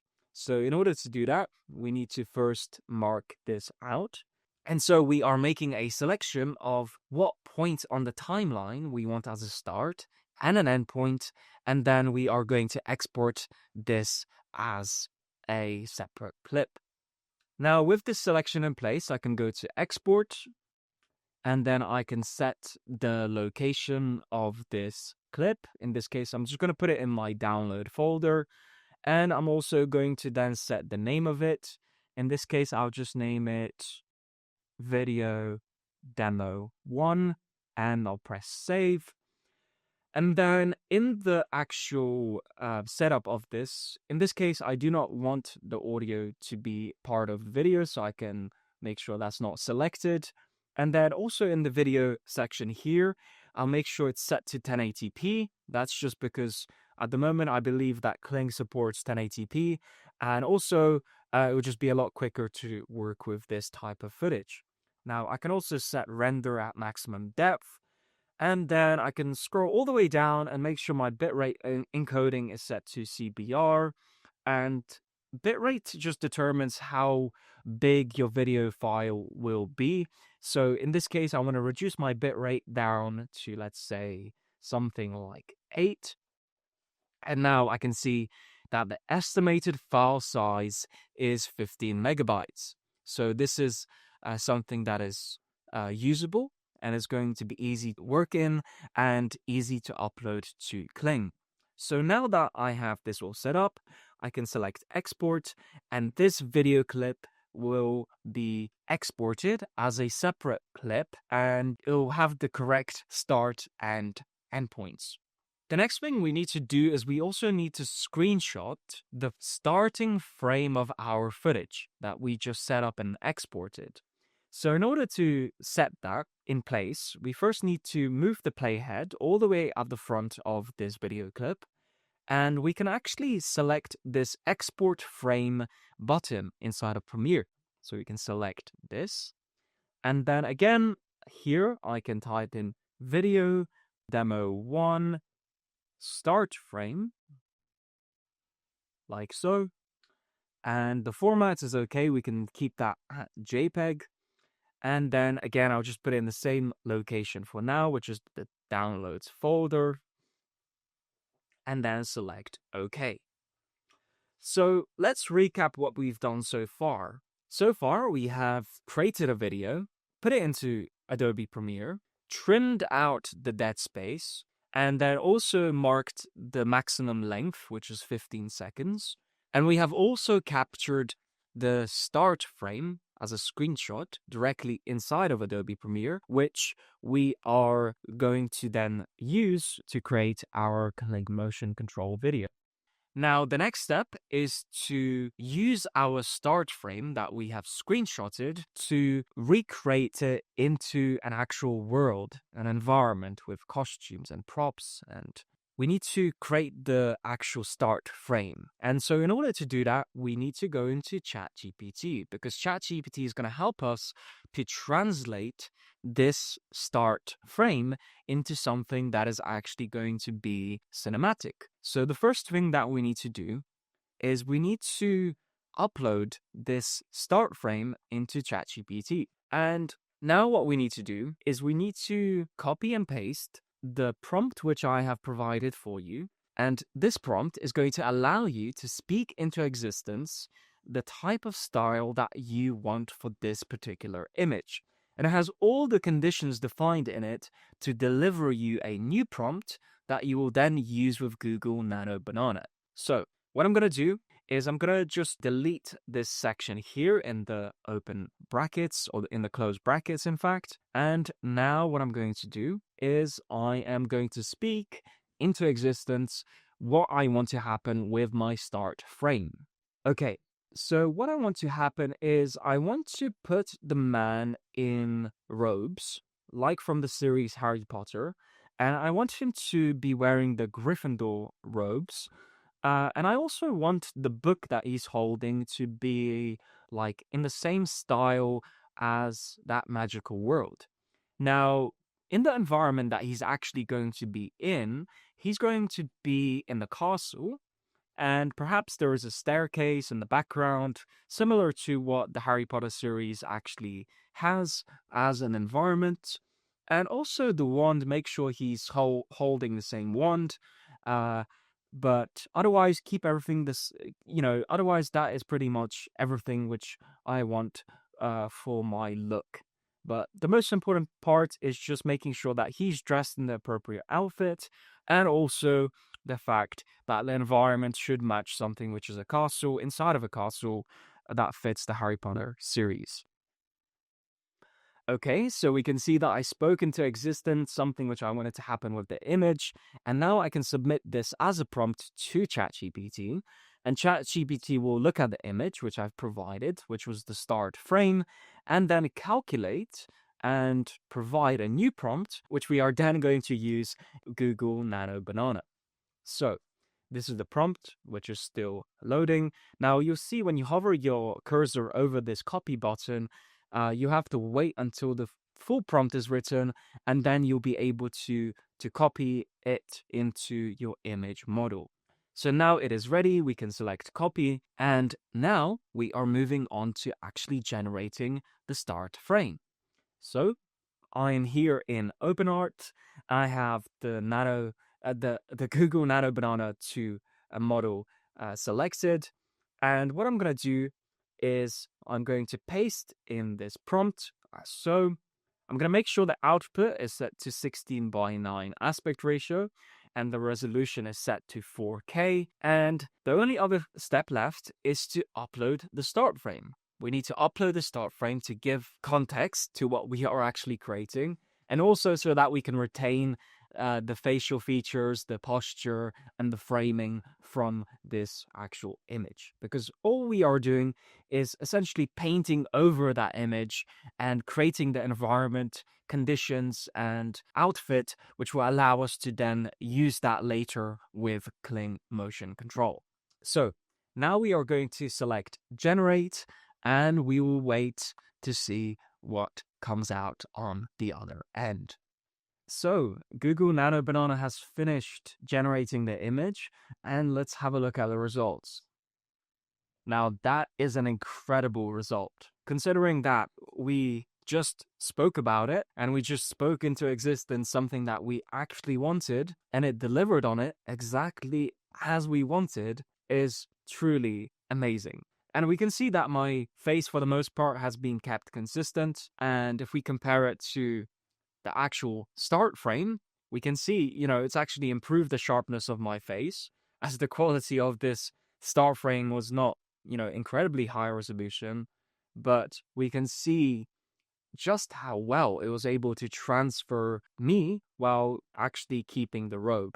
Now we can see there's a slight problem, which is the actual color of my jacket here looks like it kind of kept itself in there, which is interesting.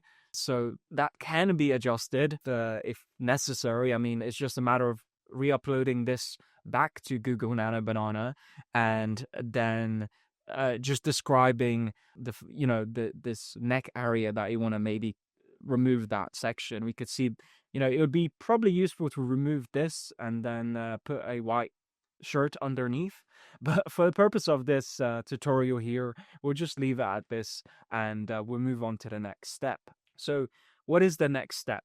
Well, let's just recap what we have so far. So we have the video, which is ready. We don't need to do anything else to it, and we now also have the start frame, which we are going to use to transfer the style to the rest of the video. Now, what we need to do is actually go to Kling motion control. In OpenArt, they call it motion sync. The thing is that these AI platforms, they all have different names for motion control, motion sync, motion capture. It's pretty much all the same thing. It's just they rebrand them slightly.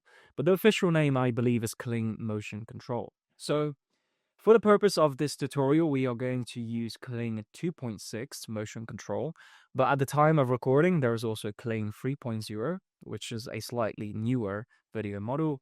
Now, from testing, I have seen some differences, but it's still something that's in development, and we're yet to see any huge drastic differences in this motion control video generation techniques and methods which exist. So I have Kling 2.6 selected here as the video model. Now I can actually, in OpenArt, take this image and I can drag it directly into the subject matter here. So this will essentially be our start frame and the style which we are going to transfer into the video. Now here, we need to upload the actual video that we have trimmed in Adobe Premiere or a different editor of your choice. So I'm going to do that now and upload. So here it is. I'll select open, and now it's going to upload into Kling motion control. Now, so we have the starting frame and we have the video in here, which we can also play directly inside of Kling. And what we can do is we can actually just select generate straight away if we want to, or we can describe other features that may exist inside of the world that you are building. So if we play the video, what we can see is of me moving the wand around as though like I'm slightly afraid or concerned. But in this video, actually, I don't. It doesn't look like I actually cast a spell or I, do anything except for kind of look around, but while holding the wand. So my initial idea is then maybe to try and see if over time, as I hold the wand, it can start to kind of illuminate and like almost like I'm doing the Lumos spell, where like the actual tip of the wand illuminates. Assuming, because it's kind of like a little bit dark in the environment which I'm in, that could be perhaps useful. So I can attempt to do it. I'm not entirely sure if it will work or not, but we will find out together what happens. So in order to do that, what I like to do is go back to ChatGPT and then start a new chat, and then use a prompt which I've developed that will allow me to describe the actions which are going to take place in the scene. So what I can do is paste that prompt in the prompt box. And what I also need to do is just make sure I download this new start frame from OpenArt. And once I have that, I can actually drag it into ChatGPT like so. And then what I can do is I can delete this section here and again speak into existence, or attempt to anyway, what I wish to happen in the video. And then ChatGPT will generate a video prompt for me to use. So I'm going to do that now. Okay, so what I wish to happen, and I want to keep this very simple, as the man moves, his wand starts to illuminate, but only the very tip of the wand starts to illuminate. And it's like a ball of light that increases in intensity over time. And then it reaches some kind of point where it's not too overwhelming, but it's maybe like just at the very tip of the wand. And as he moves the wand around, it just stays illuminated, as though he is casting a spell, but it's just more of a kind of lumos / kind of light that is kind of emitting from the very tip of the wand. Okay, so now I spoke into existence what I wish to happen on the video side, and I'm going to submit this to ChatGPT to translate for me.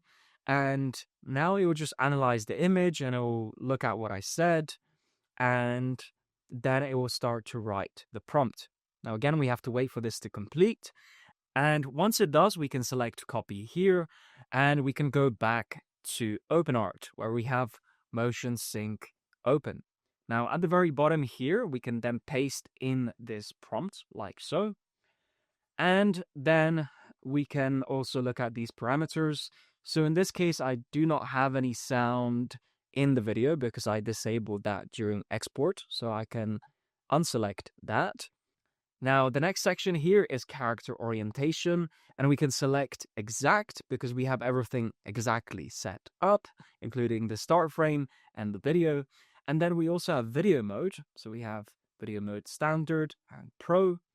In this case, I'm going to select pro because I'm assuming that might actually help with the quality of the video. And it's going to use a little bit of a better video model. And so now all that is left is for me to select generate. So now let's review the footage and let's review the generated video, in fact, that we've made. Now, based on my first take, it does seem like it did a pretty good job, except for being able to actually illuminate the tip of the wand. There is some kind of spark or energy which comes out of the wand, but it's not consistent. And that is purely because, the prompt was perhaps shortened and refined to make sure the computer was able to actually generate this video. And another point of concern, perhaps, is that there is some deformation in my face, and that's just a natural occurrence because of the AI generated video that is the start frame. Now, some videos are going to look more realistic than others, and it also helps to start a video relatively close up and front facing, because the moment you are side facing, the computer has to calculate what your face should look like, even though it's using the video as a motion reference as well. It is just that the start frame has so much importance in the actual style that will be like shown on screen. It probably plays towards that more than the actual motion control, because it's mostly using the video to transfer the motion onto the image, and then that image becomes a video. So that pretty much wraps up Kling motion control. As you can see, it's very technical and there are many steps, and there is a lot of uncertainty as well when you are producing with this video model, but it is possible, and it is possible to create great results. It is just that it takes quite a bit of time and effort and patience as well. One thing to consider is that when you press generate, the video can render for 5 minutes, sometimes longer than that, and you question whether it's actually going to complete or not, and sometimes it crashes, other times it actually does deliver, but you have to be quite patient with this video model as well. But as we've seen from the results which I've shown you at the beginning, it is possible to create some incredible videos, and that's pretty much everything you need to know about Kling motion control.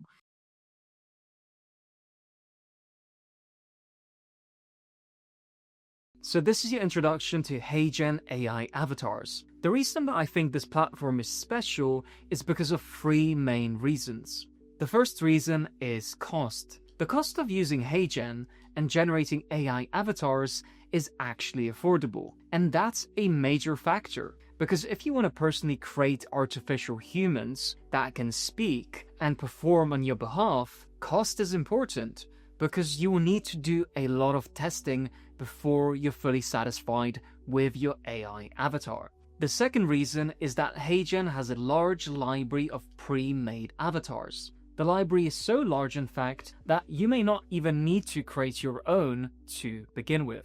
The third reason is that they have their own proprietary AI avatar video model. So on the platform, you have the option to use their own AI video model, which is excellent, or instead you can use other available AI video models to animate the avatar. So these are the reasons why I've selected HeyGen as my platform of choice for creating AI avatars. And this is why I'm teaching you about it. So next, I'll run you through all the methods available, and you'll see just how easy it is to create your own AI avatar.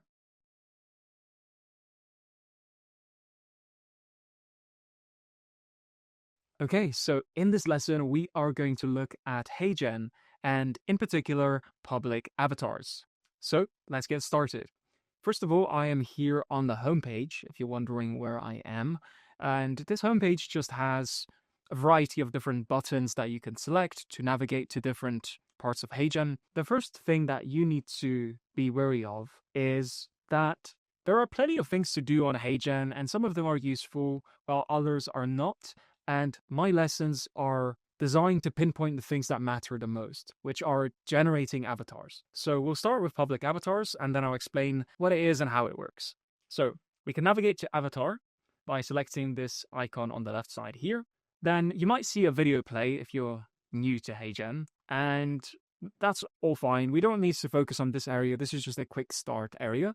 What we want to do is select avatars, and then you see my avatars and public avatars. You'll see some images I have uploaded here. And let's select on public avatars. So HeyGen has curated a library of avatars which you can use for your own projects. This means that you don't have to go out and make images of your own. You can use one of these spokespeople to deliver your message or to speak on behalf of you, which is very convenient. Now we also have these different categories, and this would work well in corporate environments where individuals might want to create training videos, etc.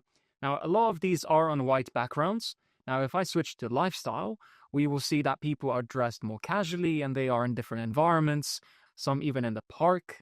And this is also a different approach that you can take if you want to create your AI avatar. We also have UGC, which are more leaning towards being casual, quite casual in the fact that these people could appear as though they are influencers and can create user-generated content. Then we also have community. I believe community-generated avatars that you can use, and there are plenty of them for you to choose from. And then we also have favorites, which are just ones that you can add that you have favorited. Now, what I want to do is to show you the process of what it would look like to use a public avatar to create a video. Let's go, for example, to lifestyle, and let's pick somebody here that could be interesting. For example, we could have Scarlett. We select on Scarlett, and now we can see all of these different versions of Scarlett and different environments and different angles. So, for example, we can select this one, and when we do, this video will show us the horizontal view of like how the video will look like in this view, in its full resolution. If I go back and click on any of these other ones, we can also see the same thing happens here. We can listen as well. Welcome to the new era of video creation with HeyGen. Simply type your script to get started. So this is a preview of the avatar speaking and the voice that is bound to the avatar, which we are going to speak about in a second. So I am going to start with this avatar on this background, and I'm going to go into this avatar. And when I do, then we're going to be in this view, which is the production view or the editing timeline.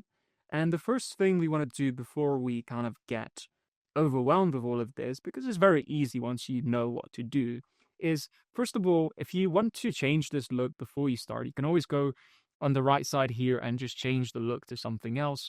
Or in fact, you can cut to these different looks later by adding an additional section.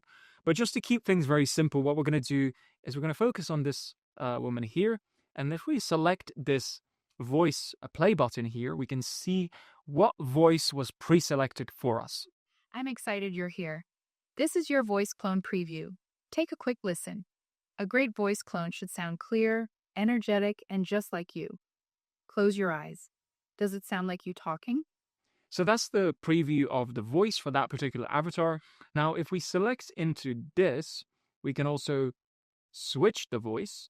And when we do, we're going to have a library of different voices that we can switch to, that we want our avatar, in the voice that we want the avatar to speak in. For example, if I go to Lisa. Hi, I'm excited you're here. This is your voice clone preview. Take a quick listen. And I can also go to this one. Hi, I'm excited you're here. This is your voice clone preview. Take a quick listen. But for the sake of this tutorial, I think I'm going to go for Scarlett. So now you have an option to upload audio or to use the script writer. I would advise you to just paste your script into here. Again, these are like features which you can use if you want to. You can try for yourself. For the purpose of this tutorial, I'm going to keep things simple. I have a script already prepared here, which I'm going to paste in. Now that's the script which I've pasted in. And on the right here, I can see that I have Scarlett selected with her voice. And also I have the motion engine. So these are the engines which are available. And these motion engines are just AI video models. They just like to be fancy and say like, this is a motion engine. It's just a video model which they are using to deliver the final result. And of course, the latest model will be the best one as they continuously iterate. So you can select Avatar 5. Just be cautious that it may use more credits. Now we can also customize the background here. In this case, I do not want to do that. And I'm going to keep everything as is. And now let's talk about the generate button. So when you select this generate button in the top right corner, you'll be able to title your video. And in this case, I can just type in demo 1 and I can set this to 4K as well if I wish to do so. But this will ask me to upgrade the plan to do so. So if I exit out of this and then try to generate again to generate in 1080p, and then make sure everything is set up, I can submit this, and then HeyGen is going to work in the background to generate this video. It's not going to happen instantly. It's going to take some time. And of course, the longer the duration of your AI avatar video, the longer it's going to take. But even now, looking at it work, it's already 50% there, and it should be ready very soon. So let's wait for that to fully render. Okay, so the video has now fully rendered and we can select to view it. Now, if you're wondering where your project has gone in case you clicked out or closed the tab by accident, when you go back into HeyGen, you'll see the folders icon in the left side here, which you can select into that, and then you'll select all projects and you'll find your video is there. And there's also one thing to note, and that's you don't have to attend to it while it's loading. In fact, you can close your browser and it will just work itself out in the background. So when you come back, you can view the video in your projects folder. So now let's select on the video and see just exactly what happened and how good it is. There's no limit to what we can learn and create with AI, and that's what makes the process awesome. Can you believe I am not a real person? HeyGen is an amazing UGC tool. So that's the generation, and we can see that we have body movement and head movement. The eye line is very locked, but we have a natural talking head video. And of course, we can test different avatars and see which ones suit our needs. Okay, so the next thing which I want to show you is UGC avatars. The first thing we have to do is select on avatar, then avatars, and then public avatars. And in here we have a selection of different UGC avatars that we can create. For example, if I select this girl Izzy, and then I select her avatar, select use in video, and then paste in the same prompt or the same words which I've used in the previous example that I've shown you, we can compare the differences and see how this avatar behaves alongside the first example. So what I can do is I can first just check the voice. So I can select this audio button here. I'm excited you're here. This is your voice clone preview. Take a quick listen. I'm not so fond of this voice, so what I can do is go into here, switch this voice, and then what I can do is go into the HeyGen library here. A lot of people get stuck. They think, well, there's only 2 options. No, there's plenty of options. Just select the HeyGen library option here. And then... Hi, I'm excited you're here. Let's do this voice. So I can select this voice. Then I can go back and just check which avatar model that I'm using. I'm going to use the Avatar 5 Motion Engine AI video model, just so we can have a fair comparison. And I'm going to select Generate at the top. You can do Demo 2 as the name, and then hit Submit. So once this finishes loading, I'll show you the final result. Okay, so the UGC video has finished rendering, and we can now play it and preview it. There's no limit to what we can learn and create with AI, and that's what makes the process awesome. Can you believe I am not a real person? HeyGen is an amazing UGC tool. So that's a result. And I actually think this result is slightly better than the talking head video that we first created. Here's some things that we should know about creating AI avatars, especially when we're using public avatars that are readily available to us. The first thing to note is that the face matches the voice and the voice matches the face. So the longer you spend matching up the face with the voice and matching up the voice with the face, the better the result will be and the more realistic it will actually be. The less time you spend with that, you will have an instant tell. And what I mean by that is people will know because that person doesn't sound like how they look, or they don't look how they sound like. People will just think one of the two, right? It's the same. I know it's the same thing. It's an all-encompassing kind of like equation, which is you have to figure out and have the intuition to be able to figure out which voice fits someone's face and body. And once you get good at that, it'll be really hard for people to like tell if this avatar is actually a real person or not. Some people are so good at it, they like participate in social media and they watch like 50 videos a day, 100 videos a day, and they have no idea that 80% of the people that they are watching are not even real. So those are the experts, right? Those are the people that have figured out how to match the voice with the body. And this shows you know what's possible. And of course, HeyGen has plenty of other options which are readily available for you to explore and to figure out in your own time. But it's a great start. And in fact, public avatars is one of the best libraries available for browsing, pre-made templates of people. And the reason it's so good is because there are many different angles, while other platforms just offer front-facing shots of people or models, but you don't have a variety where you can cut. Especially if you're creating a corporate video where you might want to have a second angle to make it more interesting. If you only just have a single angle in your talking head video, then it may not be as compelling as if you had multiple angles. And that's what HeyGen Public Avatar provides you, is the ability to also cut between different looks and angles. So overall, I think it's a great start to your journey in creating AI avatars.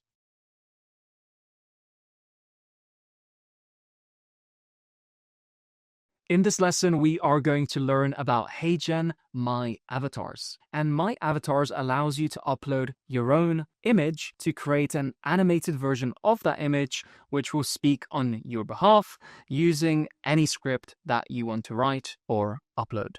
So let's get started. Now, to get to this section, first of all, make sure you have selected the avatar blue icon on the left, then select Avatars, and then select My Avatars. Now, if you are just starting out, you will see this screen, which is clone a real person and create a virtual character. And all that we want to do is hover our cursor over this second section and then select Upload Photo. Now, this pop-up will appear, and here we can upload a photo which will become our avatar. Now, I'm not going to go into details of how to create your avatar, but you can do so using any image model, such as Google Nano Banana. And I already have an image which I have prepared, which I am going to upload. So once you drag in your image like this, it'll appear as so. And also below here, you have the photo requirements. So this is what good photos look like, and this is what bad photos look like.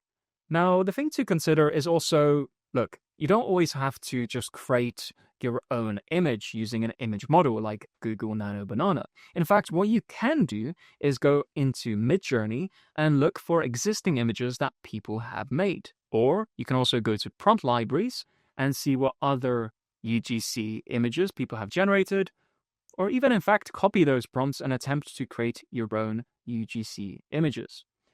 The other thing you can do is you can also take a photograph of yourself or one of your friends with permission and upload a photo here to later animate and speak on your behalf. So now that I have this image uploaded here and I select upload, what will happen is we will see this pop-up message, which is review uploads. We can select continue, and then I can name my UGC model. So I'm going to name it Demo 1.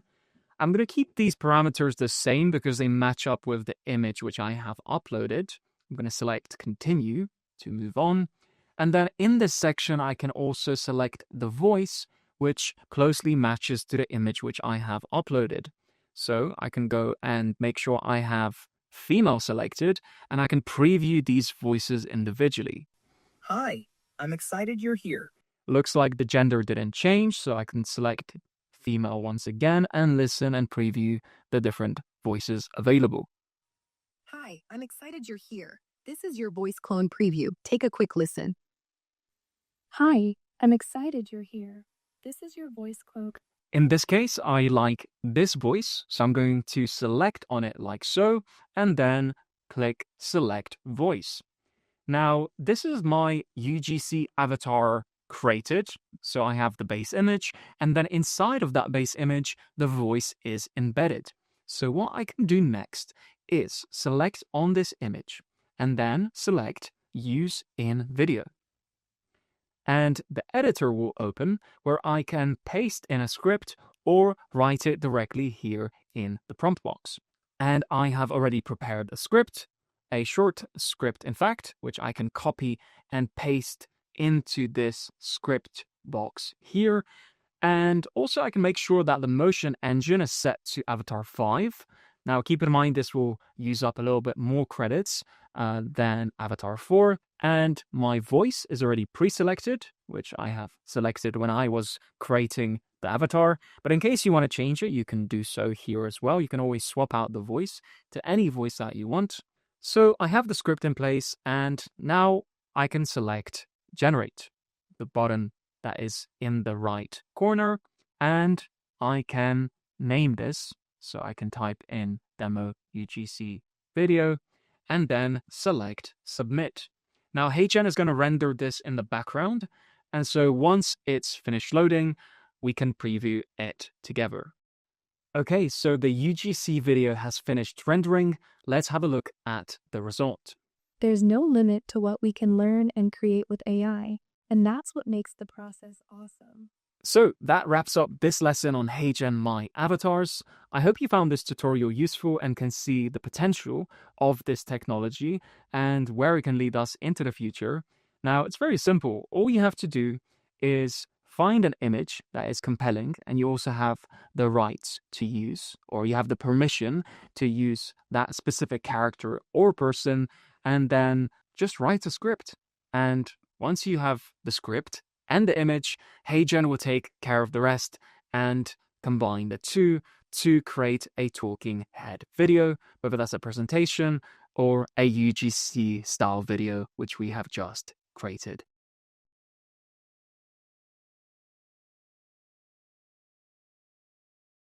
19 principles for success in AI music.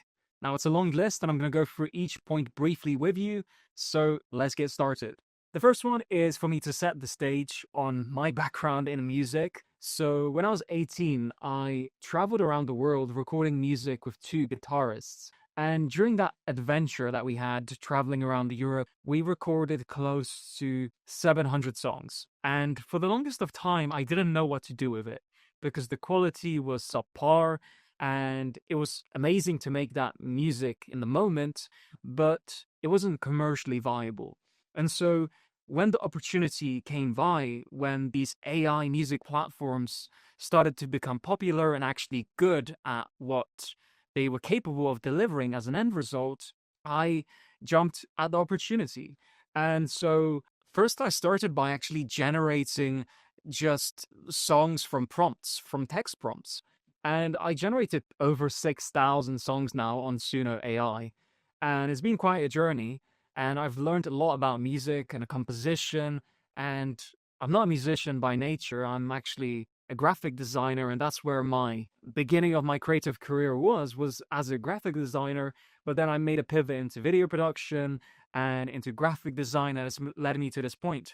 What I'm trying to say is I've have some understanding of this industry, and I've also remastered my own music, which I've recorded using AI. This is everything that I know about AI music, and I hope it helps you on your journey of also doing the same for yourself. So the first point I have here is, let's talk about the rules. So inspiration is great, but replication, not so much. Copying music is lazy, and it can break copyright laws. Even if you think you could get away with it now, trust me, they'll come for you. So don't try and replicate someone else's music using AI, especially if you're using the same composition or the musical composition that someone has created and distributed on platforms like Spotify. So the second point I have here is what AI music can actually do. So AI isn't just about creating basic songs, it can also produce layered cinematic compositions, jingles, hooks, and even atmospheric sounds. Now, I know a lot of people think that like AI cannot make music. It surely can.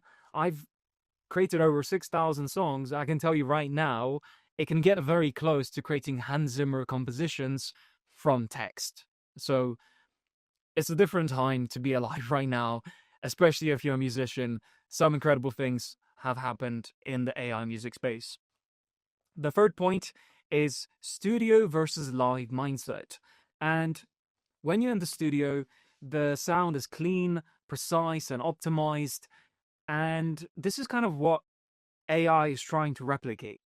The AI believes that it's in a perfect studio environment, and it will deliver crisp, sharp, precise sounds. And it doesn't always have to be that way. Sometimes you can just tell it that you want it to be live and that you want the song to be played on stage, and it will attempt to do so. It's not going to happen all the time, but it will happen at some point. Trust me, I've tested it and it does work. The fourth point I have here is how to approach it.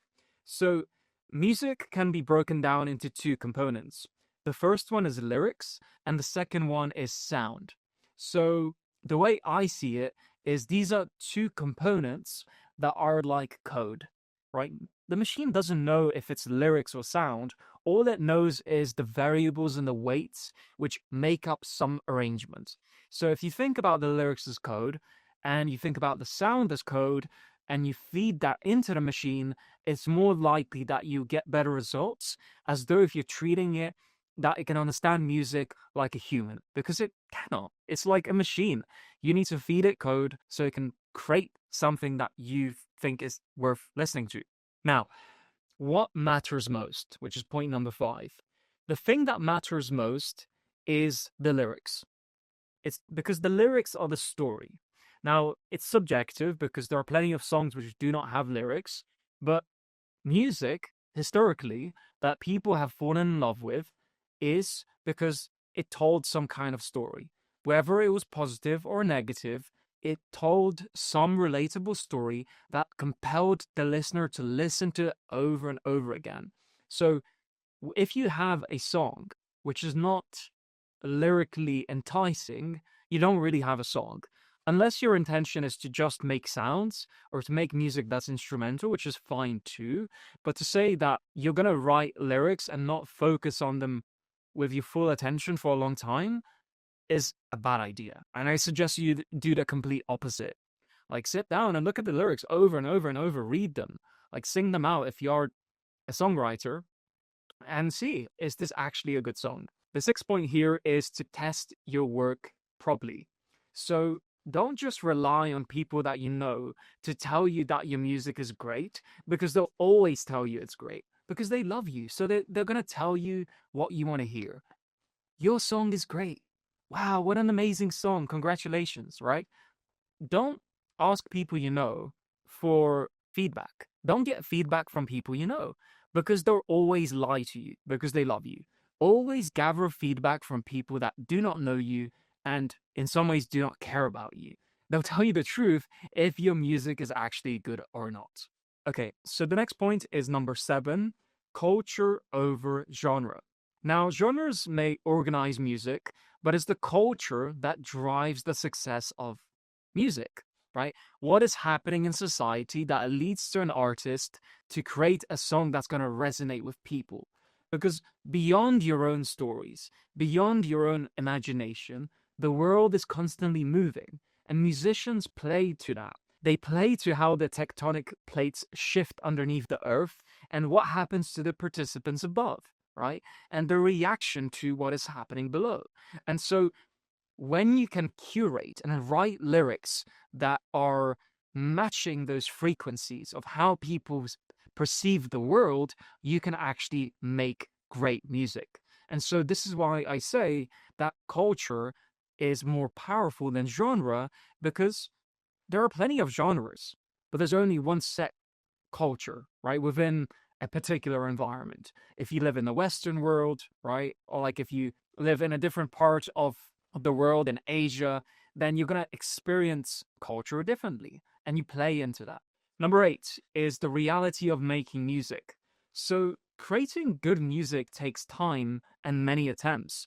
Some songs will not work, and that's okay. Your perception of a song might also change with your mood, your energy, and the time you spent developing it. Like one day, you might hate the song you made, and the day after that, you might be completely in love with it, right? Because you spend so much time, you're so sacrificial, and you care about it so deeply, your perception fluctuates, and you're so emotional about it because you care about it. And the more you spend time on something, the more emotional it becomes, which is why some days you hate it and sometimes you love it, right? And it's really hard to make music that's good because of those emotional states that you are in as an artist. The next point is number 9, subjectivity problem. Okay, so music is subjective. Even if you go past the stage of figuring out like what emotional state you need to be in to love your song, music is still subjective. And some people will love it and some people will hate it. regardless of if the feedback is overly positive. You can't make everyone fall in love with your music, and you just have to accept that. So all you can really do is try and figure out, will most people love it or not? Because most is not everyone, but it's a large majority which all agree that this is okay or this is great, and I would listen to that again. Number 10 is avoid distorted perception. Now, I'm going to just touch on this quickly, but a lot of people that produce music take specific substances, and that shifts their perception of how they hear the music. Now, certain genres go into that more, and the people that listen to those genres also participate in substances. But for the most part, if you shift your perception so much, how could you truly know if your song is good or not? It's only when you're truly yourself and there's no external circumstances affecting you that you can really know for yourself if what you made is actually worth listening to. Number 11, genres equaled shared frequency. So genres group similar sounds and audiences. They help us with discovery and give your music direction. Without genres, music can feel chaotic and hard to navigate.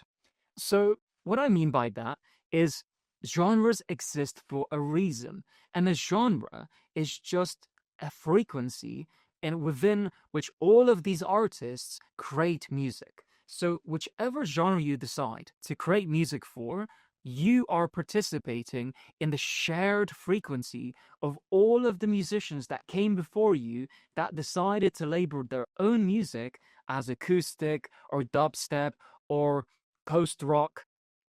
Your decision to participate in a genre is also a decision of shared frequencies. Think about all these people that you love, and as soon as you decide, you're also then part of that group, and you have to accept that now you're part of it. And there is a deeper meaning to it, but ultimately what that means is you will naturally be inspired by those shared frequencies because all of you that are in it are making music in the same genre. So you're going to be naturally inspired by each other, and you're going to be naturally, unfortunately, copying each other because you like other people's music within your own genre. And so that's kind of the overall explanation of genres equaling to shared frequencies. Number 12 is skill layers. So to get good results, you need to master the language of lyrics, instruments, composition, and production. And each skill has its own system. Now, when you program AI systems to make music for you, you are simply communicating musical language to allow for the computer to create music for you. And you are only given the permission and the privilege to do so based on your ability to communicate with the language of music to the computer. Number 13, AI's limitations. So AI can be fast, accurate, and execute instructions perfectly, but it cannot have intent, feel emotion, or create meaning on its own. AI makes music because you told it to, not because it needed to, right? Don't get all stuck in this idea that you deserve something, from this AI platform. The AI platform is not your friend. It's not there to help you make music. You're not in a garage band jamming out and making music. It's simply a computer, so treat it like one. And, its ability to execute is only based on the instructions that you give it. So if you want it to be emotional, you have to explicitly say, hey, be emotional. Otherwise, it would just be a computer, right? So if you want the computer to be somewhat conscious and emotional, tell it to be, and you'll see exactly what happens. And you'll be surprised what happens, because amazing things happen when you do that. Number 4, why speed kills soul. So, look, real music takes time. It's shaped by live experiences, and there's always a reason behind why people make music. And just because AI can generate perfectly synced music instantly doesn't mean it's good music, because there's no soul to it. There is no story. There is nothing that someone had to live through to tell and sing that lyrically. It just happened. It just spawned into existence through the magic of computing. And so don't try to go towards speed with music, and instead try to actually take time and figure out what it is that you want to create, because that same energy will then transfer when you're creating AI music. Number 15, the best way to use AI music. So AI is a tool, not the end product. It's great for content creation, background music, for apps, and other supporting assets within a business organization, but it should never pretend to replace a real artist. And so it's just a tool. AI music is just another tool. At first, it's going to seem like it's magic and it feels impossible. Trust me, even to this day, after 6,000 songs that I've produced, I still feel like it's magic, and I still feel like it's unbelievable. Because it's one of those things, once you use it and you see what it's capable of, you're just stunned. But it's just a tool, and it allows you to create assets for the purpose of content creation. Number 16, industry warning. So fake AI artists are now competing with real musicians, and that's extremely harmful because it disrupts authentic music culture and prioritizes profit. And if you respect music, you'll completely avoid this path where you're going to create an AI artist and you're going to pretend to be a fake artist posting music on Spotify, right? I would rather you make music to complement other existing creative assets.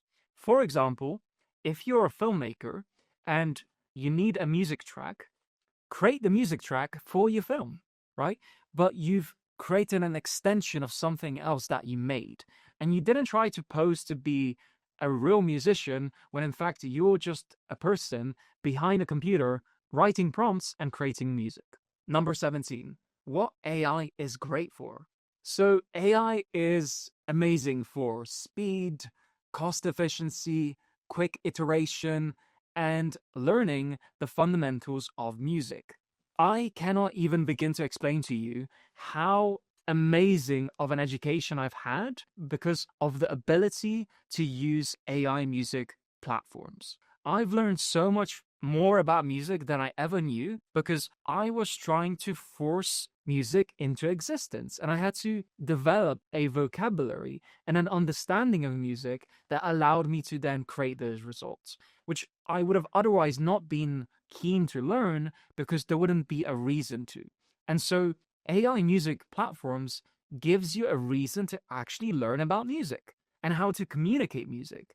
And so you become more of a composer, perhaps, than you do a musician, but that's a good thing, trust me, because there are like hundreds of instruments which I don't even know about, but when you search them up, you'd be surprised what sounds they make, where they come from, and what their true potential is, which I would have otherwise not been interested in because there was no reason for me to make music. So what it's great for, primarily, is like it gives you a reason. It gives you a reason to care.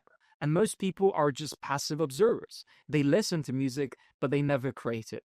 And this is an opportunity for anyone to learn about music and create music. Number 18, biggest benefit.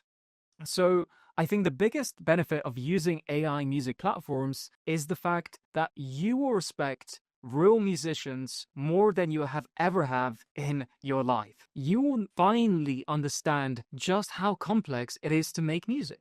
It's extremely complex, and all of that is rooted in the lyrics and the sound. But beyond that, there are frequencies and harmonies and musical structures, and there is so much complexity to it. And the biggest benefit is you will finally understand that, and you'll have a deeper just love for music because you'll see just how hard it is to make, even when you have this machine that can literally spawn music into existence in a couple of seconds. So the final point is number 19, which is the final mindset that you should have when you're going to engage with AI music platforms. So the first point is don't rush.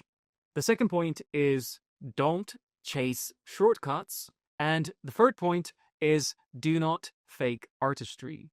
So my closing thoughts on all of this I hope that these 19 principles give you a solid foundation for working with AI music. And I think with the right mindset and approach, you will be in a great position to create something meaningful and impactful for other people.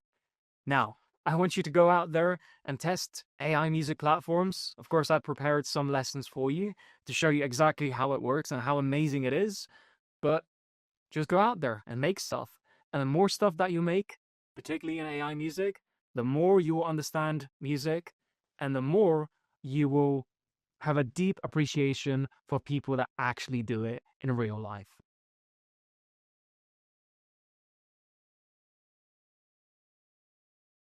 Okay, so welcome to your SUNO AI Music Introduction. In this video, the objective is to look at SUNO as a platform and help you get familiar with everything is laid out and how it works. So first of all, we start on the homepage and we have a For You section. And this is like a recommendation where SUNO recommends music based on music you have listened to on the platform and also possibly music you have created. And there's also a section here which has some playlists, and when you click into them, you have music that other people have made, and these playlists were curated by SUNO. But I'm going to go back here, and that's as much as you need to know. There's also a prompt box at the top. I would advise you not to use this prompt box because I'll show you where you can actually prompt and create music on the platform. So let's go to the left side here. We have a few options. Now let's go to Explore. Now on the Explore page, we have all of these different playlists: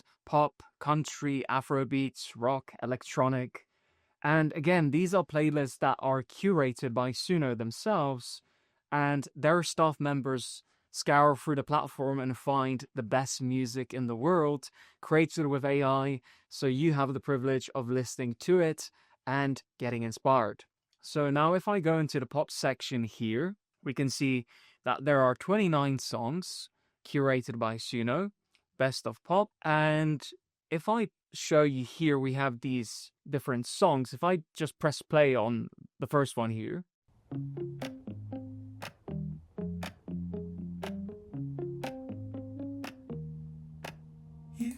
Right, so this is how the player works, this is how music plays. And also at the bottom, you also have this player which you can use to skip in between the song. So for example, if I skip to the middle here,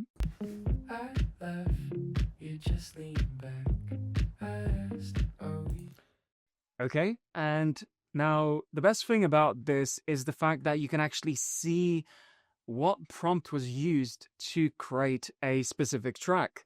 So for example, if you really like this track, you can just hover your cursor over the right side here and expand, and you'll be able to see here, which is the song sound prompt, I believe, which we'll discuss in a little bit, but this is the sound prompt that was used, and these are also the lyrics that were used.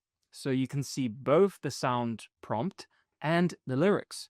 And so if you want to create a song of your own inspired by this, or you want to see how all of this works and you want to just copy someone else's song that was created using AI on SUNO, then you can do so.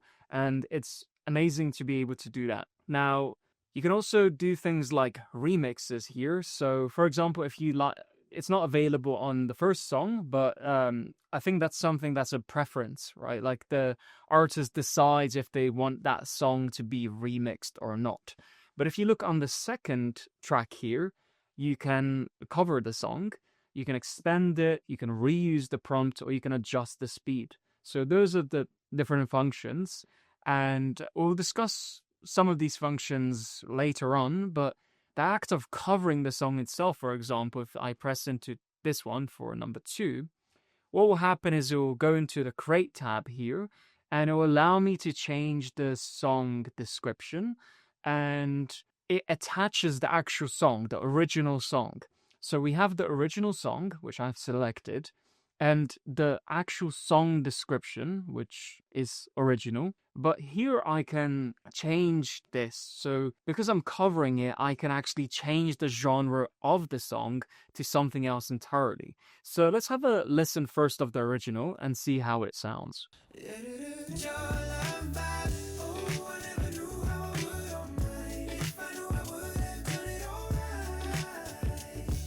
So it's a pop song. Now, imagine we want to cover this song and we want to make it acoustic. Now, if I switch over to the advanced section here, because we were just in simple, now if we switch over to advanced, we can also see a deeper view of what's happening behind the scenes with this song. So we can see the lyrics, and if I scroll down here, we can also see the styles. Now, the style is kind of like the sound description. So if I was to change the style and delete everything that's in here and type in just simply acoustic, just keeping it very simple. And then I was to keep everything the same, as in, the lyrics here, and the song is still attached on the top. What I can do is then select create, and we'll see exactly what happens. So this doesn't take a lot of time to render. It's extremely quick. It's almost supernatural in its nature. And I just want you to also know one thing about how SUNO actually works. So SUNO renders your generation in chunks. So the reason it's able to deliver the final generation so quickly is because it's chunking it. So it will generate the first 20 seconds, and that will create the illusion that it's loaded in quickly. But actually, you can see here on this icon that the song is still rendering. Because it's chunking it, it actually allows you to listen to it straight away. So if I press play on this song here, now we have an acoustic version of the song because we covered someone else's song that they made. But we've covered it by keeping the lyrics the same, but by changing the music style to be acoustic. Overall, it can feel very overwhelming, right? Because there are so many icons, there is so many folders, and there's so much to read and look at and listen to that it might feel like a lot. But in its most simple way, this is just for you to get familiar with the platform. So it starts with the playlists, it goes to the staff picks, then there are collabs and contests which you can participate in if you want to make AI music and win prizes or credits that SUNO is offering. You also have studio-made songs, which Studio is just an extension of SUNO, but allows you to have more granular control, like as if you were actually producing a song for real. So it means you can move stems and change BPM values and expand or contract songs or regenerate specific stems inside of a song to make a better song than you initially have. There are so many, things here, but Studio is actually an advanced feature which is optional, and it's an additional, I believe, $15 to $20 to participate in this. But for most people that are just starting out with AI music, I would not say that you need to jump into it, because it's more appropriate for people who are familiar with music production and understand how to actually create music with stems. So that's something that you can, work towards as you go through this process. Now, if I scroll a little bit further, we also have creators. So if I click into one of these, for example, let's have a look if there's any big names here. Nope. But we have this profile which I selected, and we can see this is his profile or her profile, and they have different songs which they have made public. So the beauty of SUNO is also the fact that it's like a social media and it's like a community. So when you create music with AI, you have a profile and you can share that profile with other people, and that's what makes it fun, because you get to be in a community, you get to share music with other people, and they can also visit your profile in the same way that they could if you had a Spotify page, right? Except there is less pressure in how many streams you have, and it's more about just what type of music you are making. Now, if I go back to this page here, we also have at the bottom something called hooks, and hooks is SUNO's attempt at making their own musical TikTok. So when individuals make music on SUNO, they can also then create hooks, which are videos that use the music that was created inside of SUNO. And so it's a general kind of idea that they've had. Not sure if it's kickoff or not, but it's still interesting for it to exist. And we'll get to that in a little bit. The next tab here on the left is the Create tab, and this is where everything happens. All of your production and all of your prompting and all of your listening is going to happen here. So I already was covering a song, so I just need to make sure I've cleared everything. So I'm going to essentially, clear all of these tabs here so we can start from the beginning. Now, I'm not going to cover prompting just yet because I have a separate lesson that's going to dive into this, but we have these different modes that we can go into. So we have simple, we have advanced, and then we have sounds. Simple is if you just maybe want to quickly conceptualize an idea and you're not so fond of like optimizing for it or making it grand in the first place. Maybe you just want to make something quickly. And you can also attach audio.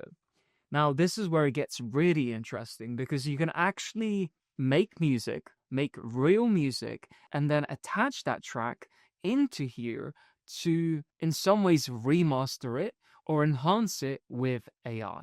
You can also then select here to add lyrics, but if you do so, then it switches to the Advanced tab. And then we also have the instrumental button, which you can select, and that allows you to make sure that no lyrics are generated when you're creating your song. Now, if I switch over to the Advanced tab, we have then the lyrics section where you can type out your lyrics. And you also have the styles, which is kind of like the song description. And then below that, we also have then the gender. So you can create a song, which is with a vocalist that is a male or a female. And you can then also change the weirdness or the style influence based on certain conditions and variables, which you've laid out in the style here. So for example, if I stacked a lot of different styles and then maybe a song attached here as a reference point, these settings would play into all of that, and that would make it more interesting, and it wouldn't make it so precise in its nature based on exactly what you defined it. And you can do so as well if you set this to, let's say, 80%, but you don't want to go above that. Or if you go lower, let's say 20%, you can allow the AI model to be a little bit more loose with how it's generating the song that you are after. So the next tab here is sounds, and we can read what it says here. So create short samples, effects, loops, and one-shots. So this is a experimental feature at the moment, but this allows you to create sound effects for your film or different very short bursts of sound from nature itself. And because this is in its experimental phase, I'm not going to cover it just yet because it has a lot of work that it needs to be done for it to be effective. But it's something that you can experiment with and try for yourself if you get good results. Now, also, just to cover the right side here, so we have something called workspaces, and this is one of my workspaces. Now, if I select here on workspaces, it will take me back, and you can see I've generated over 6,400 songs, and this was probably in the span of 2 years at this point.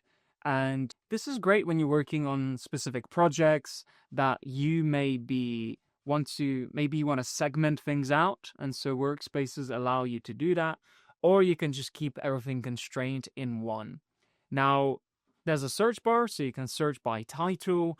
You can filter by songs that you liked or disliked, and many other metadata which is set here that you can define per song.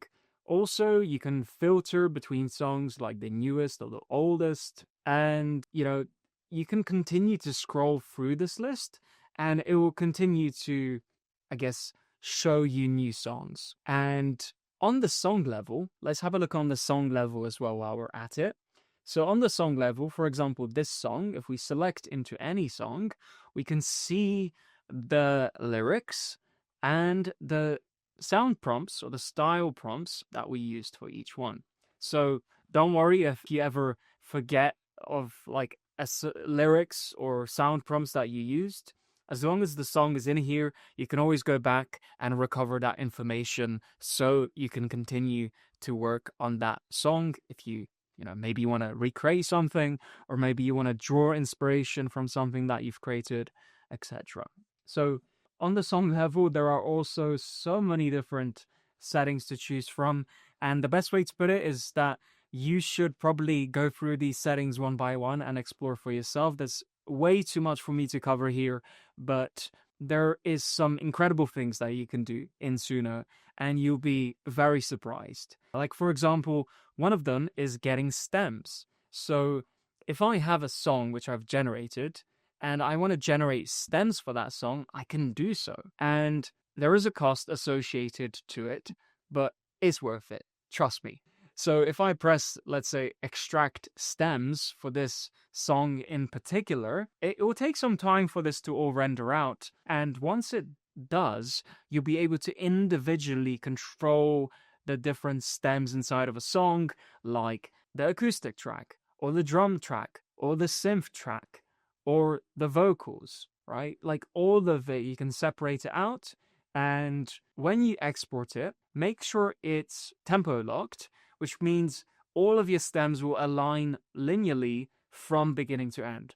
If you don't keep it tempo locked, you might be slightly disappointed in the fact that your stems are all over the place when you're trying to work with them in a different software, in a different music software of your choice. Now we can see the stems here have rendered. What we can do is play this song.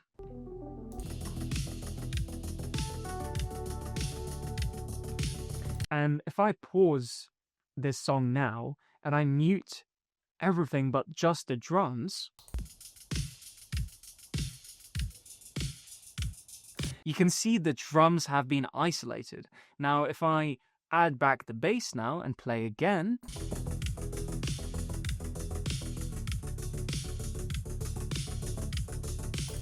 and you can do that, as much as you want. And the beauty with generating stems here is you also have two versions. And the reason for that is because sometimes, the compute behind generating stems will not be like perfect. And so the idea of having two versions is just being selective and knowing which stems have generated better, right? Like it's just the idea of like having a backup in case this set of stems was not good or had some errors. Because you have to remember that like as much as the computer is generating the stems, what is actually happening is the fact that the computer has generated a song, but those stems don't even exist.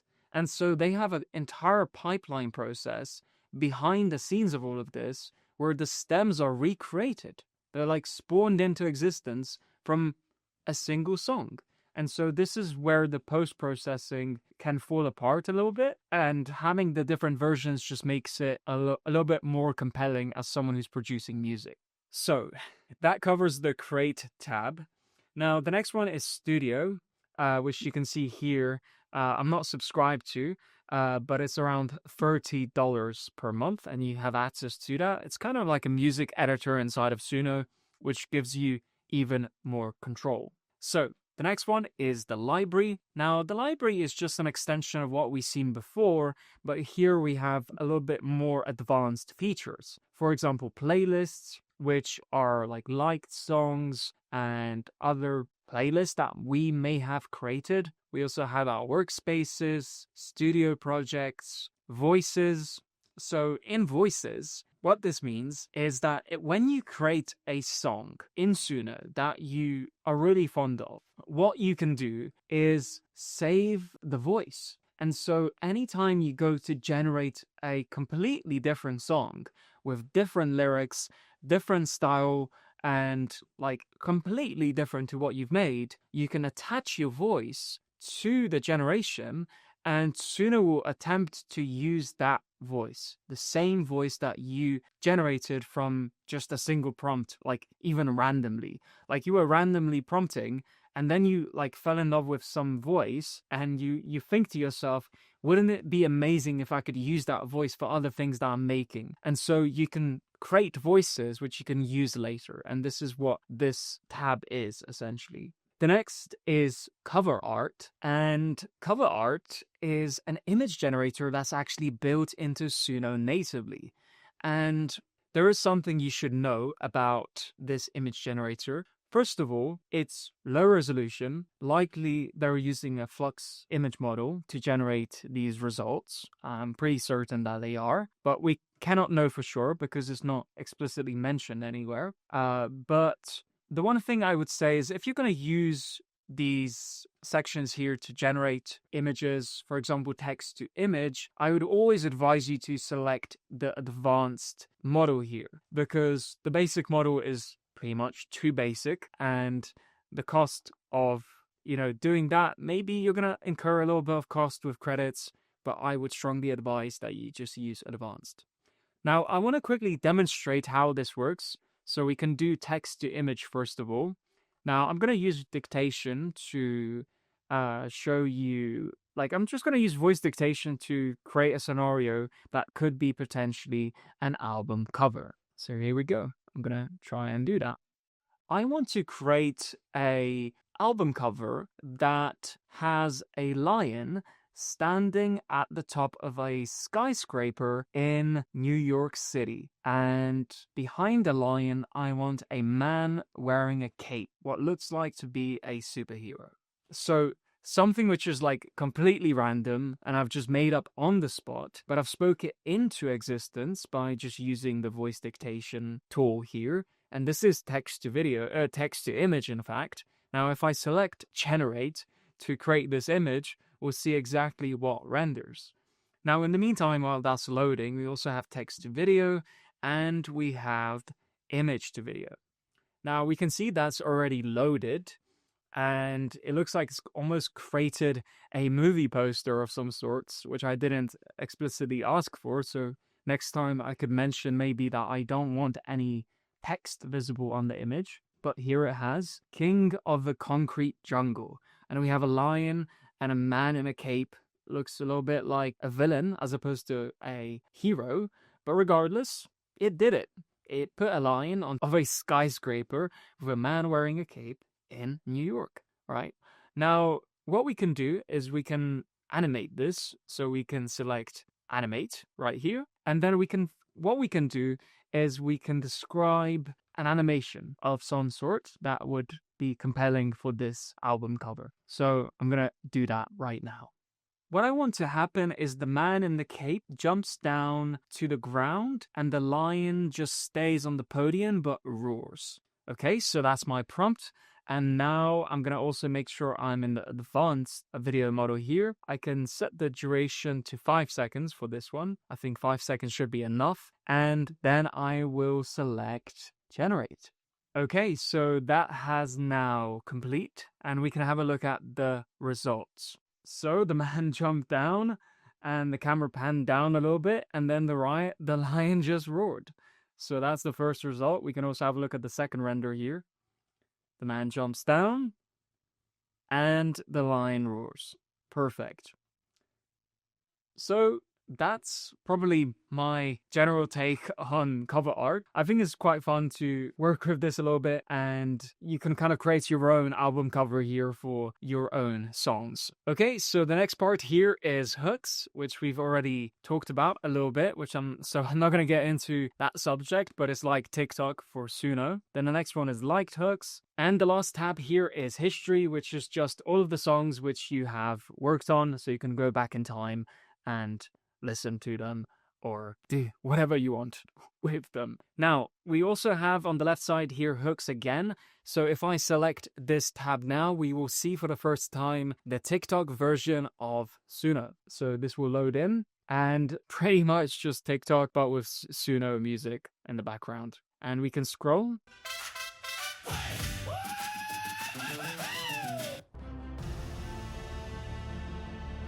If someday you wake up feeling sad as gotta look the way.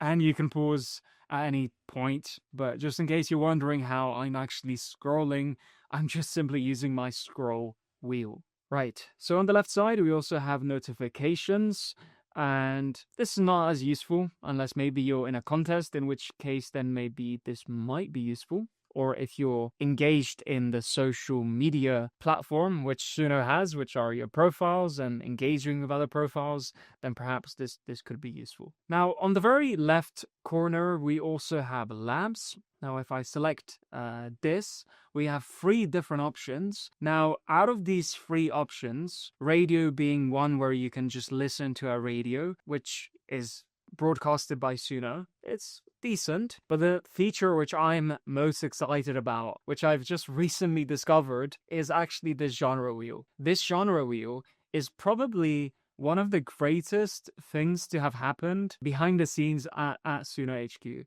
and for them to develop this. So this genre wheel allows you to discover genres which you probably have never heard of. And I'll show you what I mean by that. So if I select here, we have first of all this player, and we have this dice which we can press and it will just roll to a new genre. But the idea here is you can also use your scroll wheel with your mouse and go through all of these and actually select on them and play them this way as well. But this is so amazing because it combines genres which have never been combined before. And it doesn't just do that like by doing it, it does it because actually other people have combined these genres and actually made songs like this. Now, I just want to briefly also explain something which I've missed, which was the model version, which is here under the Create section, which currently, at the moment, I'm at version 5.5, and this is their latest music model. However, sometimes you may want to switch to a lower or older version model, for example, all the way through to, I would say, version 4, because there'll be a large variation in how your music prompts are interpreted and how your song is actually generated. So what I found is sometimes the latest and the greatest isn't always the best option. Just because it's a higher number doesn't mean like you should choose it. I would suggest that you generate the same song, but you switch the model and you go down a version so you can see the differences and what type of feedback you get based on the music that you're trying to generate. And that sums up SUNO AI Music and SUNO as a music AI generation platform. I hope you found this overview and introduction useful, and I look forward to seeing you in the next lesson where I'll actually show you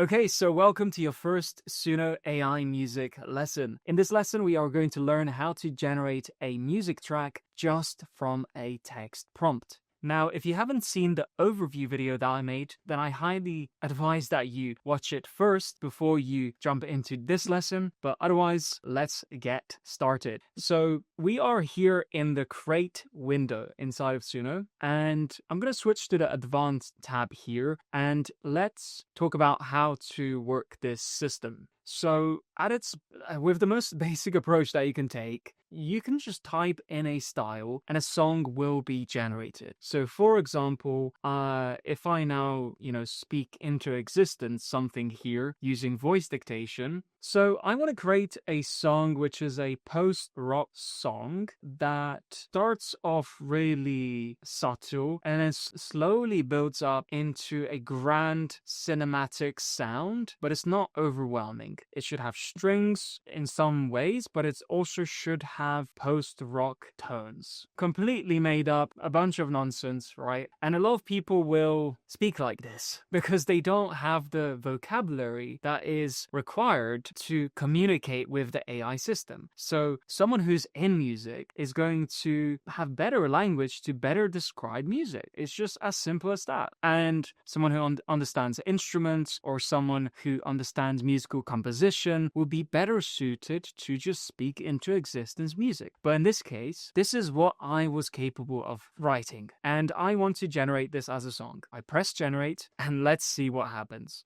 And you'll be surprised with what happens because AI is much smarter than we think now, especially AI music models. They can create amazing sounds that were once never before possible. We had to go to stock libraries to figure out what kind of song we could use for our video on YouTube that we might have been editing. And now we can just generate things just by talking about them. So let's listen to the first example here.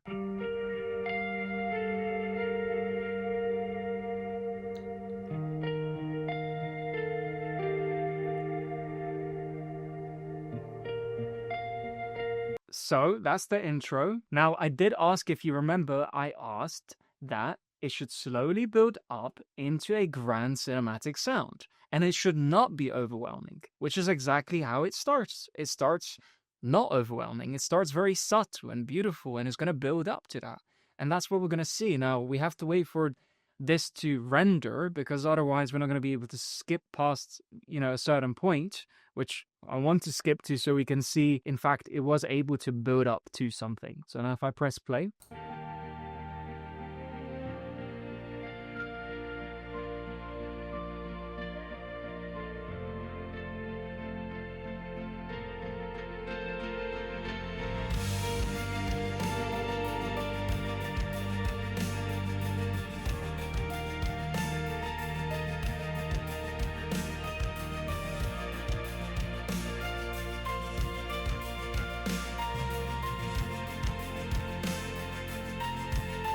So as you can see, I just was saying random words, right? Unprepared, maybe not having the right vocabulary to begin with. But because I described my intention, I said that it should slowly build up and then go into a grand cinematic sound, but not be overwhelming, while it should still have tones of post-rock. The system understood what I said, and it delivered exactly on what I asked it to do. And so even when you are limited in your language, is able to do so. Now, you might think, well, what, is that it? No, that's not it. Of course, there's more. So let's go into that. So for individuals that want to create music that actually maybe has more impact or is better composed and is more professional, because that's what you want to lean towards anyway, is just creating music that's actually going to be commercially viable and is going to stand on its own 2 feet. The best approach to take is to use ChatGPT as a translation method for your intention, okay? So I've developed a prompt here that will allow you to do so, and that prompt is on screen. It will also be below this lesson for you to copy. Now, if I go into ChatGPT right here, and then I hold Shift on my keyboard and then press Enter 1,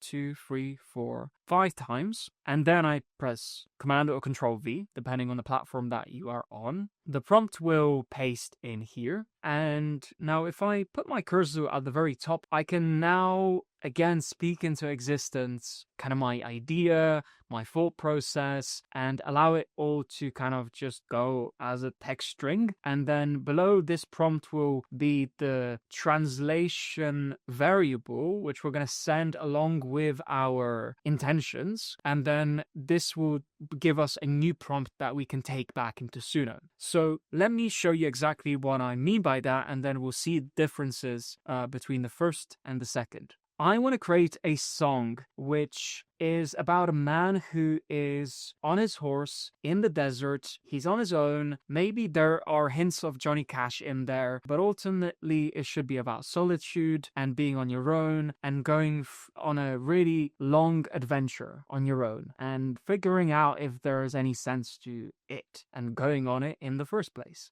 Now you can see I spoke into existence a song. Now you can see that I've also included a famous musical artist, Johnny Cash, in there. But the thing to note is on SUNO, you cannot use real artist names because there are copyright laws that protect these artists. And so this translation prompt, which I've developed, omits any musical artists' names and song names. So regardless of if you say or mention or draw inspiration in the things which you're talking about, my translation prompt will avoid the music artist names and it will avoid the song names, which could get you in trouble with copyright or prevent you from even generating music on SUNO. Now, there's everything I said, and below is the translation prompt. Now, if I send this prompt to ChatGPT, ChatGPT is going to calculate my intention, and it's going to do so and deliver it in a code block. Now, for anyone who's not familiar with what a code block is, code blocks are primarily used in web development and coding because they allow individuals to quickly code and copy large chunks of data in one single click. And so this translation prompt, which I've given you, always delivers your new prompts in a code block. So instead of having to highlight your prompt and copy it, and maybe sometimes you make mistakes and you don't copy everything exactly, this code block allows you to select here with your mouse using the left click, and it copies it into your clipboard. And so it's automatically covered all of the text, so you don't have to worry about like making sure it's all selected. Now, another thing to note with this translation prompt is the fact that I've ensured the maximum character limit is 900. And the reason for that is because currently, as I'm recording, the character limit for song descriptions is 1000 characters. So I've created a little bit of a buffer, which is 100 characters, and I've also maximized on the amount of characters that the prompt is going to be generated in, because the more information that you provide the AI music model, the better it will be, right?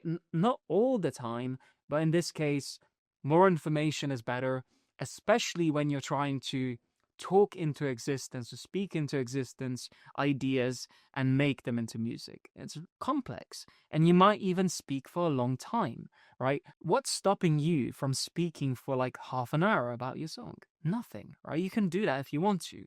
But the general idea is, once you finish talking, my translation prompt, regardless of how much you say, will always limit to 900 characters. Now, I'm going to go and copy this prompt, and I'm going to go back into SUNO. I'm going to delete all of these styles here and make sure I have an empty prompt box here. I'm going to Control V and paste everything in. And there's one thing that's missing, and that's lyrics.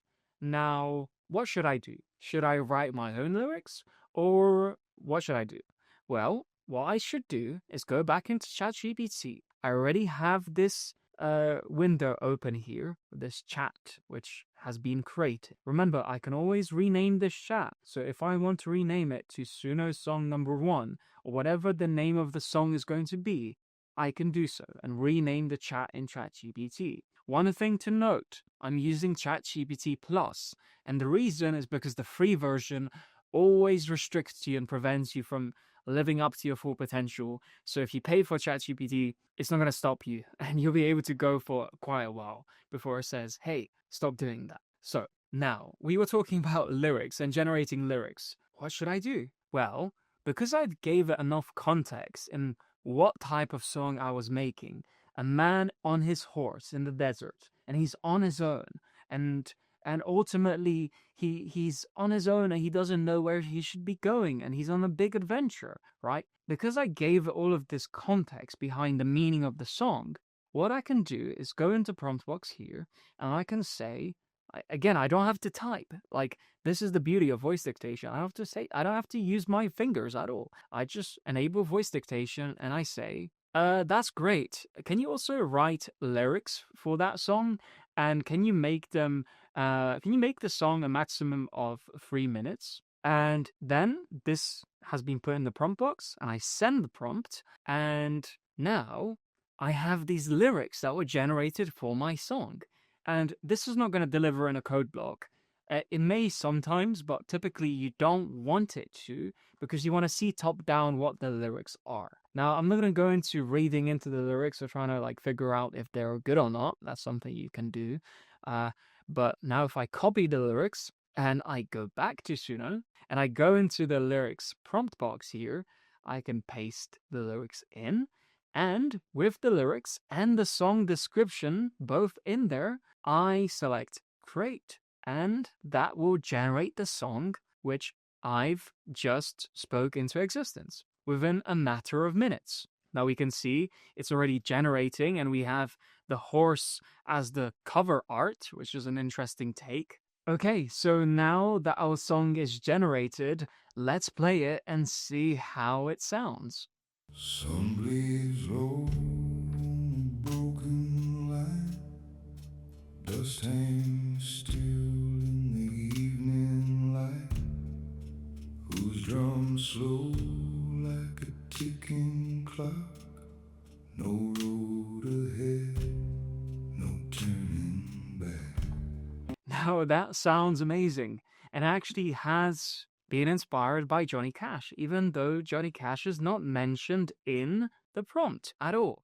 To me, this is like magic. Like, it is. It's unbelievably impossible. Well, we have the privilege to access here for only $10 a month. And so I would use it as much as possible. And I would use this music in your creative projects because you'll be able to enhance them and make content that other people are just not capable of. So that wraps up this lesson, and I'll see you in the next one.